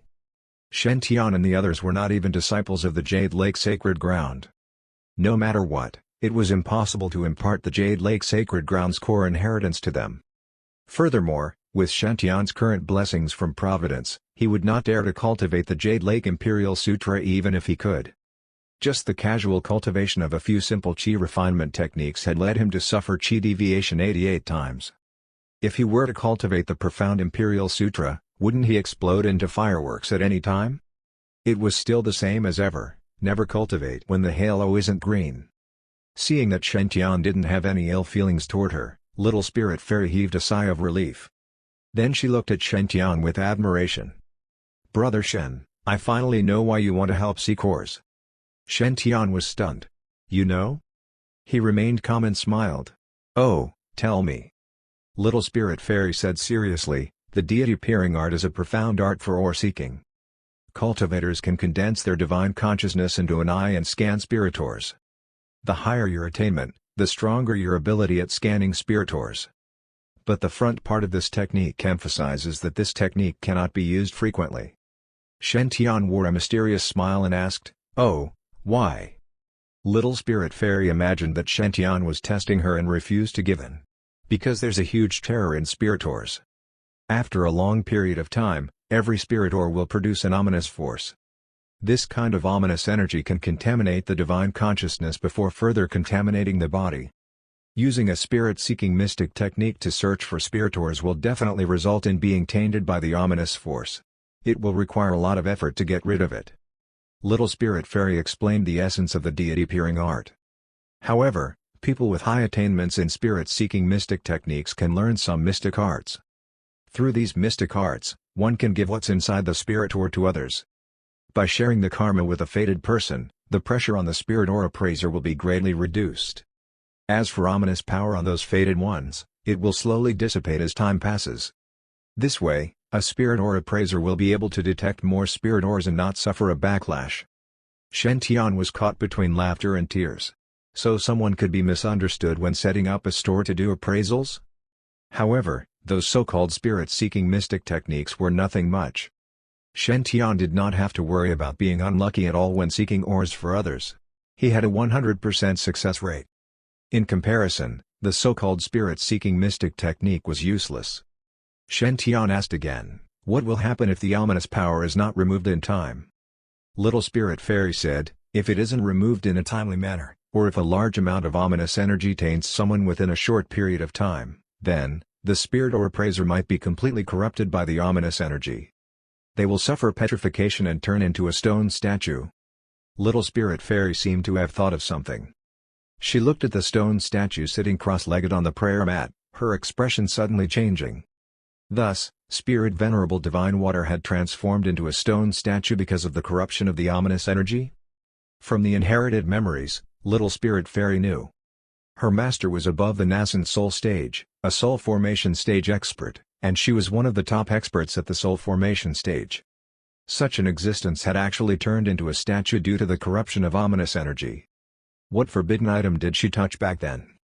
Little Spirit Fairy could not help but feel her scalp go numb. At this moment, a change occurred in the chamber, the floor cracked. Chapter 42, Refining First Essence Heavy Water into the Kidney. The floor cracked open, and 3 stone pillars slowly rose from the ground. On each of the 3 stone pillars was a stone box. The texture of each box was very simple and ancient. They were covered in a thick layer of dust. The moment these 3 stone boxes appeared, Shen Tian's expression suddenly changed.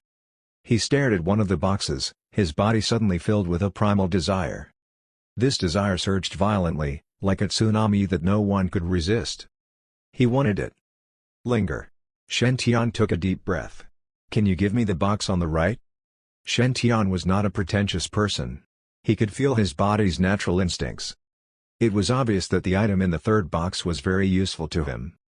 Little Spirit Fairy, Eunuch Goe, and Qin Gao didn't seem to share the same feelings. Little Spirit Fairy nodded and said, I've already obtained the most precious inheritance. These 3 stone boxes can be given to you. When did this girl become so generous? Shen Tian faltered slightly before turning to look at the halo above Little Spirit Fairy's head. After Little Spirit finished speaking, the halo above her head didn't change colors. So taking these 3 boxes won't affect my blessings? If that's the case, then I won't stand on ceremony. He smiled. Deal. Little Spirit Fairy was stunned. Speaking of which, why did Brother Shen agree so readily this time? Didn't Brother Shen reject the pool of white lotus flowers back then? Can it be that Brother Shen is angry because Master doesn't allow me to impart him the Imperial Sutra? Thinking of this, Little Spirit Fairy was in a difficult position. Why don't I break Master's rules and secretly impart him the Imperial Sutra? Shen Tian didn't know what Little Spirit Fairy was thinking. He removed the 3 boxes and opened the first box. The box contained an exquisite storage ring. This ring was silver in color and embedded with sapphires. It was as clear as the sea. In the inner ring, 2 large words were engraved in the ancient language, Archean Sea. So this ring is called the Archean Sea ring? Shen Tian was deep in thought. He cut his index finger and dripped a drop of blood on it. The Archean Sea ring slowly absorbed the drop of blood. Then, Shen Tian felt a peculiar sensation between him and the ring. He could sense the space within the ring. This was a huge interspatial ring that had 10,000 storage space within it. It was 100 times bigger than the universe ring that shopkeeper Song from the Sky Spirit Pavilion had given him. Inside the Archean Sea ring were many spirit stones and a large chest. There were an estimated 1,000,000 spirit stones inside. Shen Tian's heart leapt with joy when he saw that. Compared to Qin Gao's previous opportunities, he found it more comfortable to piggyback on Little Spirit Fairy's opportunities. This turn of events had made him rich. Continue. Shen Tian slowly opened the second stone box. The smile on his face gradually froze. The item in the second stone box was not worse than the first stone box. Perhaps it was more valuable. However, Shen Tian couldn't bring himself to be happy at all. The second stone box contained a light blue battle armor and a long whip. Yes, a female outfit. Although it was definitely not an ordinary item for Spirit Venerable Divine Water to specially store it in the stone box, this was useless. Shen Tian couldn't possibly wear a female outfit in the future, right? Shen Tian took out his battle armor and whip and looked at Little Spirit Fairy. Linger, do you like this battle armor and whip? Little Spirit Fairy was slightly taken aback. I haven't worn armor before. You haven't worn before because you don't like it? Shen Tian sighed. Then we can only keep it for now. We'll find a chance to sell it in the future. Sell? Little Spirit Fairy's lips twitched. I was trying to say that I haven't worn any armor before. Brother Shen, can you help me put it on? I did not say that I didn't like it. Can you finish listening to what I have to say? How exasperating. The prayer beads in Shen Tian's arm slowly trembled, and Jiwer's voice sounded once again. Master, Miss Linger's body, is releasing resentment again. She's releasing resentment again. Who made her unhappy? Shen Tian thought for a moment, but he couldn't figure out why. Sigh, it's really hard to guess why girls get angry. They release resentment every day. What if they go crazy one day? I have to find an opportunity to talk to this girl.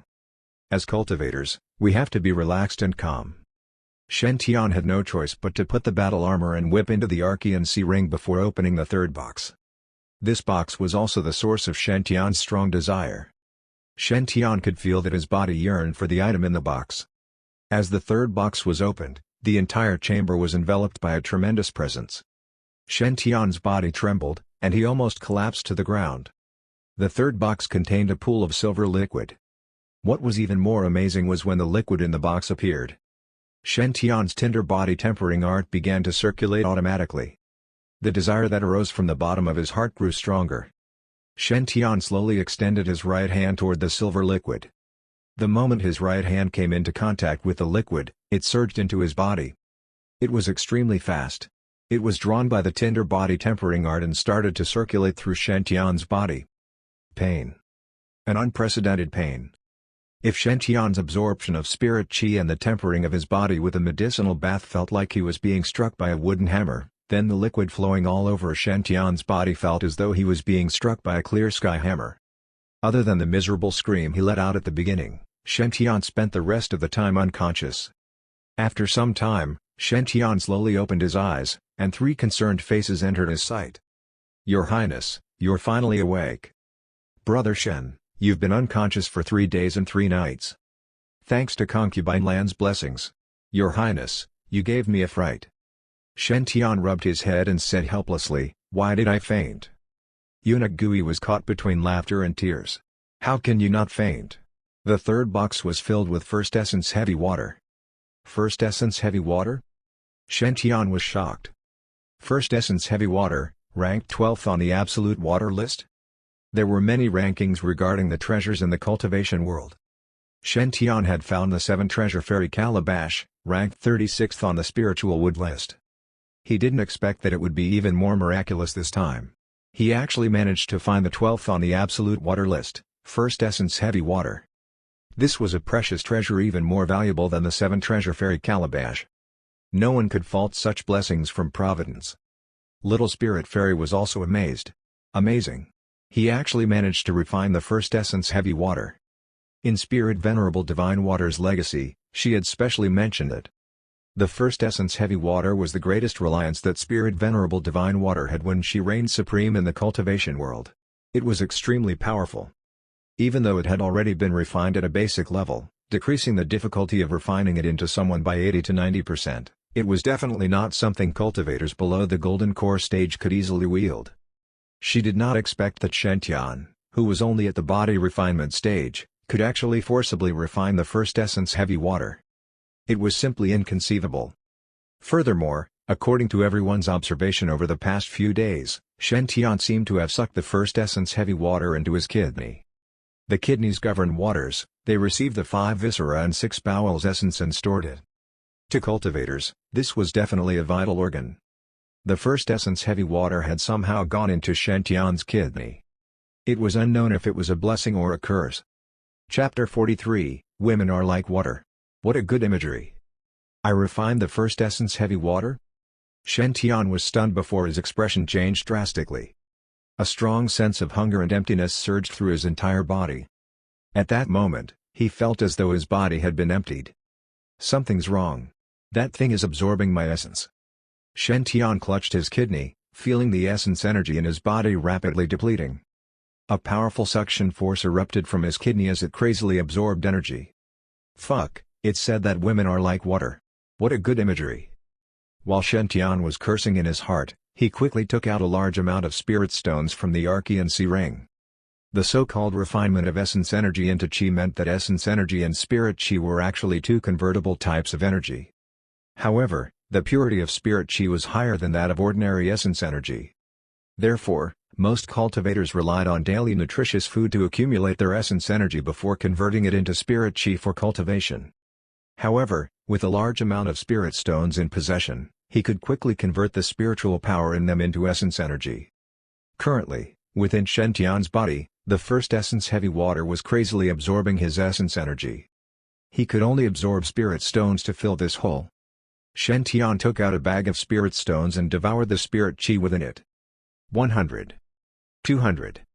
300. Soon, the spirit stones that had been sucked dry were scattered all over the ground. Shen Tian's complexion gradually became better, but his eye circles were still frighteningly dark. Those who didn't know better would think that some beauty had hollowed out Shen Tian's body. His kidney could not keep up. He continued absorbing. 1,000. 2,000. 3,000. All the empty bags were thrown to the side. Eunuch Gui and the others were dumbfounded. This was too terrifying. In just an hour, he had actually absorbed several thousand spirit stones. Even a golden core cultivator would fret over having to devour so many spirit stones. However, Shen Tian had no intention of stopping. He sat cross-legged. His body was like a huge whirlpool that kept devouring the spirit chi. It was not something he could stop just because he wanted to. After sensing Shen Tian's injection of spirit chi, the first essence heavy water in his kidney became even more excited. It immediately gave up on absorbing Shen Tian's essence energy and began absorbing the spirit chi crazily. The first essence heavy water devoured the spirit chi that Shen Tian delivered into his body. However, what was worth mentioning was that as the first essence heavy water devoured the spirit chi, Shen Tian's aura also grew stronger rapidly. Body tempering, first firmament. Body tempering, second firmament. Body tempering, third firmament. Body tempering, fourth firmament. In just 2 hours, his aura had soared from the first firmament of body tempering to the fourth firmament. One had to know that the path of cultivation was always more and more difficult toward the end. It being 10 times more difficult to break through to the fourth firmament than the first firmament of body tempering was an understatement. Even chi refinement cultivators would find it extremely difficult to break through so quickly. Besides, Shen Tian cultivated the God Fiend body tempering cultivation system. This speed of improvement was unbelievable. How is that possible? Eunuch Gui and Qin Gao stared blankly at Shen Tian, their faces looking as though they were questioning life. Over the past 3 days, with the spirit stones that Shen Tian had given them, the two of them had improved by leaps and bounds. Eunuch Gui's cultivation had already advanced to the 8th firmament of the Qi refinement realm. Qin Gao was originally at the peak of the 3rd firmament of Qi refinement, but he had already broken through to the 5th firmament. The two of them had always been shocked by the effects of the demon book of Hyuga that His Highness had taught them. However, compared to the speed at which His Highness' cultivation was improving, the duo felt that what they cultivated was nothing but child's play. They were cultivating an even simpler Qi refinement system, while His Highness was cultivating an even more difficult body tempering system? Are we really cultivating what Demon Hyuga had left behind, the demon book of Hyuga, which was claimed to have the fastest cultivation speed? And what His Highness cultivated was some tinder body tempering art he bought with 5 taels of silver. Why does it feel like the whole world is making a fool of us? Could it be that His Highness was actually those spoken of in legends? A rare genius immortal cultivator? Time passed. Finally, Shen Tian's aura gradually stabilized. His cultivation stopped at the peak of the 4th firmament body tempering realm. At that moment, he had already absorbed more than 10,000 spirit stones. It must be understood that most cultivators would only spend around 1,000 spirit stones to break through to the foundation establishment stage. The spirit stones that Shen Tian had consumed were enough to nurture 10 foundation establishment cultivators. To break through from the 1st firmament to the 4th firmament for the body tempering realm, he had actually consumed 10,000 spirit stones. If word got out, many people would be frightened to death by the number. Shen Tian's complexion had completely returned to normal. His dark circles had also disappeared. He slowly opened his eyes and muttered, "I see." After checking his entire body by circulating his cultivation technique, Shen Tian gradually understood everything that had happened to him. Shen Tian had indeed been unconscious for 3 days and 3 nights, but he had not wasted this period of time. After he had absorbed the first essence heavy water into his body, it had started to circulate following the tinder body tempering art's circulation process. It had been tempering his entire body.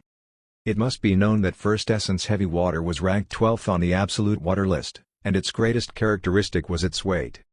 A single droplet of first essence heavy water weighed nearly 20 million tons. If a large amount of spiritual energy was added to it, the weight even multiplied. In the cultivation world, it was recognized as a supplementary treasure for God Fiend body tempering cultivation. After refining the first essence heavy water, it was stored in his body. He could control the first essence heavy water to temper his body and make his body stronger and tougher.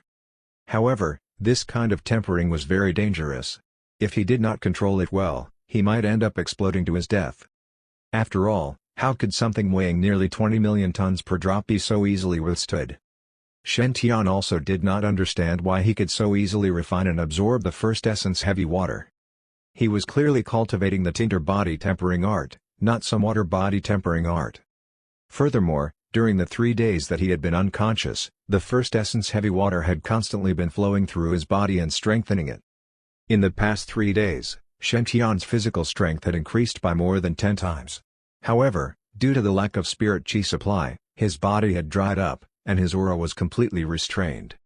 Shen Tian had absorbed a total of 10,000 spirit stones to fill up his empty body. At once, the aura belonging to the fourth firmament body tempering realm was completely restored. At that moment, Shen Tian felt that he was stronger than ever. "Uncle Goe, try my strength again." Shen Tian's eyes lit up as he laughed and pounced toward eunuch Goe. He clenched his right fist and threw a punch at eunuch Goe. The wind from the fist was like a huge river, emitting rumbling sounds of a rushing wind. Clearly, the power of this punch had improved by leaps and bounds compared to 3 days ago. Eunuch Goe's expression changed slightly. He looked very serious. Even though his cultivation had already reached the 8th firmament of the Qi refinement realm, making it far higher than Shen Tian's, the latter's aura at that moment shocked him. Eunuch Goe took a deep breath and shouted, "Sunflower flowers bloom." Suddenly, red spirit chi surged out of his body and condensed into a blood-colored sunflower in front of him. This was the defensive type technique recorded in the Demon Book of Hudga, demonic sunflower protection. He condensed his spirit chi into a red demonic sunflower to defend himself. This demonic sunflower contained an extremely powerful defense. Even God-fiend body tempering cultivators of the same level would find it hard to crack it. Boom! Shen Tian's fist landed heavily on the demonic sunflower. Eunuch Goe's expression changed. He could actually feel the demonic sunflower trembling. How is this possible? His Highness is only at the 4th firmament of body tempering, but why does it feel that his strength is even greater than an ordinary 7th firmament? It must be understood that 99% of God-fiend body tempering techniques were secrets which the major immortal sects kept to themselves. However, for some reason, the tinder body tempering art was widely spread throughout the cultivation world. However, it is such a common cultivation technique that His Highness has cultivated to such a terrifying level? When did His Highness' cultivation talent become so terrifying? Eunuch Goe didn't have the time to think before his expression changed. Shen Tian's attack came again. "Uncle Goe, be careful." Shen Tian let out a long roar and suddenly slapped the area where his kidney was. Immediately afterward, a layer of silver liquid appeared on the surface of his right fist. As this liquid appeared, Shen Tian's aura suddenly increased. He delivered his punch. Chapter 44, Master Celestial, we miss you so much. The punch did not seem to contain any profundity, nor was it fast. However, when Shen Tian punched out, Eunuch Goe felt himself being sucked in. Shen Tian's fist was emitting a powerful attractive force. This attraction force kept pulling Eunuch Goe closer, restricting his dodging speed. Unbeknownst to Eunuch Goe, there was a gravitational formula in another world. An object with sufficient mass could generate a strong attractive force to other objects. Therefore, the denser an object was, the more attractive it became. Shen Tian's right fist was covered with heavy water, making this move very difficult to dodge. Of course, the difficulty of dodging did not mean that he could not defend. Eunuch Goe could feel the power and terror of Shen Tian's next punch. If this punch struck him, he could basically meet Concubine Lan. Condense. The spirit chi in Eunuch Goe's body surged toward the demonic sunflower.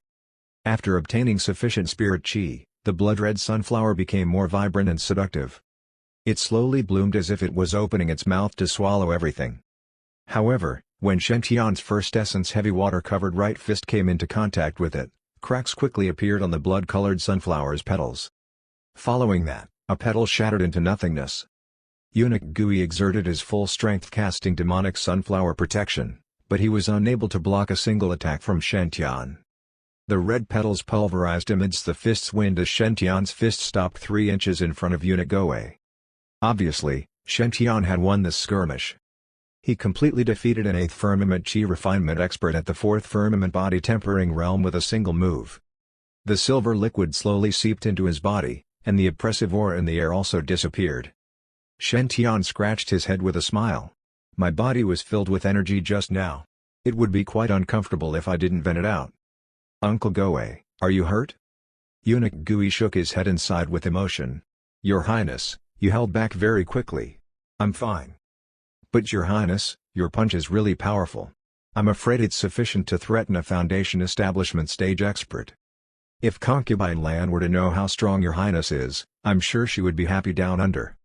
Eunuch Gui's words were not flattery. He had cultivated the demon book of Huga to the 8th firmament of the Chi refinement realm. In truth, his strength was definitely extraordinary. In an all-out battle, he could even fight against God-fiend body-tempering experts of the same level. Given his methods, he could even fight against weaker Foundation establishment cultivators. However, in front of Shen Tian, he could not even withstand a single punch. In that state, Shen Tian was virtually invincible with just one punch. The first essence heavy water is ranked 12th on the absolute water list. Its power is naturally extraordinary. Shen Tian smiled and said, my punch just now was augmented with the first essence heavy water. Eunuch Gui's face lit up. Your Highness, can you control the first essence heavy water already? Shen Tian nodded. I don't know why.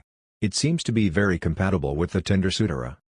The moment I activate my Tinder body tempering art, I can have the first essence heavy water augmented to my force. After that, it will flow across my body through this force and temper my muscles and bones. With its help, the amount of spirit chi I can use to temper my body has increased several-fold. Furthermore, the efficiency of tempering is also increased several-fold.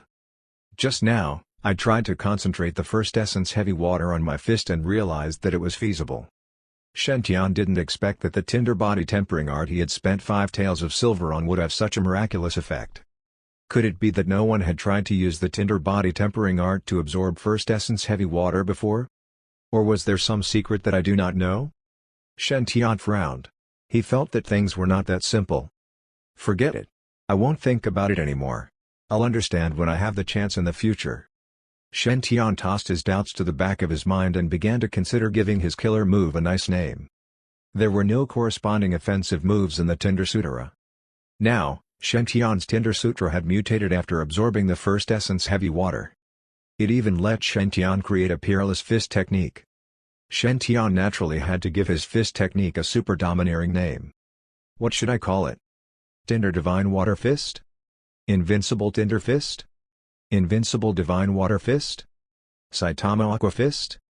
Return My Beauty Fist 1? After coming up with more than 10 names, Shen Tian finally had to admit that he was a person who had difficulty naming stuff. Forget it. Let's call it First Essence 2, Divine Fist. When he could circulate the First Essence Divine Water to his feet, he could call it First Essence Divine Kick. To slap someone with a palm, he could call it First Essence Divine Palm. If he could cover his entire body, it could be called the First Essence Indestructible Divine Art. Or perhaps he could make it into some aqueous armor, First Essence Black Rhinoceros 3. Yes, it was indeed a good idea. After all, strength gave him the ability to do anything substantial. No matter what kind of mysterious secret arts or magical artifacts they were, they could all be destroyed. Oh right, I wonder if this thing can be sprayed out like a water gun. If it's possible, this thing should be more fun than anti-tank missiles when sprayed on the face. Yes, that will make it the First Essence Divine Gun. If he exerted enough speed, he could also develop toward the water jet cutter. That could be called First Essence Divine Saber. Shen Tian felt that this was his future cultivation path. There were a few research directions he could try. It was interesting and fun. He felt that they would definitely be very powerful. This First Essence heavy water is like a panacea. I'm indeed a genius. Shen Tian calmed himself down and saw Eunuch Gui and the others staring at him. He calmly coughed twice. Ahem. We should go back now. Eunuch Gui nodded. Don't worry, Your Highness. We have already collected all the pure white lotuses in the valley. During the 3 days that Shen Tian had been unconscious, the 3 of them had not been idling around. The herbs and the pure white lotuses in the valley had already been plucked. According to the distribution method mentioned previously, Shen Tian and Little Spirit Fairy each received half. What was worth mentioning was that Little Spirit Fairy's storage ring wasn't very big. It only had 1 storage space. She had put in quite a lot of effort to store the herbs and pure white lotuses. Oh right, Uncle Goe, give me the mirror. Shen Tian suddenly reacted and was about to look at his own circles. Eunuch Gui was caught between laughter and tears. He passed the mirror to Shen Tian. He had never realized that His Highness was so vain. Could it be because Miss Linger is by his side, so he is more concerned about his looks? Well, that should be the case. If he married Miss Linger, concubine land would be happy down under. Shen Tian looked at his reflection in anticipation. Yes, although his hair was a little messy, that didn't hide his handsomeness. What surprised Shen Tian even more was that the halo above his head had turned almost white. Only a few spots were still stained black, making them look like leopard spots. And the light surrounding the halo had turned mostly white. Only some extremely thin black gas was still resisting. It was only a matter of time before he could turn his halo completely white. After putting away the mirror, Shen Tian and the others followed the rope and climbed up the cliff. He tidied up his Taoist robe and stuck his two fallen mustaches back on again. Shen Tian restored his persona with four eyebrows. Master Celestial Shen Tian. He was graceful, one who could charm all the ladies. The group rushed back to Myriad Spirit Garden. To his surprise, just as he stepped into Myriad Spirit Garden, dozens of people rushed toward him. Quick, come, and take a look. Master Celestial Tian is back. Master Celestial, you're finally back. We've been waiting for you for 3 days. 3 days. Master Celestial, do you know how we've lived these past 3 days? The group rushed toward Shen Tian. The people in the lead were none other than Lucky Man A and Lucky Man B. They rushed over and hugged Shen Tian's leg as they wailed. Master Celestial, you're finally back. We missed you so much. Chapter 45, Hug Master Celestial's leg before it was too late. Shen Tian felt very helpless watching the two of them crying like that. Stop using my pants to dry your tears. Damn. Who are you guys? Shen Tian scratched his head as he could not recall them at all. Nevertheless, he started smiling when he looked at their halo. Wow. That is interesting. I remember you. I just got some money from you guys 3 days ago. You guys are ready again. Not bad. The smile on Shen Tian's face was very genial. He helped Lucky Man A and B up and patted them on the shoulder. I missed you guys too. Sorry, I was away for the past few days. Lucky Man A and B looked at each other with hard to conceal excitement in their eyes. As expected, Master Celestial remembered them. Luck Man A was the first man fated with him. Lucky Man B was the one who had suggested giving part of the shares to Master Celestial. They were the founders of Celivers. How could Master Celestial not remember us? Now, did Master Celestial just say that he missed us? With such a warm smile on his face. We are really special to Master Celestial. Lucky Man B said, we missed you so badly these few days. Lucky Man A said, Master Celestial, I was praying for you at my house every day. Praying? For me? Thanks? Shen Tian rubbed their heads and said, good job. Thanks for doing it for me. Actually, we are still fated. I will help you get a good or later. Upon hearing that, the two of them immediately smiled at each other. The meaning was very obvious, see? Just like I said. The crowd was very jealous of them. No wonder they are the Celivers' founding members. They are shameless. I shouldn't have hesitated just now. I should prepare myself next time. One has to beg before the ties of fate appear. Suddenly, a beautiful woman walked up to Shen Tian and winked at him. She smiled and said, Brother Celestial, do we have fate today? Shen Tian looked above her head and shook his. Not today. You can come back tomorrow. Eventually, there can be fate between us. The lady was angry. She stomped her feet and said, how can you? But before she could finish, the person beside her shoved her away. You did not even hug his leg and still want to have fate with him? Move away. There are still people behind you. A big-sized man walked up to Shen Tian. He was wearing a striped robe and looked like a bear. Although he was struggling, his look was very determined. He slowly got on the ground and hugged Shen Tian's legs. He looked kind of cute that way. He looked up and stared at Shen Tian. Master Celestial. You are finally back. Xiong Meng missed you so much. Shen Tian? Qin Gao?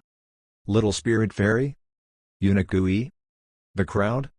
Everyone was staring at Shen Tian now. They just wanted to confirm one thing. They wanted to see if hugging his legs really helped.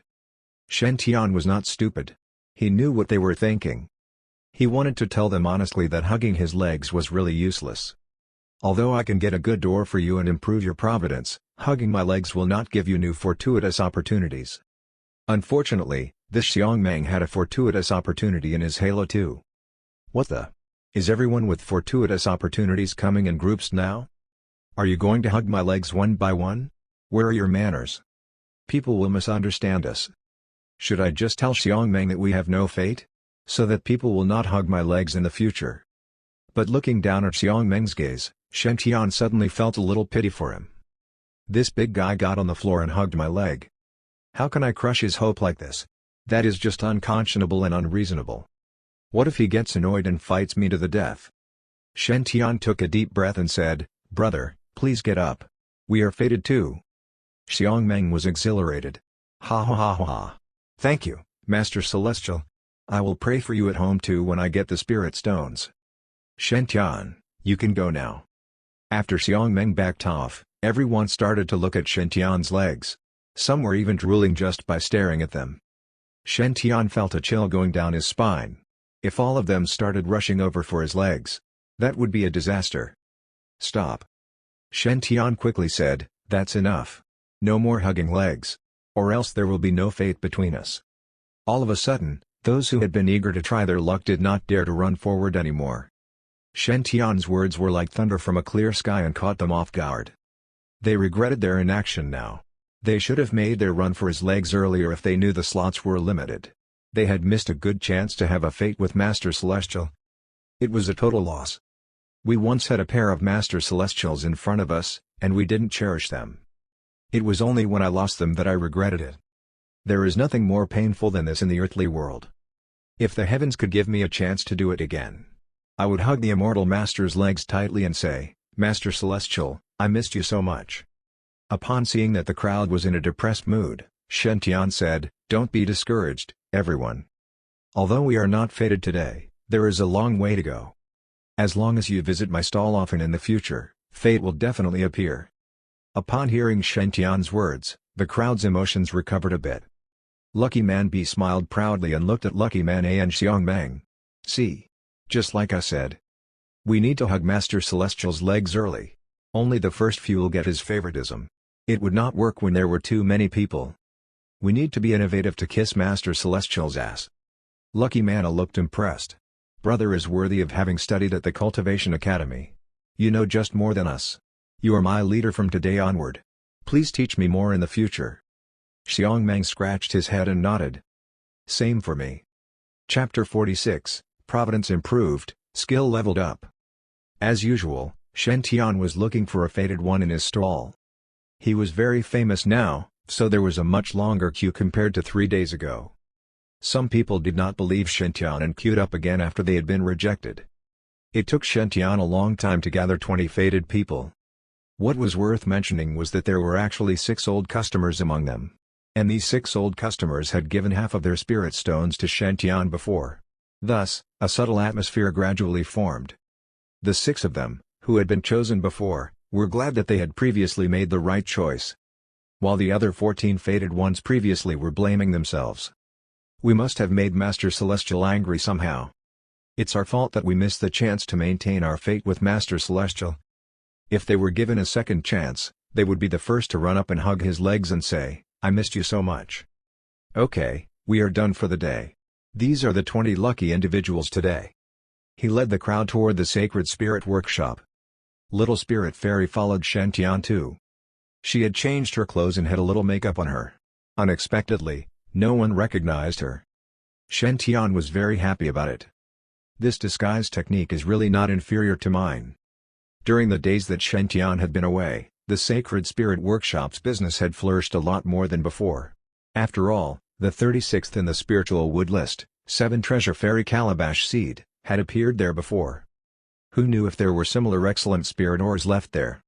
The Sacred Spirit Workshop had become a tourist attraction in the Myriad Spirit Garden.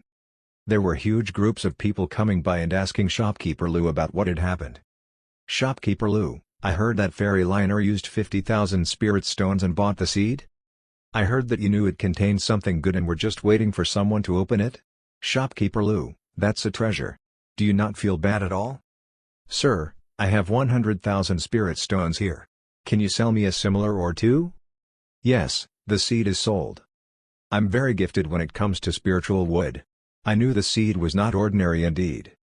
The spirit ores are destined to their own masters. I'm just glad its owner showed up already. 100,000 spirit stones? Get lost. Shopkeeper Lou had such similar conversations countless times every day. His heart felt the pain each time the conversation started. God! Why did I not open the ore for myself? If I did, I'd be so successful now. Forget it. Shopkeeper Lou squeezed out a smile on his face, dealing with the customers' queries again and again. Business getting better was something to be happy about, after all. He felt a little bit heartbroken, but it was fine, as long as that Master Celestial did not show up again. Shopkeeper Lou looked outside of the store out of boredom. Then, his smile froze on his face. The man that made him so emotional had appeared. He felt tears rolling in his eyes again when he saw Shen Tian approaching with a group of his fans and lucky individuals. Shopkeeper, why are you crying again? Shen Tian walked into the Sacred Spirit Workshop and was stunned by Shopkeeper Lou's tears.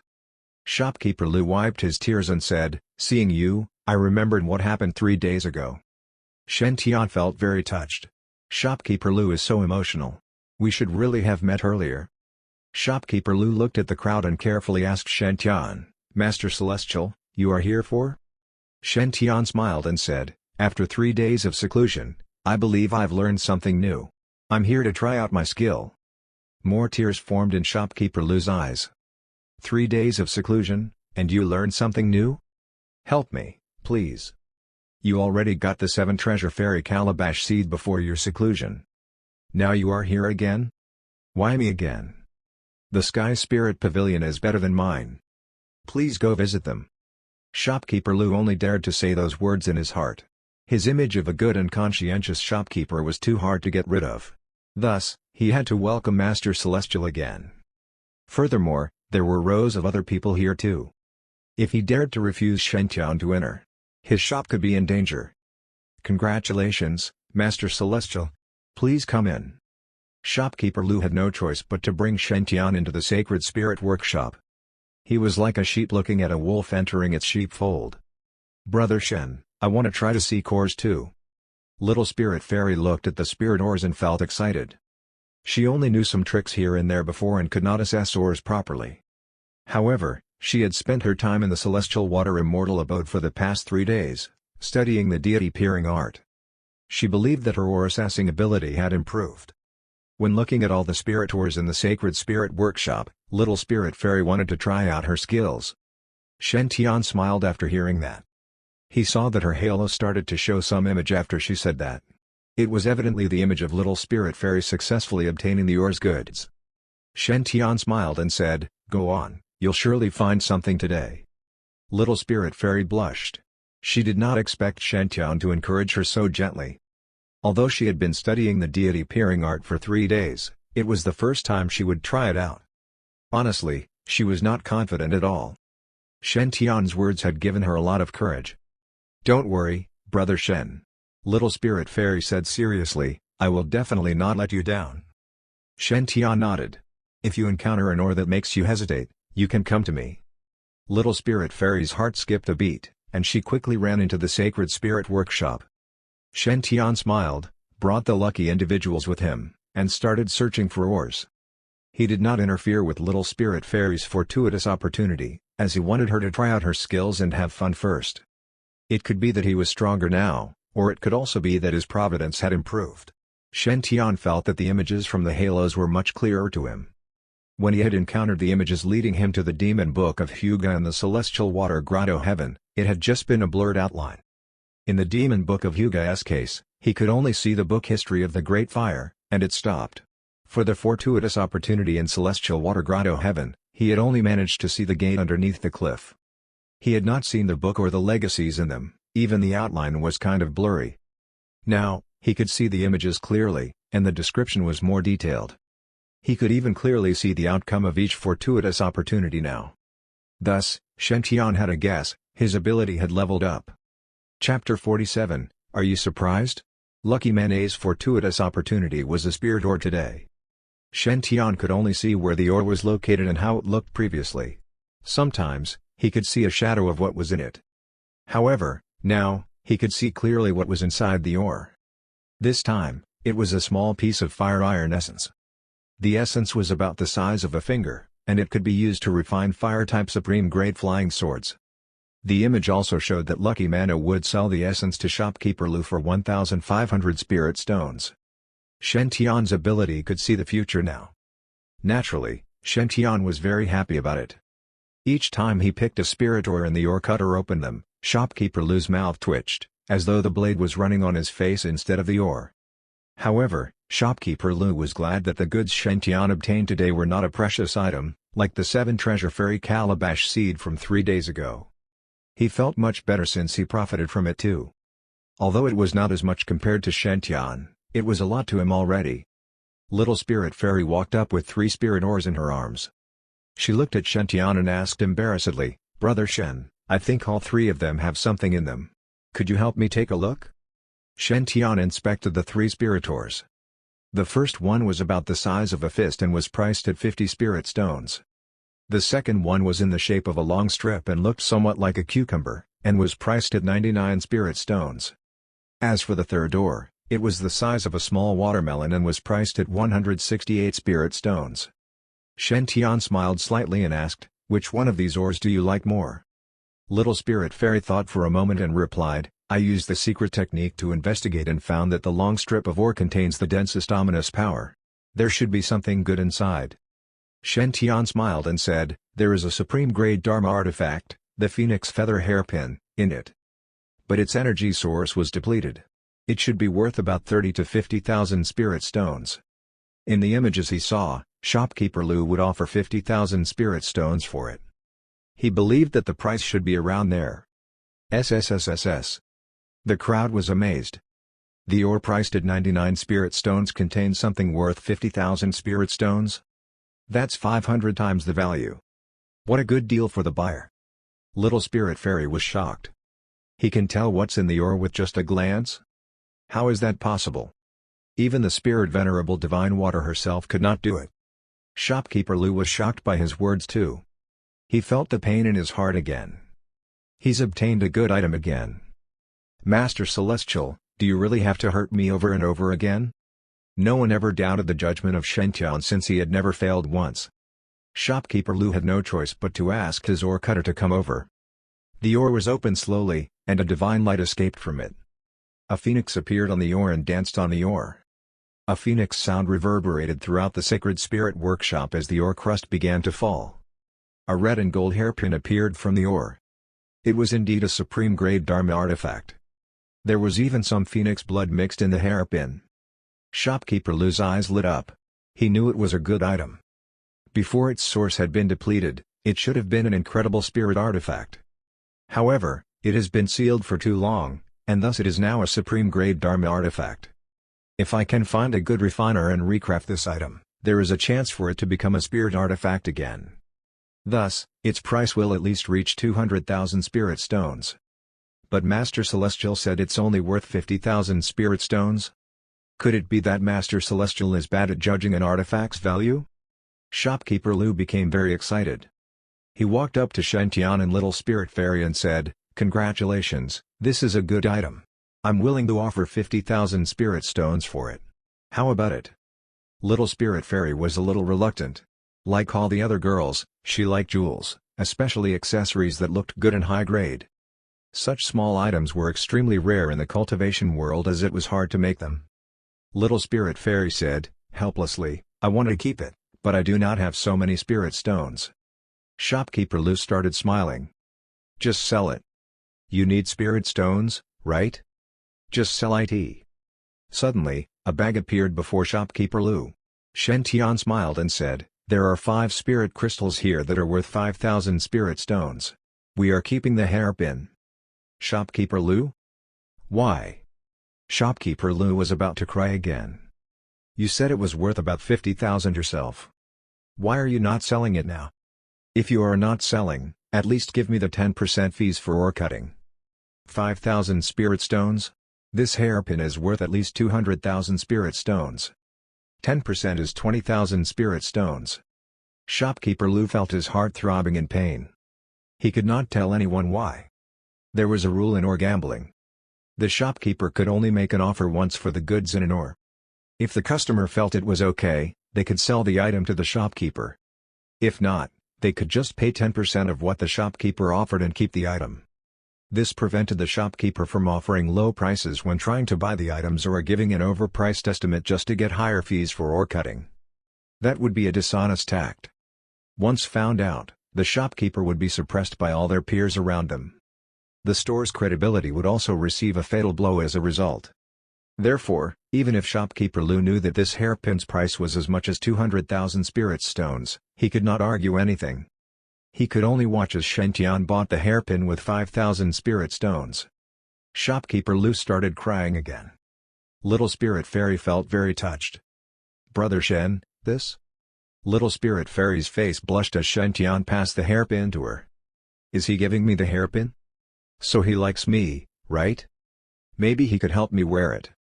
Little Spirit Fairy had a silly smile on her face. Shen Tian smiled too and said, "I can see that you like this hairpin very much. I'm helping you to pay the 5,000 spirit stones first. You can pay me back later when you have the money. I have plenty of spirit stones on me now. You are welcome." "Are you surprised, Little Spirit Fairy?" Chapter 48, Brother Shen, Liner is coming. The crowd was surprised when Shen Tian gave the phoenix feather hairpin to Little Spirit Fairy. In their eyes, Little Spirit Fairy was dressed like a man. So, Master Celestial gave the hairpin to man? And the man is looking at Master Celestial with eyes filled with love. SSSSSS. Everyone had the same mind-blowing idea. Many people started screaming. "No! Brother Celestial! You cannot do this! Brother Celestial! I love you so much! How can you like a man? No one will bless you if you are with another man. That's not true love. Go away, you pervert! My brother Celestial is not gay." Most of the screams came from his female fans. Shen Tian's mouth twitched. "Who is gay? I'm straight as ever. And Shen Gao, why are you looking at me with such a look too? You know best what kind of person I am." Shen Tian felt very tired. "Stop!" Shen Tian shouted and hugged Little Spirit Fairy. Then, he pulled her hairband, and her long hair fell freely. Soon, everyone recognized Little Spirit Fairy. Damn! It was Little Spirit Fairy. Wow, I did not recognize her without her long hair. Little Spirit Fairy disguised as a man and followed Master Celestial? Why? You never heard of the story a few days ago? I heard from my friend that something is going with them. Everyone was gossiping about them in the Sacred Spirit Workshop. Some were envious, while some were doubtful. Little Spirit Fairy did not feel stress at all. She felt happy. Brother Shen hugged me in front of so many people. Is he going to confess to me in front of the crowd? That is just so embarrassing. Shen Tian looked at the crowd peacefully. He said, "First, I'm not gay. Second, this fellow here is not a man. She is Little Spirit Fairy. Here it comes. He is going to confess to me." Little Spirit Fairy felt her heart beating very fast. Then Shen Tian spoke again. "Third, there is nothing going on between Linger and me. I swear on my own master. Please, do not spread rumors." After saying his piece, Shen Tian felt very relaxed. He had finally cleared the gossip. Linger is still a young lady. If the rumors were to spread, how is she going to get married in the future? Luckily I'm smart. I made a quick and swift decision. He let go of Little Spirit Fairy and said, "You are welcome. I'm only doing what I should do." Little Spirit Fairy? So, after all the trouble, you just want to tell me you are not interested in me? Sure. Thank you so much. At Grand White Grotto Heaven, a girl in a white dress was watering the plants in her garden. She looked very innocent and pure. What stood out the most was a strand of ahoj on her hair. She was humming some song, and her ahoj was bouncing around. La la la calabash grow. When you grow your dad will come. Achoo! Achoo! She sneezed out of sudden, and her ahoj stood up too. Why am I sneezing out of sudden? Is Brother Shen thinking of me? It must be. I'm not by his side now. What if he's in danger? I cannot stay here in the Grotto Heaven anymore. I need to save him. I'll bring him back and marry him. As long as I'm fast enough, My parents will not catch me." At the thought of this, the girl could not help but praise her wit. But what about this calabash? She fell deep in thought while looking at the growing calabash. It's proof of the relationship between Brother Shen and me. It just germinated a little. What if when I come back, the seedling has withered? Oh yeah. I can bring it with me. Then, she spotted a 9-leafed gladiolus plant her father had planted in a pot. She pulled the gladiolus plant out and threw it onto the ground. Then, she dug out the 7 treasure fairy calabash seed and put it into the pot carefully. After all these, she ran out of the garden secretly. Brother Shen.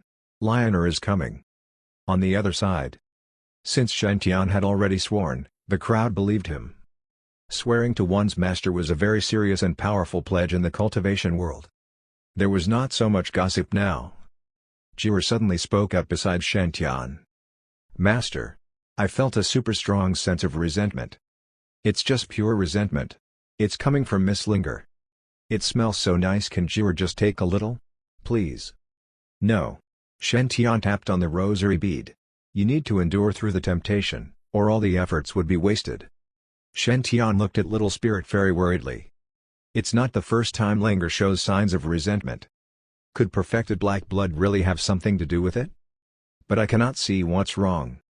Curse that stupid evil cultivator. We are not keeping the other 2 ores. Although Little Spirit Fairy had chosen 3 spirit ores, Shen Tian had only seen the fortuitous opportunity for the cucumber-shaped one. He had not seen the other 2 in the images. Thus, he was not sure what was inside them. 5 of the lucky individuals had already gotten their ores opened. Shen Tian glanced at the remaining 15 individuals and saw that 4 of them would encounter their fortuitous opportunities in the Sky Spirit Pavilion. It was one of the best-selling shops in the Myriad Spirit Garden indeed. Shen Tian led his team and moved toward the Sky Spirit Pavilion. He had yet to reach the Sky Spirit Pavilion when he saw the red-robed shopkeeper Song waiting for him. There were 2 banners beside his store. "If we are fated, my services will be free, but if we are not, no amount of gold would fancy me." Below the signboard, there was a red banner too. "Our shop welcomes Master Celestial Shen Aotian to come and assess our ores." Shopkeeper Song stood at the entrance and was very happy to see Shen Tian. He ran toward him and bowed. "Master Celestial, finally you are here. I missed you so much." Shen Tian was stunned. Chapter 49, Making Fate Out of Nothing. Does Shopkeeper Song have a superpower or something? How did he know that I'm going over to his shop today? He even made banners to welcome me. He started to admire Shopkeeper Song a little. The other shopkeepers did not really welcome Shen Tian. Although all the ores Shen Tian chose would be opened by the shop and the shopkeeper could earn 10% of the profit, humans were a very complicated species. They knew that the ores were for sale, and they would eventually be sold to someone. But when they saw the spirit ores were also valuable, they would still feel uncomfortable. They would blame themselves for not opening the ores themselves and take the chance to earn the profit. They would be rich if they had the guts. That was the dark side of humans. Shen Tian had a high EQ, so he was clearly aware of that. As such, he did not understand why Shopkeeper Song was so different. He had even beat up his son before. Shopkeeper Song was supposed to hate him and try to take him down. Could it be that my disguise skill is too good? And Shopkeeper Song felt a sense of affinity looking at me? Shen Tian's mind was intrigued, and he walked toward the Sky Spirit Pavilion. Shopkeeper Song followed him respectfully. His thinking was very simple, this man here belonged to Fairy Lionel. It was his son's fault for messing around with him. It served him right. If it were someone else with a bad temper, they could even have killed his son instead. Shopkeeper Song had tried to give a universe ring to Master Celestial so that he would not be so angry. Apparently, it was not enough. What could he do? He could only keep Master Celestial entertained and kiss his ass. Thus, when he heard that Shen Tian had appeared in the Myriad Spirit Garden again, Shopkeeper Song quickly took out the banners that he had prepared 3 days ago and waited for his arrival. He even wore a prosperous red robe. As long as Master Celestial was happy, he could do anything. Young Shopkeeper Song was not happy about it. He complained softly, "He beat me up. Why would he be angry?" Shopkeeper Song heard the complaints and moved silently in front of him and slapped him. "Useless kid. I warn you. Do not make a stupid mistake again. I should get you checked with bloodline mystic techniques to see if you are really my son." I'm so smart and successful in the myriad spirit garden. Why are you so useless and stupid? How could you make Master Celestial angry? What if he decided to kill us all? I don't care about you. Just leave me out of it." After warning his son, Shopkeeper Song smiled again. "Master Celestial, take your time. Choose the ores you like. Master Celestial must be tired from helping people to find good ores. You have my respect. We will provide free ore cutting services for all the ores chosen by Master Celestial today." SSSSS. Everyone was shocked by what they heard. Everyone knew that when Master Celestial picked an ore, there would be very good things in it. Even if the profit was just 10%, it was still a huge amount collectively. He was having this amount away so generously? That was really something. Lucky Man B looked at the shopkeeper with pride. He shouted, "That's the way. Shopkeeper Song is so generous. I'm willing to pay the 10% to Master Celestial. It is what he deserves." Lucky Man A shouted too. "Me too. I'll give it too." Xiong Mang scratched his head and shouted, Me too." Soon, everyone agreed to give another 10% of the ores to Shen Tian instead. "No. Our deal is 50-50. I will not take any extra." Shen Tian rejected the offer quickly.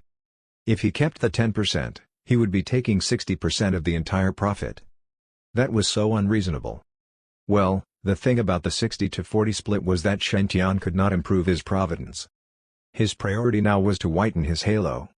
He had no interest in spirit stones anymore, especially after getting millions of inheritance from the spirit venerable divine water. Wait a minute. Shen Tian saw something in Shopkeeper Song's halo. He has a fortuitous opportunity too. Not bad, shopkeeper. What a lucky day for you. Shen Tian patted on his shoulder and said, "Shopkeeper Song is so generous. I respect you too.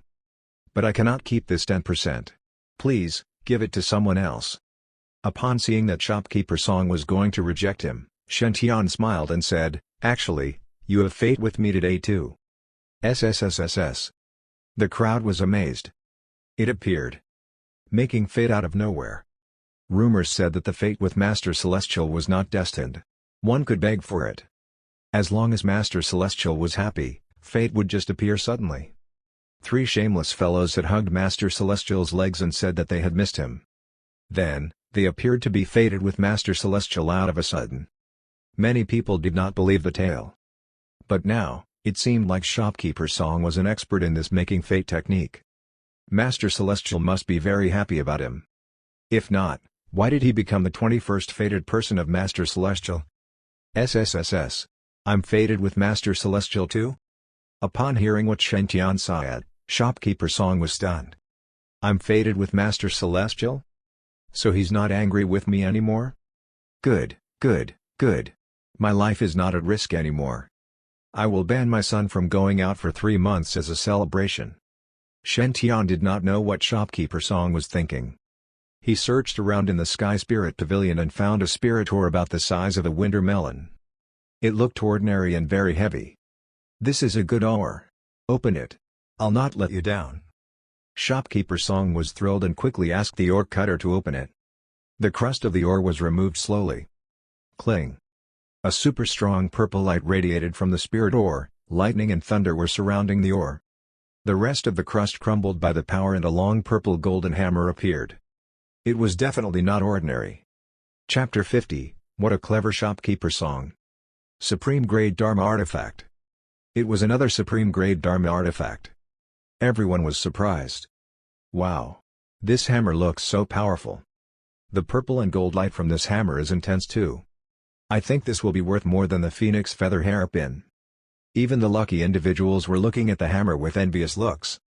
Although they had profited too, it was nothing when compared to this hammer. Shopkeeper Song really has foresight. He prepared banners for Master Celestial and provided him good services. No wonder Master Celestial helped him get a good artifact.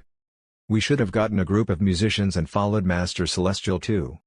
We can only blame ourselves for being too reserved. We could have the hammer if we behaved better. They made up their minds to do the same next time.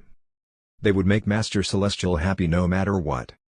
Upon seeing that Shopkeeper Song was staring at the hammer, Lucky Man B walked beside him. Shopkeeper Song, are you going to keep this for yourself? Shopkeeper Song quickly understood what he was trying to say. Thanks for the reminder. I understand. I'll join Believers right after this. Half the value of this hammer belongs to Master Celestial too. Lucky Man B looked at the shopkeeper proudly. He had spent a huge time convincing people to give 50% of the profit to Master Celestial. He had to tell them exactly what to do and why. But Shopkeeper Song only needed a slight reminder before understanding everything. No wonder he was so successful. Lucky Man B looked at Shopkeeper Song as he walked toward Shantian. He picked up the hammer and inspected it. Not bad, it's indeed a good supreme grade item. There's a lightning array formation inscribed on the hammer. As long as spirit chi is infused in it, it can trigger the array and shoot out thunder. This hammer was probably a spirit artifact once. But it was sealed away for too long, and its energy was depleted. If a cultivator that practices thunder techniques were to take care of it for some time, it would not be impossible for it to become a spirit artifact again. Shopkeeper Song believed that the hammer was worth at least 300,000 spirit stones. Shen Tian smiled and said, Shopkeeper Song, it is not bad, right? Shopkeeper Song smiled and said, all thanks to Master Celestial. This hammer is really special. I believe it is worth at least 10,000 spirit stones. Everyone who could recognize its value frowned. A supreme grade Dharma artifact hammer with purple and gold light only worth 10,000 spirit stones? Are you sure you want to do it? Lucky Man B and Lucky Man A looked at Shopkeeper Song and sighed. They had been under the impression that Shopkeeper Song was clever, but it turned out. Shopkeeper Song had given in to temptation eventually. Shen Tian did not really care how much this hammer was worth. He only planned to look for ores for others and whiten his halo. Truth be told, Shen Tian had no idea how much this hammer was worth. The 13th prince had grown up as an unlucky and poor prince. He had never used anything so advanced before. There was no way for him to know the price of these things. He smiled and said, 10,000 spirit stones, it's not bad. At least, you profited a little. That's not just a little. Shopkeeper Song quickly said, I spent 500 spirit stones and got 10,000 in return. That's 20 times the value. Shopkeeper Song paused for a moment and looked very embarrassed. He looked at Shen Tian and said, I'm supposed to give 5,000 spirit stones to you. But we have purchased too many ores recently, and I don't have much cash with me right now. All the lucky individuals got very angry with Shopkeeper Song. How could he do that? Master Celestial already said that his service was free before. If you do not want to pay him, just don't pay. No one is forcing you. Why come up with so many excuses? Purchase too many ores? Thus, no cash on hand? Sky Spirit Pavilion cannot even take out 5,000 spirit stones? Even stupid people could tell that this hammer is very valuable. If it was sold to a cultivator that practices thunder techniques, it would at least worth 200,000 spirit stones. You say it is only worth 10,000 spirit stones? What a shameless shopkeeper. Just as the crowd was about to start an argument, Shopkeeper Song spoke again. How about I sell this purple golden hammer to you for 10,000? Then you should have 50% of the profit, that's 5,000 spirit stones. You just have to pay me another 5,000 spirit stones, and this hammer is yours to keep. My shop's cash flow is really limited. I can only think of this way. If you don't have so many spirit stones now, it's okay too. You can pay me next time. What do you think of this proposal? SSSSS. Wow. After hearing Shopkeeper Song out, Lucky Man A and Lucky Man B kneeled for him. Xiong Meng kneeled for him. Everyone else kneeled too. Damn. Shopkeeper Song is really something. That's what he wants. He could at least get 150,000 spirit stones if he split it 50-50 since it was a supreme grade Dharma artifact worth about 300,000 spirit stones. Now, he priced the hammer at a lower price and sold it at 5,000. That was so beautifully done. His fate with Master Celestial must be continued forever after he did this. Even Lucky Man B was worshipping him. At first, he had been under the impression that he was better than the rest of the lucky individuals and that Shopkeeper Song was very greedy and stubborn. Who knew that Shopkeeper Song was much better than him? Shopkeeper Song was his idol. That was such a clever move. Shen Tian was shocked by the proposal too. Honestly speaking, although he did not know how much this hammer was worth, it did look very pricey. He took the purple golden hammer. Wow! It's so heavy. It was heavy, even for him. It would definitely be useful when he used it with First Essence Heavy Water. Shen Tian looked at Shopkeeper Song and said, "Good, I like this hammer a lot." Since Shopkeeper Song does not have so much cash and wants to sell it for spirit stones, I'll buy it. But like I said before, my service is free. 5,000 spirit stones won't do it. How about just 10,000? I will buy this hammer for 10,000 spirit stones. How about it? Chapter 51. I am Shen Now, the sixth prince of the country of fire. Shen Tian stared at Shopkeeper Song after he finished speaking.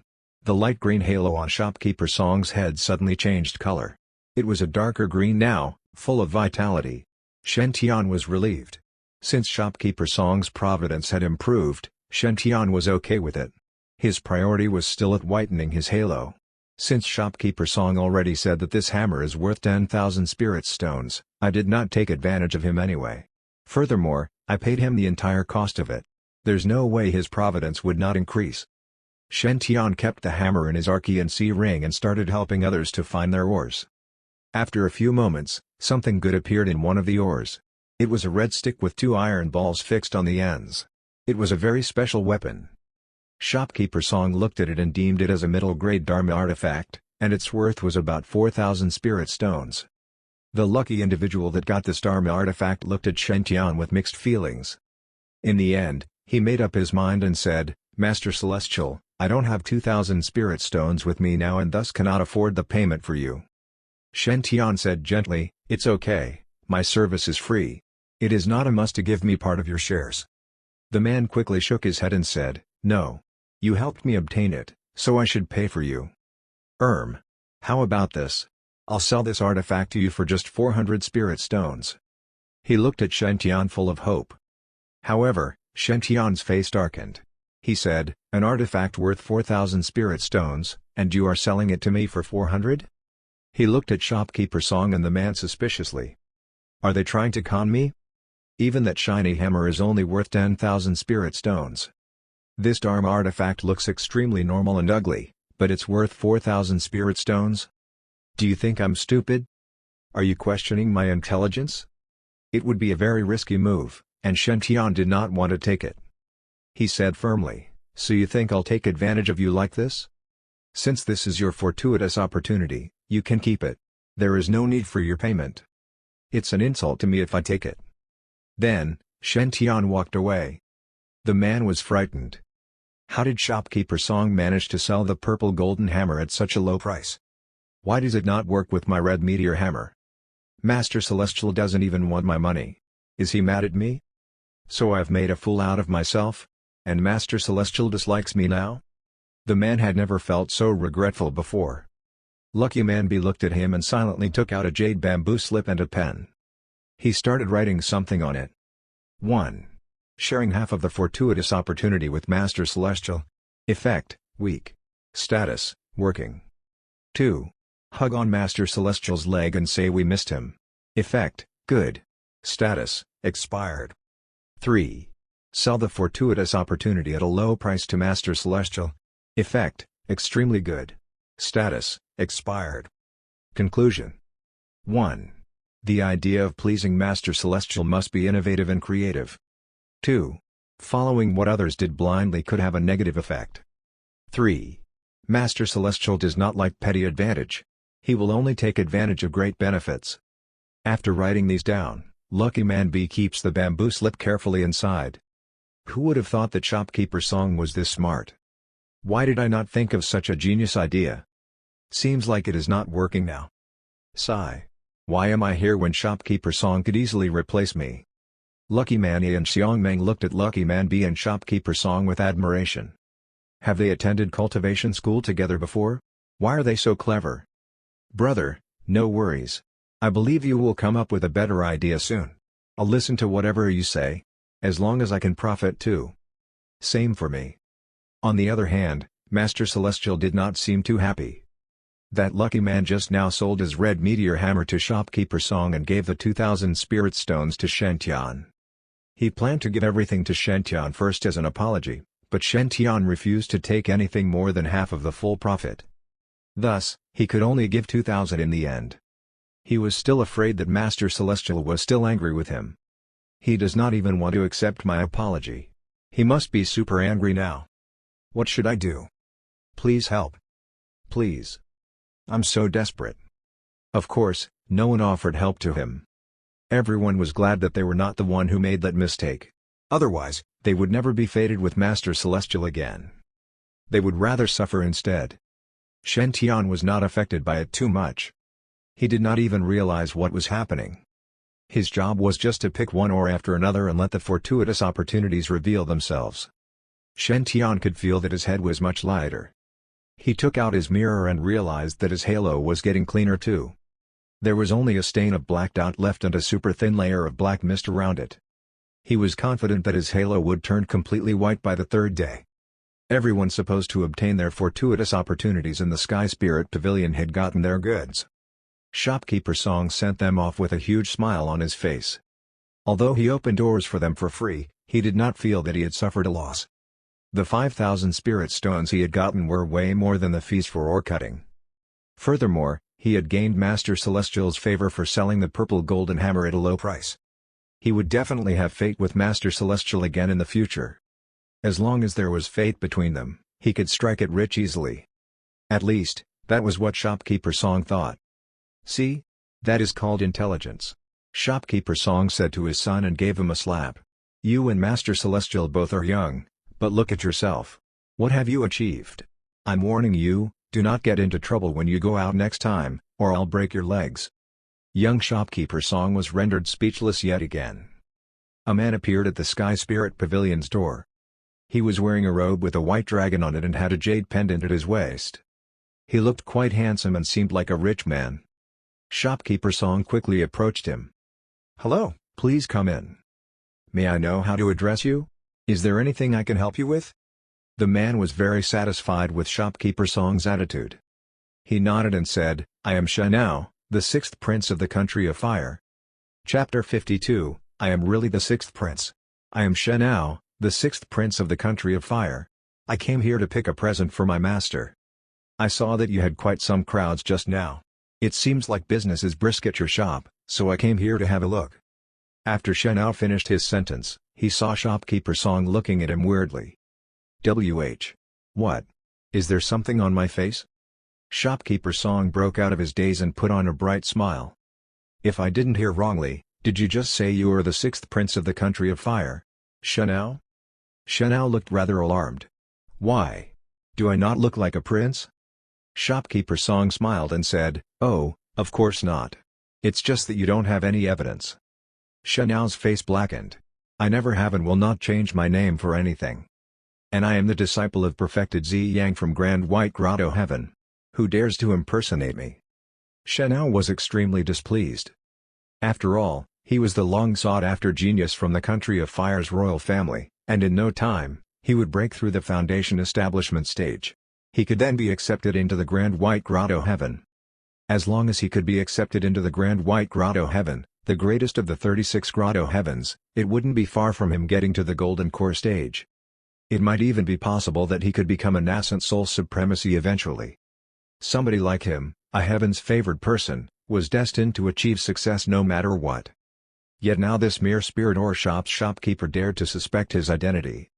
To be honest, he would dearly love to know who had the guts to impersonate him in the whole Country of Fire. Shenao took out a golden token and showed it to Shopkeeper Song. This token was made of gold, and there was a red dragon imprinted on it. The red dragon looked very majestic with its terrible claws, and one could feel a strong sense of fire divinity emanating from the pure gold token. Shopkeeper Song's brows creased. Sir, can you let me examine this token more carefully? Shenao felt even more uncomfortable. You are suspecting that this royal token is fake? He snorted and flung the token on the table. Humph, examine it closely then. Shopkeeper Song nodded and scrutinized the token. SSS, this craftsmanship, these engraving skills. Such great imitation. Shenao's lips twitched. What did you say? Shopkeeper Song coughed and said, I mean, this token is real indeed. Shenao kept his token. Humph, that's right. How disappointing all this is. After that comment, he turned and proceeded to leave the shop. After all, there were spirit ore shops all around offering the services he required. Why must he choose this shop? This shop's shopkeeper was not only naggy but even dared to suspect his identity. This was an insult which Shenao had never, ever felt in the whole of his life before. And for the rest of his life, he decided he would never think any good of this shop again. Shopkeeper Song was visibly anxious when he saw Shenao turning to leave. He hurriedly blocked Shenao's path, smiled apologetically, and said, "Your Highness, pray don't be angry with me." Shenao let out a cold laugh and said, "Ha, I am not angry. I just have a very deep impression of you now." Shopkeeper Song started apologizing continuously. "I am really very sorry, my intentions are just to be extra cautious when it comes to matters concerning the sixth prince of the country of fire.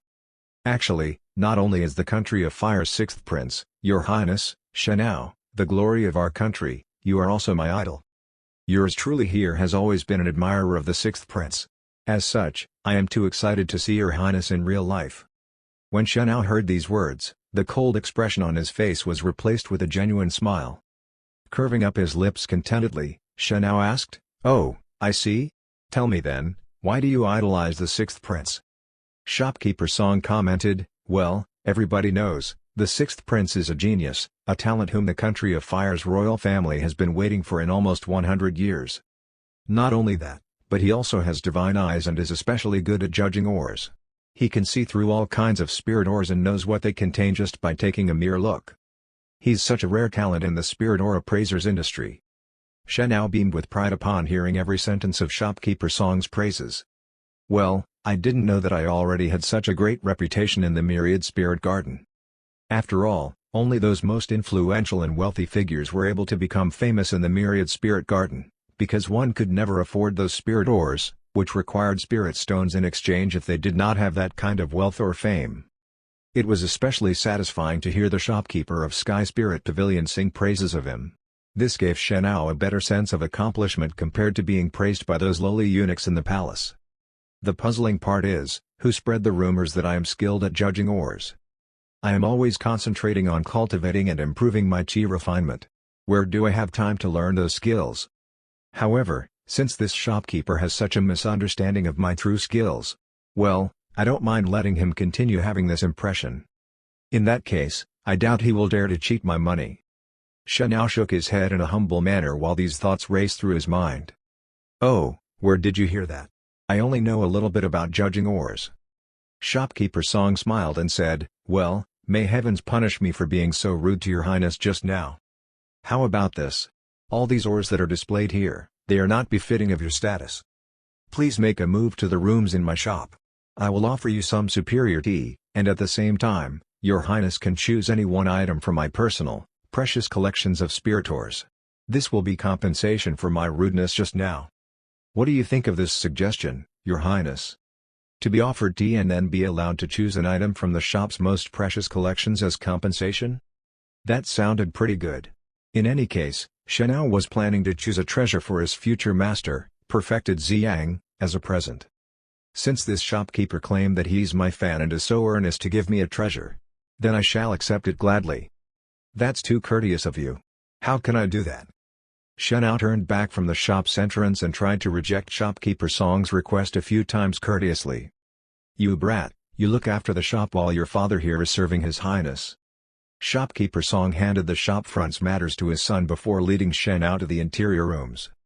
Mist rose up from the hot tea while the tea's aroma covered the room in no time. Shopkeeper Song poured tea for Shenao in a slow but calm manner. Shenao sniffed the tea, smiled, and said, "This is one of the best grade green teas from Bai Luo Peak." Shopkeeper Song put up his thumb at that comment. "Your Highness is indeed an expert in the way of tea, I am marveled by you." Shenao drank the whole cup of tea and commented, "Shopkeeper, may I know where your collections are?" Shopkeeper Song curved up his lips. "Please, don't be impatient, Your Highness. Good things come to those who wait." Shenao was rather puzzled by this comment. "You mean I still have to wait for an auspicious timing before I can get to see the treasures?" "Your Highness, please don't be impatient. Let's count to 10 with me. 10, 9, 8, 7, 6, 5. The smile on Shopkeeper Song's face disappeared gradually. Shenao realized something was wrong. He found giddier and giddier. At that moment, he seemed to finally get it, and his face darkened. "Spat!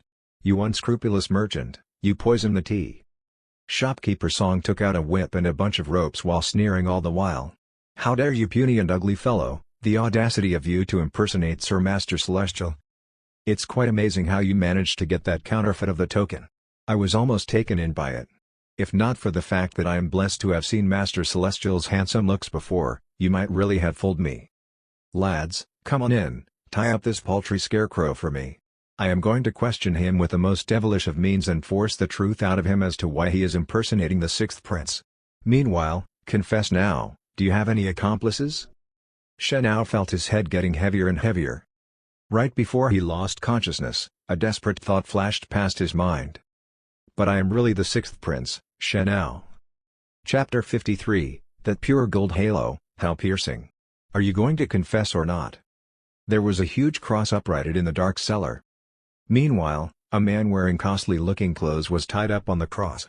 His face burnt with slap marks, while there were visible bumps on his head. Young Shopkeeper Song held the whip in his hands and stood in front of the man. From time to time, he would slap the man or give him a hard punch on his head. "Ha, you impudent son of a BTCH! How dare you impersonate His Highness Shen Hao in front of me? I doubt you can ever guess, I actually know His Highness Shen Hao on a personal basis. In fact, I even fought with him, and both of us couldn't decipher who the winner was. His Highness' powers and looks are extraordinary, and none in this country can compare to his disposition. How can you, the son of a BTCH, dare to impersonate him? Let's be honest here, you better own up and tell me your motives now, so you can suffer less." After that, young Shopkeeper Song continued torturing Shen Hao again happily. He slapped hard against Shen Hao's face or punched his head forcefully every few minutes or so. To be honest, he was enjoying it extremely. Beating up Shen Hao allowed him to feel like he was punishing his own son. At that moment, young Shopkeeper Song thought he could finally empathize with his father. He now understood why his father always gained such great satisfaction from being able to beat him up at will. "No wonder that old fellow always scolds me stupid and beats me up with so much satisfaction. So this is how it felt like when you can punish your son at will. It's exhilarating." Young Shopkeeper Song suddenly had an audacious idea. "What if I let this fellow wear my father's clothes? Would it feel better if I beat him up, pretending that this person is my father? You son of a BTCH, how's the interrogation going about?" Just when young Shopkeeper Song was entertaining himself with all these astray thoughts, he heard his father's voice ringing out from outside the cellar. He jumped and immediately back to his side of the cellar. He felt like his blood might have become frozen. Father, I have used the cruelest means I can think of, to torture this chap for almost an hour. However, he's a hard nut to crack. He refused to speak even a single word." Shopkeeper Song took a glance at the unspoiled clothes on Shen Hao, and then at all the slap marks and bumps on Shen Hao's head. When he turned back to young Shopkeeper Song, there was a look of anger mixed with disappointment on his face. "You haven't even given him a single whip, and you said you had tortured him?" Young Shopkeeper Song felt deeply wronged as he replied, "I have followed you around since young, but I have never seen how you interrogate a criminal. You can't blame me for something I don't know." "Such a useless fellow!" Shopkeeper Song snorted. "Pass the whip to me." Shopkeeper Song secretly sucked in a deep breath when he got the whip from his son. To be honest, this was also the first time he was resorting to means of torture to force the truth out of someone. Like his son, he also lacked experience in this aspect. When facing Shen Hao, Shopkeeper Song pondered for a while before he sneered. "I am going to give you one last chance. You thief, own up to your crimes now. Or else, my whip will be merciless." Despite Shen Hao's swollen face, one could make out the resentful expression on his face. There was helplessness, distress, and rewritten all over his eyes as he looked back at Shopkeeper Song. And Shopkeeper Song, being the more emotionally and intellectually capable person among the pair of father and son interrogators, finally got the signal from Shen Hao. Bam! Shopkeeper Song delivered a hard slap to his son's head. "Father, I have spent so much effort helping you interrogate him. Why do you beat me again?" Young Shopkeeper Song was really incensed now. "Even if you were my father, it's not right for you to take it out on me as and when you like. You mistreat me any further, I'm going to make a voodoo doll of you and prick that doll with needles every day. You bet I am going to do that." Shopkeeper Song felt incredulous by his son's stupidity. He pointed a finger at Shen Hao, who was making gurgling sounds all this while, and shouted, "You son of a BTCH, have you ever seen anyone stuffing up the criminal's mouth when interrogating them? How do you expect him to tell you anything in this manner?" Young shopkeeper Song was stunned when he heard his father's comments. He shifted his gaze to the cross and saw tears running down the cheeks of the bro who was tied up there. From that bro's shiny tears, he swore he could see grievance, resent, anger, and relief. Finally, someone stood up for me and said something logical. "You bastard. You keep on asking me to speak, to confess, and to own up. But why don't you remove that bloody silent incantation which you stuffed into my mouth? You made me silent and still want me to speak up? Aren't you expecting too much of me?" Cough, cough, so sorry, bro. Well, I have no experience. After all, this is my first time interrogating people. Young shopkeeper Song scratched his head and felt his face burning. However, he was definitely not going to admit that he was having so much fun at being allowed to slap and punch people that he had forgotten the main aim of interrogating Shenao, and hence for not removing the silent incantation from Shenao's mouth. On the other hand, he started to secretly blame the creators of the silent incantation. Why did they have to invent the incantation, which became totally invisible once it was plastered on someone's lips? Upon looking at the pair of father and son who stared back at him innocently, Shenao cried even harder. He really regretted it now. He shouldn't have even stepped into the Myriad Spirit Garden right from the start. When his 13th brother had come to his residence and brought Qin Gao away, he should have replaced all the palace maids and eunuchs on duty that day. Oh, and why did he even come into contact with Li? It all started with that wrong move. Blame me for being so careless. Meanwhile, at another corner of the Myriad Spirit Garden. Achoo! Achoo! Just when Shen Tian returned to the inn and wanted to start his cultivation after a tiring day, he started sneezing profusely. Shen Tian felt resigned. Arg, which girl is thinking of me again? After his transmigration to this world, Shen Tian knew he was constantly on the minds of others. After all, he had extraordinary good looks, and now he was the Myriad Spirit Garden's Master Celestial. Especially his fans, all those overly enthusiastic girls, they would surround him every day and rave about how much they would love to bear children for him. No matter what he did, these girls could not be chased away. This really left Shen Tian very troubled. If not for the fact that he wanted to change his fate and get rid of that black halo on his head, Shen Tian would have long left the Myriad Spirit Garden and found somewhere quiet to continue his cultivation process. The cultivation world was a dangerous place, and Shen Tian knew that he could only be safe when he reached the Mahayana stage.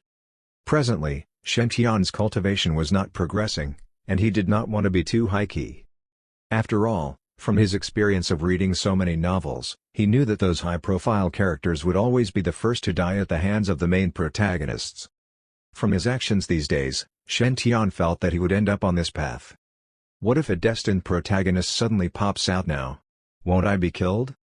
Much as though he always laughed his head off at those brainless characters in the novels before in his previous life, Shen Tian knew it was best to keep a low profile after his transmigration to the cultivation world. As the saying goes, don't overextend, get back to farming one. This was a golden rule, regardless of where one was. After all, who could strike you down when you really become that invincible? Shen Tian cleared all thoughts and took out the string of rosary beads from his pocket. All this while when Shen Tian was judging ores, Jiwer had been absorbing the spirit stones.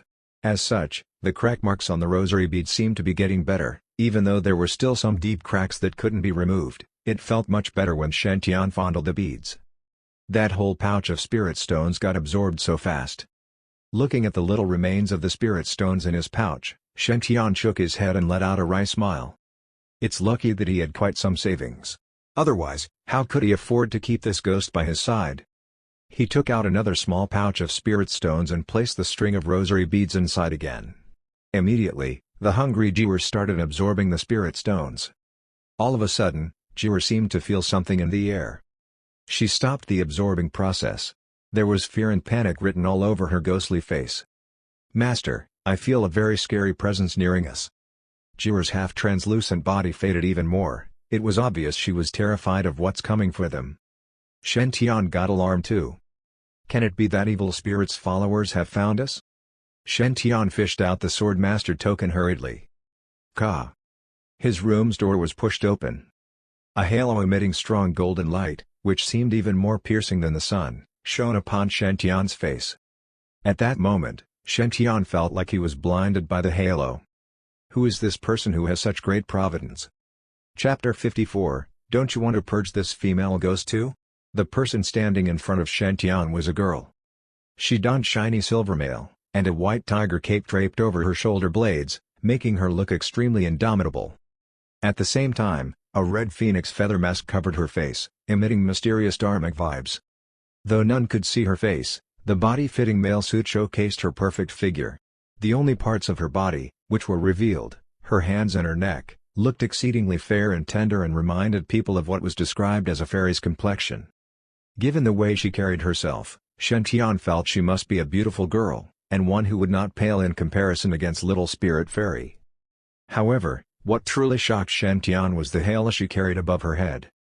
It was a golden halo, and its strong rays were simply dazzling. Apart from specks of red flecking its surface, this halo was almost entirely gold.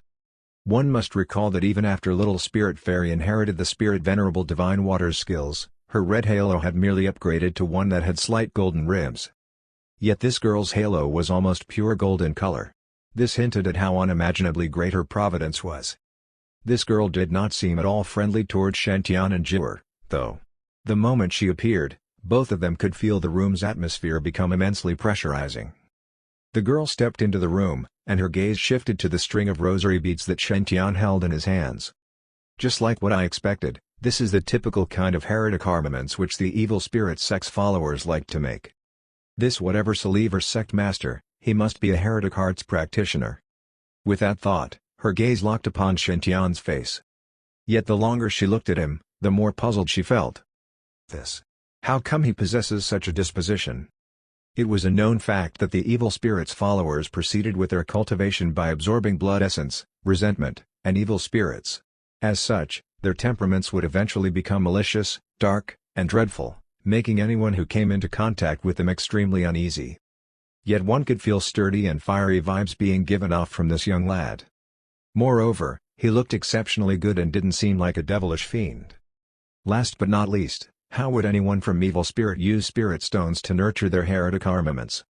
There must be some misunderstanding here. Upon this thought, the girl retracted the golden core restriction spell, which she had placed upon this room. The dreary atmosphere in the room got lifted, and it became much light-hearted and breathable. The girl cupped her fists and greeted Shen Tian with an indifferent tone, "A good day to you, my fellow cultivator. I am Zhang Yanqi, Saintess of the Divine Firmament Sacred Grounds. I heard that evil spirits' followers were spotted in the Myriad Spirit Garden. As such, I came here to investigate. The Heritai Rosary beads are an advanced enchanted armament from evil spirit. Can you kindly explain why it ended up with you?"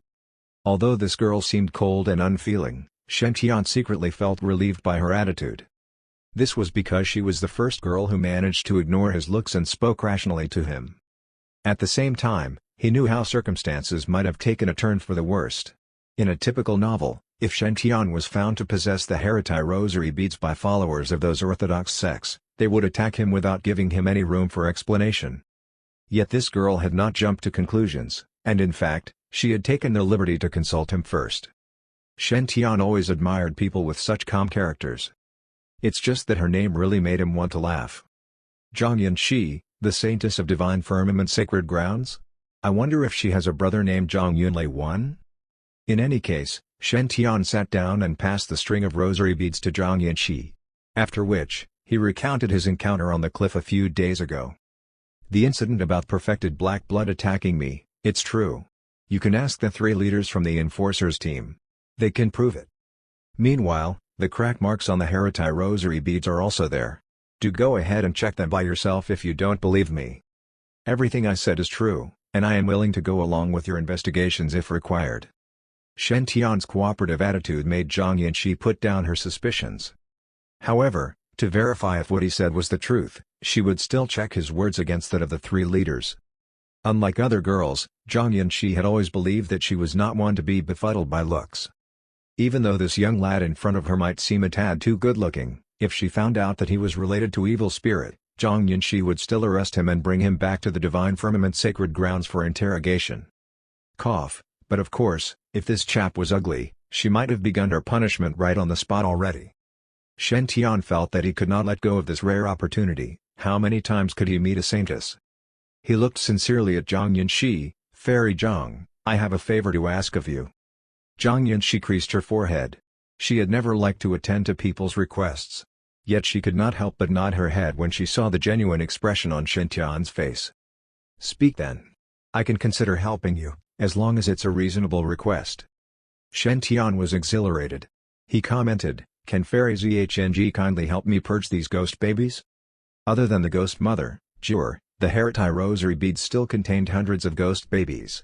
As they had been nurtured with heretic arts, they would not be able to go into reincarnation unless expert monks or priests purged them. Shen Tian knew nothing about purging souls, and hence he could only ask Zhang Yanxi for help. When Zhang Yanxi heard his request, she was stunned for a moment. She was initially skeptical of what Shen Tian might ask her to do, but she would never have expected that Shen Tian was asking for her help on behalf of those ghost babies. After all, survival of the fittest was the golden principle in this cultivation world. One could never expect much sympathy from others. In fact, the main reason why many supposedly righteous sects were willing to slay demons was that those cultivators wanted to obtain the demon's essence pills for potioneering purposes. Slaying demons was also an excuse to strengthen their sect's influence in the cultivation world and a means to get rid of those who oppose them. After killing evil spirits' followers, most of the cultivators would simply destroy those heretic armaments. Some might even trade them in the black markets in exchange for more cultivation resources. Only top-notch sects like the Liyan Sacred Grounds or the Divine Firmament Sacred Grounds would teach their disciples Dharma spells to purge souls for reincarnation and encourage them to help expiate the sins of the dead. Even so, many of their disciples would not choose to do so.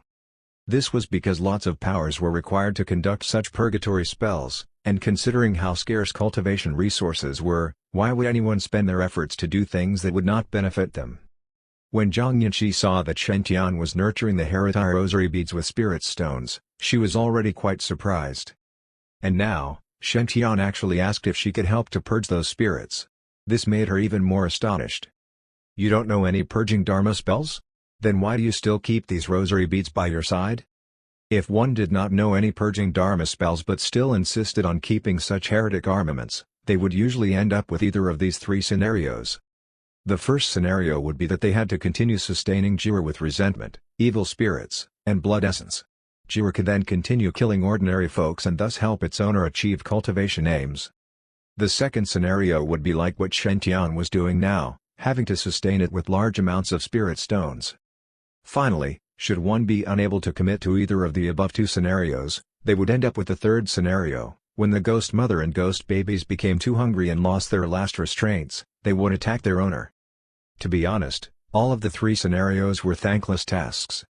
But to Zhang Yanxi, Shen Tian didn't look like a fool who would disadvantage himself. Shen Tian was rather confused by Zhang Yanxi's question.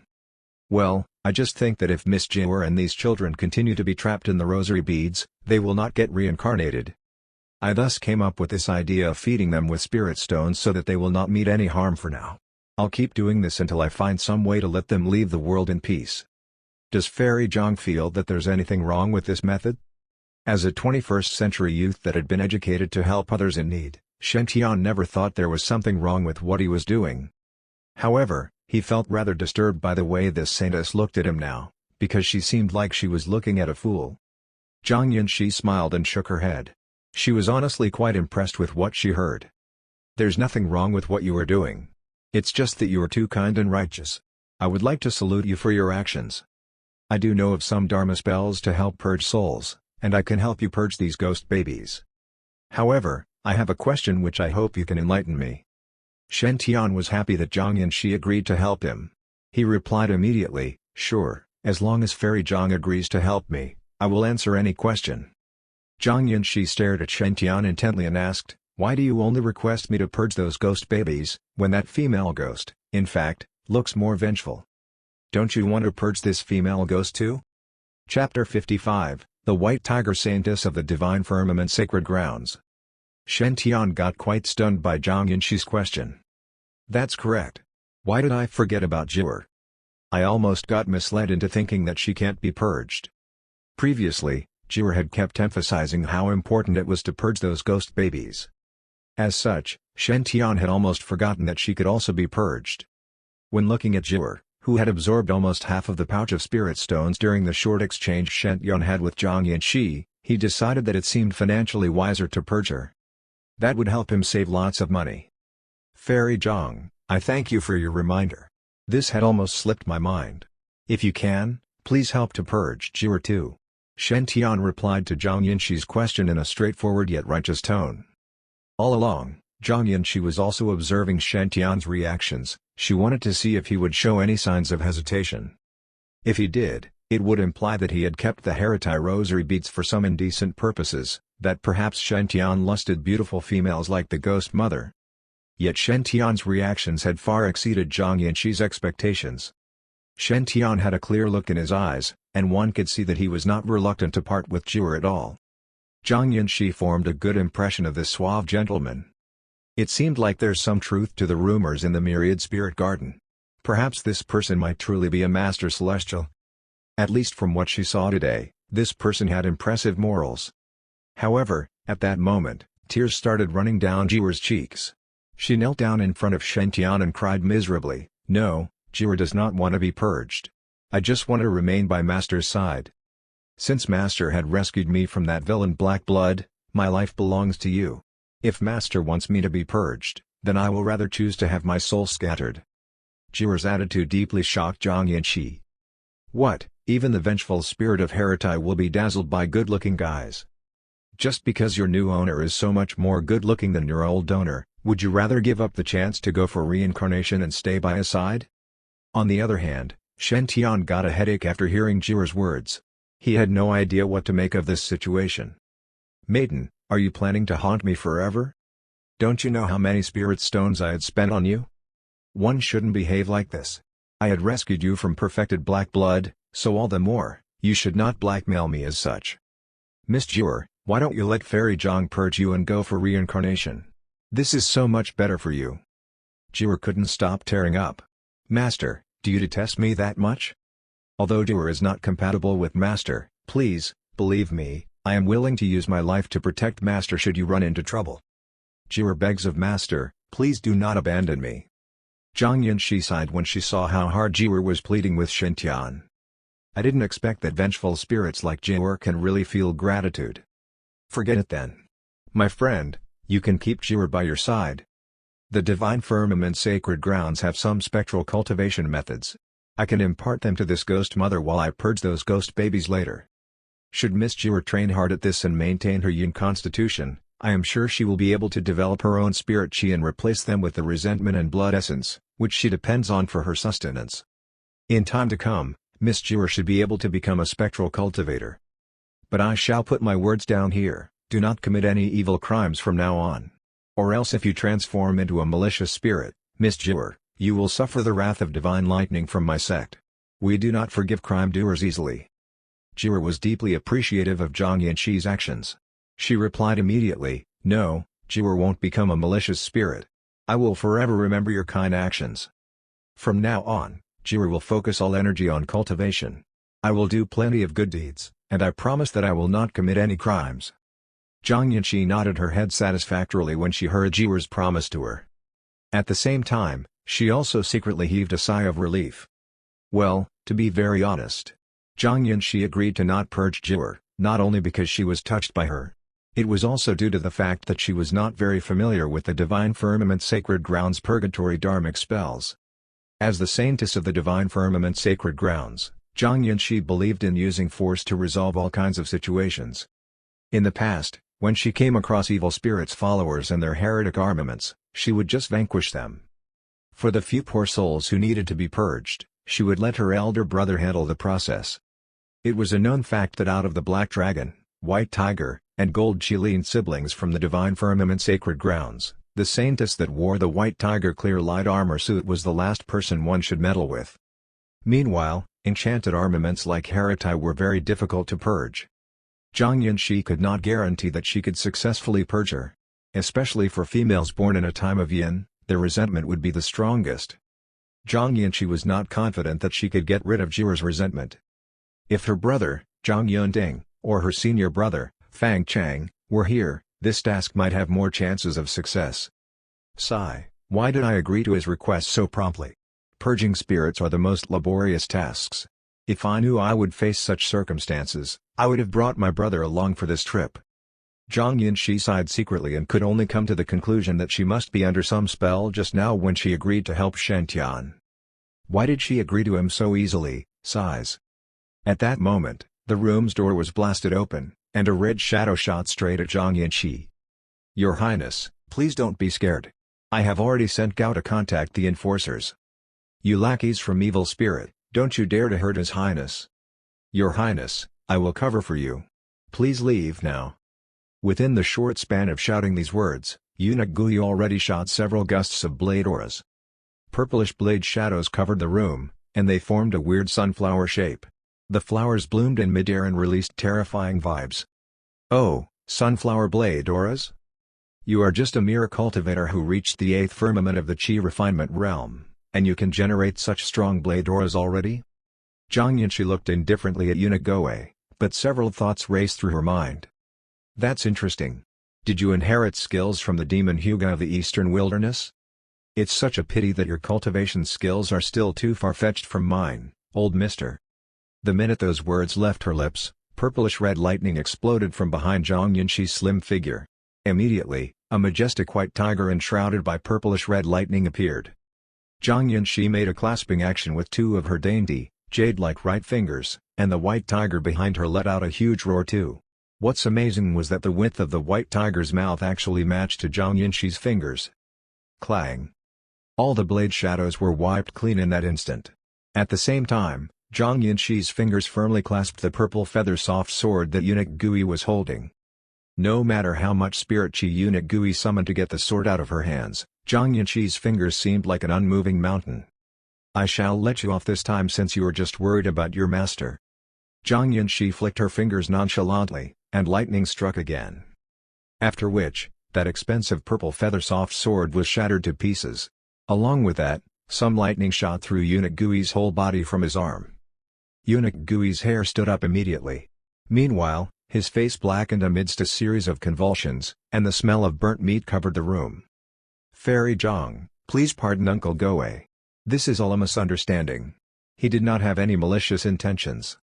Shen Tian pleaded on behalf of Eunuch Gui, but he only got a cold reply from Zhang Yinshi. I know. That's why he is still standing before us now. With that, Zhang Yinshi turned and continued examining the rosary beads. Shen Tian immediately held out his hands to support Eunuch Gui. Uncle Gui, are you all right? Eunuch Gui shook his head dazedly and replied, Your Highness, I am all right. I just feel a little drowsy. Shen Tian did not know what to comment on this statement. He hurriedly explained, this lady is the White Tiger Saintess of the Divine Firmament Sacred Grounds. She's not a bad person. At that, Eunuch Gui's eyes brightened up, and he let out a gratified smile. What, even the Saintess of the Divine Firmament Sacred Grounds will visit your Highness at your room at night? Your Highness is indeed artful. Should Her Majesty know this, she would be so pleased. Chapter 56, Release of Ghost Babies, Rebirth Mantra. Just as Eunuch Gui finished speaking, lightning was shot toward him. Kacha! Upon seeing Eunuch Gui, who had fainted from being attacked by Zhang Yinshi's lightning again, Shen Tian was a little speechless. Uncle Gui. She's the Saintess of Divine Firmament Sacred Ground, and you still spoke so carelessly. Zhang Yinshi is a super powerful boss that has a golden halo. And you still dared to make rumors that taint her reputation in front of her. Sigh. You're really looking for death. At the thought of that, Shen Tian could not help but shake his head helplessly. Fairy Zhang, Uncle Gui has no ill intentions. Zhang Yinshi nodded coldly. I have no malicious intentions, either. Those few lightning won't harm him. That old man has depleted quite a lot of his essence energy from trying to advance rashly when training the demon book of Hudga. The lightning I used just now was the GMU Divine Lightning from the Divine Firmament Sacred Grounds 5 Heavenly Lightning Cultivation Technique. There are no disadvantages from being struck by my lightning a few more times. After finishing, lightning struck Eunuch Gui again, and his old face turned even blacker. Zhang Yinshi also did not know why she had explained this to Shen Tian. According to her explosive temper in the past, the following would happen if that old man dared to make a move. She would definitely use the White Tiger Gangjin Divine Lightning that she was best at. Then, use Phoenix Lee Fire Divine Lightning, which was her second best. She had to strike that old man until he was scorched on the outside. She had to let him know that a saintess could not be humiliated. However, Zhang Yunxi kept on feeling that something was wrong with her today. It looked like she had become soft-hearted from seeing how that old man wanted to protect his master. "After talking to you for so long, you haven't told me your name." Suddenly, as if Zhang Yunxi had thought of something, she asked Shen Tian while looking straight at him. Shen Tian was stunned. "I'm Shen Aotian, a disciple of..." Before he could finish, he was interrupted. Zhang Yunxi said coldly, "Don't try to fool me with that. I have already carefully investigated before coming to Myriad Spirit Garden. There is no dark grotto on Nippon Mountain within the more well-known sects in the whole of Eastern Wilderness." Zhang Yunxi's face darkened slightly. "You dare deceive me?" Upon seeing that the image of a white tiger made of lightning appeared behind Zhang Yunxi once again, Shen Tian felt a shiver down his back. "My surname is Shen, my given name is Tian, my style name is Aotian, and my Taoist monastic name is Zunyuan." Zhang Yunxi nodded. "All right, these will be enough. You don't need to say the rest." She stood up gradually and held the rosary beads in her hand. Every talented genius in Eastern Wilderness has their own secrets. Rather than listening to the lies you come up with, it's better not to hear them. It's enough just knowing that you are called Shen Tian. Comfortable? It's just comfortable speaking to this shrew. Cough, cough. It was a slip of the tongue. It's just comfortable speaking to this saintess. Shen Tian felt that this tough girl from Divine Firmament Sacred Ground was to his liking. If it were not that his cultivation stage was way too low as compared to her, Shen Tian was already prepared to ask her if she was willing to follow him. To take an oath of brotherhood and become sworn brother and sister. "I need to spend some time to release the souls of these ghost babies." Zhang Yunxi fondled the beads in her hand and said, "You will need to guard me in this period of time." While Zhang Yunxi spoke, a flash of distrust could be seen in her eyes. Even now, she did not completely trust Shen Tian. Divine Firmament Sacred Ground was one of the 12 top sacred ground sects of the Eastern Wilderness. They were the resistance force with the most stress as they directly faced evil organizations, such as Evil Spirit. The past successors of Divine Firmament Sacred Ground had all taken on the responsibility to defeat evil and protect the good. When facing evil cultivators, it was inevitable that they would face underhanded schemes and conspiracies. Although Zhang Yunxi was young, as the saintess, she naturally was not just eye candy. She could make use of this chance of releasing the ghost babies to test whether Shen Tian was one of Evil Spirit's followers. At the thought of that, Zhang Yunxi secretly prepared a trump card and started releasing the ghost babies. She took out spirit stones from her storage ring and placed them according to the 3x3 trigrams direction. Meanwhile, the rosary beads were placed right in the center. As Zhang Yunxi poured in spirit chi and dharmic powers, the array formation was activated.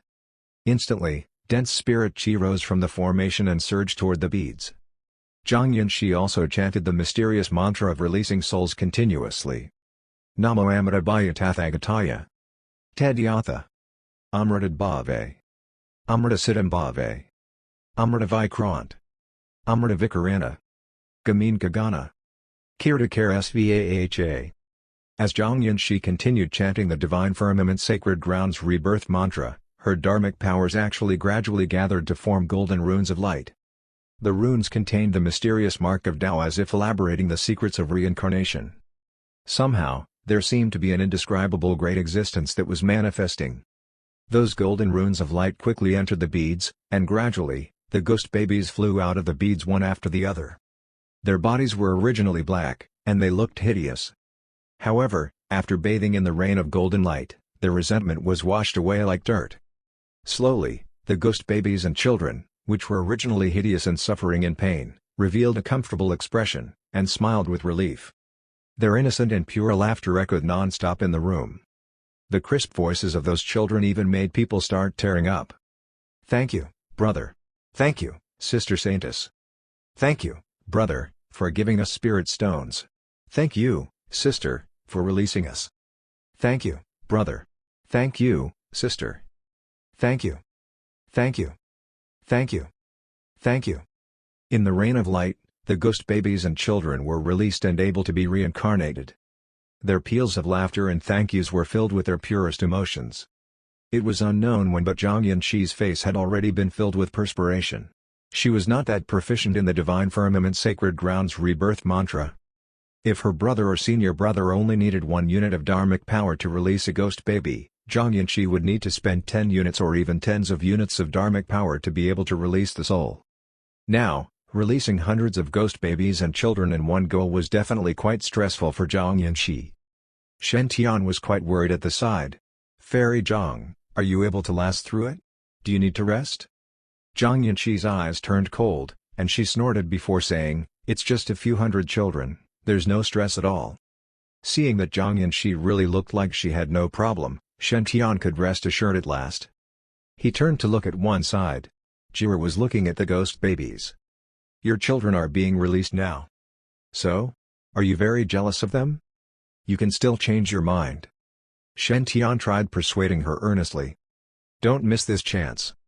Currently, it's still quite easy for Fairy Zhang. She should be able to release you too. Jiwa, if you changed your mind, I can ask Fairy Zhang to release you too." Upon hearing Shen Tian's words, Jiwa and Zhang Yanxi's eyes widened. "Heritai?" Zhang Yanxi. Chapter 57, You Are Not Fated With Me. Cough. Since Miss Jiwa is so loyal, you shouldn't force her, Brother Shen. Zhang Yanxi secretly made her perspiration on her face evaporate, using some of the dharmic powers she had left. She was a little worried that Shen Tian would ask her to release Jiwa too. Unfortunately, her skills in her sex rebirth mantra were not proficient enough. It was difficult to release the ghost mother. Still, Zhang Yanxi heaved a sigh of relief as when she had been releasing the souls, Shen Tian had not taken the chance to make a move and attack her. That allowed Zhang Yanxi to trust Shen Tian a little more. Shen Tian should be a good person. After releasing all the ghost babies, Zhang Yanxi returned the rosary beads to Shen Tian. She said calmly, "I have left a cultivation technique for ghosts in the beads. Miss Jiwa can train hard and convert her resentment into dharmic power. Once all her resentment has turned into dharmic power, then it will not be impossible for her to transcend the tribulation and become a ghost immortal." Shen Tian saw that Zhang Yanxi did not seem to want to release Jiwa, and the latter did not want to be released either. Therefore, he could only nod his head without any other choice. "In that case, thank you, Fairy Zhang. Never mind. Since Jiwa is not going to be released, then just let her stay." However, it was not easy to provide for Jiwa. Although the consumption was large for the first essence heavy water in his kidney, if he squeezed out part of it, then he should be able to feed Jiwa to her fill. Shen Tian felt that everyone around him and everything he had would require a large spirit stones expenditure. If it was not for the fact that he could earn spirit stones quickly enough, he wouldn't be able to provide for them. Meanwhile, on the other side, Zhang Yanxi also heaved a sigh of relief. She secretly decided that she had to steel herself to be serious once she returned this time and become proficient in the rebirth mantra. Otherwise, how embarrassing would it be if she encountered such a situation again and was unable to release the souls? Most importantly, seeing how that female ghost was hanging around Shen Tian made Zhang Yanxi feel a little sour and uncomfortable in her heart. Sigh. If I had been hardworking in understanding and training when Master was teaching the rebirth mantra, instead of not paying attention, I could definitely have released this female ghost. Shen Tian put away the rosary beads, placing them into another bag with spirit stones. He cupped his hands together towards Zhang Yanxi. "Sorry for troubling you today. Thank you, Fairy Zhang." Zhang Yanxi straightened her back proudly, but her face was calm. "Don't mention it." After finishing, Zhang Yanxi stared at Shen Tian coldly, and Shen Tian also looked at Zhang Yanxi. The two of them did not speak, so the room was silent for a while. Cough. "Fairy, why are you still in my room when you already know I'm not from evil spirit? It's late. I am going to sleep." Shen Tian felt helpless. What's this saintess thinking of doing again? Zhang Yanxi seemed to have also sensed the awkwardness of the situation, so she coughed lightly and said, "I heard that Brother Shen is proficient in the seeking and assessing spirit ores?" Shen Tian was not surprised that Zhang Yanxi would ask him that. She had already been suspicious of Shen Tian being from evil spirit. Therefore, before she had appeared in front of Shen Tian, she would definitely have already done her investigation.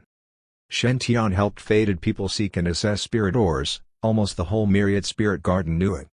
It would be weird if Zhang Yanxi did not know about that at all. Shen Tian nodded. "Yes, I know a thing or two about it. Zhang Yunxi stared at Shen Tian. I heard that Brother Shen only seeks and assesses spirit ores for fated people? Shen Tian could only nod his head honestly. Yes, I won't do it for people who have no fate with me, no matter the price. Zhang Yunxi smiled slightly. Then, am I fated with Brother Shen? Zhang Yunxi's face was filled with confidence and pride. She was the divine firmament sacred ground saintess. Although her focus of cultivation was not the seeking and assessing spirit ores, she knew quite a lot about it since she had often been to large-scale spirit ore gardens. She had never heard of any spirit ore appraiser that would leave it up to fate. From her point of view, it was an excuse for Shen Tian to choose the people he wanted. Zhang Yunxi thought of herself as one of the best saintresses in terms of beauty and cultivation throughout the eastern wilderness.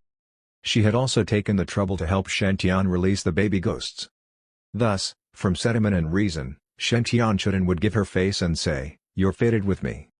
Despite her expectations, Shen Tian was bewildered. What? Even the divine firmament sacred ground saintess wants me to help her seek ores? You're already divine firmament sacred ground saintess. Would you still care about this bit of ore in Myriad Spirit Garden? One should know that even though there were many spirit stones in Myriad Spirit Garden, their grades were mostly average. The top geniuses of sacred grounds and grotto heavens would not even look at such spirit stones. Only those people with ordinary statuses in the cultivation world would like to come here. Meanwhile, those saints and saintesses would go to high-grade spirit ore gardens. In those spirit ore gardens, all kinds of high-quality ores would be gathered. It could be said the price of any random spirit ore would be at least 1,000 spirit ores.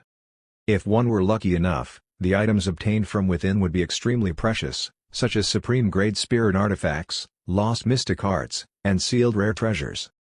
There might even be a sealed ancient goddess that slept for tens of thousands of years.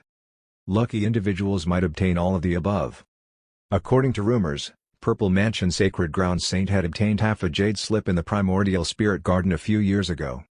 The jade slip recorded the Nirvana Immortal Imperial Sutara. Due to the jade slip's cultivation technique, the Purple Mansion Sacred Ground's oldest cultivator had managed to live a second life. Thus, the Purple Mansion Sacred Ground's whole strength and foundation had improved greatly. Therefore, Shen Tian thought that spirit ore gardens, like Primordial Spirit Garden, were places that people like Zhang Yunxi should go. As such, why would she take a fancy to the Myriad Spirit Garden?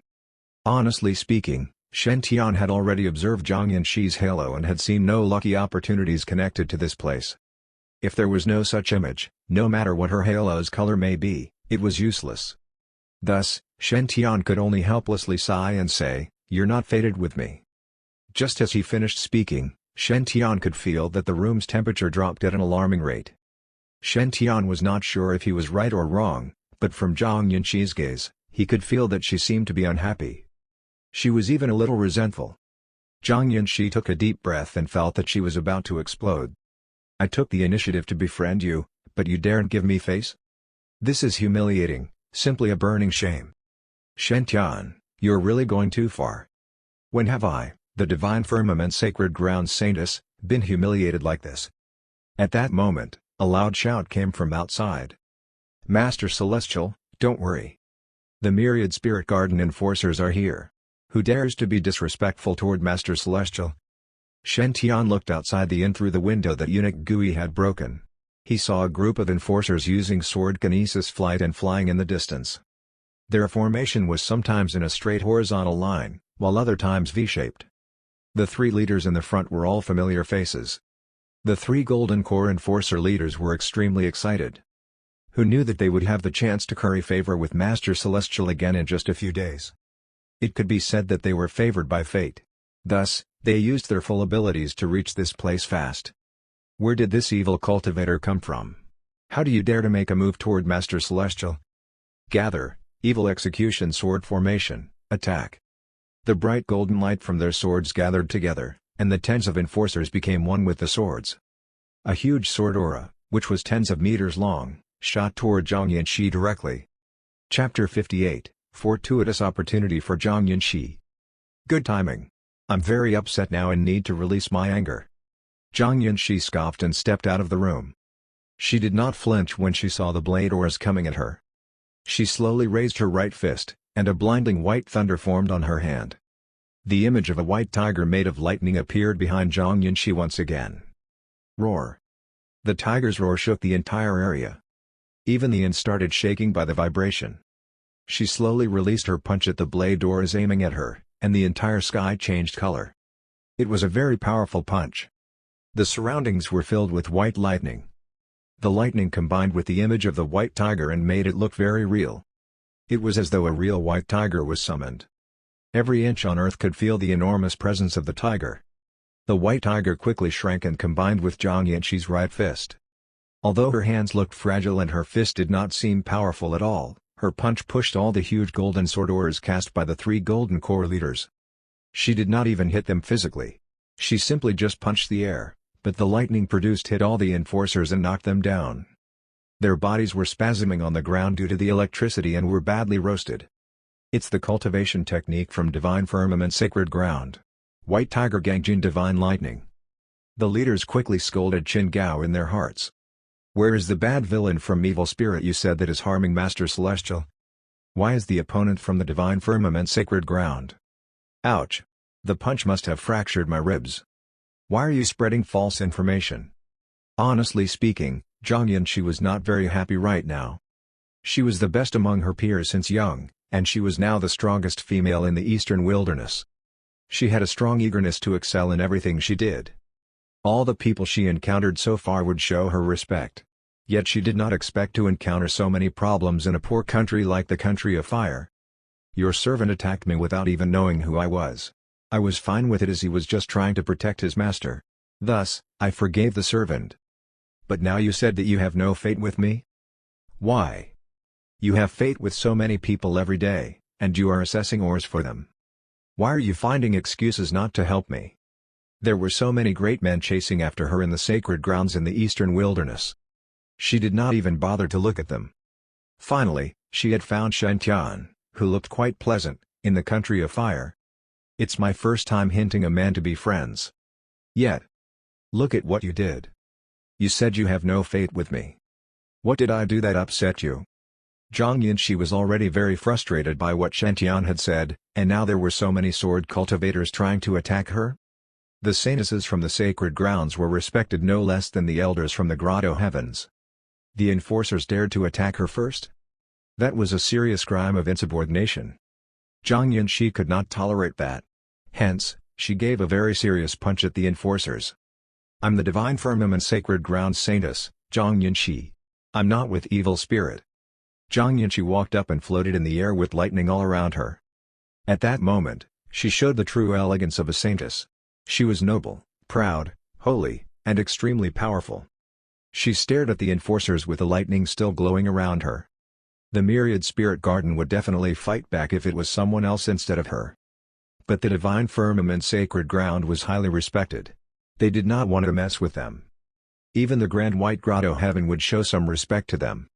The enforcers had started the fight, so even if the saintess killed them, no one was going to blame her. Zhang Yunxi looked at the enforcers twitching on the ground and felt much better. She held out her right hand again, and the white lightning jumped out of their bodies, returning to Zhang Yunxi. Do not mess around with the sacred ground. This is just a little warning. If it happens again, I'll go to the Supreme Court myself. Go away now. Then, she turned around and looked at Shen Tian. She said, Brother Shen, can you please check again if we have fate? Shen Tian was terrified by the power of this woman. If I said there's no fate again, would she kill me? But that's the truth. Wait a minute. Shen Tian looked at her halo carefully and was surprised by what he saw. There was a fortuitous opportunity image in her halo that he had missed previously. The color of the golden halo was too bright, and the image was very blurry. Thus, Shen Tian did not spot it first. However, Shen Tian was very puzzled. So far, all the images he saw after his ability upgrade were very clear. He had never encountered such a blurry image before. He stared at the images for a long time but still found it hard to determine the content. Give me a moment. Let me observe for a while more. Shen Tian stared at Zhang Yunxi and said slowly, Fairy Zhang, we have fate with each other. Zhang Yunxi was happy with the answer. Although she did not know why he had to stare at her head, since there was fate between them, she was willing to overlook the issue. He looked kind of handsome with a good character. As a saintess, she was not unreasonable. The enforcers were very touched by what they saw. Master Celestial compromised with this violent female because of us. Master Celestial has broken his own rule just to save us. It's all our fault. We are too weak. Master Celestial has no choice but to do this to save us. Master Celestial is like the Buddha who feeds the eagle with his own flesh. It's so touching. Shen Tian did not know what the rest was thinking as he was focused on the words appearing in the image. Slowly, he finally made out what was written on it: Sky Spirit Pavilion. Chapter 59, Master Celestial can predict the future? Sky Spirit Pavilion again? Shen Tian could not help but be slightly stunned, as this place was really filled with stories. Shen Tian had met Little Spirit Fairy there when he had just arrived at the Myriad Spirit Garden. It was because of seeing how Little Spirit Fairy had been working with the Song family that he had thought of helping people to seek ores. Afterward, Shen Tian had obtained the purple golden hammer in his hand now. Shopkeeper Song had also additionally given Shen Tian a universe ring.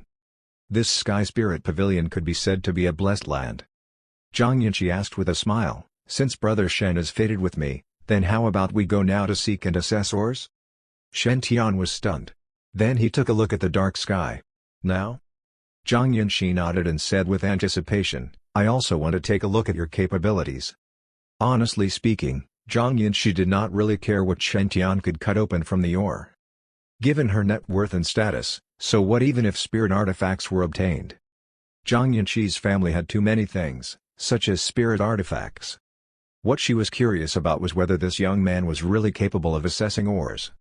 One should know that those trained in the skill of seeking and assessing ores were all powerful beings in the Golden Core stage and above. Their age was at least 100 and above. This was an expertise that one would need to spend much time and energy to learn. It was difficult for youngsters to understand it thoroughly. However, according to the information Zhang Yinshi had gathered, Shen Tian's success rate for helping others seek and assess ores was an unbelievable 100%. It was simply unimaginable. According to the rumors, he had helped Li Lionel of Grand White Grotto Heaven to obtain a 7-treasure fairy calabash seed. One should know that the fairy seed was ranked 36th on the spiritual wood list. Even the divine firmament sacred ground could not ignore such an item. The news in the cultivation world was mostly fake and exaggerated, so Zhang Yinshi would not believe it completely. However, as the saying went, there are no waves without wind one. Since Shen Tian's Master Celestial title was discussed animatedly, Zhang Yinshi had to admit that this man attracted her attention and made her interested. Originally, Shen Tian did not want to go out to seek and assess ores in the night. However, Shen Tian took a look at those enforcers, who left while breakdancing from being struck too many times by lightning, and eunuch Goe, who was still unconscious and convulsing. He then made the wise choice of nodding his head. "Since Fairy Zhang is so impatient, please wait for a moment. I'll bathe and change. Then we'll start." After finishing, Shen Tian walked into the shower room beside the guest room. Only the blushing Zhang Yinshi was left standing there. "That guy actually dared to just leave me here and go bathe." Zhang Yinshi took a deep breath. She had never been neglected like this before. Forget it, since everyone says that he's so proficient in his skills of seeking and assessing ores, then maybe he might really know some unique mystic technique that requires him to bathe. Zhang Yinshi stood in front of the door coldly and waited silently. Honestly speaking, her temper had never been this good in her life. At that moment, a person carefully walked in while raising both hands. Upon seeing that Zhang Yinshi looked toward that person, he hurriedly spoke. "Fairy, please don't misunderstand. I'm not an enemy, not an enemy." After explaining, Qin Gao walked toward eunuch Gui and carried him on his back. He looked at the shower room, and gradually satisfaction and excitement could be seen in his eyes. Qin Gao looked at Zhang Yinshi and encouraged her.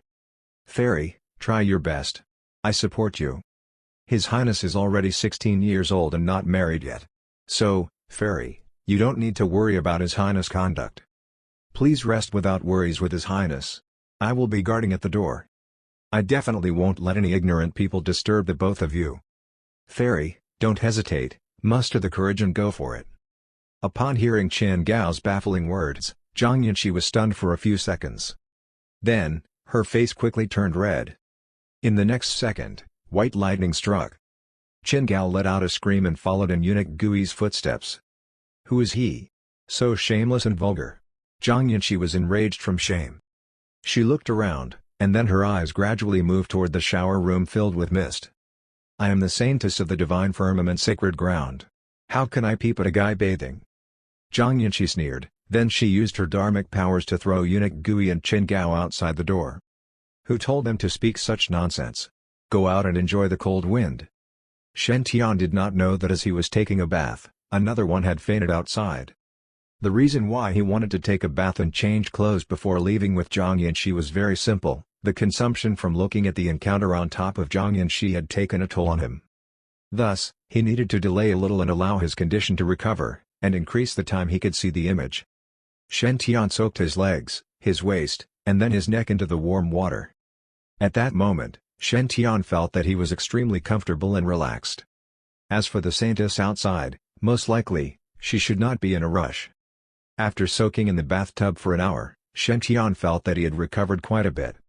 He walked out of the bathtub and wiped his body dry before wearing his clothes. After walking out of the room, Shen Tian met Zhang Yanqi, who was staring directly at him and standing 5 steps away. She looked at Shen Tian calmly. "Brother Shen Tian finished bathing. Do you need to bathe a little longer?" Shen Tian shook his head, smiled, and said, "There's no need. Fairy Zhang, we can leave whenever you're ready." Zhang Yanqi looked at the room next door deeply. "If that's the case, then let's go." After pushing open the door, Shen Tian saw eunuch Gui and Qin Gao, who had black faces and just awoken. Zhang Yanqi said calmly, "The two of you, follow us too." Eunuch Gui and Qin Gao looked at each other. Their eyes were full of worry. "It's too dangerous for His Highness to bring this female demon to seek and assess ores.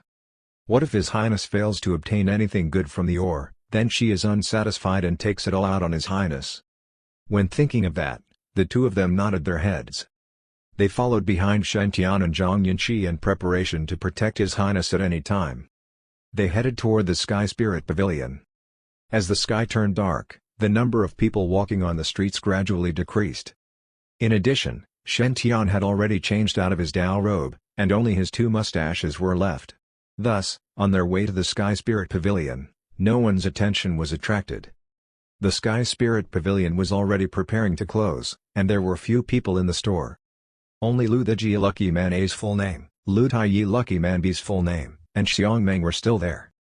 They were the founding members of Believers, so they were discussing the matter of people entering the sect with Shopkeeper Song. "Shopkeeper Song, don't be so humble. There's no one other than you that can be the Grand Elder of Believers." Yes. Shopkeeper Song, I, Lu Taiji, had never been amazed by anyone.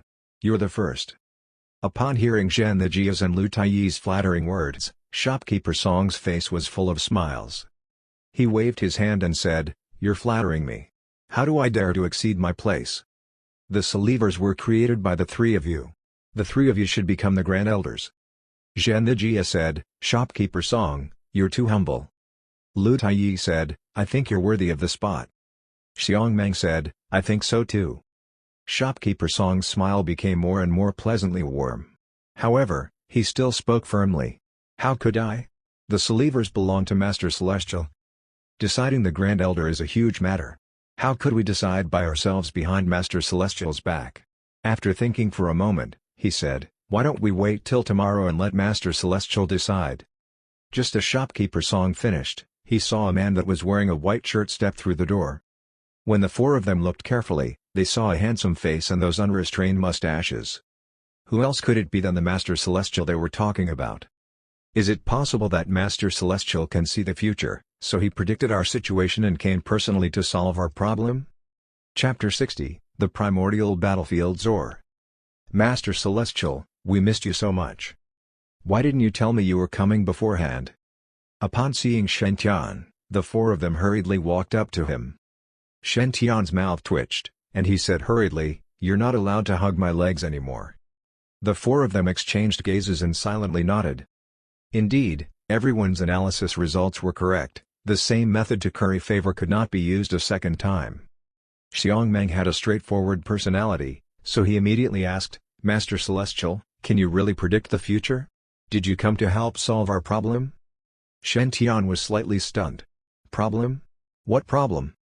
Lu Taiyi replied, "Dear Master Celestial, We hope for Shopkeeper Song to take the position of our sect's Grand Elder.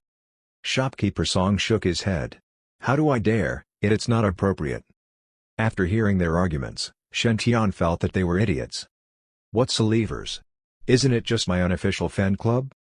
Just the leader of this fan club is worth fighting for? Shen Tian said, who is the Grand Elder now? Lu Taiyi raised his hand gradually. It's me. Shen Tian asked again, then why give it to Shopkeeper Song? Lu Taiyi replied seriously, I am incompetent. I have no face to hold the position and do no useful work. Shopkeeper Song is famous for being a good, honest shopkeeper of Myriad Spirit Garden. If he becomes the Grand Elder, then our Believers will have fundings in the future. Also, our comrades in the sect could have a discount when buying Spiritors. It'll be more convenient to attract more members to join our sect. After Lu Taiyi finished, Shopkeeper Song's face darkened by quite a few shades. I knew that you were up to no good. You just want to take advantage of me by telling me to become the Believers' Grand Elder. Provide fundings for the Believers?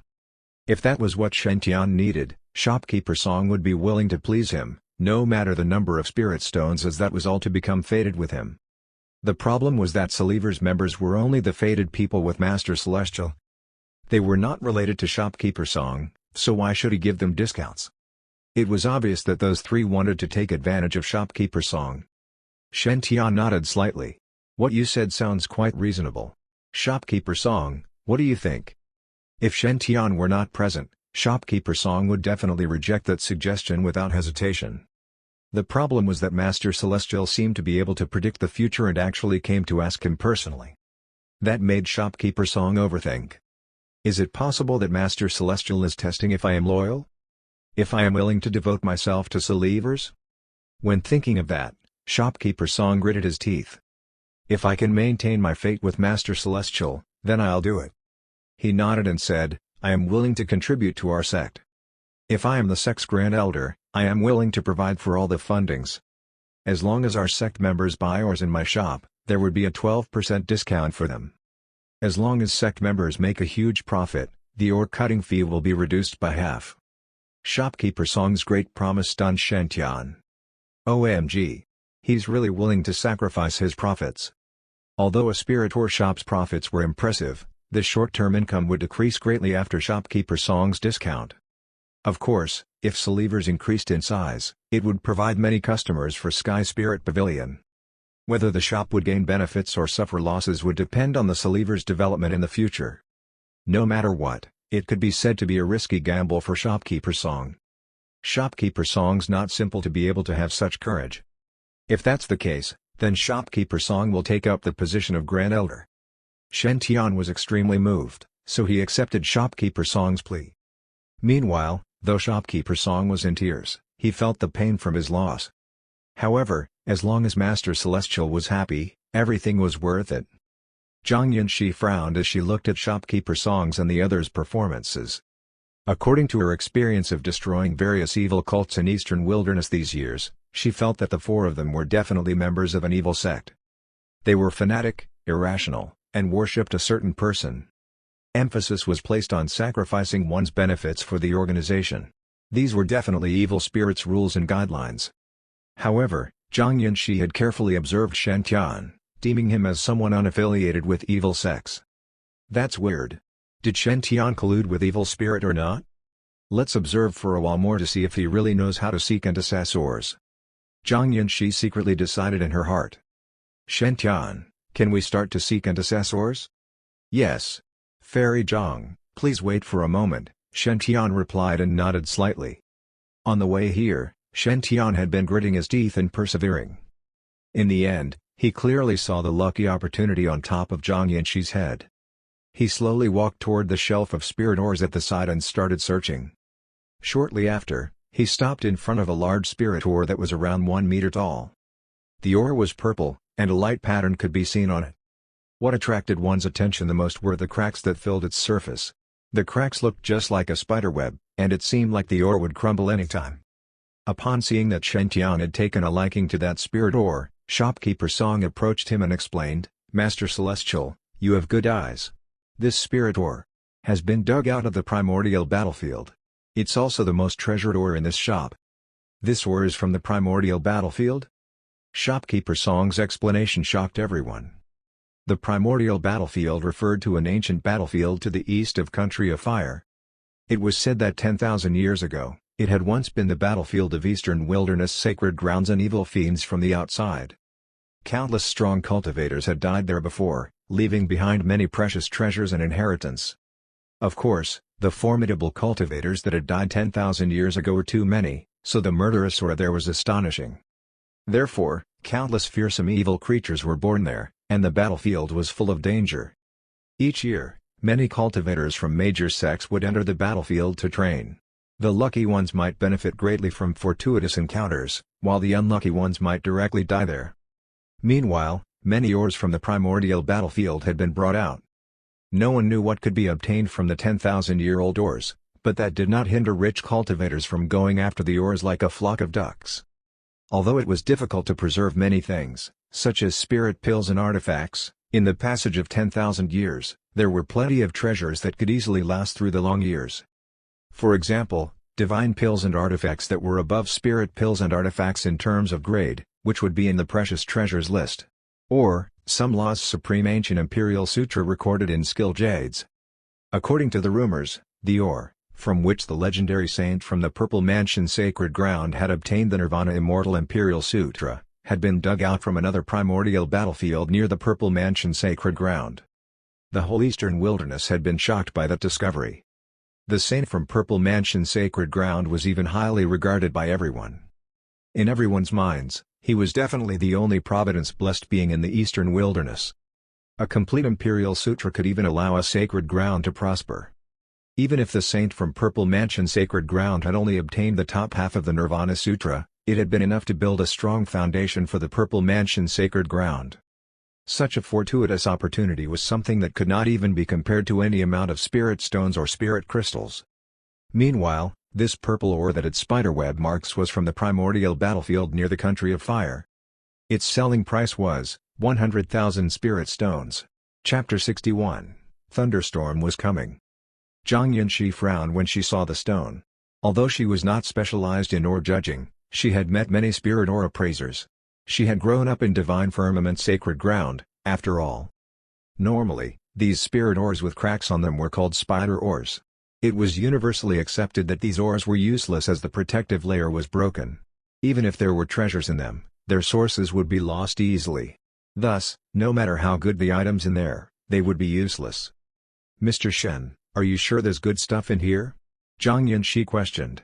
"I have a different opinion about it." Upon seeing that Zhang Yunxi was questioning Shen Tian's choice, shopkeeper Song was furious. He scoffed and said, "Since you asked Master Celestial for help, why don't you believe him?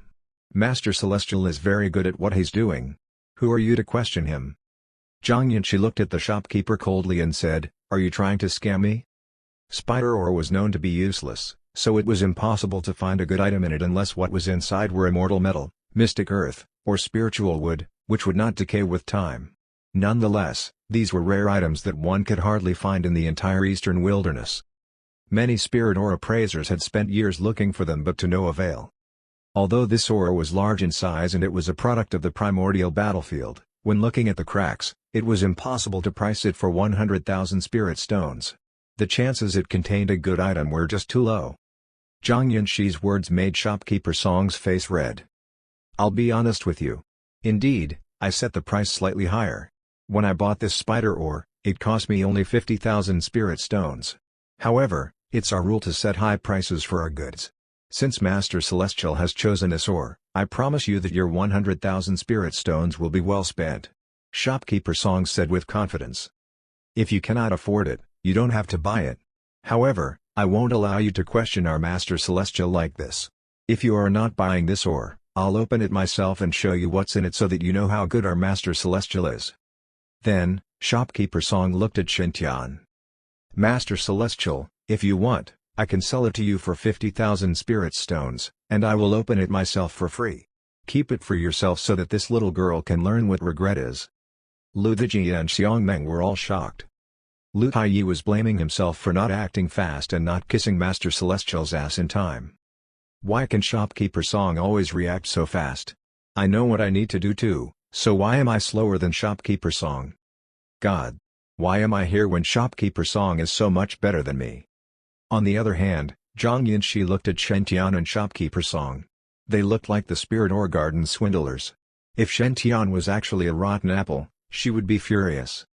Sigh. Should I trust him? Zhang Yinshi frowned under her phoenix feather mask. Honestly, she knew some Spirit Ore appraisers were extremely gifted and could find treasures in awful-looking ores. However, Shen Tian was too young to be one of them. Most importantly, Zhang Yinshi had realized that Shen Tian had not used any power when choosing the ore. If not all, almost all Spirit Ore appraisers needed to use their spiritual power when casting their mystic techniques to assess ores. Thus, an advanced cultivator could notice the small change of power in the surroundings. Zhang Yinshi had not picked up anything when Shen Tian was choosing the ores. He had merely looked at the ore's shape and picked what he needed. Even the best Spirit Ore appraiser could not do that. There was no way to see through a spider ore without some kind of mystic technique. This shook Zhang Yinshi's confidence in Shen Tian. She looked at the spider ore with mixed feelings. From a logical viewpoint, she did not believe that this ore contained something good. Simultaneously, from an emotional viewpoint, she hoped Shen Tian was an actor helping Shopkeeper Song, as the latter's words had truly infuriated her. I can't afford it? It's just 100,000 spirit stones. How dare you say that I cannot afford it? You'll pay for this. Zhang Yinshi scoffed, took out 100 spirit crystals, and said calmly, it's just 100,000 spirit stones, what's the big deal? Since Mr. Shen said there is something good in this spider ore, I'll buy it. She looked at Shopkeeper Song and asked aggressively, do you dare to make a bet with me? Shopkeeper Song did not know who Zhang Yinshi was, so he replied nonchalantly, sure, why not? Mr. Shen did not use any skill when choosing the ore just now. Thus I do not believe this ore contains treasure. Shopkeeper Song replied proudly, I can guarantee that the item it contains is worth at least millions of spirit stones. Zhang Yinshi nodded and said, sure, then I will take out 500,000 spirit stones as collateral. If what is inside the ore is worth more than this amount, I'll give the item to Mr. Shen for free. However, if it's not, you need to close your Sky Spirit Pavilion for 3 months. Do you dare to make this bet? Shopkeeper Song noticed that the bet was not very fair. Little girl, are you trying to be clever? If the item is worth less than 500,000 spirit stones, I need to close shop for 3 months and bear the loss myself? If it's the other way, you'll give the goods to Master Celestial for free? So either way, I have nothing to gain from the bet? Anyway, this is a good opportunity to show my sincerity to Master Celestial. Shopkeeper Song said firmly, sure. I'll make a bet. As long as I trust Master Celestial wholeheartedly, what's there to be afraid of? Shopkeeper Song stood in front of the spider ore with the special equipment to cut the ore. He had not done this for decades, so he took a deep breath before cutting. His skill was still top-notch, and the human-sized spirit ore was cut slowly into a much smaller piece. Zhang Yinshi looked at the spirit ore calmly. She trusted her eyes and experience. Even a nascent soul spirit ore appraisers could not hide away from her detection. Since she had not sensed Shen Tian using any spiritual power to assess the ore, then there was only one explanation: Shen Tian couldn't know whether this ore contained treasure or not. Mr. Shen, you are good-looking and kind. I cannot allow this evil shopkeeper to misguide you. In Zhang Yinshi's eyes, Shen Tian was deemed as an actor that Shopkeeper Song had hired. Zhang Yinshi needed to help Shen Tian turn over a new leaf, and she would not allow Shopkeeper Song to use him again. As the ore was getting smaller, the crowd realized something was not right. Shen Tian stood beside the window in the Sky Spirit Pavilion and looked at the darkened sky. A huge dark cloud was forming directly above them, thunder rumbled in the sky, and the wind blew strongly, making the myriad spirit gardens' flags flap loudly. A thunderstorm was coming. Chapter 62, The Lightning. Whoosh! The wind blew while dark clouds formed on top of the myriad spirit garden. It was already dusk, and the sky was dark. After the dark cloud was formed, everything else became darker too. Soon, darkness enveloped the ground, depriving it of any form of light, and a depressing atmosphere encompassed a radius of hundreds of miles around the myriad spirit garden. All demons were shivering in fear as they sensed supreme pressure originating from myriad spirit garden. The mountains roared, towering trees shook, and patches of grass and trees danced like waves. The wind was howling like a dragon and tiger that shook the entire world. Then, the sky changed again. A lightning bolt thundered, and light reappeared again. The silver lightning was like a dragon cutting through the dark clouds. It tore the darkness and the dark clouds surrounding them. It was the brightest thing on earth with beautiful light. After the sighting of lightning, the thunder rumbled again. Kacha! It was so loud that everyone felt that the thunder struck beside their ears. Then, more lightning bolts condensed in the sky, and their shapes were changing very fast. Thousands of these lightning bolts weaved together and formed a larger silver net. After a while, the silver lightning formed a white tiger. On the other side of the cloud, a turquoise lightning bolt was striking through the clouds as well. The turquoise lightning bolt was moving from side to side forcefully, just like a dragon. Both the tiger and dragon appeared on top of the myriad spirit garden. It seemed that they were going to collide with each other soon. The weird phenomenon had caught everyone's attention. Shopkeeper Song stopped what he was doing. Zhang Yunxi saw Shen Tian standing by the window quietly. His white robe was flapping from the strong wind as he stood still and looked at the lightning calmly. For a moment, the saintess from the divine firmament sacred ground was stunned. Zhang Yunxi felt that she had wronged Shen Tian. How could someone this handsome be a liar? At the same time, Zhang Yunxi looked at the constantly changing lightning bolts and the spider ore. She believed that there was some connection between them. Zhang Yunxi found her idea to be funny. How could an ore affect the weather? Nonetheless, she could not eliminate her peculiar speculation. Zhang Yunxi took a deep breath and walked towards Shen Tian. "Mr. Shen, the shopkeeper is about to finish cutting the spider ore. Why are you not looking?" Shen Tian smiled and looked at shopkeeper Song working on the spider ore. "I already knew the result when I chose this ore," he calmly said. Shen Tian pointed at the turquoise lightning dragon and the silver lightning tiger in the sky. He smiled and said, "Fairy Zhang, look. The lightning dragon and tiger are mixing together now." Indeed, the lightning beasts tangled together in the sky. As they continued to mix together, a brand new golden arc of lightning appeared. The golden lightning stood out in the dark clouds, and it looked very dignified. The darkened sky was torn apart by the constantly spawning golden lightning. The turquoise and silver bolts of lightning continued to mix, and more golden arcs appeared. Eventually, all of the lightning was golden in color. In the end, it formed a picture of a golden Tai Chi diagram in the sky. The golden lightning arcs jumped around in the Tai Chi diagram. It was very bright in the dark sky, just like the sun shining on earth. It chased away the darkness and purified evils.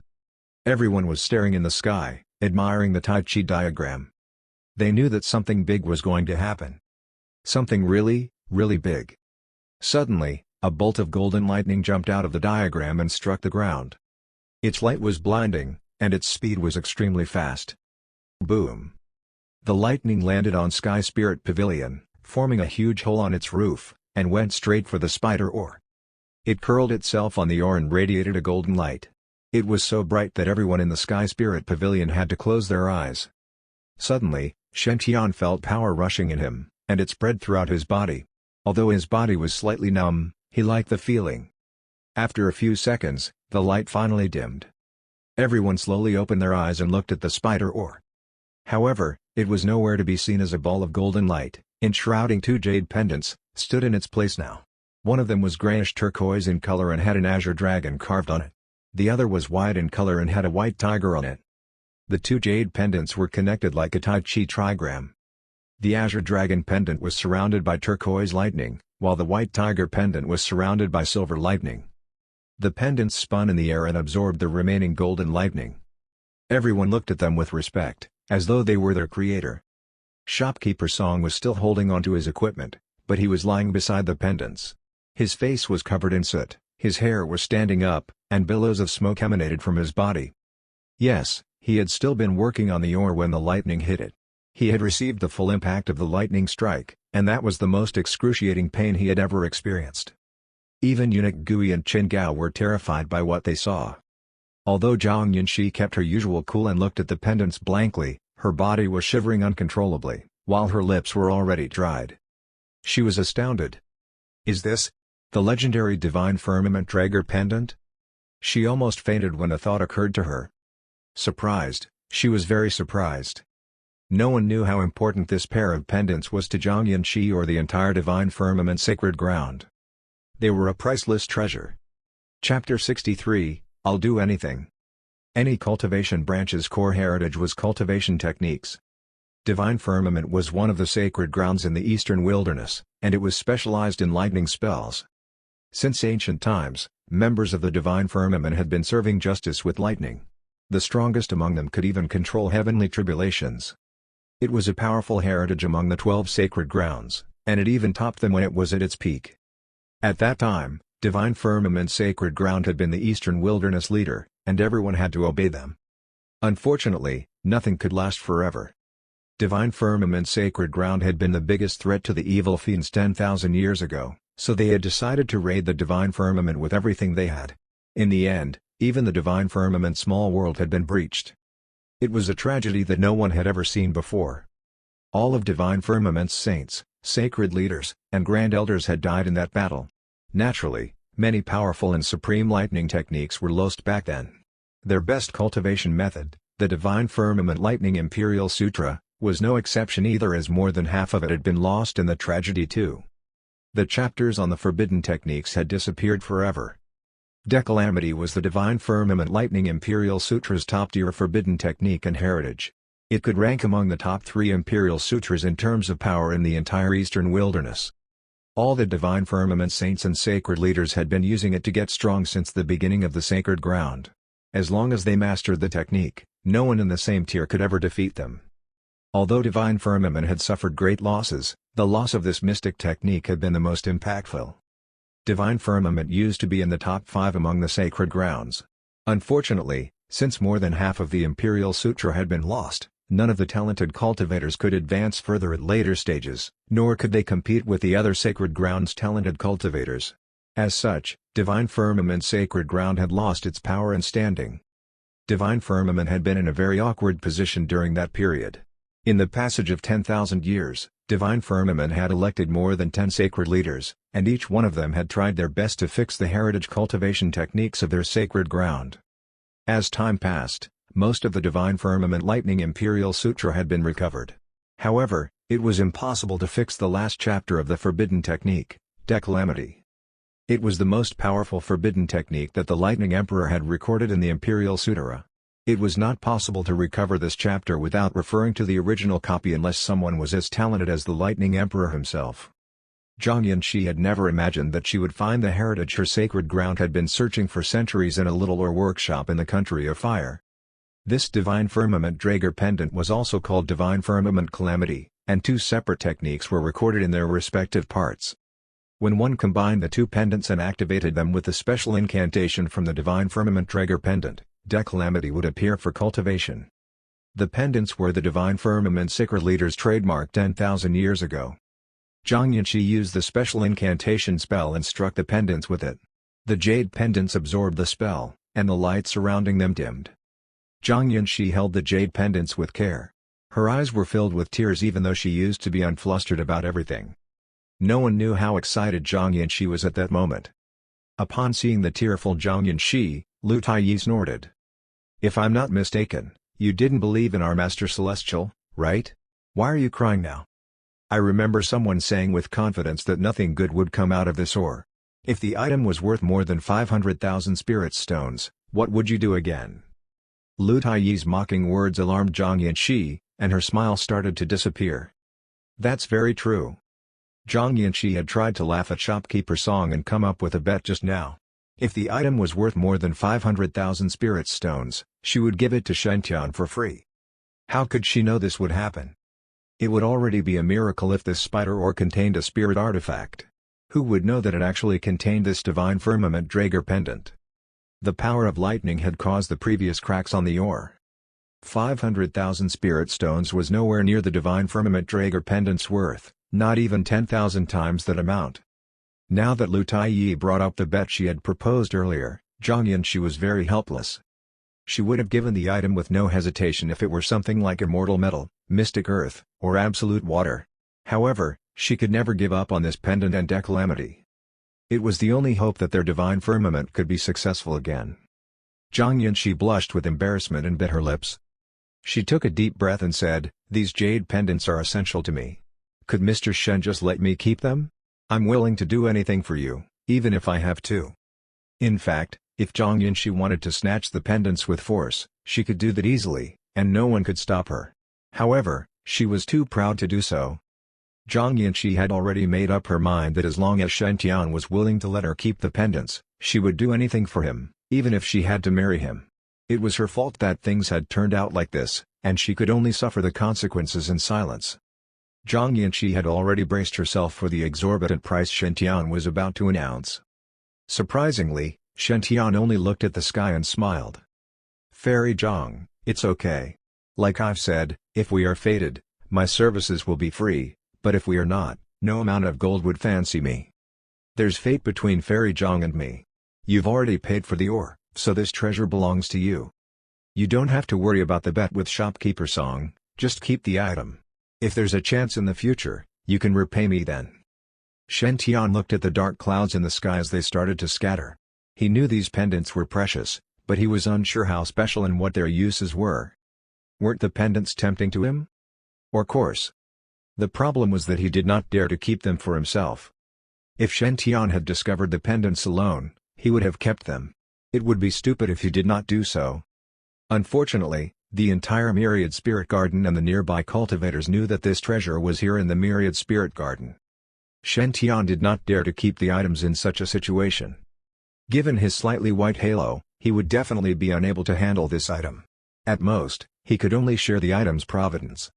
The Coffin Dance Song 1 would most likely be played for him if he tried to keep the items for himself. Also, special incantations were needed to combine them into the Divine Firmament Drager pendant and activate it, so they would be useless for Shen Tian. Thus, the best choice was to just give the jade pendants to Zhang Yinshi. If they were useful to her, she would definitely owe him a big favor, and he would gain lots of benefits in the future. Shen Tian understood that point very well. There was danger everywhere in the cultivation world. If he did not have enough power in Providence, it would be better for him to be slow and steady. After all, the turtle won the race in the end. Chapter 64, Finally, I'm green. How could I do that? I never go against my own words. Since I've already agreed to the bet, I'll not be a sore loser. Zhang Yinshi blushed when Shen Tian said that she could keep the jade pendants. She had been an incredibly independent and strong woman from a young age and had always been unwilling to be subservient to others. It was her fault this time to have doubted Shen Tian and made a bet with shopkeeper Song. Thus, she accepted her loss, and the pendants belonged to Shen Tian. She just wanted to use something to trade for these jade pendants. She took a deep breath and stared at Shen Tian. "Mr. Shen, please do not disgrace me.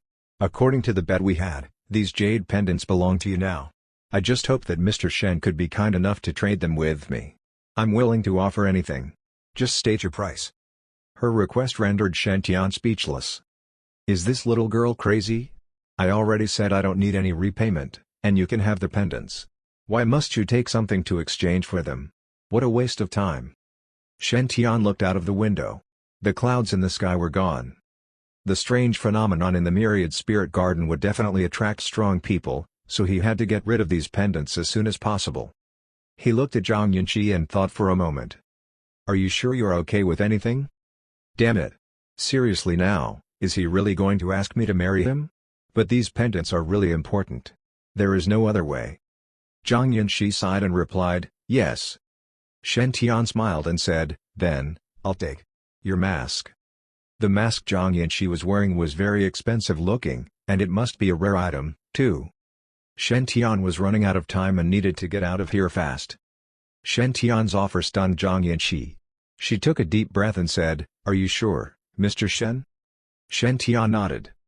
Zhang Yinshi bushed under her phoenix feather mask. "I've wronged Mr. Shen again. He's not the filthy person I thought. Why does he want my mask? Does he want to know what I look like? Or does he want to keep the mask so that he can think of me anytime he wants?" This phoenix feather mask was very meaningful to Zhang Yinshi. It was a supreme-grade spirit artifact passed down from her mentor, Essence Venerate Crimson Feather. It could block all forms of detection and could control one's own presence to others too. Zhang Yinshi had never revealed her face after receiving the mask. Even in the Divine Firmament Sacred Ground, very few people knew how Zhang Yinshi looked. Now, Shen Tian was using the Divine Firmament Drager pendant to exchange for her mask. Zhang Yinshi did not understand why Shen Tian was willing to make such an unfair trade. "Is it just to look at my face for once? Has he fallen in love with me in just this short duration? Zhang Yanxi blushed at the thought of it. She took a deep breath and said, "Sure, no problem." Then, her mighty aura erupted and concealed the two of them in tiger-shaped lightning. Her aura blocked everyone else from watching and listening to them, so Zhang Yanxi slowly took off her mask. Her skin was like snow, white and fair, and her eyes were like the stars in the sky. Unlike little spirit fairy's liveliness, Li Liner's cuteness, or Jiwer's pithiness, Zhang Yanxi was more toward the cooler end. She had the look of an independent woman. Although she looked very attractive, nobody would ever make dirty thoughts about her. She was a female fighter that was no weaker than any other male. Shen Tian recalled a few ancient heroines that shared her vibes: Mulan, who had participated in the war on her father's behalf, and Mu Guiying, who was the army commander in her era. Zhang Yanxi interrupted Shen Tian's thoughts. "I know what you mean by this. But please excuse me as I really have something important to do now. I cannot stay with you at this moment. To be honest, this Divine Firmament Drager pendant is my Divine Firmament Sacred Ground heritage treasure. Now that everyone witnessed the strange phenomena in the sky, I need to bring the jade pendants back to the sacred ground. If I'm able to bring these pendants back and complete my mission, I'll come back for you. I'll accept your request then. However, if I'm short-lived and do not make it to the sacred ground, please do Yanxi a favor." Shen Tian was confused about what Zhang Yanxi was saying. "What do you mean? You know what I mean. I'm just asking for a mask. What's all the explanation for?" Shen Tian did not really bother much with Zhang Yanxi's request. Indeed, if Shen Tian took the pendants, something might really happen to him. But since this fortuitous opportunity belonged to Zhang Yanxi in the first place, there was no way anything wrong was going to happen to her. Thus, Shen Tian was doing her a favor with no cost at all. Shen Tian said firmly, "Fairy Zhang, go on. I'll do it." Zhang Yanxi smiled and said, "Are you not going to listen to what the thing I need help with is?" Shen Tian replied without hesitation, "I'm fated with you, Fairy Zhang. I'll do whatever I can." Naturally, Shen Tian's words touched Zhang Yanxi. She took a deep breath and pierced her finger. Her blood dripped on the Divine Firmament Drager pendant and was absorbed. Then, Zhang Yanxi made several hand seals and cast spells into the pendants. The Divine Firmament Drager pendant lit up again, and 3 golden rays of light flew towards Shen Tian's head and disappeared. Shen Tian felt that new information was flooding his mind. It was 3 mysterious heritage arts, 5 heavenly lightning cultivation technique, lightning emperor body tempering art, and the long-lost prestigious heritage art, declamity. After Zhang Yanxi finished transmitting them, her complexion looked pale. She smiled and said, "I've copied and transmitted all 3 heritage arts in this Divine Firmament Drager pendant to you. If something happens to me, and I cannot bring the Divine Firmament Drager pendant back to the Divine Firmament Sacred Ground, please visit the Sacred Ground personally and help me pass down these heritage arts. Yanxi will repay your kindness in my next life." The lightning tiger aura shattered after saying the last bit, and her divinity formed an illusionary mask to cover up her face again. Zhang Yanxi held the Divine Firmament Drager pendant and flew off. She had to travel thousands of miles and pass the pendants to the current Divine Firmament Sacred Leader. Her duty would only end when she completed this task. Shen Tian felt the scenario was very familiar. I should worry more about myself instead of her. After obtaining the pendants, Zhang Yanxi's halo was so bright that it resembled a mini sun. Who would dare to rob her with her outflowing providence? She could kill them easily. Shen Tian smiled and stored the phoenix feather mask. He then took out his mirror and looked at his reflection. Shen Tian was so touched and thrilled that he screamed, "Green! Finally, I'm green!" Chapter 65, Divine Lightning Origin. Yes, his halo was green. As such, Shen Tian felt very touched. Although his reflection was still very handsome and smart-looking, a marking had somehow appeared on his forehead. Shen Tian believed it was due to receiving the heritage arts from Zhang Yanxi. The marking had the shape of golden lightning. However, that was not Shen Tian's focus, as all he cared about was the halo on his head. Not even a black spot remained, the unlucky black color was finally gone. The halo was now giving off a white light with spots of greenness on the outside. Although it was not very obvious, it was a very good start. He did not have to worry about his pets drowning in the pond in his imperial garden, nor did he have to worry about some random kid destroying his plants. He would not need to worry about stepping on a banana skin when trying to play the hero, either. I'm not my old self anymore. I've changed. I'll try even harder to make my halo greener." Shen Tian took a deep breath and smiled. "Your Highness, what made you so happy?" asked eunuch Guyan Qingao. "It's nothing, just having some thoughts." Shen Tian looked at eunuch Guyan Qingao and was stunned. They had the golden marking on their forehead too. They were identical to the one Shen Tian had. The golden marking made them both look funny as their hair was messy, and their faces were charcoal black. Shen Tian quickly looked around. Lu Taiyi, Zhen Nijia, and Xiang Meng all had the same marking. However, Shen Tian felt that his halo had the most prominent color. Eunuch Guyan Qingao were ranked second, and as for the rest, theirs were much dimmer. Now that the marking was added, the Tinder divinity in Shen Tian's body started to become more active. It was like a kid. Soon, shopkeeper Song woke up. "What happened to me?" He stood up slowly. His face was even darker than eunuch Gui's, and he had the golden marking too. But his marking was more prominent than eunuch Gui's. Shen Tian fell deep in thought and scanned everyone's halos. He noticed that everyone's halos had changed after the golden marking appeared.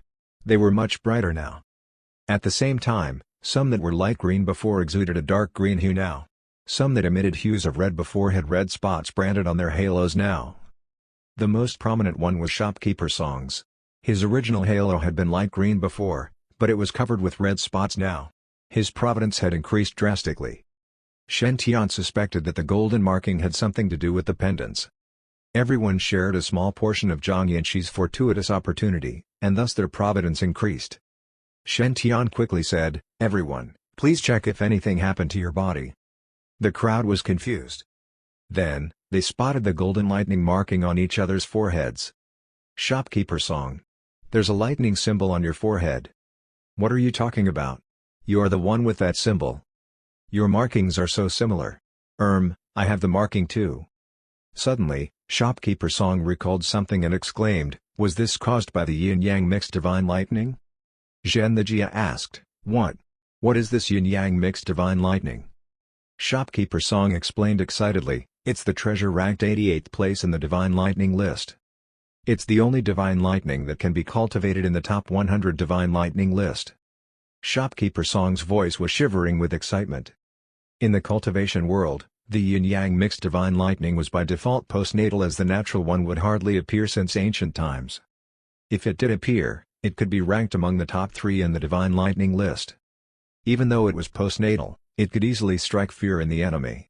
The reason was very simple: the postnatal yin-yang mixed divine lightning could be mass-produced. It was the divine firmament sacred ground's signature divine lightning 10,000 years ago. According to the ancient records, if anyone in the divine firmament sacred ground could cultivate the lightning imperial sutra to a certain extent, they could mix both yin and yang into the divine lightning and refine it to yin-yang mixed divine lightning. Although it was only ranked 88th, its quantity potential was huge. The divine firmament sacred ground would produce a saint every 100 years and a sacred leader every 1,000 years in that era. After 5,000 years, there would be about 50 people that had learned the imperial sutra. They were all qualified to learn the forbidden technique, and almost all of them could use yin-yang mixed divine lightning. This divine lightning was mighty when it was used together with the lightning-type dharma spells in the divine firmament sacred ground. All the evil fiends from the outside were terrified of this divine lightning's power. Otherwise, they would not have worked together and raided the divine firmament sacred ground. Shen Tian believed the cause was the divine firmament Draeger pendant. It had been sealed for over 10,000 years, and the Tao talisman in it must have been continuously refining the spirit qi in the surroundings, just like a cultivator working on refining the yin-yang mixed divine lightning. After such a long period, it would be natural for it to produce so much divine lightning origin. The heavenly tribulation that had struck the divine firmament Draeger pendant must probably have dispersed the origin. As such, the dispersed energy found its way into Shen Tian's body. It was most likely the case for the rest too. "So strange. My divinity has a lightning attribute now," exclaimed shopkeeper Song. He tried to release his divinity through his fingertip, and he saw silver lightning coming out. It was sparkling around brightly. Even Shen Tian was shocked by it. "I'll try it too," Xiang Meng shouted and released his spirit qi. The white lightning surrounded him immediately, and he looked like a white polar bear now. Eunuch Guyan Qingao exchanged a look and activated their divinity too. 2 huge demonic sunflowers appeared behind them, a rather creepy spectacle. Surprisingly, Turquoise lightning was surrounding their demonic sunflowers too. It was not only majestic looking like the white lightning but also scary. Eunuch Gui suddenly used his sunflower movement technique, and a red-purple shadow flashed. Eunuch Gui appeared a few meters away in an instant. His face was covered in shock as he exclaimed, "My speed is doubled. Who knew our prince would choose a random war and get the treasure again? Finally, my prince's providence has improved. If concubine Lan were to know it, she must be delighted." Chapter 66, He actually saw through my disguise. On the other side, shopkeeper Song stared at the lightning jumping on his fingertips before looking at Shentyan again. His burning gaze instantly turned so intense that it was unprecedented. "Master Celestial, to think you had predicted such a result beforehand." "I've predicted this result beforehand? Naturally, that's impossible." Currently, Shentyan could only see another person's fortuitous encounter from the omniscient point of view. If the future changed due to him intervening, then Shentyan would not be able to see that new future. For example, Eunuch Gui obtaining the Demon Book of Huga was, of course, a huge fortuitous opportunity. However, Shentyan would not be able to see beforehand the scene in which he gave Eunuch Gui the Demon Book of Huga. The reason? There were countless possible futures, and Shentyan was the variable within them. Due to his spur-of-the-moment decisions, he assisted in producing opportunities for others. Naturally, he would not be able to predict such a future beforehand himself. Shentyan had not seen such a fortuitous opportunity on shopkeeper Song and the others' halos previously. Most likely, if it had progressed according to the original plot, they would not have been able to obtain the divine lightning origin. However, it might be due to the butterfly effect that such an outcome was changed. Shentyan was unable to predict others' additional fortuitous opportunities that happened due to his involvement. However, given such a good opportunity, would he admit that he could not have predicted such a future? Shentyan smiled as he touched his mustache. "What do you think?" Shentyan's words instantly caused shopkeeper Song to worship Master Celestial even more. "Indeed, as long as I firmly cozy up to Master Celestial and do not waver, then he will definitely not mistreat me. Fortunately, I did not chicken out when betting with that little girl. If not, how could I have obtained this divine lightning's origin?" Where did she go?" Shopkeeper Song was slightly stunned. "Master Celestial, where did that little girl go?" Shentyan smiled slightly. "Little girl? Shopkeeper Song, you're surely courageous to call her that." Shopkeeper Song replied, "She dared to question Master Celestial's choice. Just what is that little girl's background?" Shentyan revealed a wicked smile. "She is the divine firmament sacred ground saintess, Zhang Shi." When Shentyan finished, shopkeeper Song's legs instantly turned soft, and he collapsed on the ground. "OMFG. That little girl is divine firmament sacred ground saintess? WTH? I'm feeling a little dizzy." Shopkeeper Song looked at Shentyan, full of resentment. "Master Celestial, I only talked back to the saintess to help maintain your dignity. You can't just leave me to fend for myself." Shentyan was caught between laughter and tears upon seeing how shopkeeper Song was about to cry from being so anxious. He smiled and said, "Relax. Since you're my subordinate, she won't make things difficult for you." From what Shentyan had seen, Zhang Shi did not seem to be someone who was petty. Also, this time she was able to obtain the divine firmament Drager pendant from the Sky Spirit Pavilion. T was the best thing to happen in the previous 10,000 years for her divine firmament sacred ground. It was a historical moment, so who would have the time to care about a small character such as shopkeeper Song? Nevertheless, shopkeeper Song would most likely be unable to get the 10% profit he should earn from cutting the ore. If he went to the divine firmament sacred ground, he might be able to get some benefits, but the question was, would he dare to go? "Since I am Master Celestial's subordinate, she won't make things difficult for me?" Shentyan's casual reply left shopkeeper Song awestruck. Master Celestial truly is Master Celestial. He's on equal footing as the saintess, and she even has to give him face. Shopkeeper Song suddenly recalled that when Zhang Shi had agreed to the bet, she had said that if the item cost more than 500,000 spirit stones, she would give it to Master Celestial for free. Was the saintess purposely flattering Master Celestial earlier? SSS, is it possible that the saintess' status is lower than Master Celestial's status? Shopkeeper Song could not help but be astonished. Even a saintess from a sacred ground would compete with us to please Master Celestial? How can we even win against her? After analyzing the whole thing, Shopkeeper Song felt that he could not wait anymore. Initially, he had wanted to interrogate that fellow who pretended to be Master Celestial before handing him over to Master Celestial. However, it now seemed that one needed to cozy up to Master Celestial as early as possible. If the Sanus decided to fight with them to Master Celestial's attention, how could Shopkeeper Song guarantee and maintain his position? As such, Shopkeeper Song hurriedly said, "Master Celestial, I have something to tell you." He pulled Shen Tian to one side and said mysteriously, "Master Celestial, I have caught a little thief that pretended to be you." Pretended to be me? Shen Tian was stunned. He had only adopted the Master Celestial persona for a few days, and there was already someone pretending to be Master Celestial? The speed of piracy is this fast, even in the cultivation world? Shopkeeper Song took out a token and handed it to Shen Tian. "Master Celestial, please take a look." Shen Tian checked the token, and he instantly seemed interested. He let out a cough and asked, "This token is?" Shopkeeper Song sneered and said, "It was on that little thief. He dared to claim to be the 6th prince of the country of fire, Shenao." Shen Tian asked guiltily, "What does he pretending to be the 6th prince, Shenao, have to do with me, Shenao Yen?" Shopkeeper Song was momentarily stunned. He then whispered, "Master Celestial, is it inconvenient for you to reveal your identity?" Shen Tian's lips twitched slightly. "Shopkeeper Song, haven't you thought of the possibility that this Shenao might be illegit?"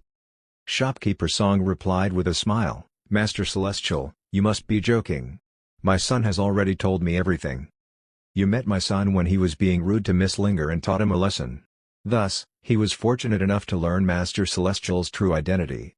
You're already here, so how could that Shenao be legit?" Shopkeeper Song's revelation shocked Shen Tian. "How is it possible? He actually saw through my disguise." Shen Tian suddenly glanced at eunuch Gui and Qin Gao, who were standing at the side, and realization dawned upon him. "No wonder. It should be Uncle Gui and Qin Gao who follow me that exposed my identity. I was too careless. The person that beat up young Shopkeeper Song is Uncle Goe. Seeing Uncle Gui following behind me, how could young Shopkeeper Song not associate him to me? In addition, given my outstanding appearance, even if I disguised myself with a mustache, my handsomeness did not decrease at all, so I still stand out. It's no wonder young Shopkeeper Song confirmed that I was Shenao." When thinking to this point, Shen Tian could not help but feel helpless, as this would be the fake Shenao meeting the real Shenao. However, Shen Tian could not just turn his back on Shenao and leave him. They were siblings, after all. At the same time, Shenao had given him face by releasing Qin Gao previously, so it would be unfair if Shen Tian were to just turn a blind eye and leave. Not to mention that the Song father and son duo firmly believed that Shenao was fake. What if they decided to kill him? Thus, Shen Tian decided to first go and take a look. If the person Shopkeeper Song had captured was also an impostor, then it went without saying that Shen Tian would continue impersonating Shenao. If they really captured my 6th brother, just the thought of it is stressing me out. Shopkeeper Song, bring me to take a look at that fella. Then Shen Tian turned and ordered eunuch Gui not to follow him in case Shenao recognized him. Shen Tian followed Shopkeeper Song toward the chamber with a heavy conscience and touched the mustache on his face, clearly worried. Although Uncle Gui was the reason young Shopkeeper Song recognized me, it doesn't mean that my disguise can completely conceal my handsomeness. Sigh, what can I do? How troublesome. Chapter 67, He is my brother. Shen Tian suddenly had a bright idea. He took out the phoenix feather mask that Zhang Yinshi had left behind and wore it. One had to say that the size was quite suitable, and there was also a lingering fragrant scent. Yep, the mask completely conceals my face now. At the very least, my 6th brother won't recognize me. After wearing the mask, Shen Tian took out his mirror to have a look and couldn't help but exclaim, "This is the perfect disguise." Then, he resumed following Shopkeeper Song and headed toward the Sky Spirit Pavilion's chamber. When the door opened, they could see young Shopkeeper Song dozing off beside the door. Meanwhile, the number of palm prints and bruises on Shenao seemed to have increased from before. Shen Tian's lips twitched slightly upon seeing the tragic figure of Shenao, whose hands were bound behind his back, on the cross. You guys sure focused all the beating on his face." Initially, Shenao was dispirited, but after Shen Tian finished saying his piece, his eyes instantly lit up. He stared at Shen Tian, and in the next instant, his eyes betrayed fear and terror. "This voice sounds very familiar. SSS, is it possible that it's you? 13th brother? WTH, all he needed to recognize me was my voice? Shen Tian felt a shiver run down his spine. Although he was astonished, he hurriedly shook his head. No, I'm not. Don't speak nonsense. The longer Shen Ao stared at Shen Tian, the more the terror his eyes betrayed increased. So that's why. How could I not be that unlucky? Of course I would be mysteriously kidnapped once the moment I spent my foot in Myriad Spirit Garden. It's because my uber unlucky 13th brother is also here. Had I known this earlier, I wouldn't have dared to come here. Sigh, it's really just my luck. Shen Ao sized up Shen Tian before smiling bitterly and saying, 13th brother, you can stop lying. Look at the shoes you are wearing. They are custom made for royalty. The stunned Shen Tian looked down and took a closer look. He was indeed wearing a pair of black boots with gold thread. An azure green jade pendant was embedded at the boot's side, and the number 13 was carved on it. SSS, 6th brother is indeed 6th brother. He really is our country of fire's once-in-a-century rare talent. Although his face is swollen to the point his eyes are indiscernible, they are still as sharp as ever. No matter how Shen Tian admired Shen Ao in his heart, he could not allow him to expose his identity. Thus, Shen Tian lowered his voice and gradually walked toward Shen Ao. I don't understand what you are saying. Stop. It's okay, never mind. If you don't understand, just stand there to talk, Shen Ao hurriedly said. I understand, you're not my 13th brother. You're an emotionless killer, right? Shen Ao helplessly said, Brother, could you tell me why you kidnapped me?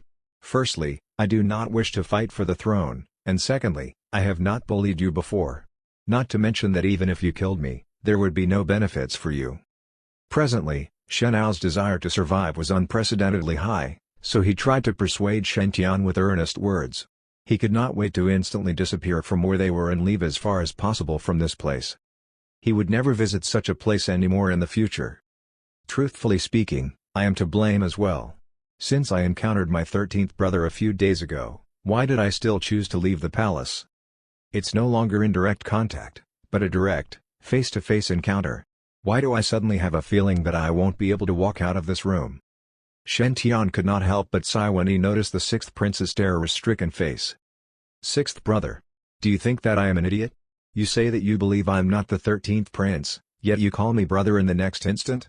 It's obvious you've seen through my upgraded disguise. How could I possibly let you go without worrying?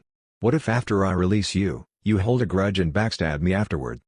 Although my halo is already green now, and I won't be as unlucky as before, as the saying goes, the concern of a thief is more dreadful than his action one. The mere thought of a genius with a green and red halo holding a grudge against him scared Shen Tian witless. Shopkeeper Song, who was standing at the side, had roughly understood the situation. He carefully asked, So, Master Celestial, you're not Shen Ao but Shen Tian? Shen Tian could not help but roll his eyes. What do you think? No wonder, I understand now. Shopkeeper Song's lips twitched, and then he turned and slapped his son on his face. You good for nothing. You haven't learned a lesson after being beaten. He barked. Master Celestial had clearly told you that he was the 13th prince, Shen Tian, after beating you up. How did you mishear and think he was the 6th prince? You're even deafer than Shopkeeper Wang next door. Young Shopkeeper Song was confused after being slapped. He looked at Shen Tian in a daze as he recalled the situation that day. He remembered that Master Celestial had clearly said that he was the 6th prince. I remember that I didn't mishear it. Is it possible that my head was hit so hard that I imagined hearing it? The bewildered Shen Tian laughed softly. Then he coughed lightly and stared at young Shopkeeper Song coldly. What do you think? Young Shopkeeper Song was terrified. I have made Master Celestial upset. He immediately lowered his head in shame and said, Most likely, I misheard. In that case, this person is? Is it possible that he is really the 6th prince? Upon thinking of that possibility, the father-son duo started to panic. At the same time, young Shopkeeper Song's words made Shen Ao feel even more wronged. He had been under the impression that they had kidnapped him as a part of a major conspiracy that targeted him, Country of Fire's once-in-a-century rare talent. Who would have thought that I suffered so much pain because that young shopkeeper did not hear clearly? So all the pain I suffered and the slaps I endured were in vain? Nothing good happens once my 13th brother is involved, indeed. Boo-oo, I was still not cautious enough. I should not have left the palace and come here in the first place. If not, I wouldn't have suffered such inhuman treatment. After thinking this through, Shenao pulled a long face and said, "Since it is all a misunderstanding, then forget it. 13th brother, tell them to let me go. I promise I will not hold a grudge." Shenao's assurance caused young shopkeeper Song's eyes to light up before he asked, "Master Celestial, Father, since the 6th prince promised that he would not hold a grudge, how about we let him go?"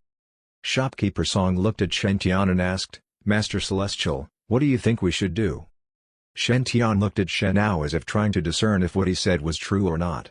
Then, he answered Shopkeeper Song with a question of his own, "Shopkeeper Song, do you think my 6th brother will not hold a grudge?" When Shopkeeper Song heard Shen Tian's answer, he instantly revealed an understood expression. He took a deep breath and gradually walked toward Shenao. "I understand. Since this has already happened, rather than hoping the other person will not hold a grudge, it's better to settle it ourselves. Master Celestial means that since we've already made a mistake, we should go through it regardless of the consequences. As such, taking advantage of the fact that no one knows now, we should directly kill him, right?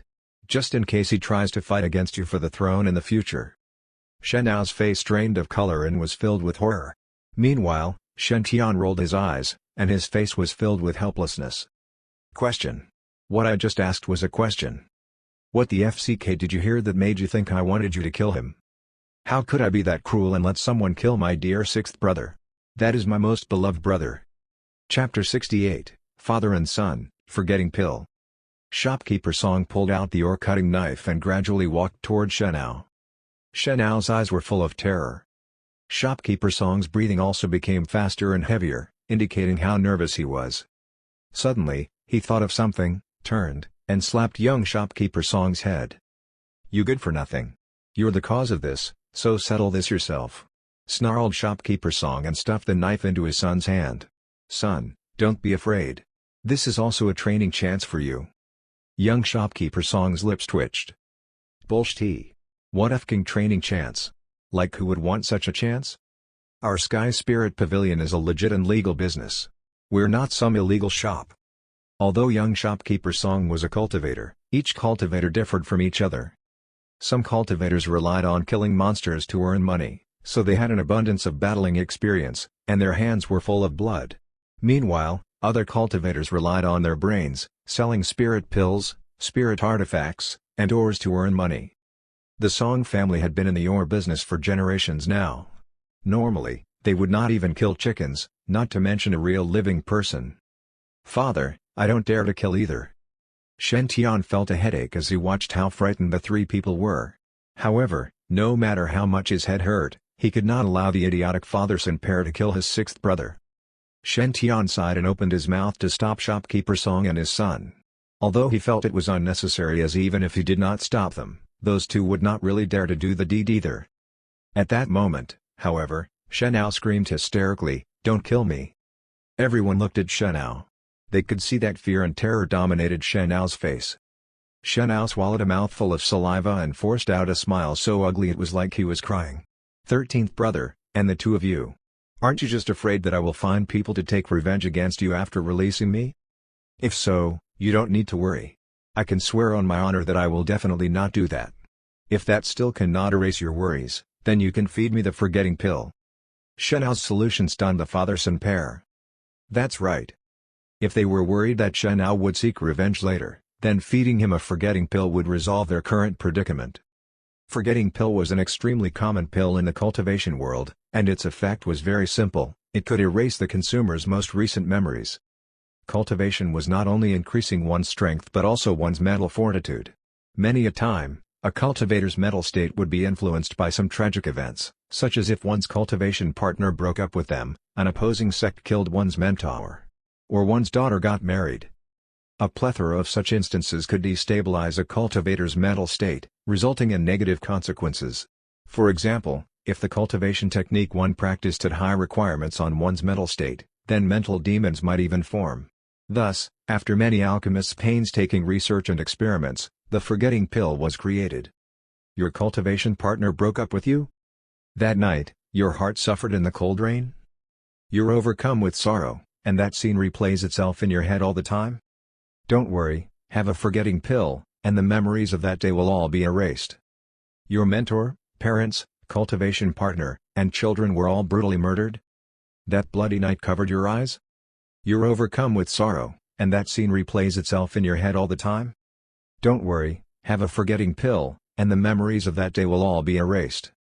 As long as one wrote down their experiences and recorded the outcome, then needing the forgetting pill would allow them to forget their most painful memories. Thus, this could prevent the consequence of forming mental demons due to the tragedies one encountered when cultivating. Everyone had their burdens to bear, and a cultivator's lifespan was much longer than mortals. Who wouldn't have some kind of painful experience in the long hundreds to thousands of years of life? Naturally, once the forgetting pill was created, it was highly sought after by many cultivators. From that point on, the number of people suffering chi deviation due to mental demons decreased greatly. Nonetheless, some people would use the forgetting pill to do some weird things. For example, evil female cultivators love to feed their male captives the powder of forgetting pill. They would feed their male captives 8 to 10 times every night. As such, due to the evil cultivation techniques that those female cultivators trained in, their strength increased at breakneck speed. Shenao noticed that he seemed to have convinced shopkeeper Song and young shopkeeper Song, so he hurriedly said, 13th brother, I am your blood brother. You can't allow them to kill me. As long as you feed me a forgetting pill and send me away, then by the time I wake up, I will have already forgotten the memories of today's events. You won't need to worry that I will hold a grudge. What do you think? At that moment, Shenao's desire to survive went through the roof. He was a genius seen in the country of fire once in a blue moon and would enter the grand white grotto heaven in the future. A bright future awaited him, so how could he die here because of an aggrieving misunderstanding? That was an absurd joke. Shen Tian thought that Shenao's arguments were reasonable. Thus, due to being a humanitarian and using brotherhood as a pretext, he decided to do his sixth brother justice. What sixth brother said makes sense. It's just a small misunderstanding, so there is no need to kill someone. Can I trouble shopkeeper Song to buy a forgetting pill? Shopkeeper Song nodded and took out a bottle. There's no need to buy it. I have forgetting pills here. Everyone was shocked upon seeing the many pills inside shopkeeper Song's bottle. Although the price of the forgetting pill could be considered cheap, even chi refinement cultivators could consume it. The main use of such a pill was to heal one's painful memories and dispel mental demons. Therefore, what was shopkeeper Song planning to do while bringing around such a big bottle of forgetting pills? Rumors had it that some unlawful cultivators would go astray and become rapists. They would always carry forgetting pills on them to feed the girl after doing the deed. As such, the girl would sleep till the next day and forget everything. Was it possible that shopkeeper Song was also such a rapist? Seeing that everyone's expression had turned strange, shopkeeper Song hurriedly explained, Master Celestial, please don't misunderstand. The reason I prepared forgetting pills is for my good-for-nothing son. My son is immature and frequently causes trouble outside. Spare the rod and spoil the child. I whip this brat pretty often to teach him a lesson. Young shopkeeper Song's face gradually turned abnormal. Father, you've used a whip to hit me before? Why don't I remember? Fuck, it can't be that you feed me a forgetting pill every time after you whip me to make me forget about it? Young shopkeeper Song gradually turned angry. No wonder. Since young, he would always wake up with his whole body aching, but he did not remember anything. Whenever he asked his father, shopkeeper Song would say it was due to him causing too many troubles outside that others held a grudge against him. Thus, those people would knock him out, beat the crap out of him to teach him a lesson, and throw him at his house's door every time. In addition, those people would always feed him a forgetting pill after beating him to prevent him from remembering and seeking revenge. That old thing even used those incidents as a lesson to teach me that the cultivation world was cruel. And in the outside world, I had to be good to others so as to not offend others. If not, others could put me in a sack and beat me up anytime. So, you made up everything? It's you who has been beating me up all this time? Young shopkeeper Song had a mental breakdown. Chapter 69, Make a Guess. Young shopkeeper Song was shivering in anger. How dare you? You finally spoke the truth.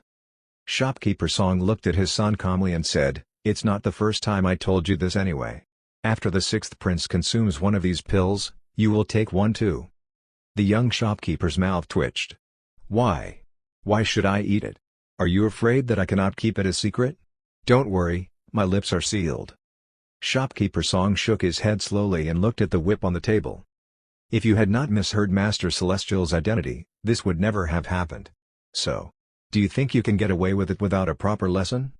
Young shopkeeper Song was rendered speechless. Damn! This old man is so harsh on me. Am I even your child? Shenao and Shen felt very awkward as they watched the bickering duo.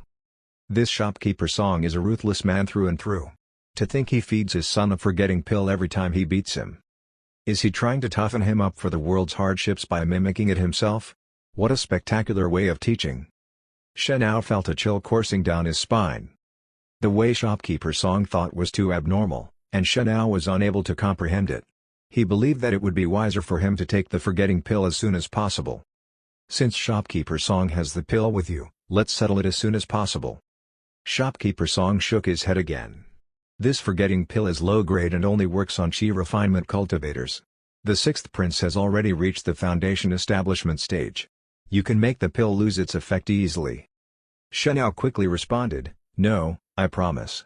I'll not do it. Seriously. Shopkeeper Song said, there is no way to tell for sure. Shenao tried to explain further, but he felt something hit him on the head and passed out. Bang. Okay, it's settled now. All we needed to do was knock him out, easy peasy. Shen Tian calmly stored his purple golden hammer in his Archean ring. To be honest, the feeling of the strike was awesome. He felt like Thor with that hammer and enjoyed the sensation a lot. Shenao lay flat on the ground motionlessly. Shopkeeper Song and his son looked at each other in silence, secretly admiring Master Celestial. They were calling each other brother just a minute ago, yet he struck him with the hammer without hesitation. After suffering such a blow, is the forgetting pill really necessary? Forget it, let's just feed him one to be safe. Shopkeeper Song forced Shenao's mouth open and stuffed the forgetting pill down his throat. Shen Tian nodded and said, my brother arrived in the Myriad Spirit Garden today, so he will forget about it. However, what about the wounds on his face and head? Shen Tian pondered for a moment and took out the healing pill Shenao had gifted him the other day. Karma indeed exists in the cultivation world. My brother had gifted me something, and I am now repaying him with that same thing. Interesting. After he was forced to consume the healing pill, Shenao's wounds started to heal. Quit staring at me, bring him out. Shen Tian said helplessly, let's pretend nothing happened today. Shopkeeper Song nodded and said, I understand. It's my fault for not teaching my son properly. Sorry for the trouble. Master Celestial, rest assured. I'll teach my son a proper lesson after we are done with the sixth prince. I will feed him with the forgetting pill. No third party will know what happened today. Young Shopkeeper Song. Shopkeeper Song frowned and shouted, yes? Do you have anything to say?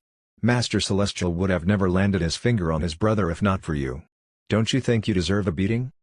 Young Shopkeeper Song felt there was something not right in that statement but decided not to argue anymore. Dad? You are right. Shopkeeper Song scoffed and said, what happened today is related to Master Celestial's identity. It will be better if you forget it. I've been running a business for years and have a tight mouth. Who knows what you will say in the future about today's events? Can you be responsible for what happens then? Young Shopkeeper Song shook his head furiously and replied, Dad, stop. I'll take the pill, okay? Shen Tian nodded. You guys settle the sixth prince first. I have something I need to do right now. After saying that, Shen Tian walked out of the chamber. Eunuch Gui quickly greeted Shen Tian. Your Highness, you are back. Did Shopkeeper Song do anything to you? Shen Tian smiled and shook his head. He left the Sky Spirit Pavilion without saying a word. Eunuch Gui and Chen Gao looked at each other, feeling that something was not right. They quickly followed Shen Tian and asked, Your Highness, is there something wrong? Shen Tian replied calmly, the Divine Firmament Drager Pendant and Yin-Yang Mixed Divine Lightning are hot potatoes, so we cannot stay in Myriad Spirit Garden any longer. Let's pack up and return to the palace. Eunuch Gui nodded. Yes, Your Highness. In fact, Eunuch Gui wanted to suggest the same thing to Shen Tian. The Yin-Yang Mixed Divine Lightning was too precious and would attract unwanted attention. Shen Tian was not exactly low profile these 2 days, so more powers like Black Blood might start to target them soon. The prince noticed it before I reminded him. He's a grown man now. If Concubine Lan knew, she would definitely be happy. They packed their stuff swiftly, exited the inn, and left the Myriad Spirit Garden at night. Shopkeeper Song and his son placed Shenao in a giant box and transported him out of Myriad Spirit Garden when their neighbors were all asleep. They left Shenao under a big tree and observed from afar. After a few hours, Shenao finally awoke and looked at his body blankly. What happened to me? Why am I here? I cannot recall at all. Did I suffer chi deviation? But I should feel the pain in my dantian, right? Why does it feel okay? My face hurts instead. It feels like someone had been slapping me non-stop. My head hurts too. The Songs were relieved to see that Shenao woke up without remembering anything. When they reached home, Shopkeeper Song took out a forgetting pill and passed it to his son. I'll not beat you this time, just take the pill. Young Shopkeeper Song felt touched. Dad? Really? Shopkeeper Song rubbed his son's head and said, why would I lie to you? You are my son. You caused all the trouble, so I had to sound stern for Master Celestial to forgive you. Go back to your room and rest after taking this pill. Although young Shopkeeper Song felt something was not right, he was glad that he did not have to suffer the beating. Thus, he received the forgetting pill and swallowed it. Seeing that his son had left, Shopkeeper Song could finally heave a sigh of relief. He could beat his son anytime he wanted. Thus, his priority was to ensure that young Shopkeeper Song took the forgetting pill. That was the most important thing to do. Finally, I can have a proper rest. Shopkeeper Song felt fatigue gushing over his body after he had settled everything. He bathed and fell asleep on the bed. The next day, Shopkeeper Song opened his eyes slowly, and what came into view was the excited young Shopkeeper Song. Dad? Why did you wake up so late today? It's noontime. Guess what? I met a little thief today. He's so ignorant that he pretended to be Master Celestial before me. Ha, I'm a celeb believer too. I knew he's a fake, of course. How could I just watch this guy making a fool out of our Master Celestial? Make a guess, what did I do to this thief? Shopkeeper Song almost fainted. Chapter 70, Something is Coming Out. Translator, Atlas Studios. Editor, Atlas Studios. Shenao was very depressed and felt that today was an unlucky day for him. He had finally reached the Foundation establishment stage and was on his way to the Myriad Spirit Garden. He had somehow suffered chi deviation and woken up with a terrible headache. However, that was not the worst part since it did not really affect his cultivation. The problem was that he had heard some rumors in the Myriad Spirit Garden after going around talking with people. There was a so-called Master Celestial in Myriad Spirit Garden that was very good at assessing ores. His name was Shenao. This Master Celestial only assessed ores for people who had fate with him. Nonetheless, he had incredible accuracy, and among the dozens of ores he picked, every one of them yielded high returns. According to rumors, Master Celestial had even picked an ore that contained a supreme-grade fairy calabash seed, which was ranked 36th in the spiritual wood list. Many disciples and even elders in the Grand White Grotto heaven sought after such supreme-grade treasures were sought by many. Shenao was tempted and decided to visit this so-called Master Celestial himself. He firmly believed that there was an unwavering fate between them since their names were so similar. It would be nonsensical if they were not fated. If Master Celestial could help him, he would not have to worry about choosing a gift for his master anymore. Thus, he started asking people about Master Celestial and soon learned about the Celievers' existence. In addition, he found out that the current Grand Elder of the Celievers was Sky Spirit Pavilion's owner. Shenao dressed and entered the Sky Spirit Pavilion. Unfortunately, the first person he encountered was young Shopkeeper Song. Shenao quickly revealed his identity and hoped Shopkeeper Song could introduce him to Master Celestial. Young Shopkeeper Song asked him to wait in the guest room and served him a cup of tea. After drinking that best-grade green tea from Bailuo Peak, Shenao passed out again. When he woke up, Shenao realized he was tied to a cross. It was a secluded chamber, and it looked very creepy and familiar. This Sky Spirit Pavilion is a scam. Shenao felt aggrieved. Oh my! Why was I so careless? I interacted with my 13th brother a few days ago. I should have been extra careful. Sigh. I should have relieved Li of his duties that day too. Why was I so careless? Shen Tian, who had already reached his land palace with eunuch Gui and Chen Gao, sneezed. He could finally relax for a moment. He did not have to worry about his crazy fans in the palace, nor whether his brother, Shenao, found out what he was doing. A green halo was already hovering over Shen Tian's head, so gone were the days filled with bad luck. He finally had the confidence to focus on cultivation for some time. In the dangerous cultivation world, Power and Providence were equally important. Shen Tian decided to stay in the palace until he had enough power to beat his opponents. Although his halo's color had changed, it was only green and not enough. Shen Tian was aiming to reach the golden core stage with a dark green halo minimum. I need to be much greener. Oh, I received 3 cultivation techniques from that day. Shen Tian suddenly recalled the cultivation techniques Zhang Yanxi had passed to him. The divine firmament Draeger pendant had directly engraved the techniques into his spiritual power, so Shen Tian could recall them easily. Decalamity was the forbidden chapter of the Lightning Imperial Sutra, and he could not learn it yet. Nonetheless, he could practice the other 2 without any problem. The first one was a Qi refinement cultivation technique, called 5 Heavenly Lightning Cultivation Technique.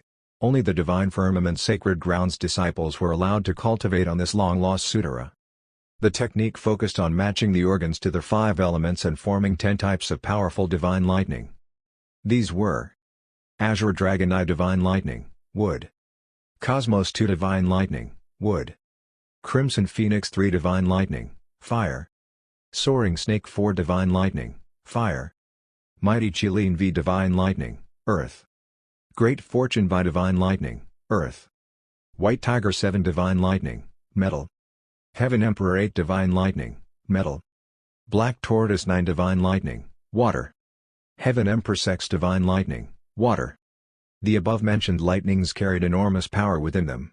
If a cultivator mastered just one of them, they could walk in the eastern wilderness, undefeated.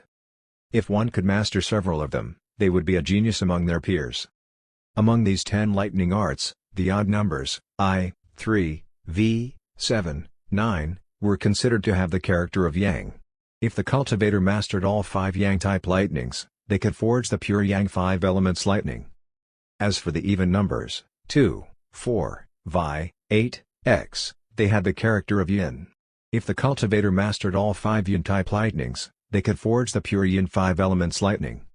When one mastered all the 10 divine lightnings and forged both pure Yin and Yang 5 elements lightning, they could merge the 2 of them and obtain the legendary Yin-Yang mixed divine lightning. However, the Yin and Yang type lightnings by right should repel each other. Thus, training the other type of lightning after one type was completed usually led to backlash. As such, it was almost impossible for the Yin-Yang mixed divine lightning to be mastered. Rumors had it that in the Lightning Imperial Sutra's last forbidden chapter, Decalamity, there was a method to overcome this difficulty. That was the reason why the mixed divine lightning could be mass-produced 10,000 years ago. TSK, I did not expect this 5 heavenly lightning cultivation technique to be so difficult, complained Shen Tian. He had to learn all the 10 types of the 5 elements divine lightning and combine them slowly. This was too tedious, so Shen Tian lost interest. Suddenly, he thought of something and took out his mirror. The golden lightning mark was still on his handsome face. Shen Tian was very happy. Seems like I have all the 5 elements divine lightning already. Let me give it a try then. Shen Tian took a deep breath and called in eunuch Gui and Qin Gao to watch over him. He sat down and started cultivating the 5 heavenly lightning cultivation technique. The order of which type of lightning was cultivated first varied individually. Normally, males were considered Yang, so the Yang type 5 elements lighting would be better, and vice versa for females. Well, Zhang Yanxi was an outlier. Some people were stronger with metal, and some were stronger with water, and so on. Shen Tian calmed himself down and gathered a pile of spirit stones. He followed the 5 heavenly lightning cultivation technique and started cultivating. Soon, he felt a pure divinity flowing inside him. Suddenly, his head felt numb while his stomach was in pain. Something is coming out. Shen Tian was shocked. Why is it so fast? Chapter 71, Image, Black Tortoise appeared. It's water. Shen Tian understood. Does it mean I have a natural-born water-type body? No wonder I'm so good-tempered. Guess I'm calm like water. Shen Tian smiled and continued cultivating. He focused on the water lightning of the 5 heavenly lightning cultivation technique and started taking in the spirit qi in the air. He swiftly absorbed the spirit stone's spirit qi, and then, the golden marking on Shen Tian's forehead started to shine. At the same time, the first essence heavy water in his kidney was also stimulated. The spirit qi Shen Tian absorbed spread quickly all over his body, and a golden lightning bolt burst out of Shen Tian's forehead and mixed with the absorbed spirit qi. The first essence heavy water in his body reacted in the same way too. Soon, These two spirit items merged, and black lightning surrounded Shen Tian. I need more spirit chi, a lot more. Shen Tian took 10,000 spirit stones out of his Archean sea ring and continued cultivating as waves of spirit chi gushed his body. At first, Shen Tian was worried about suffering a chi deviation like before, but he realized he could handle it without issues. It was evident that his green halo allowed him to cultivate normally now. At least, Shen Tian felt that he could master the water divine lightning easily. Having nothing to worry about now, Shen Tian focused on cultivating. The lightning continued to gush out of his forehead, and a silver liquid formed on his skin. Eunuch Guyan Qin Gao felt that the golden and silver rays of light emanated suffocating pressure, and they looked at Shen Tian like he was a god. The quality of the energy was just too potent. The more spirit stones lost their energy and were crushed to dust, the more powerful Shen Tian's aura grew. Shen Tian's 5 heavenly lightning cultivation technique and Tinder Sutra, one a chi cultivation technique, and the other a body tempering technique, were the cause of this. Surprisingly, the mixed divine lightning resonated with the first essence heavy water too. Shen Tian felt the two cultivation methods he had were assisting each other. He reached the 4th firmament of body tempering's peak instantly and then broke through the 5th firmament. As for his chi refinement realm, it increased even faster. Chi refinement, 1st firmament. Chi refinement, 2nd firmament. Chi refinement, 3rd firmament. Chi refinement, 4th firmament. Chi refinement, 5th firmament. In just 6 hours, Shen Tian had reached the 5th firmament of chi refinement. If this piece of news were spread, everyone would be shocked. When Shen Tian had cultivated the Tinder Sutra body tempering to the 4th firmament, his physique alone could allow him to face 9th firmament chi refinement cultivators. Now that he had sufficient spirit stones and gotten a boost from the mixed divine lightning and the first essence heavy water, he would improve by leaps and bounds. Eunuch Gui and Chen Gao were shocked by what they saw. What is this? That's depressing. Shouldn't the Demon Book of Hyuga be the fastest cultivation technique in the eastern wilderness? Why is the prince doing it so easily? Cultivators spend months and years to increase their cultivation levels, yet our prince can just do it easily when he feels like spending some spirit stones? That's so unfair to others. They might even suffer a chi deviation if they were to learn that. Eunuch Gui and Chen Gao were really questioning why they were unable to cultivate with the same speed as Shen Tian. Shen Tian was still cultivating, and his body was covered in black lightning. Pure, black lightning. Black portrayed the color of water in the 5 elements. Thus, it was normal for black tortoise 9 divine lightning, water, to be black in color. Shen Tian looked like a lightning god that descended to the world. The only problem was that he was too handsome. Most importantly, his looks aside, Shen Tian felt that he was very close to mastering the black tortoise 9 divine lightning, water. The 5 heavenly lightning cultivation techniques 10 types of lightning were all mixed divine lightning sub-branches. Shen Tian had already devoured a huge amount of the mixed divine lightning origin back in the Sky Spirit Pavilion, so as he now cultivated on the black tortoise, the divine lightning origin automatically produced many bolts of lightning. As long as Shen Tian had sufficient spirit chi, he could effortlessly use black tortoise 9 divine lightning, water. What was the most difficult problem for other cultivators was so easy for Shen Tian. So that means I can use the 5 heavenly lightning cultivation technique as I please if I'm strong enough? Shen Tian was delighted. Ever since he got rid of the black halo, it seemed that only good things were happening to him. He took a deep breath and yelled, "Black tortoise! Appear!" The 5 heavenly lightning cultivation technique could form the elusive avatars of the 5 elements guardians. A cultivator could use them in fights to boost their battle prowess. That was exactly why Zhang Yunxi could summon the white tiger's avatar and was invincible among her peers. Since black tortoise 9 divine lightning, water, was part of the 5 elements lightning, it had its own avatar, that of a black tortoise. It was mainly used for defense and to suppress. In other words, the avatar could protect and reduce the damage Shen Tian received. In addition, it could transform into an indestructible plate armor. This avatar was the strongest in terms of suppressing opponents and sealing all evil fiends. The black tortoise had been sealing fiends since ancient times. Shen Tian felt that he had already mastered the black tortoise 9 divine lightning, water, and all he had to do now was to focus and form the black tortoise's avatar. He gave a loud shout, and the black lightning covering his body vibrated violently. He could feel a mysterious power awakening in his body. This mysterious power was nothing like strength and seemed to resemble the truth of the world. Soon, a black light appeared on Shen Tian's head. It carried incredible force and slowly formed the image of a black creature.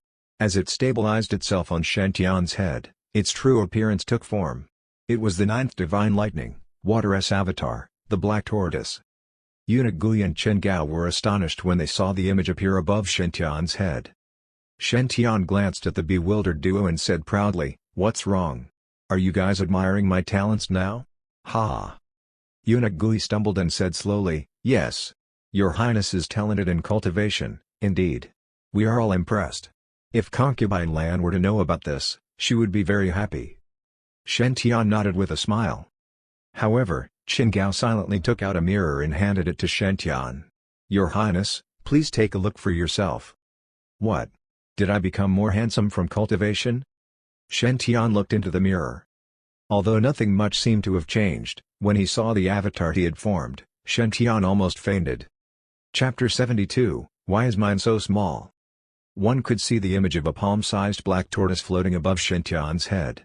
Its body was covered by black lightning, and it looked very majestic. One would surely be intimidated by its oppressive vibes, except that it was simply too small. This was a mini-sized black tortoise, whose head wasn't even as big as a person's thumb. Arg, why is Zhang Yanxi's white tiger image so big, but mine so small? This was unfair. In addition, in Shen Tian's eyes, this black tortoise was just nicely stepping on his Providence halo. It was awkward looking at how his Providence halo's green light was reflected off the black tortoise's body. Where is the intimidating effect of the black tortoise avatar? This looked like a little green-haired bastard. Not to mention how the tortoise's shell seems to be emanating off green light. On top of my head. Shen Tian shuddered uncontrollably and kept the projection hurriedly. I am never going to use this black tortoise avatar outside, no way. Even though he knew full well that this skill could suppress his opponent's spirit chi circulation, hence allowing him to gain the upper hand during combats, Shen Tian swore he would not use it. After all, who could bear being ridiculed by their opponents for carrying such an absurd image above their head? Let's try out the other types of divine lightning. With that, Shen Tian started his cultivation of the other lightning skills. The 5 elements both vitalize and restrain one another. Going by this principle, since Shen Tian had completed his cultivation of the Black Tortoise 9 divine lightning, water, skills, he should now move on to the wood-type lightning skills. This was also mentioned by the instructions, as stated in the 5 Heavenly Lightning Cultivation Techniques Manual. The wood-type divine lightning skills were classified into the Azure Dragon a divine lightning, wood, skills and the Cosmos 2 divine lightning, wood, skills, based on their yin-yang constitutions.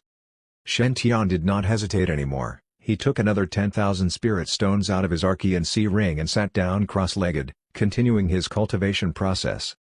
Yet this time round, the cultivation process did not seem to proceed as smoothly as his previous attempt. Even though the yin-yang mixed divine lightning origin still supported him, somehow, his progress was rather slow. This was perhaps because now he did not enjoy the complementary support of similar-natured spirit items. Shen Tian estimated that he probably needed to cultivate non-stop for at least 3 days in a row before he could achieve the greater mastery stage of the divine lightning, wood, skills. Only then would he be able to summon out the Azure Dragon avatar. This top-notch cultivation technique from the divine firmament sacred ground was hard to master, indeed. In any case, Shen Tian had this inkling that most probably, the divine lightning, wood, skills would not work as well as the 9th divine lightning, water, skills for him. After all, Shen Tian could feel how the heavy water and divine lightning resonated with each other in his body when he was using the 9th divine lightning, water, skills. The divine lightning, wood, skills could probably never achieve the combined prowess of these 2 items for him, even if he managed to master them. In addition, that black tortoise avatar really gave Shen Tian a rude shock. He was contemplating if he was only able to conjure up the Azure Dragon's minimized version too. That scene would probably be too uninsightly for words. To be honest, it would still be passable if what he conjured up looked like a green snake. But imagine if the avatar turned out to be like a green worm, and it began wriggling on top of his head. That would just be gross. Arg, my heart cannot take that. Let's just focus on the water-type lightning skills then and try the rest on another day. Shen Tian felt that there was no need to be too greedy.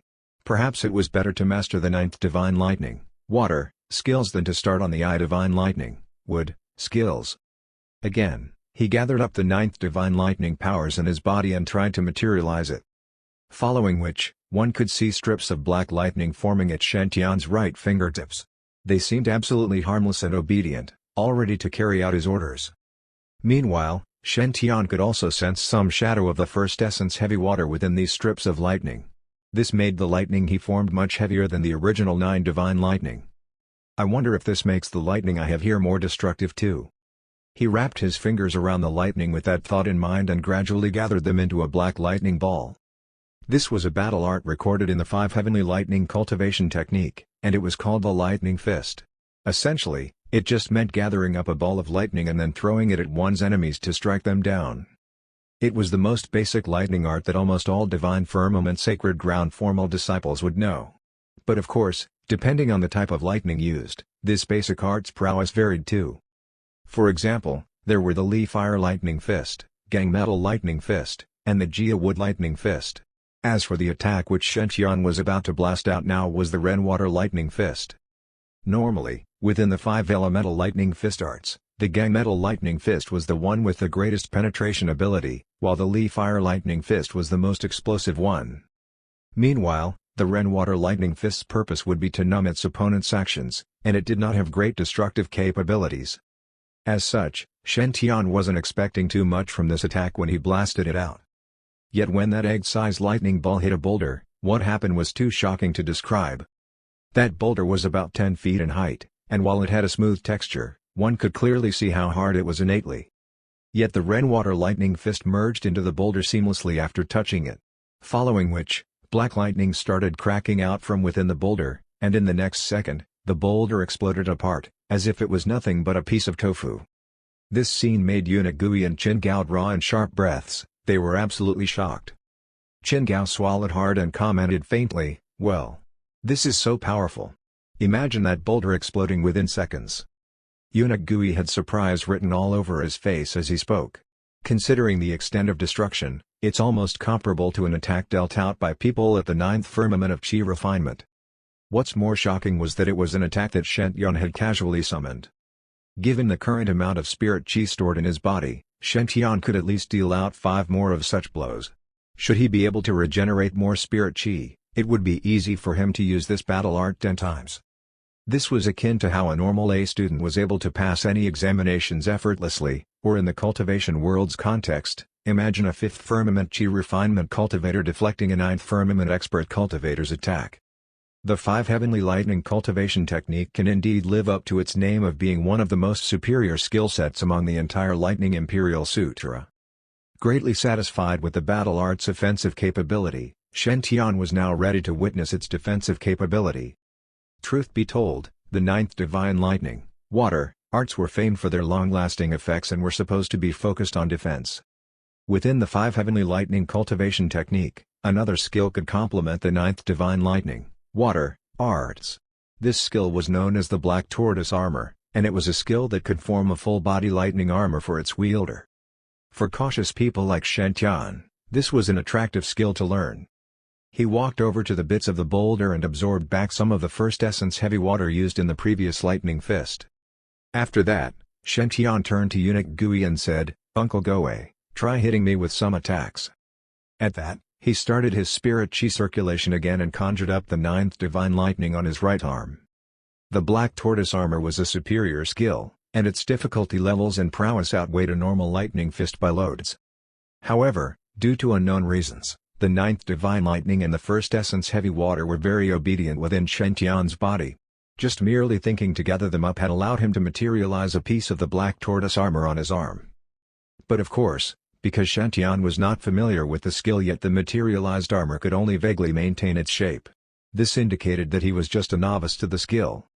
That piece of armor was black in color, and there were mysterious armor markings engraved all over it. One could clearly see how hard it was. The only thing that made Shen Tian feel resigned was that this armor looked very similar to a tortoise's shell. Let's not think too much about that. After all, in the most crucial of times, this could be a potential lifesaver. Who would care if it looked less majestic? Right? Lifting up the Black Tortoise Armor, Shen Tian looked at eunuch Gui and repeated, "Uncle Goe, try hitting me with all your power." Eunuch Gui nodded and summoned up a gust of crimson spirit chi at his fist. "Your Highness, please be careful and avoid hurting yourself." After which, Eunuch Gui attacked, hitting Shen Tian's black tortoise armor face on. A dull cracking sound was heard, but nothing seemed to happen to the black tortoise armor. There were no crack marks on it at all.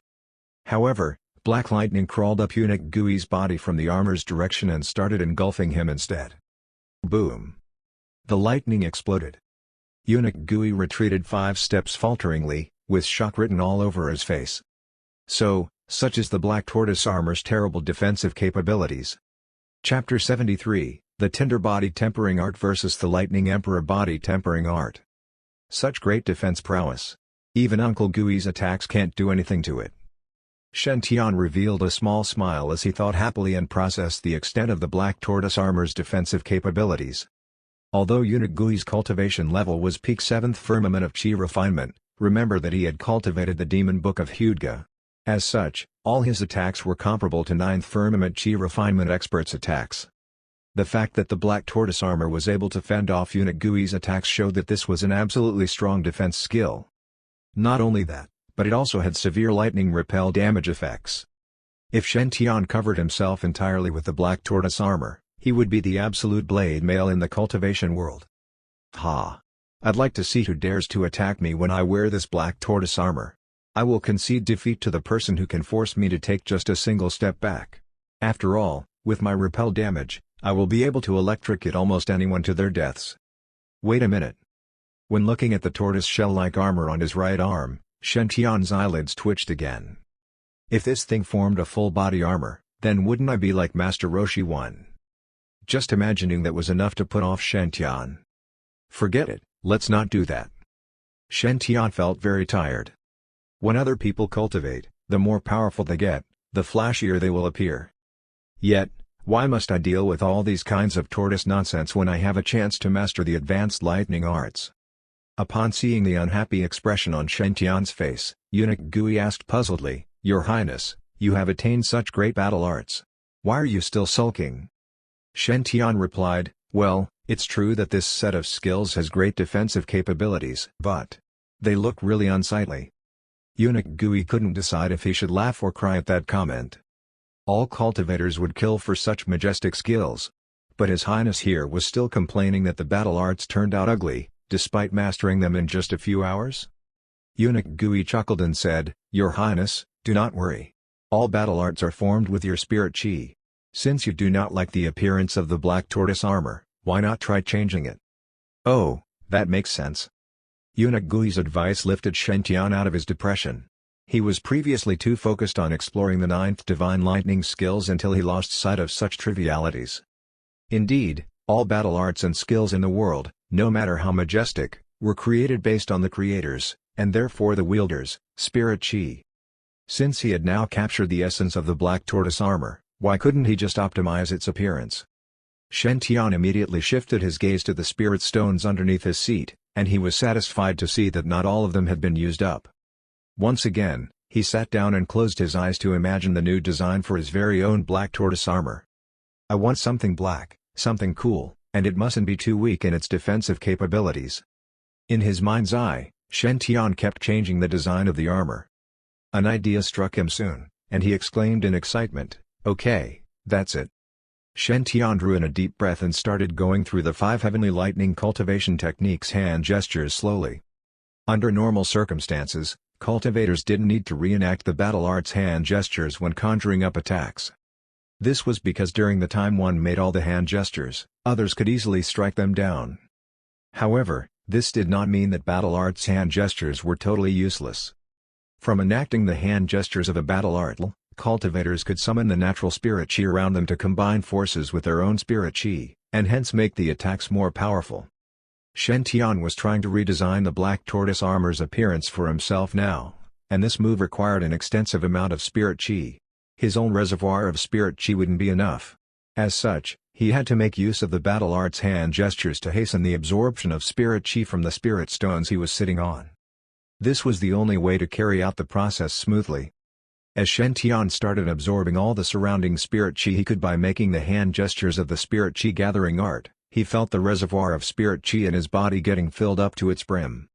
Meanwhile, his body was already fully covered in black lightning. The minute he felt that he had gathered enough of the lightning-type spirit chi, Shen Tian patted the area on his body where his kidneys were located and huffed out. Black rhino armor, combine. Amidst the amazed stares of eunuch Gui and Chen Gao, all the black lightning gathered up and gradually transformed into an ultra-cool black armor, wrapping up Shen Tian's entire body. His chest, back, and shoulders were covered up by thick, black lightning-aligned armor, while 4 silver rhinoceros horns adorned the armor's forehead and shoulder blade areas. Shen Tian had purposely affixed those rhinoceros horns on his armor with the first essence heavy water. In summary, this was a super cool armor. Compared to the tortoise-shell look-alike armor previously, it looked much more majestic. Shen Tian took out a mirror and was satisfied at his own reflection. Now, this is the befitting armor for me. I cannot accept myself becoming Master Roshi, no way. Well, but this 9 divine lightning black rhino armor's powers still need to be tested. Shen Tian couldn't help but feel excited at that thought. However, just when he was about to tell Uncle Gui to attack him, a heavy feeling of exhaustion and emptiness washed over him. The next second, the ultra-cool and thick lightning armor crashed and dissolved into pieces. Shen Tian couldn't even have time to shout, "Black rhino armor, dismantle!" Following which, Shen Tian appeared in front of eunuch Gui and Chen Gao again, wearing his normal attire. There was resignation written all over his eyes, and he looked disappointed. That was too fast, I haven't even enjoyed my time in it." However, Chen Gao was full of envy when he commented to Shen Tian, "Your Highness, the armor you designed was amazing." Eunuch Gui nodded and also praised Shen Tian, "Indeed. It was very intimidating and majestic. I bet even real fairies will fall for your highness if you wear it in combat." Hearing all that made Shen Tian let out a sigh of relief secretly. "Well, it seems like both of them did not realize I was forced to dismantle the armor, phew. How frustrating all this was." This set of rainwater black rhino armor indeed looked way better than the black tortoise armor. Unfortunately, all of that required huge amounts of spirit chi. Shen Tian had gone through a rough estimation of his spirit chi reservoir just now. He could maintain a full-bodied black tortoise armor for 15 minutes, but only a full-bodied black rhino armor for less than 3 minutes. There was a difference of almost 5 times the time between which both armors could be maintained. That was way absurd to accept. Just imagine, when your opponents were at their best, you were already over and done with your best. In terms of long-lasting capabilities, this black rhino armor would be overpowered. And Shen Tian suspected that the reason for it using up divine lightning powers so fast was way more complicated than the fact that it required more of them. After all, the Lightning Emperor had created the black tortoise armor based on the Swan Wu beast's physical structure. With the same amount of spirit chi available, the black tortoise-shaped armor would definitely be stronger in defense capabilities. This was mainly due to the fact that the Swan Wu beast was renowned for its defense. Should one require the black rhino armor to reach the same kind of effect, they would need to use much more spirit chi. Such was the price to be paid for trying to look suave, exerting 5 times more of the amount of spirit chi. Normal cultivators wouldn't even have dared to think of using that much spirit chi. Even so, Shen Tian was determined to use the black rhino armor instead of the black tortoise armor. He would never allow himself to carry a tortoise shell on his back. So what if it requires 5 times more spirit chi? I have enough spirit stones to last me. I will only use this skill as my final defensive skill. Or if I am really in a critical situation, I can just switch back to the black tortoise armor.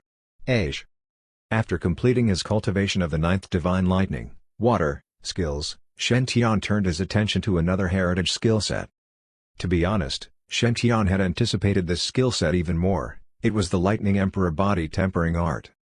If one classified the 5 heavenly lightning cultivation technique under the Divine Firmament Sacred Grounds Chi refinement heritage skills, then the Lightning Emperor body tempering art would be its core body tempering heritage skill set. Shen Tian was previously cultivating the Tinder Sutara. He was genuinely curious as to how this body tempering art, which only cost 2 taels of silver, would compare to the Divine Firmament Sacred Grounds Almighty Lightning Emperor body tempering art. Chapter 74, I Need to Send Off 6th Brother. The Lightning Emperor body tempering art and 5 heavenly lightning cultivation technique were 2 skill sets of the Lightning Imperial Sutara. If one said that the 5 heavenly lightning cultivation technique was to nurture and store 10 different types of divine lightning in the dandian, then the lightning emperor body tempering art would be to use all the different sorts of lightning powers to train up one's physical body. With the strongest body, one would be able to tackle thousands of enemies just by themselves. Meanwhile, it was not required for all those who cultivated the 5 heavenly lightning cultivation technique to also cultivate the lightning emperor body tempering art, because strictly speaking, both skill sets did not interfere with each other much.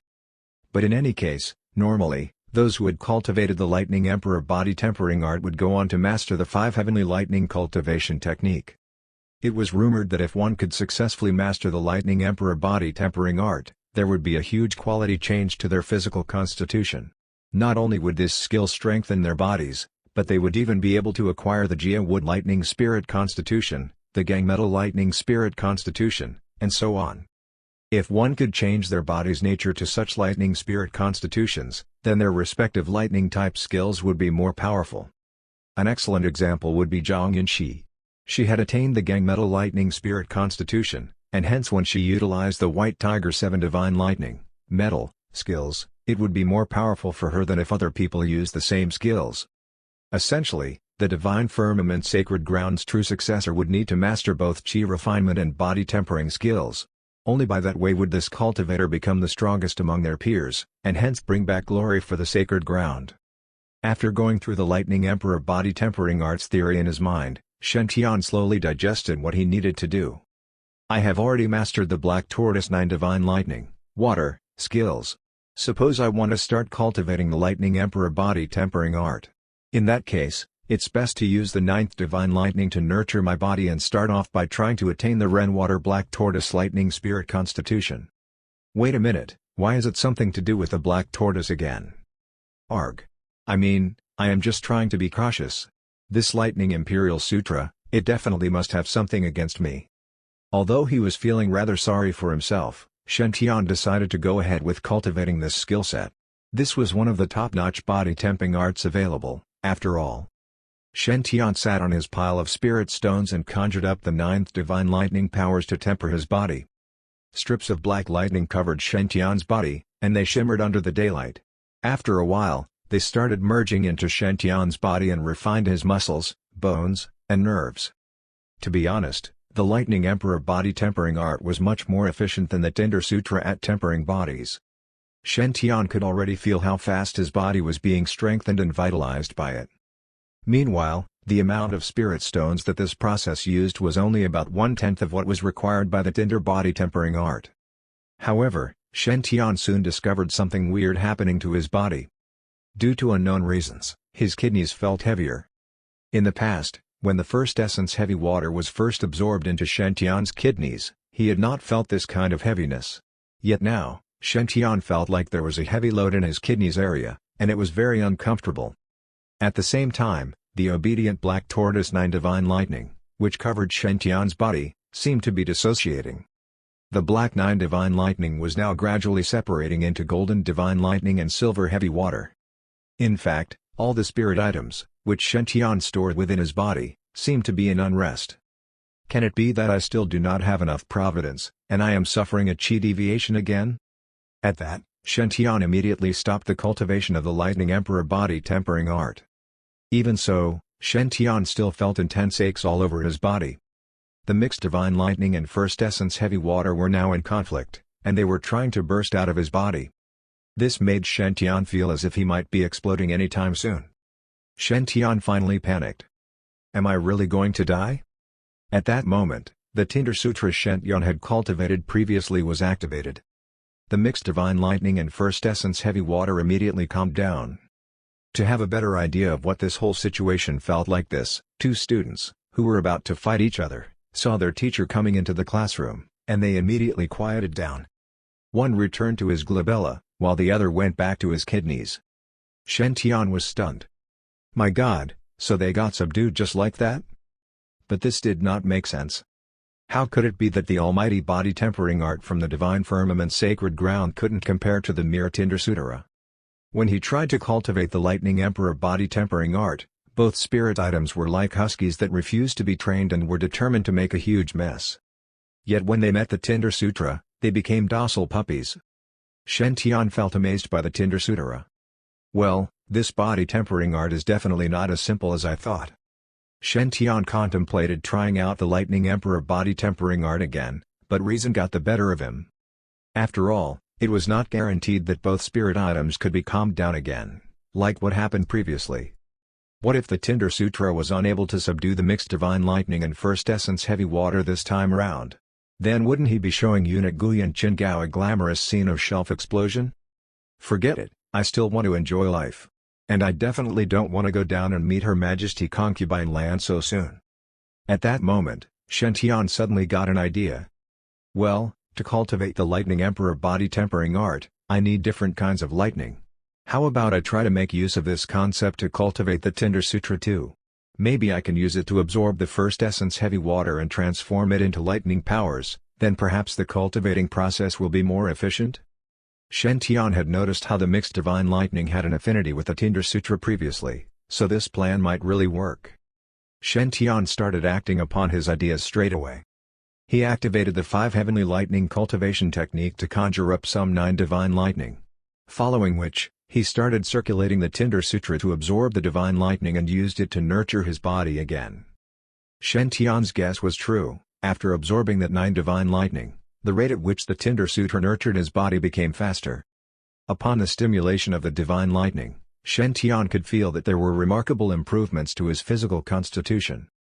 There was a subtle similarity between what he felt now and the feeling he got when he used the Lightning Emperor body tempering art to nurture his body previously. However, this method used up so much more spirit stones. So, it seems like I need to splurge on spirit stones, no matter what. Shen Tian's mouth twitched as he came to that conclusion. Seems like the only way to become stronger in either the cultivation world or the normal world is to spend money. Shen Tian sighed and finally stopped his cultivation for the day. Time passed fast during cultivation, and the sky had already darkened. After deciding that it was best not to stretch himself too much, Shen Tian stood up and made eunuch Guyan Qingao accompany him for a walk.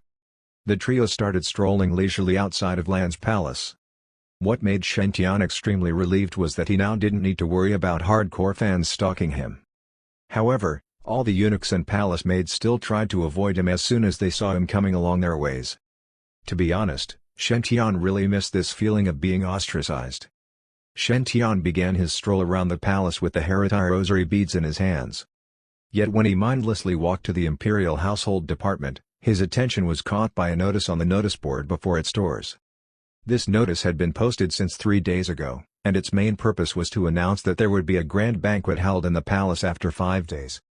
This banquet was thrown by His Majesty, the King of Fire, to send off the 6th prince, because, after the banquet, Shenao would leave for the Grand White Grotto Heaven to seek apprenticeship for cultivation. For a respected sect like the Grand White Grotto Heaven, it was only right that disciples should be the ones to seek them out proactively, after all.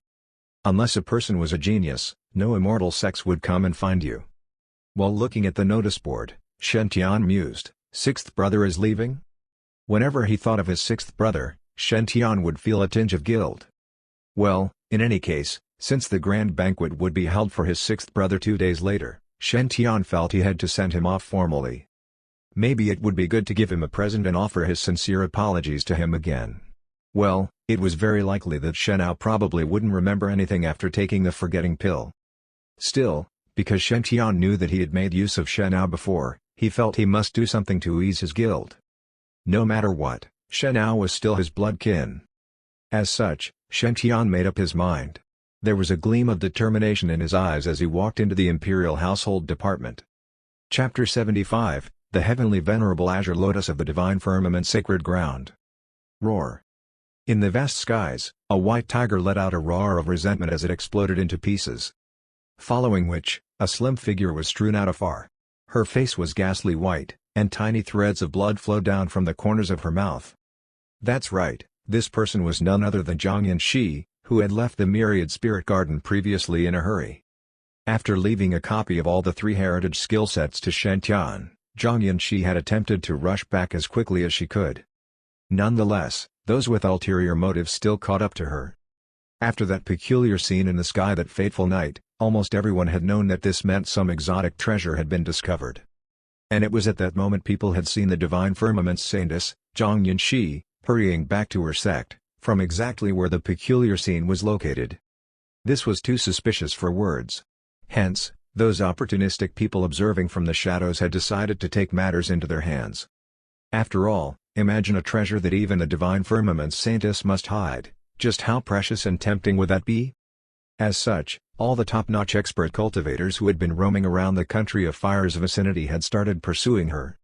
Among them, the weakest cultivator would have reached the peak of the golden core stage, and all possessed certain special items that could potentially hurt those at the nascent soul stage. After all, the majority of those in pursuit were powerful supremacies who had reached the nascent soul stage. If not for the fact that they possessed such items, how would they dare to pursue the saintess together with so many nascent soul cultivators? They would just be courting death. She's got something there. Imagine being able to summon out the white tiger avatar. No wonder she's ranked at the 9th position of all the cultivators from the eastern wilderness who have reached golden core stage. No matter what, she's just a mere golden core cultivator. It's her luck to have met us. All the supremacies levitated arrogantly in the sky while emitting terrible vibes. They had followed Zhang Yunxi relentlessly for one full day and night before they were able to finally surround her. To them, no matter how talented she was, Zhang Yunxi was still just a cultivator at the golden core chi refinement stage. She would never be able to resist against the attacks of 10 or more nascent soul cultivators at the same time. Now that they managed to circle her, and they were certain that precious treasure was within their reach, they began announcing in a pretentious manner. "Saintess Yunxi, none of us have any intentions of becoming enemies with your divine firmament sacred ground. We just want to witness the treasure you are hiding from us. As long as you let us take a look at the treasure, we promise that we will not hurt you. You'll be able to leave this place unharmed."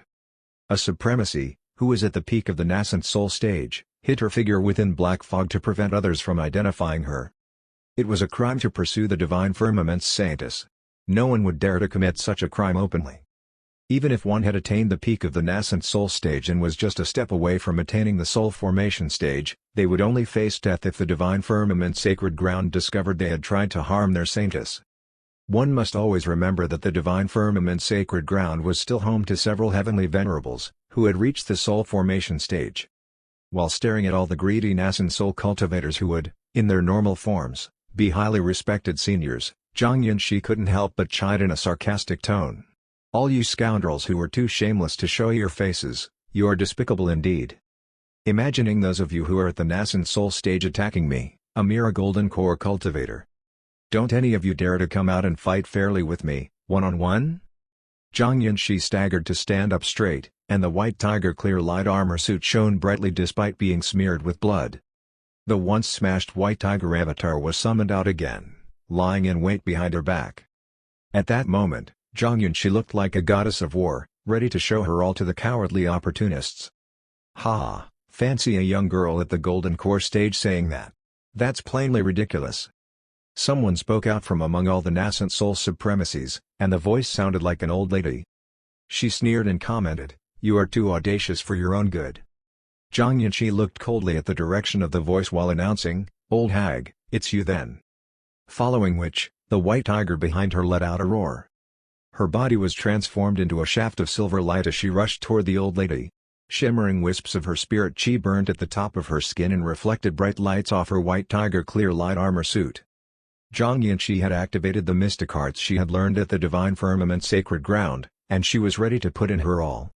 At her glabella, a sparkling golden lightning mark appeared, following which, the vibes given off by this saintess blasted out. One hit was all it took for her to break through the black fog. The tiger roared, while other beasts quivered and kept silent in fear. Roar! Roar! Roar! No, this cannot be. How can a golden core cultivator be so powerful? Before the black fog got blasted apart by the shiny lightning, the old lady who was hiding among it let out a desperate scream. Then, the black fog dissipated into the vast emptiness. Zhang Yunxi started using the sacred ground's mystic hearts to tear apart the old lady's body. A shimmering nascent soul shot out of the old lady's body, just when that body was completely destroyed. This was the old lady's soul. She wanted to escape, lie low, and then seek opportunities to possess other people so that she could be reborn in another's body. Yet, how would Zhang Yunxi give her the chance to do so? A strip of purplish-red lightning in the shape of a crimson phoenix burst out from Zhang Yanqi's fingers. That was the Crimson Phoenix 3 Divine Lightning, and it wrapped itself around the old lady's nascent soul. The old lady's nascent soul let out a piercing cry of pain as it was being burned in flames. Soon, she succumbed to Zhang Yanqi's prowess in a resentful but deserving fashion. Her soul was being vanquished. During this period of time, none of the experts who circled Zhang Yanqi bothered to help the old lady at all. The reason was simple: all these people weren't from the same force. They were all gleeful to witness Zhang Yanqi exerting herself to a maximum, because that would mean they could now easily overcome any further resistance from her. At this stage, every one of them could turn enemies with the person standing beside them in order to get hold of the esteemed treasure. To them, it was all the better that Zhang Yanqi used her powers to kill one of them, as they would face one less opponent. They even hoped that she could kill more of the other fellows standing there. Ha! All these people are contemptible scumbags who are up to no good. Zhang Yanqi let out a cold laugh and fished out a talisman secretly. As the divine firmament's sacred ground saintess, she would, of course, have means to save her life. This divine firmament speed movement talisman could allow her to transform into lightning and transport herself to tens of kilometers away in a flash. Now that the old lady was dead, there was finally a small gap within the circle of pursuers. Before anyone could react, Zhang Yanqi crushed the divine firmament speed movement talisman and shot out in a flash of lightning. Arg! Stop her! That group of supremacies sensed something wrong, and hurriedly tried to block her tracks. However, since they did not want to reveal their identities, they daren't use their most signature skills. As such, even though several of them simultaneously attacked Zhang Yanqi, none of them managed to stop her. They could only watch anxiously as she escaped from their clutches. At that moment, a huge crack appeared in the vast, empty sky. A gigantic golden figure shot out of the crack and pounced at Zhang Yanqi. It was a humongous golden winged eagle, and yellowish golden feathers covered its entire body, making it look like a figure carved out of gold. A cold, sharp light flashed past its irises, and its razor-sharp claws looked deformed as it swooped down from the skies. Both its wings were able to reach almost 10+ meters apart when they were stretched out, such that they seemed to cover the entire sky. One could see that this was a powerful demon king. In the next second, it shot out about tens of kilometers apart and blocked Zhang Yanqi and her path. Others could only catch glimpses of its golden wings in a flurry. What a bunch of good-for-nothings. You can't even catch a young girl at the golden core stage. This fortuitous opportunity that the girl has on her will be mine. The golden-winged eagle actually spoke human words, shocking everyone at the scene. It let out a scoff and reached out for Zhang Yanqi, ripping through the cold air. What? I had to encounter a demon that has reached the soul formation stage, the great golden-winged eagle king now?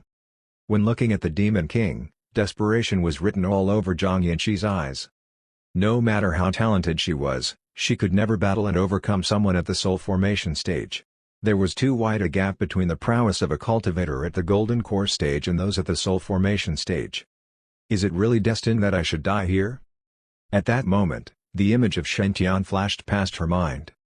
It seems like I can only repay you in my next lifetime, young Master Shen. Just when Zhang Yanqi decided to give up and wait for her death, the claws of the great golden-winged eagle were blocked. An azure lotus shot out of the sky and sheltered Zhang Yanqi from the potential attack. This azure lotus was blooming into its 7th stage, and its flower petals were emitting dharmic runes. It wrapped Zhang Yanqi within its petals, and for a moment, time seemed to freeze. However sharp the great golden-winged eagle's claws might be, it was useless at ripping the flower apart. A smile of relief was seen on Zhang Yanqi's face, and she shouted, "Martial Uncle Azure Lotus." Chapter 76, Mighty Tinder, Chicken Catching Bomb. Martial Uncle Azure Lotus. Once Zhang Yanqi finished speaking, the black fog started fluctuating vigorously. Obviously, the supremacies hidden within the black fog were restless. It's the 7-hour stage Blue Nature Lotus variant, Azure Green Sky Lotus. Is it possible that it's Heavenly Venerable Azure Lotus, Chulong? Hurry and retreat. The black fog exploded and dispersed as many supremacies instantly escaped in all directions. They clearly knew what the Azure Lotus flower in front of them represented. That person could be said to be one of those that no one dared to offend in the whole eastern wilderness. A nascent soul cultivator's speed was formidable, so they traversed tens of thousands of meters in the blink of an eye. However, at that moment, a chuckle echoed from the void. Do you all still think you can escape after daring to make a move on my martial nephew's daughter?" The moment his voice died down, the azure lotus flower suddenly released tens of wisps of fire. Their color resembled that of jade and looked extremely pretty as they were crystal clear. They pierced through the air and shot toward the ones covered in the black fog. In the blink of an eye, the azure-green wisps of fire caught up with the fog-covered cultivators, exploded, and lit the black fogs on fire, enveloping them in flames. At the same time, shrill screams resounded from within the black fogs. In a split second, they burned the black fogs and the supremacies hiding within into ashes. Afterward, the azure-green flames engulfed their storage rings, flew back, gathered, and gradually formed a human figure. The person that appeared before everyone was an old Taoist priest. He had white hair but a ruddy complexion and wore a Taoist robe with the heavily 8 trigrams 1 diagram in the chest area. He had a pleasantly warm smile on his face as if he was really a perfected immortal. Of course, if his hands were not equipped to the brim with storage rings, his public persona of being an extraordinary expert who lived in seclusion could be more realistic. Zhang Yanqi heaved a sigh of relief upon seeing that old Taoist priest. Although he was infamous for being unreliable in the way he did things, one had to acknowledge that his strength was top-tier. He could rival a whole sacred ground on his own. In other words, now that he was there, the divine firmament Draeger pendant was finally safe. The old Taoist priest vanished and instantly appeared beside Zhang Yanqi. Then, he threw a kick. "Xiao R, don't be afraid. This chicken can't harm you." Boom. The old Taoist priest's kick seemed ordinary, but it was so powerful it was fearsome. When his kick landed on the great golden-winged eagle's wings, it sent him flying for thousands of meters away. His golden feathers, which were tainted with reddish-gold blood, drifted in the sky. The great golden-winged eagle's eyes were filled with astonishment and fear. How is this possible? One had to know that the great golden-winged eagle race had 3 powerful killer weapons. Firstly, it was their sharp claws that could even tear open space. Secondly, it was their sharp beaks that could pierce through anything.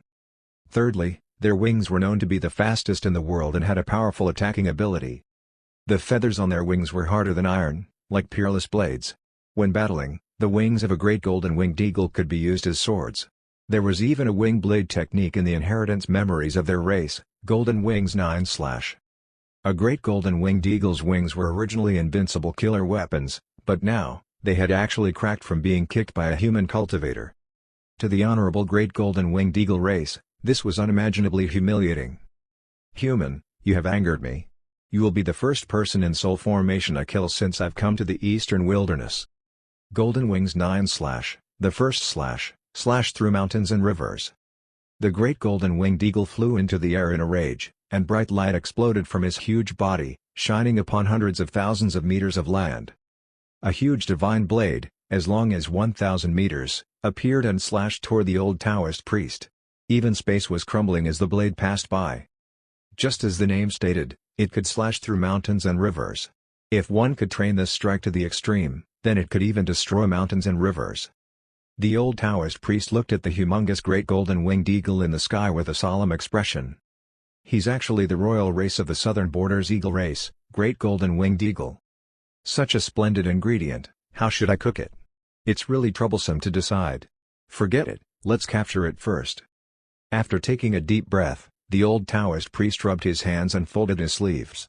He stared at the great golden-winged eagle in front of him and suddenly stretched out his right hand toward the sky. "Look at my mighty tinder body tempering art, chicken-catching bomb." As he finished speaking, the space above the clouds started to distort. The great golden-winged eagle's body, which was hundreds of meters long, was actually shrinking rapidly. "No, impossible. Old Taoist priest, you actually know the mighty spatial prowess," lifting heaven hand. The great golden-winged eagle was filled with shock and horror. He felt that he was facing an opponent he could not defeat. The old Taoist priest licked his lips as his right hand gradually pushed forward and smirked. "What heaven-lifting palm? It's called chicken-catching palm. Golden-winged chick, hurry and come to me." After finishing, he suddenly clenched his right hand, and the space in front of him rapidly condensed. The great golden-winged eagle was actually compressed to around 1 meter. It looked like it was indeed as big as an ordinary domestic rooster. Although it was sealed in that space, the great golden-winged eagle kept struggling. Its voice was extremely sharp. "Nonsense, this is definitely the heaven-lifting palm." The old Taoist priest smirked and said, you're just a dying chicken, why do you still bother arguing? Then, the old Taoist priest untied a golden iron rod from his back. He sized up the great golden winged eagle, his expression was that of thinking how this ingredient should be cooked. The great golden winged eagle panicked. You dare to kill me? I'm the son of the third elder of the eagle race. If you kill me, my father will see the end of you. The old Taoist priest was slightly stunned, and his face revealed a worried expression. How old is your father? The great golden winged eagle sneered and said, my father is 5,000 years old, almost going to enter the saint realm. You dare to injure me, aren't you afraid of causing a battle between the eagle race and divine firmament sacred ground? The old Taoist priest seemed to be deep in thoughts. An old 5,000-year-old chicken, most likely its meat is not tender anymore. Sigh, looks like even if your father comes to find me, he can only be used to make soup. The great golden winged eagle was stunned, and his golden feathers instantly stood up. He was enraged, almost going crazy with anger. This crazy bastard fanatic. He actually wants to capture my father to make soup too. Before the great golden winged eagle could make a complaint, his anger instantly converted to terror because the old Taoist priest was heading toward him with his rod. The old Taoist priest grabbed the great golden winged eagle and flipped him around. Immediately after, that long golden rod was abruptly stabbed into the great golden winged eagle's bottom. Old Taoist priest, you're quite tender, bear the pain. Great golden winged eagle, no, don't, ah. Ah. A tragic scream could be heard throughout before ending abruptly. The old Taoist priest flipped the grill and used azure green flames to barbecue the eagle. He took a look at the void in the surroundings, then smiled and said, seeing that all of you did not make a move, each of you, give me 1,000,000 spirit stones. Then, I'll let bygones be bygones and let you go. If not, I'll tear through space and find you myself to take it. Just as he finished speaking, the surrounding space crumbled, and it started raining. The rain of green and crystal clear spirit stones seemed extremely gorgeous. Chapter 77, 5,000 Years, Best Enlightening Arts. A smile blossomed on the old Taoist priest's face as he watched the spirit stone rain falling from the void. He gradually stretched out his right hand and slightly bent his 5 fingers, releasing a surging attraction that could not be matched. Those millions of spirit stones were instantly pulled toward the old Taoist priest. The old Taoist priest made a gesture with his hand, and all the spirit stones were kept within his ring. I've earned big time, big time. These are enough for me to use for quite a few months. Thank you so much, everyone. You are welcome to continue stalking the disciples from our sacred ground. As long as you have enough spirit stones, I will definitely not make it difficult for you. However, next time, don't follow my martial niece, since she is a girl. Go stalk Zhang Yunting and Fang Chang, those 2 foolish boys. I don't mind even if you beat them up, said the old Taoist priest with a smile as he used his variant fire, azure green sky flame, to barbecue the great golden winged eagle. That's right. I am grilling someone from southern borders eagle race, the Demon King great golden winged eagle. Those observing, why don't you come out? Aren't you interested in enjoying such a supreme delicacy? There was no reply from the void, only the presence of a few people rapidly escaping in the distance. The old Taoist priest did not stop them. He just smiled as he flipped the great golden winged eagle repeatedly, occasionally sprinkling it with seasonings. Those who had managed to keep their composure and stay hidden away had extraordinary identities. If the old Taoist priest really pulled them all out, then it would be a fascinating scene. It was currently enough to use this Demon King, who was in the soul formation stage, to beat the dog before the lion since those people had just stalked but had not made a move. The 1,000,000 spirit stones were the price of their apology, their compensation. This could be counted as the unspoken rule of the cultivation world. The great golden winged eagle's whole body, which was being grilled by the azure green sky flame, was radiating divine golden light. That was the power of its bloodline and its demon energy being refined into its origin, a great supplement of essence energy. As a demon king in the soul formation stage, each drop of its blood contained an immense amount of energy and aura. If cultivators below the golden core stage just anyhow consumed it, then they would even explode and die. However, if one could really absorb and refine it within, then it would definitely be one of the top nourishing items. The medicinal effects of a piece of the eagle's meat could even be compared to spirit pills and herbs. Little Shawar, you were injured quite heavily. Come and eat some chicken meat from Martial Uncle. That old Taoist priest took a look at Zhang Yanxi, who had crossed her legs and was meditating to heal her wounds, and tore a piece of great golden winged eagle's thigh. The eagle's real body could be said to be hundreds of meters long, yet it had been forcibly compressed to the size of a rooster by the old Taoist priest. The eagle's thigh contained the core essence of life origin, so its medicinal effects were definitely top-notch. If it were not for Zhang Yunxi being to Elder Azure Lotus liking, he would not give her any. If it were Zhang Yunting and Fang Chang, they wouldn't even dare to fight with him for food. Their legs would be broken if they tried. "Thank you, Martial Uncle." Zhang Yunxi took the chicken thigh and slowly ate it, chewing it carefully. Zhang Yunxi instantly absorbed the essence energy, which the variant flame had already refined. Shortly, Zhang Yunxi could feel that her internal injuries were rapidly recovering. The old Taoist priest asked as he grilled the great golden winged eagle, "Little Shao'er, you informed me that you found the divine firmament Draeger pendant, is it true?" Even a powerful being such as the old Taoist priest was also extremely nervous when he mentioned the divine firmament Draeger pendant, since only by finding the supreme inheritance of the divine firmament sacred ground could they have the opportunity to rise up again. Zhang Yunxi nodded, took out a jade pendant, which had been sealed, and took a deep breath. "Martial Uncle, look. The divine firmament Draeger pendant is in here. Since Martial Uncle has come, then I'll pass it to you to take care of it." The old Taoist priest's eyes shone with radiant splendor as he hurriedly refused. "How could I do that? You found it." Zhang Yunxi smiled and said, "Martial Uncle's cultivation level is much higher and profound. It's safer for you to safeguard it. Since little Shao'er is this resolute, then I'll have no choice but to help you." The old Taoist priest patted his chest. "Don't worry. No one would be able to snatch it from me." After finishing the whole thigh of the great golden winged eagle, Zhang Yunxi was glowing with golden light. Its energy was so immense that she was unable to absorb all of it, thus producing the light. However, it was completely different for the old Taoist priest. He had devoured the whole great golden winged eagle, even chewing up the bones and swallowing them. In the end, the old Taoist priest was still the same. There was no difference at all, no matter how small. It was as if what he ate was not a demon king in the soul formation stage, but just an ordinary large rooster. After finishing the great golden winged eagle, the old Taoist priest and Zhang Yunxi headed toward the nearest city. The cultivation world was vast and expansive, even just the land which the divine firmament sacred ground controlled was hundreds of millions of kilometers.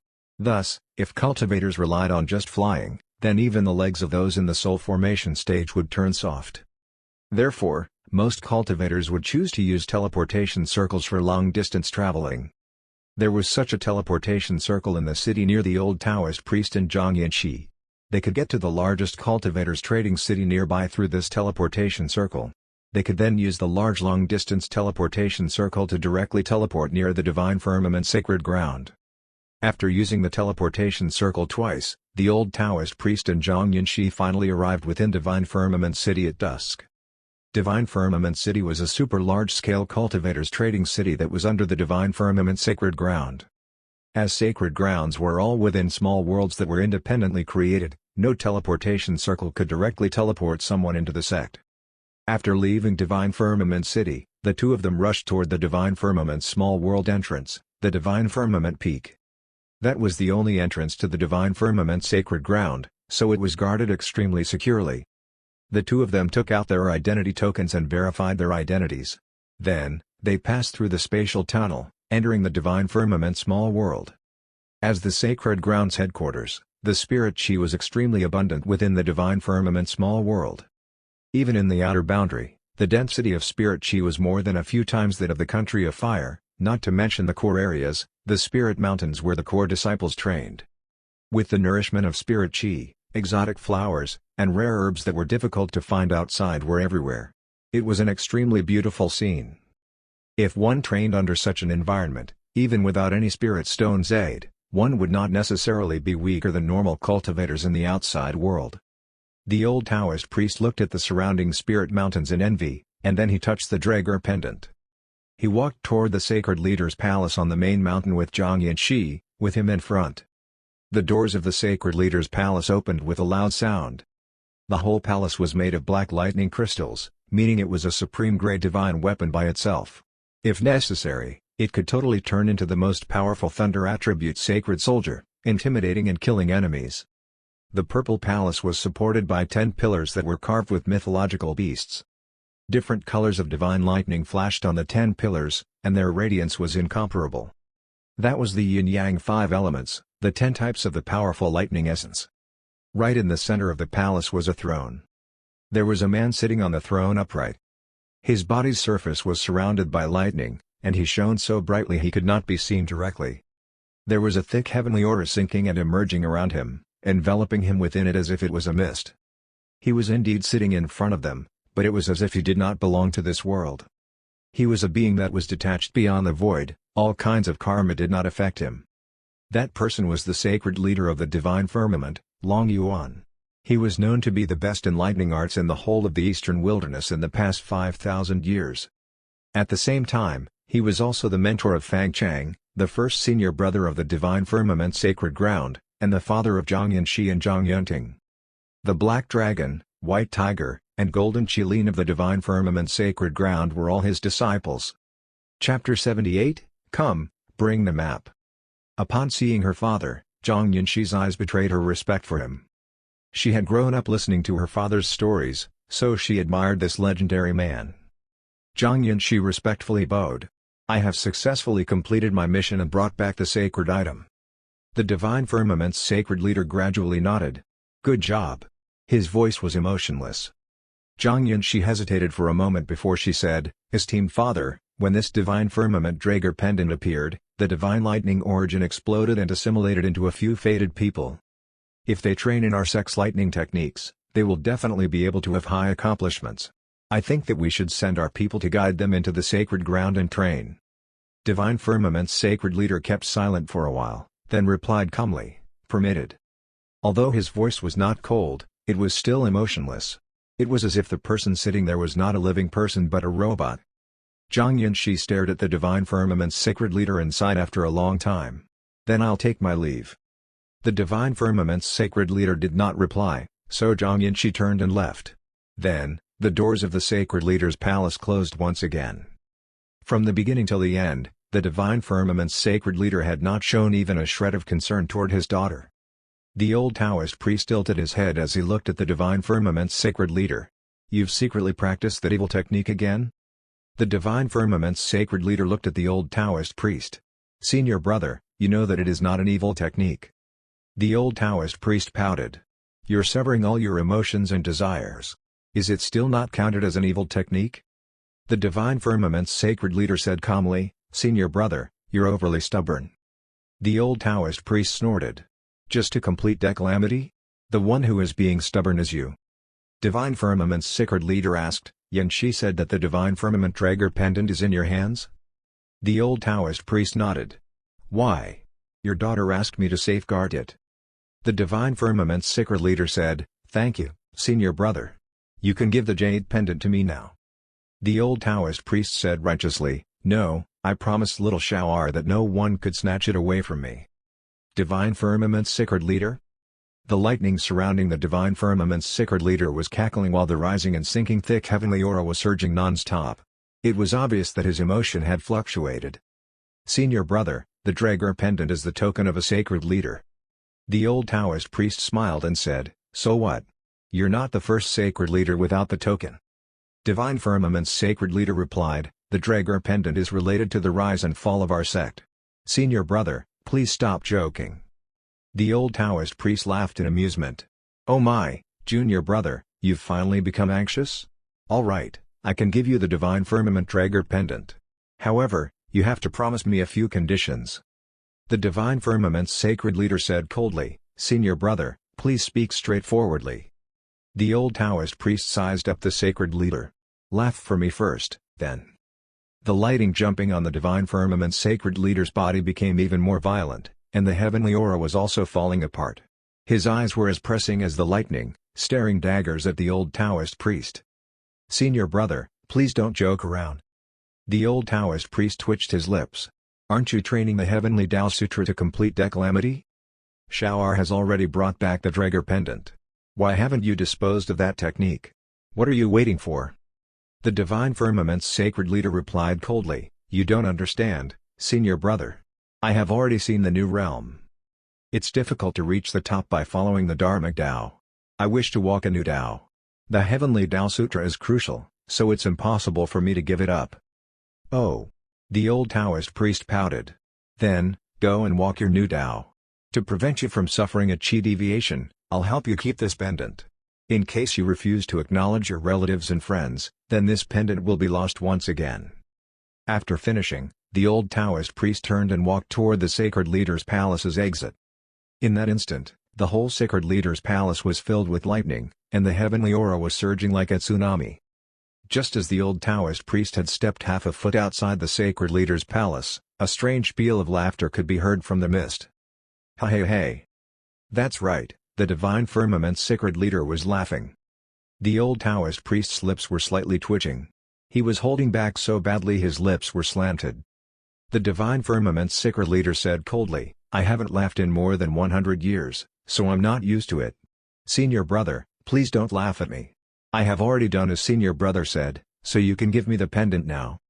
The old Taoist priest replied, "It's only the first condition, there are 3 more." Divine firmament's sacred leader replied coldly, "Senior brother, please speak straight to the point." The old Taoist priest counted with his fingers. "The first condition. Since I saved your daughter, I'll need to receive remuneration. According to my price in the black market, each time I make a move costs 1 million spirit stones. Seeing that it was to save little Shawar, I'll give you a 12% discount. Also, your daughter even ate a great golden winged eagle's thigh. After the discount, the remuneration must be at least 500,000 spirit stones, don't you think? You can't just refuse to acknowledge this." The divine firmament's sacred leader said coldly, 1,500 spirit crystals. "Senior brother, please state your second condition." "Nice." The old Taoist priest chuckled before saying, "Senior brother, as you can see, I am already in the soul formation stage, but I don't have a spirit mountain. Could you let me pick a spirit mountain to train?" "This is impossible, definitely impossible." The divine firmament's sacred leader interrupted the old Taoist priest, the heavenly aura around him surging vigorously. The so-called spirit mountain referred to a mountain peak that had bred a spirit stone vein. Within the divine firmament's small world, there were a total of 36 spirit mountains. As long as one's cultivation level reached the soul formation stage, they could become the leader of a spirit mountain and accept disciples. Originally, Elder Azure Lotus, Chulong, also had his own spirit mountain, and its quality was excellent. The problem was that this idiot was so obsessed with training the Tinder Sutra when he was in seclusion that he had almost sucked the spirit stone vein dry. Afterward, the spirit medicines, spirit herbs, and spiritual flowers on the spirit mountain directly withered, and it almost became a barren mountain. According to a spirit aura praiser, this spirit stone vein could only recover its vitality after at least 1,000 years. One had to know that spirit stone vines were cultivation sects foundations. Only those cultivation sects with 1 or more spirit stone vinia were qualified to be called a blessed land. Only those with 3 or more spirit stone veins were qualified to be called a grotto heaven. Only those with 10 or more spirit stone veins were qualified to be called a sacred ground. Although this was just one of the deciding factors, it was still enough to show the importance of a spirit stone vein. Chulong had already damaged such an important strategic resource, and now, he actually wanted a second one? How could the divine firmament's sacred leader agree?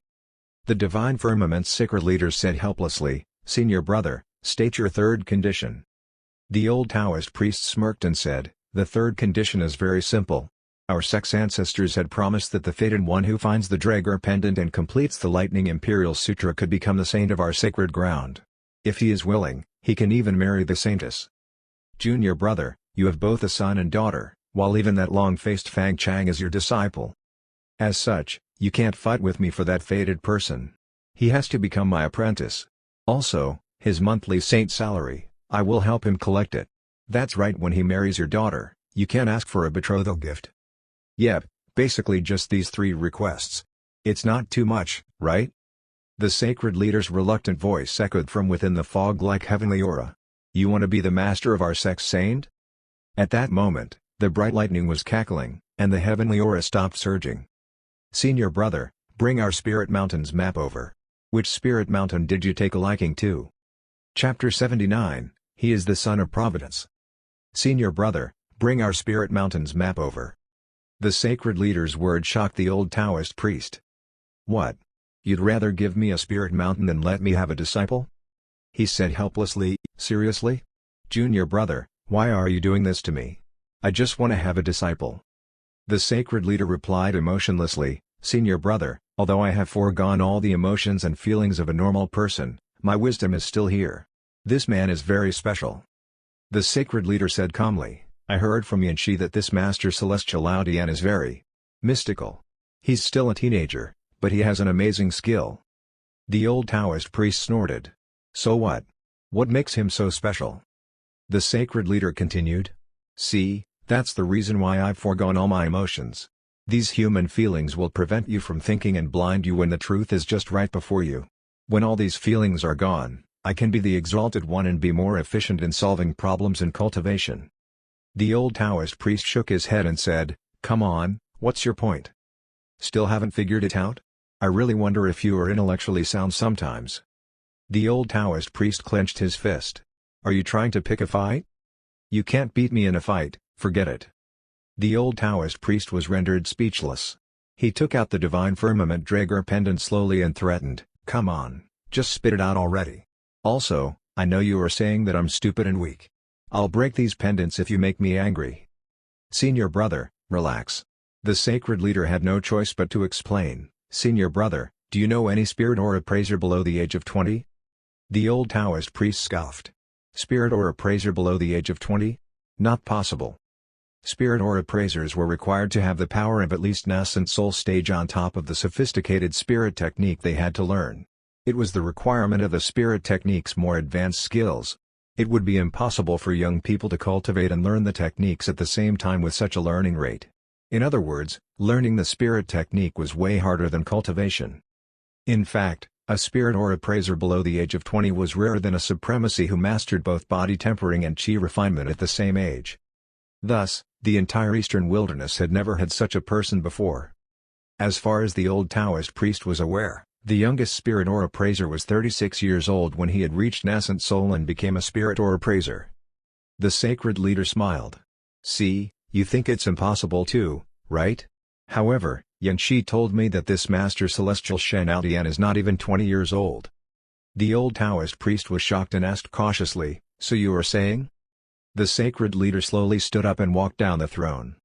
"He is very special.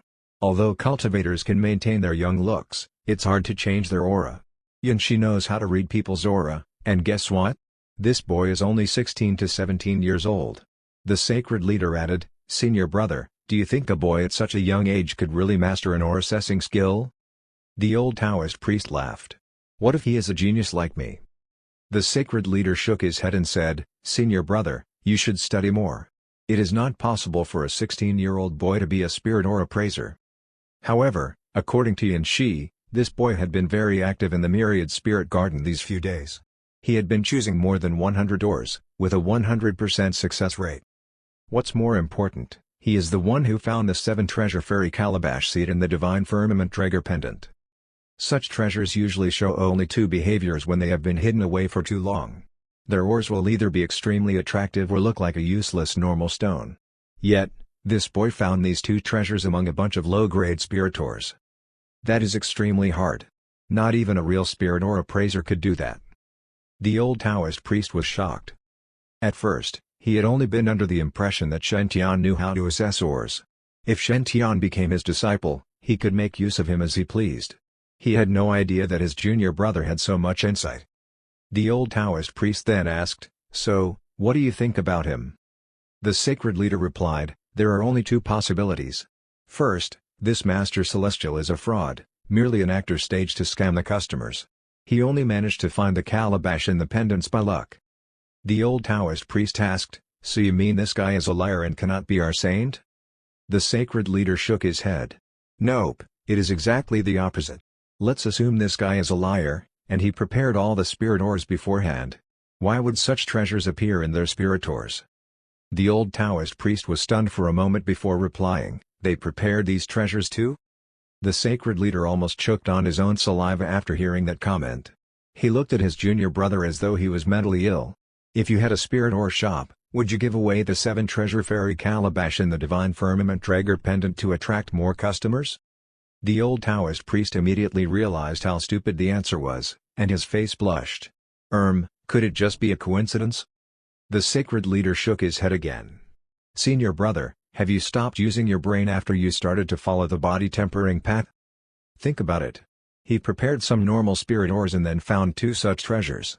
What does this show? It means that this boy is blessed with providence. Do you remember how that saint from the Purple Mansion found the Nirvana Sutra? The old Taoist priest started to recall. That's right. He just entered the shop and chose 3 spirit ores without even looking at them. The first one was a golden fruit, and the second was Heaven's Halberd. As for the last one, it was the long-lost Nirvana Sutra. Many spirit ore appraisers were present at that time and suffered a chi deviation because they were driven mad. The old Taoist priest was shocked and asked, "So, junior brother, you mean?" Finally, the sacred leader nodded. There is only one truth. This boy is the same as the Purple Mansion saint. He is destined to become this era's son of Providence. Chapter 80, Shen-Tian's Armors. The sacred leader's speculation seemed to persuade the old Taoist priest. There was no other explanation for a young boy to find 2 treasures in one of myriad spirit gardens' small spirit ore shops. Providence must be shining upon him. The old Taoist priest asked, "Junior brother, what about the second possibility? What is that?" The sacred leader paced around the hall, and he became very serious and excited at the same time. He took a deep breath and said, "That is, this boy is no liar." The old Taoist priest was stunned.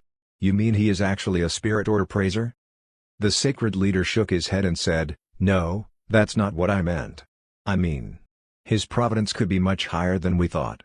If he did not know anything about assessing ores but managed to find good items in an ore he randomly chose, he could be even better than Purple Mansion Saint. Maybe the title Son of Providence is not accurate anymore. He should be called the Son of Heavenly Tao."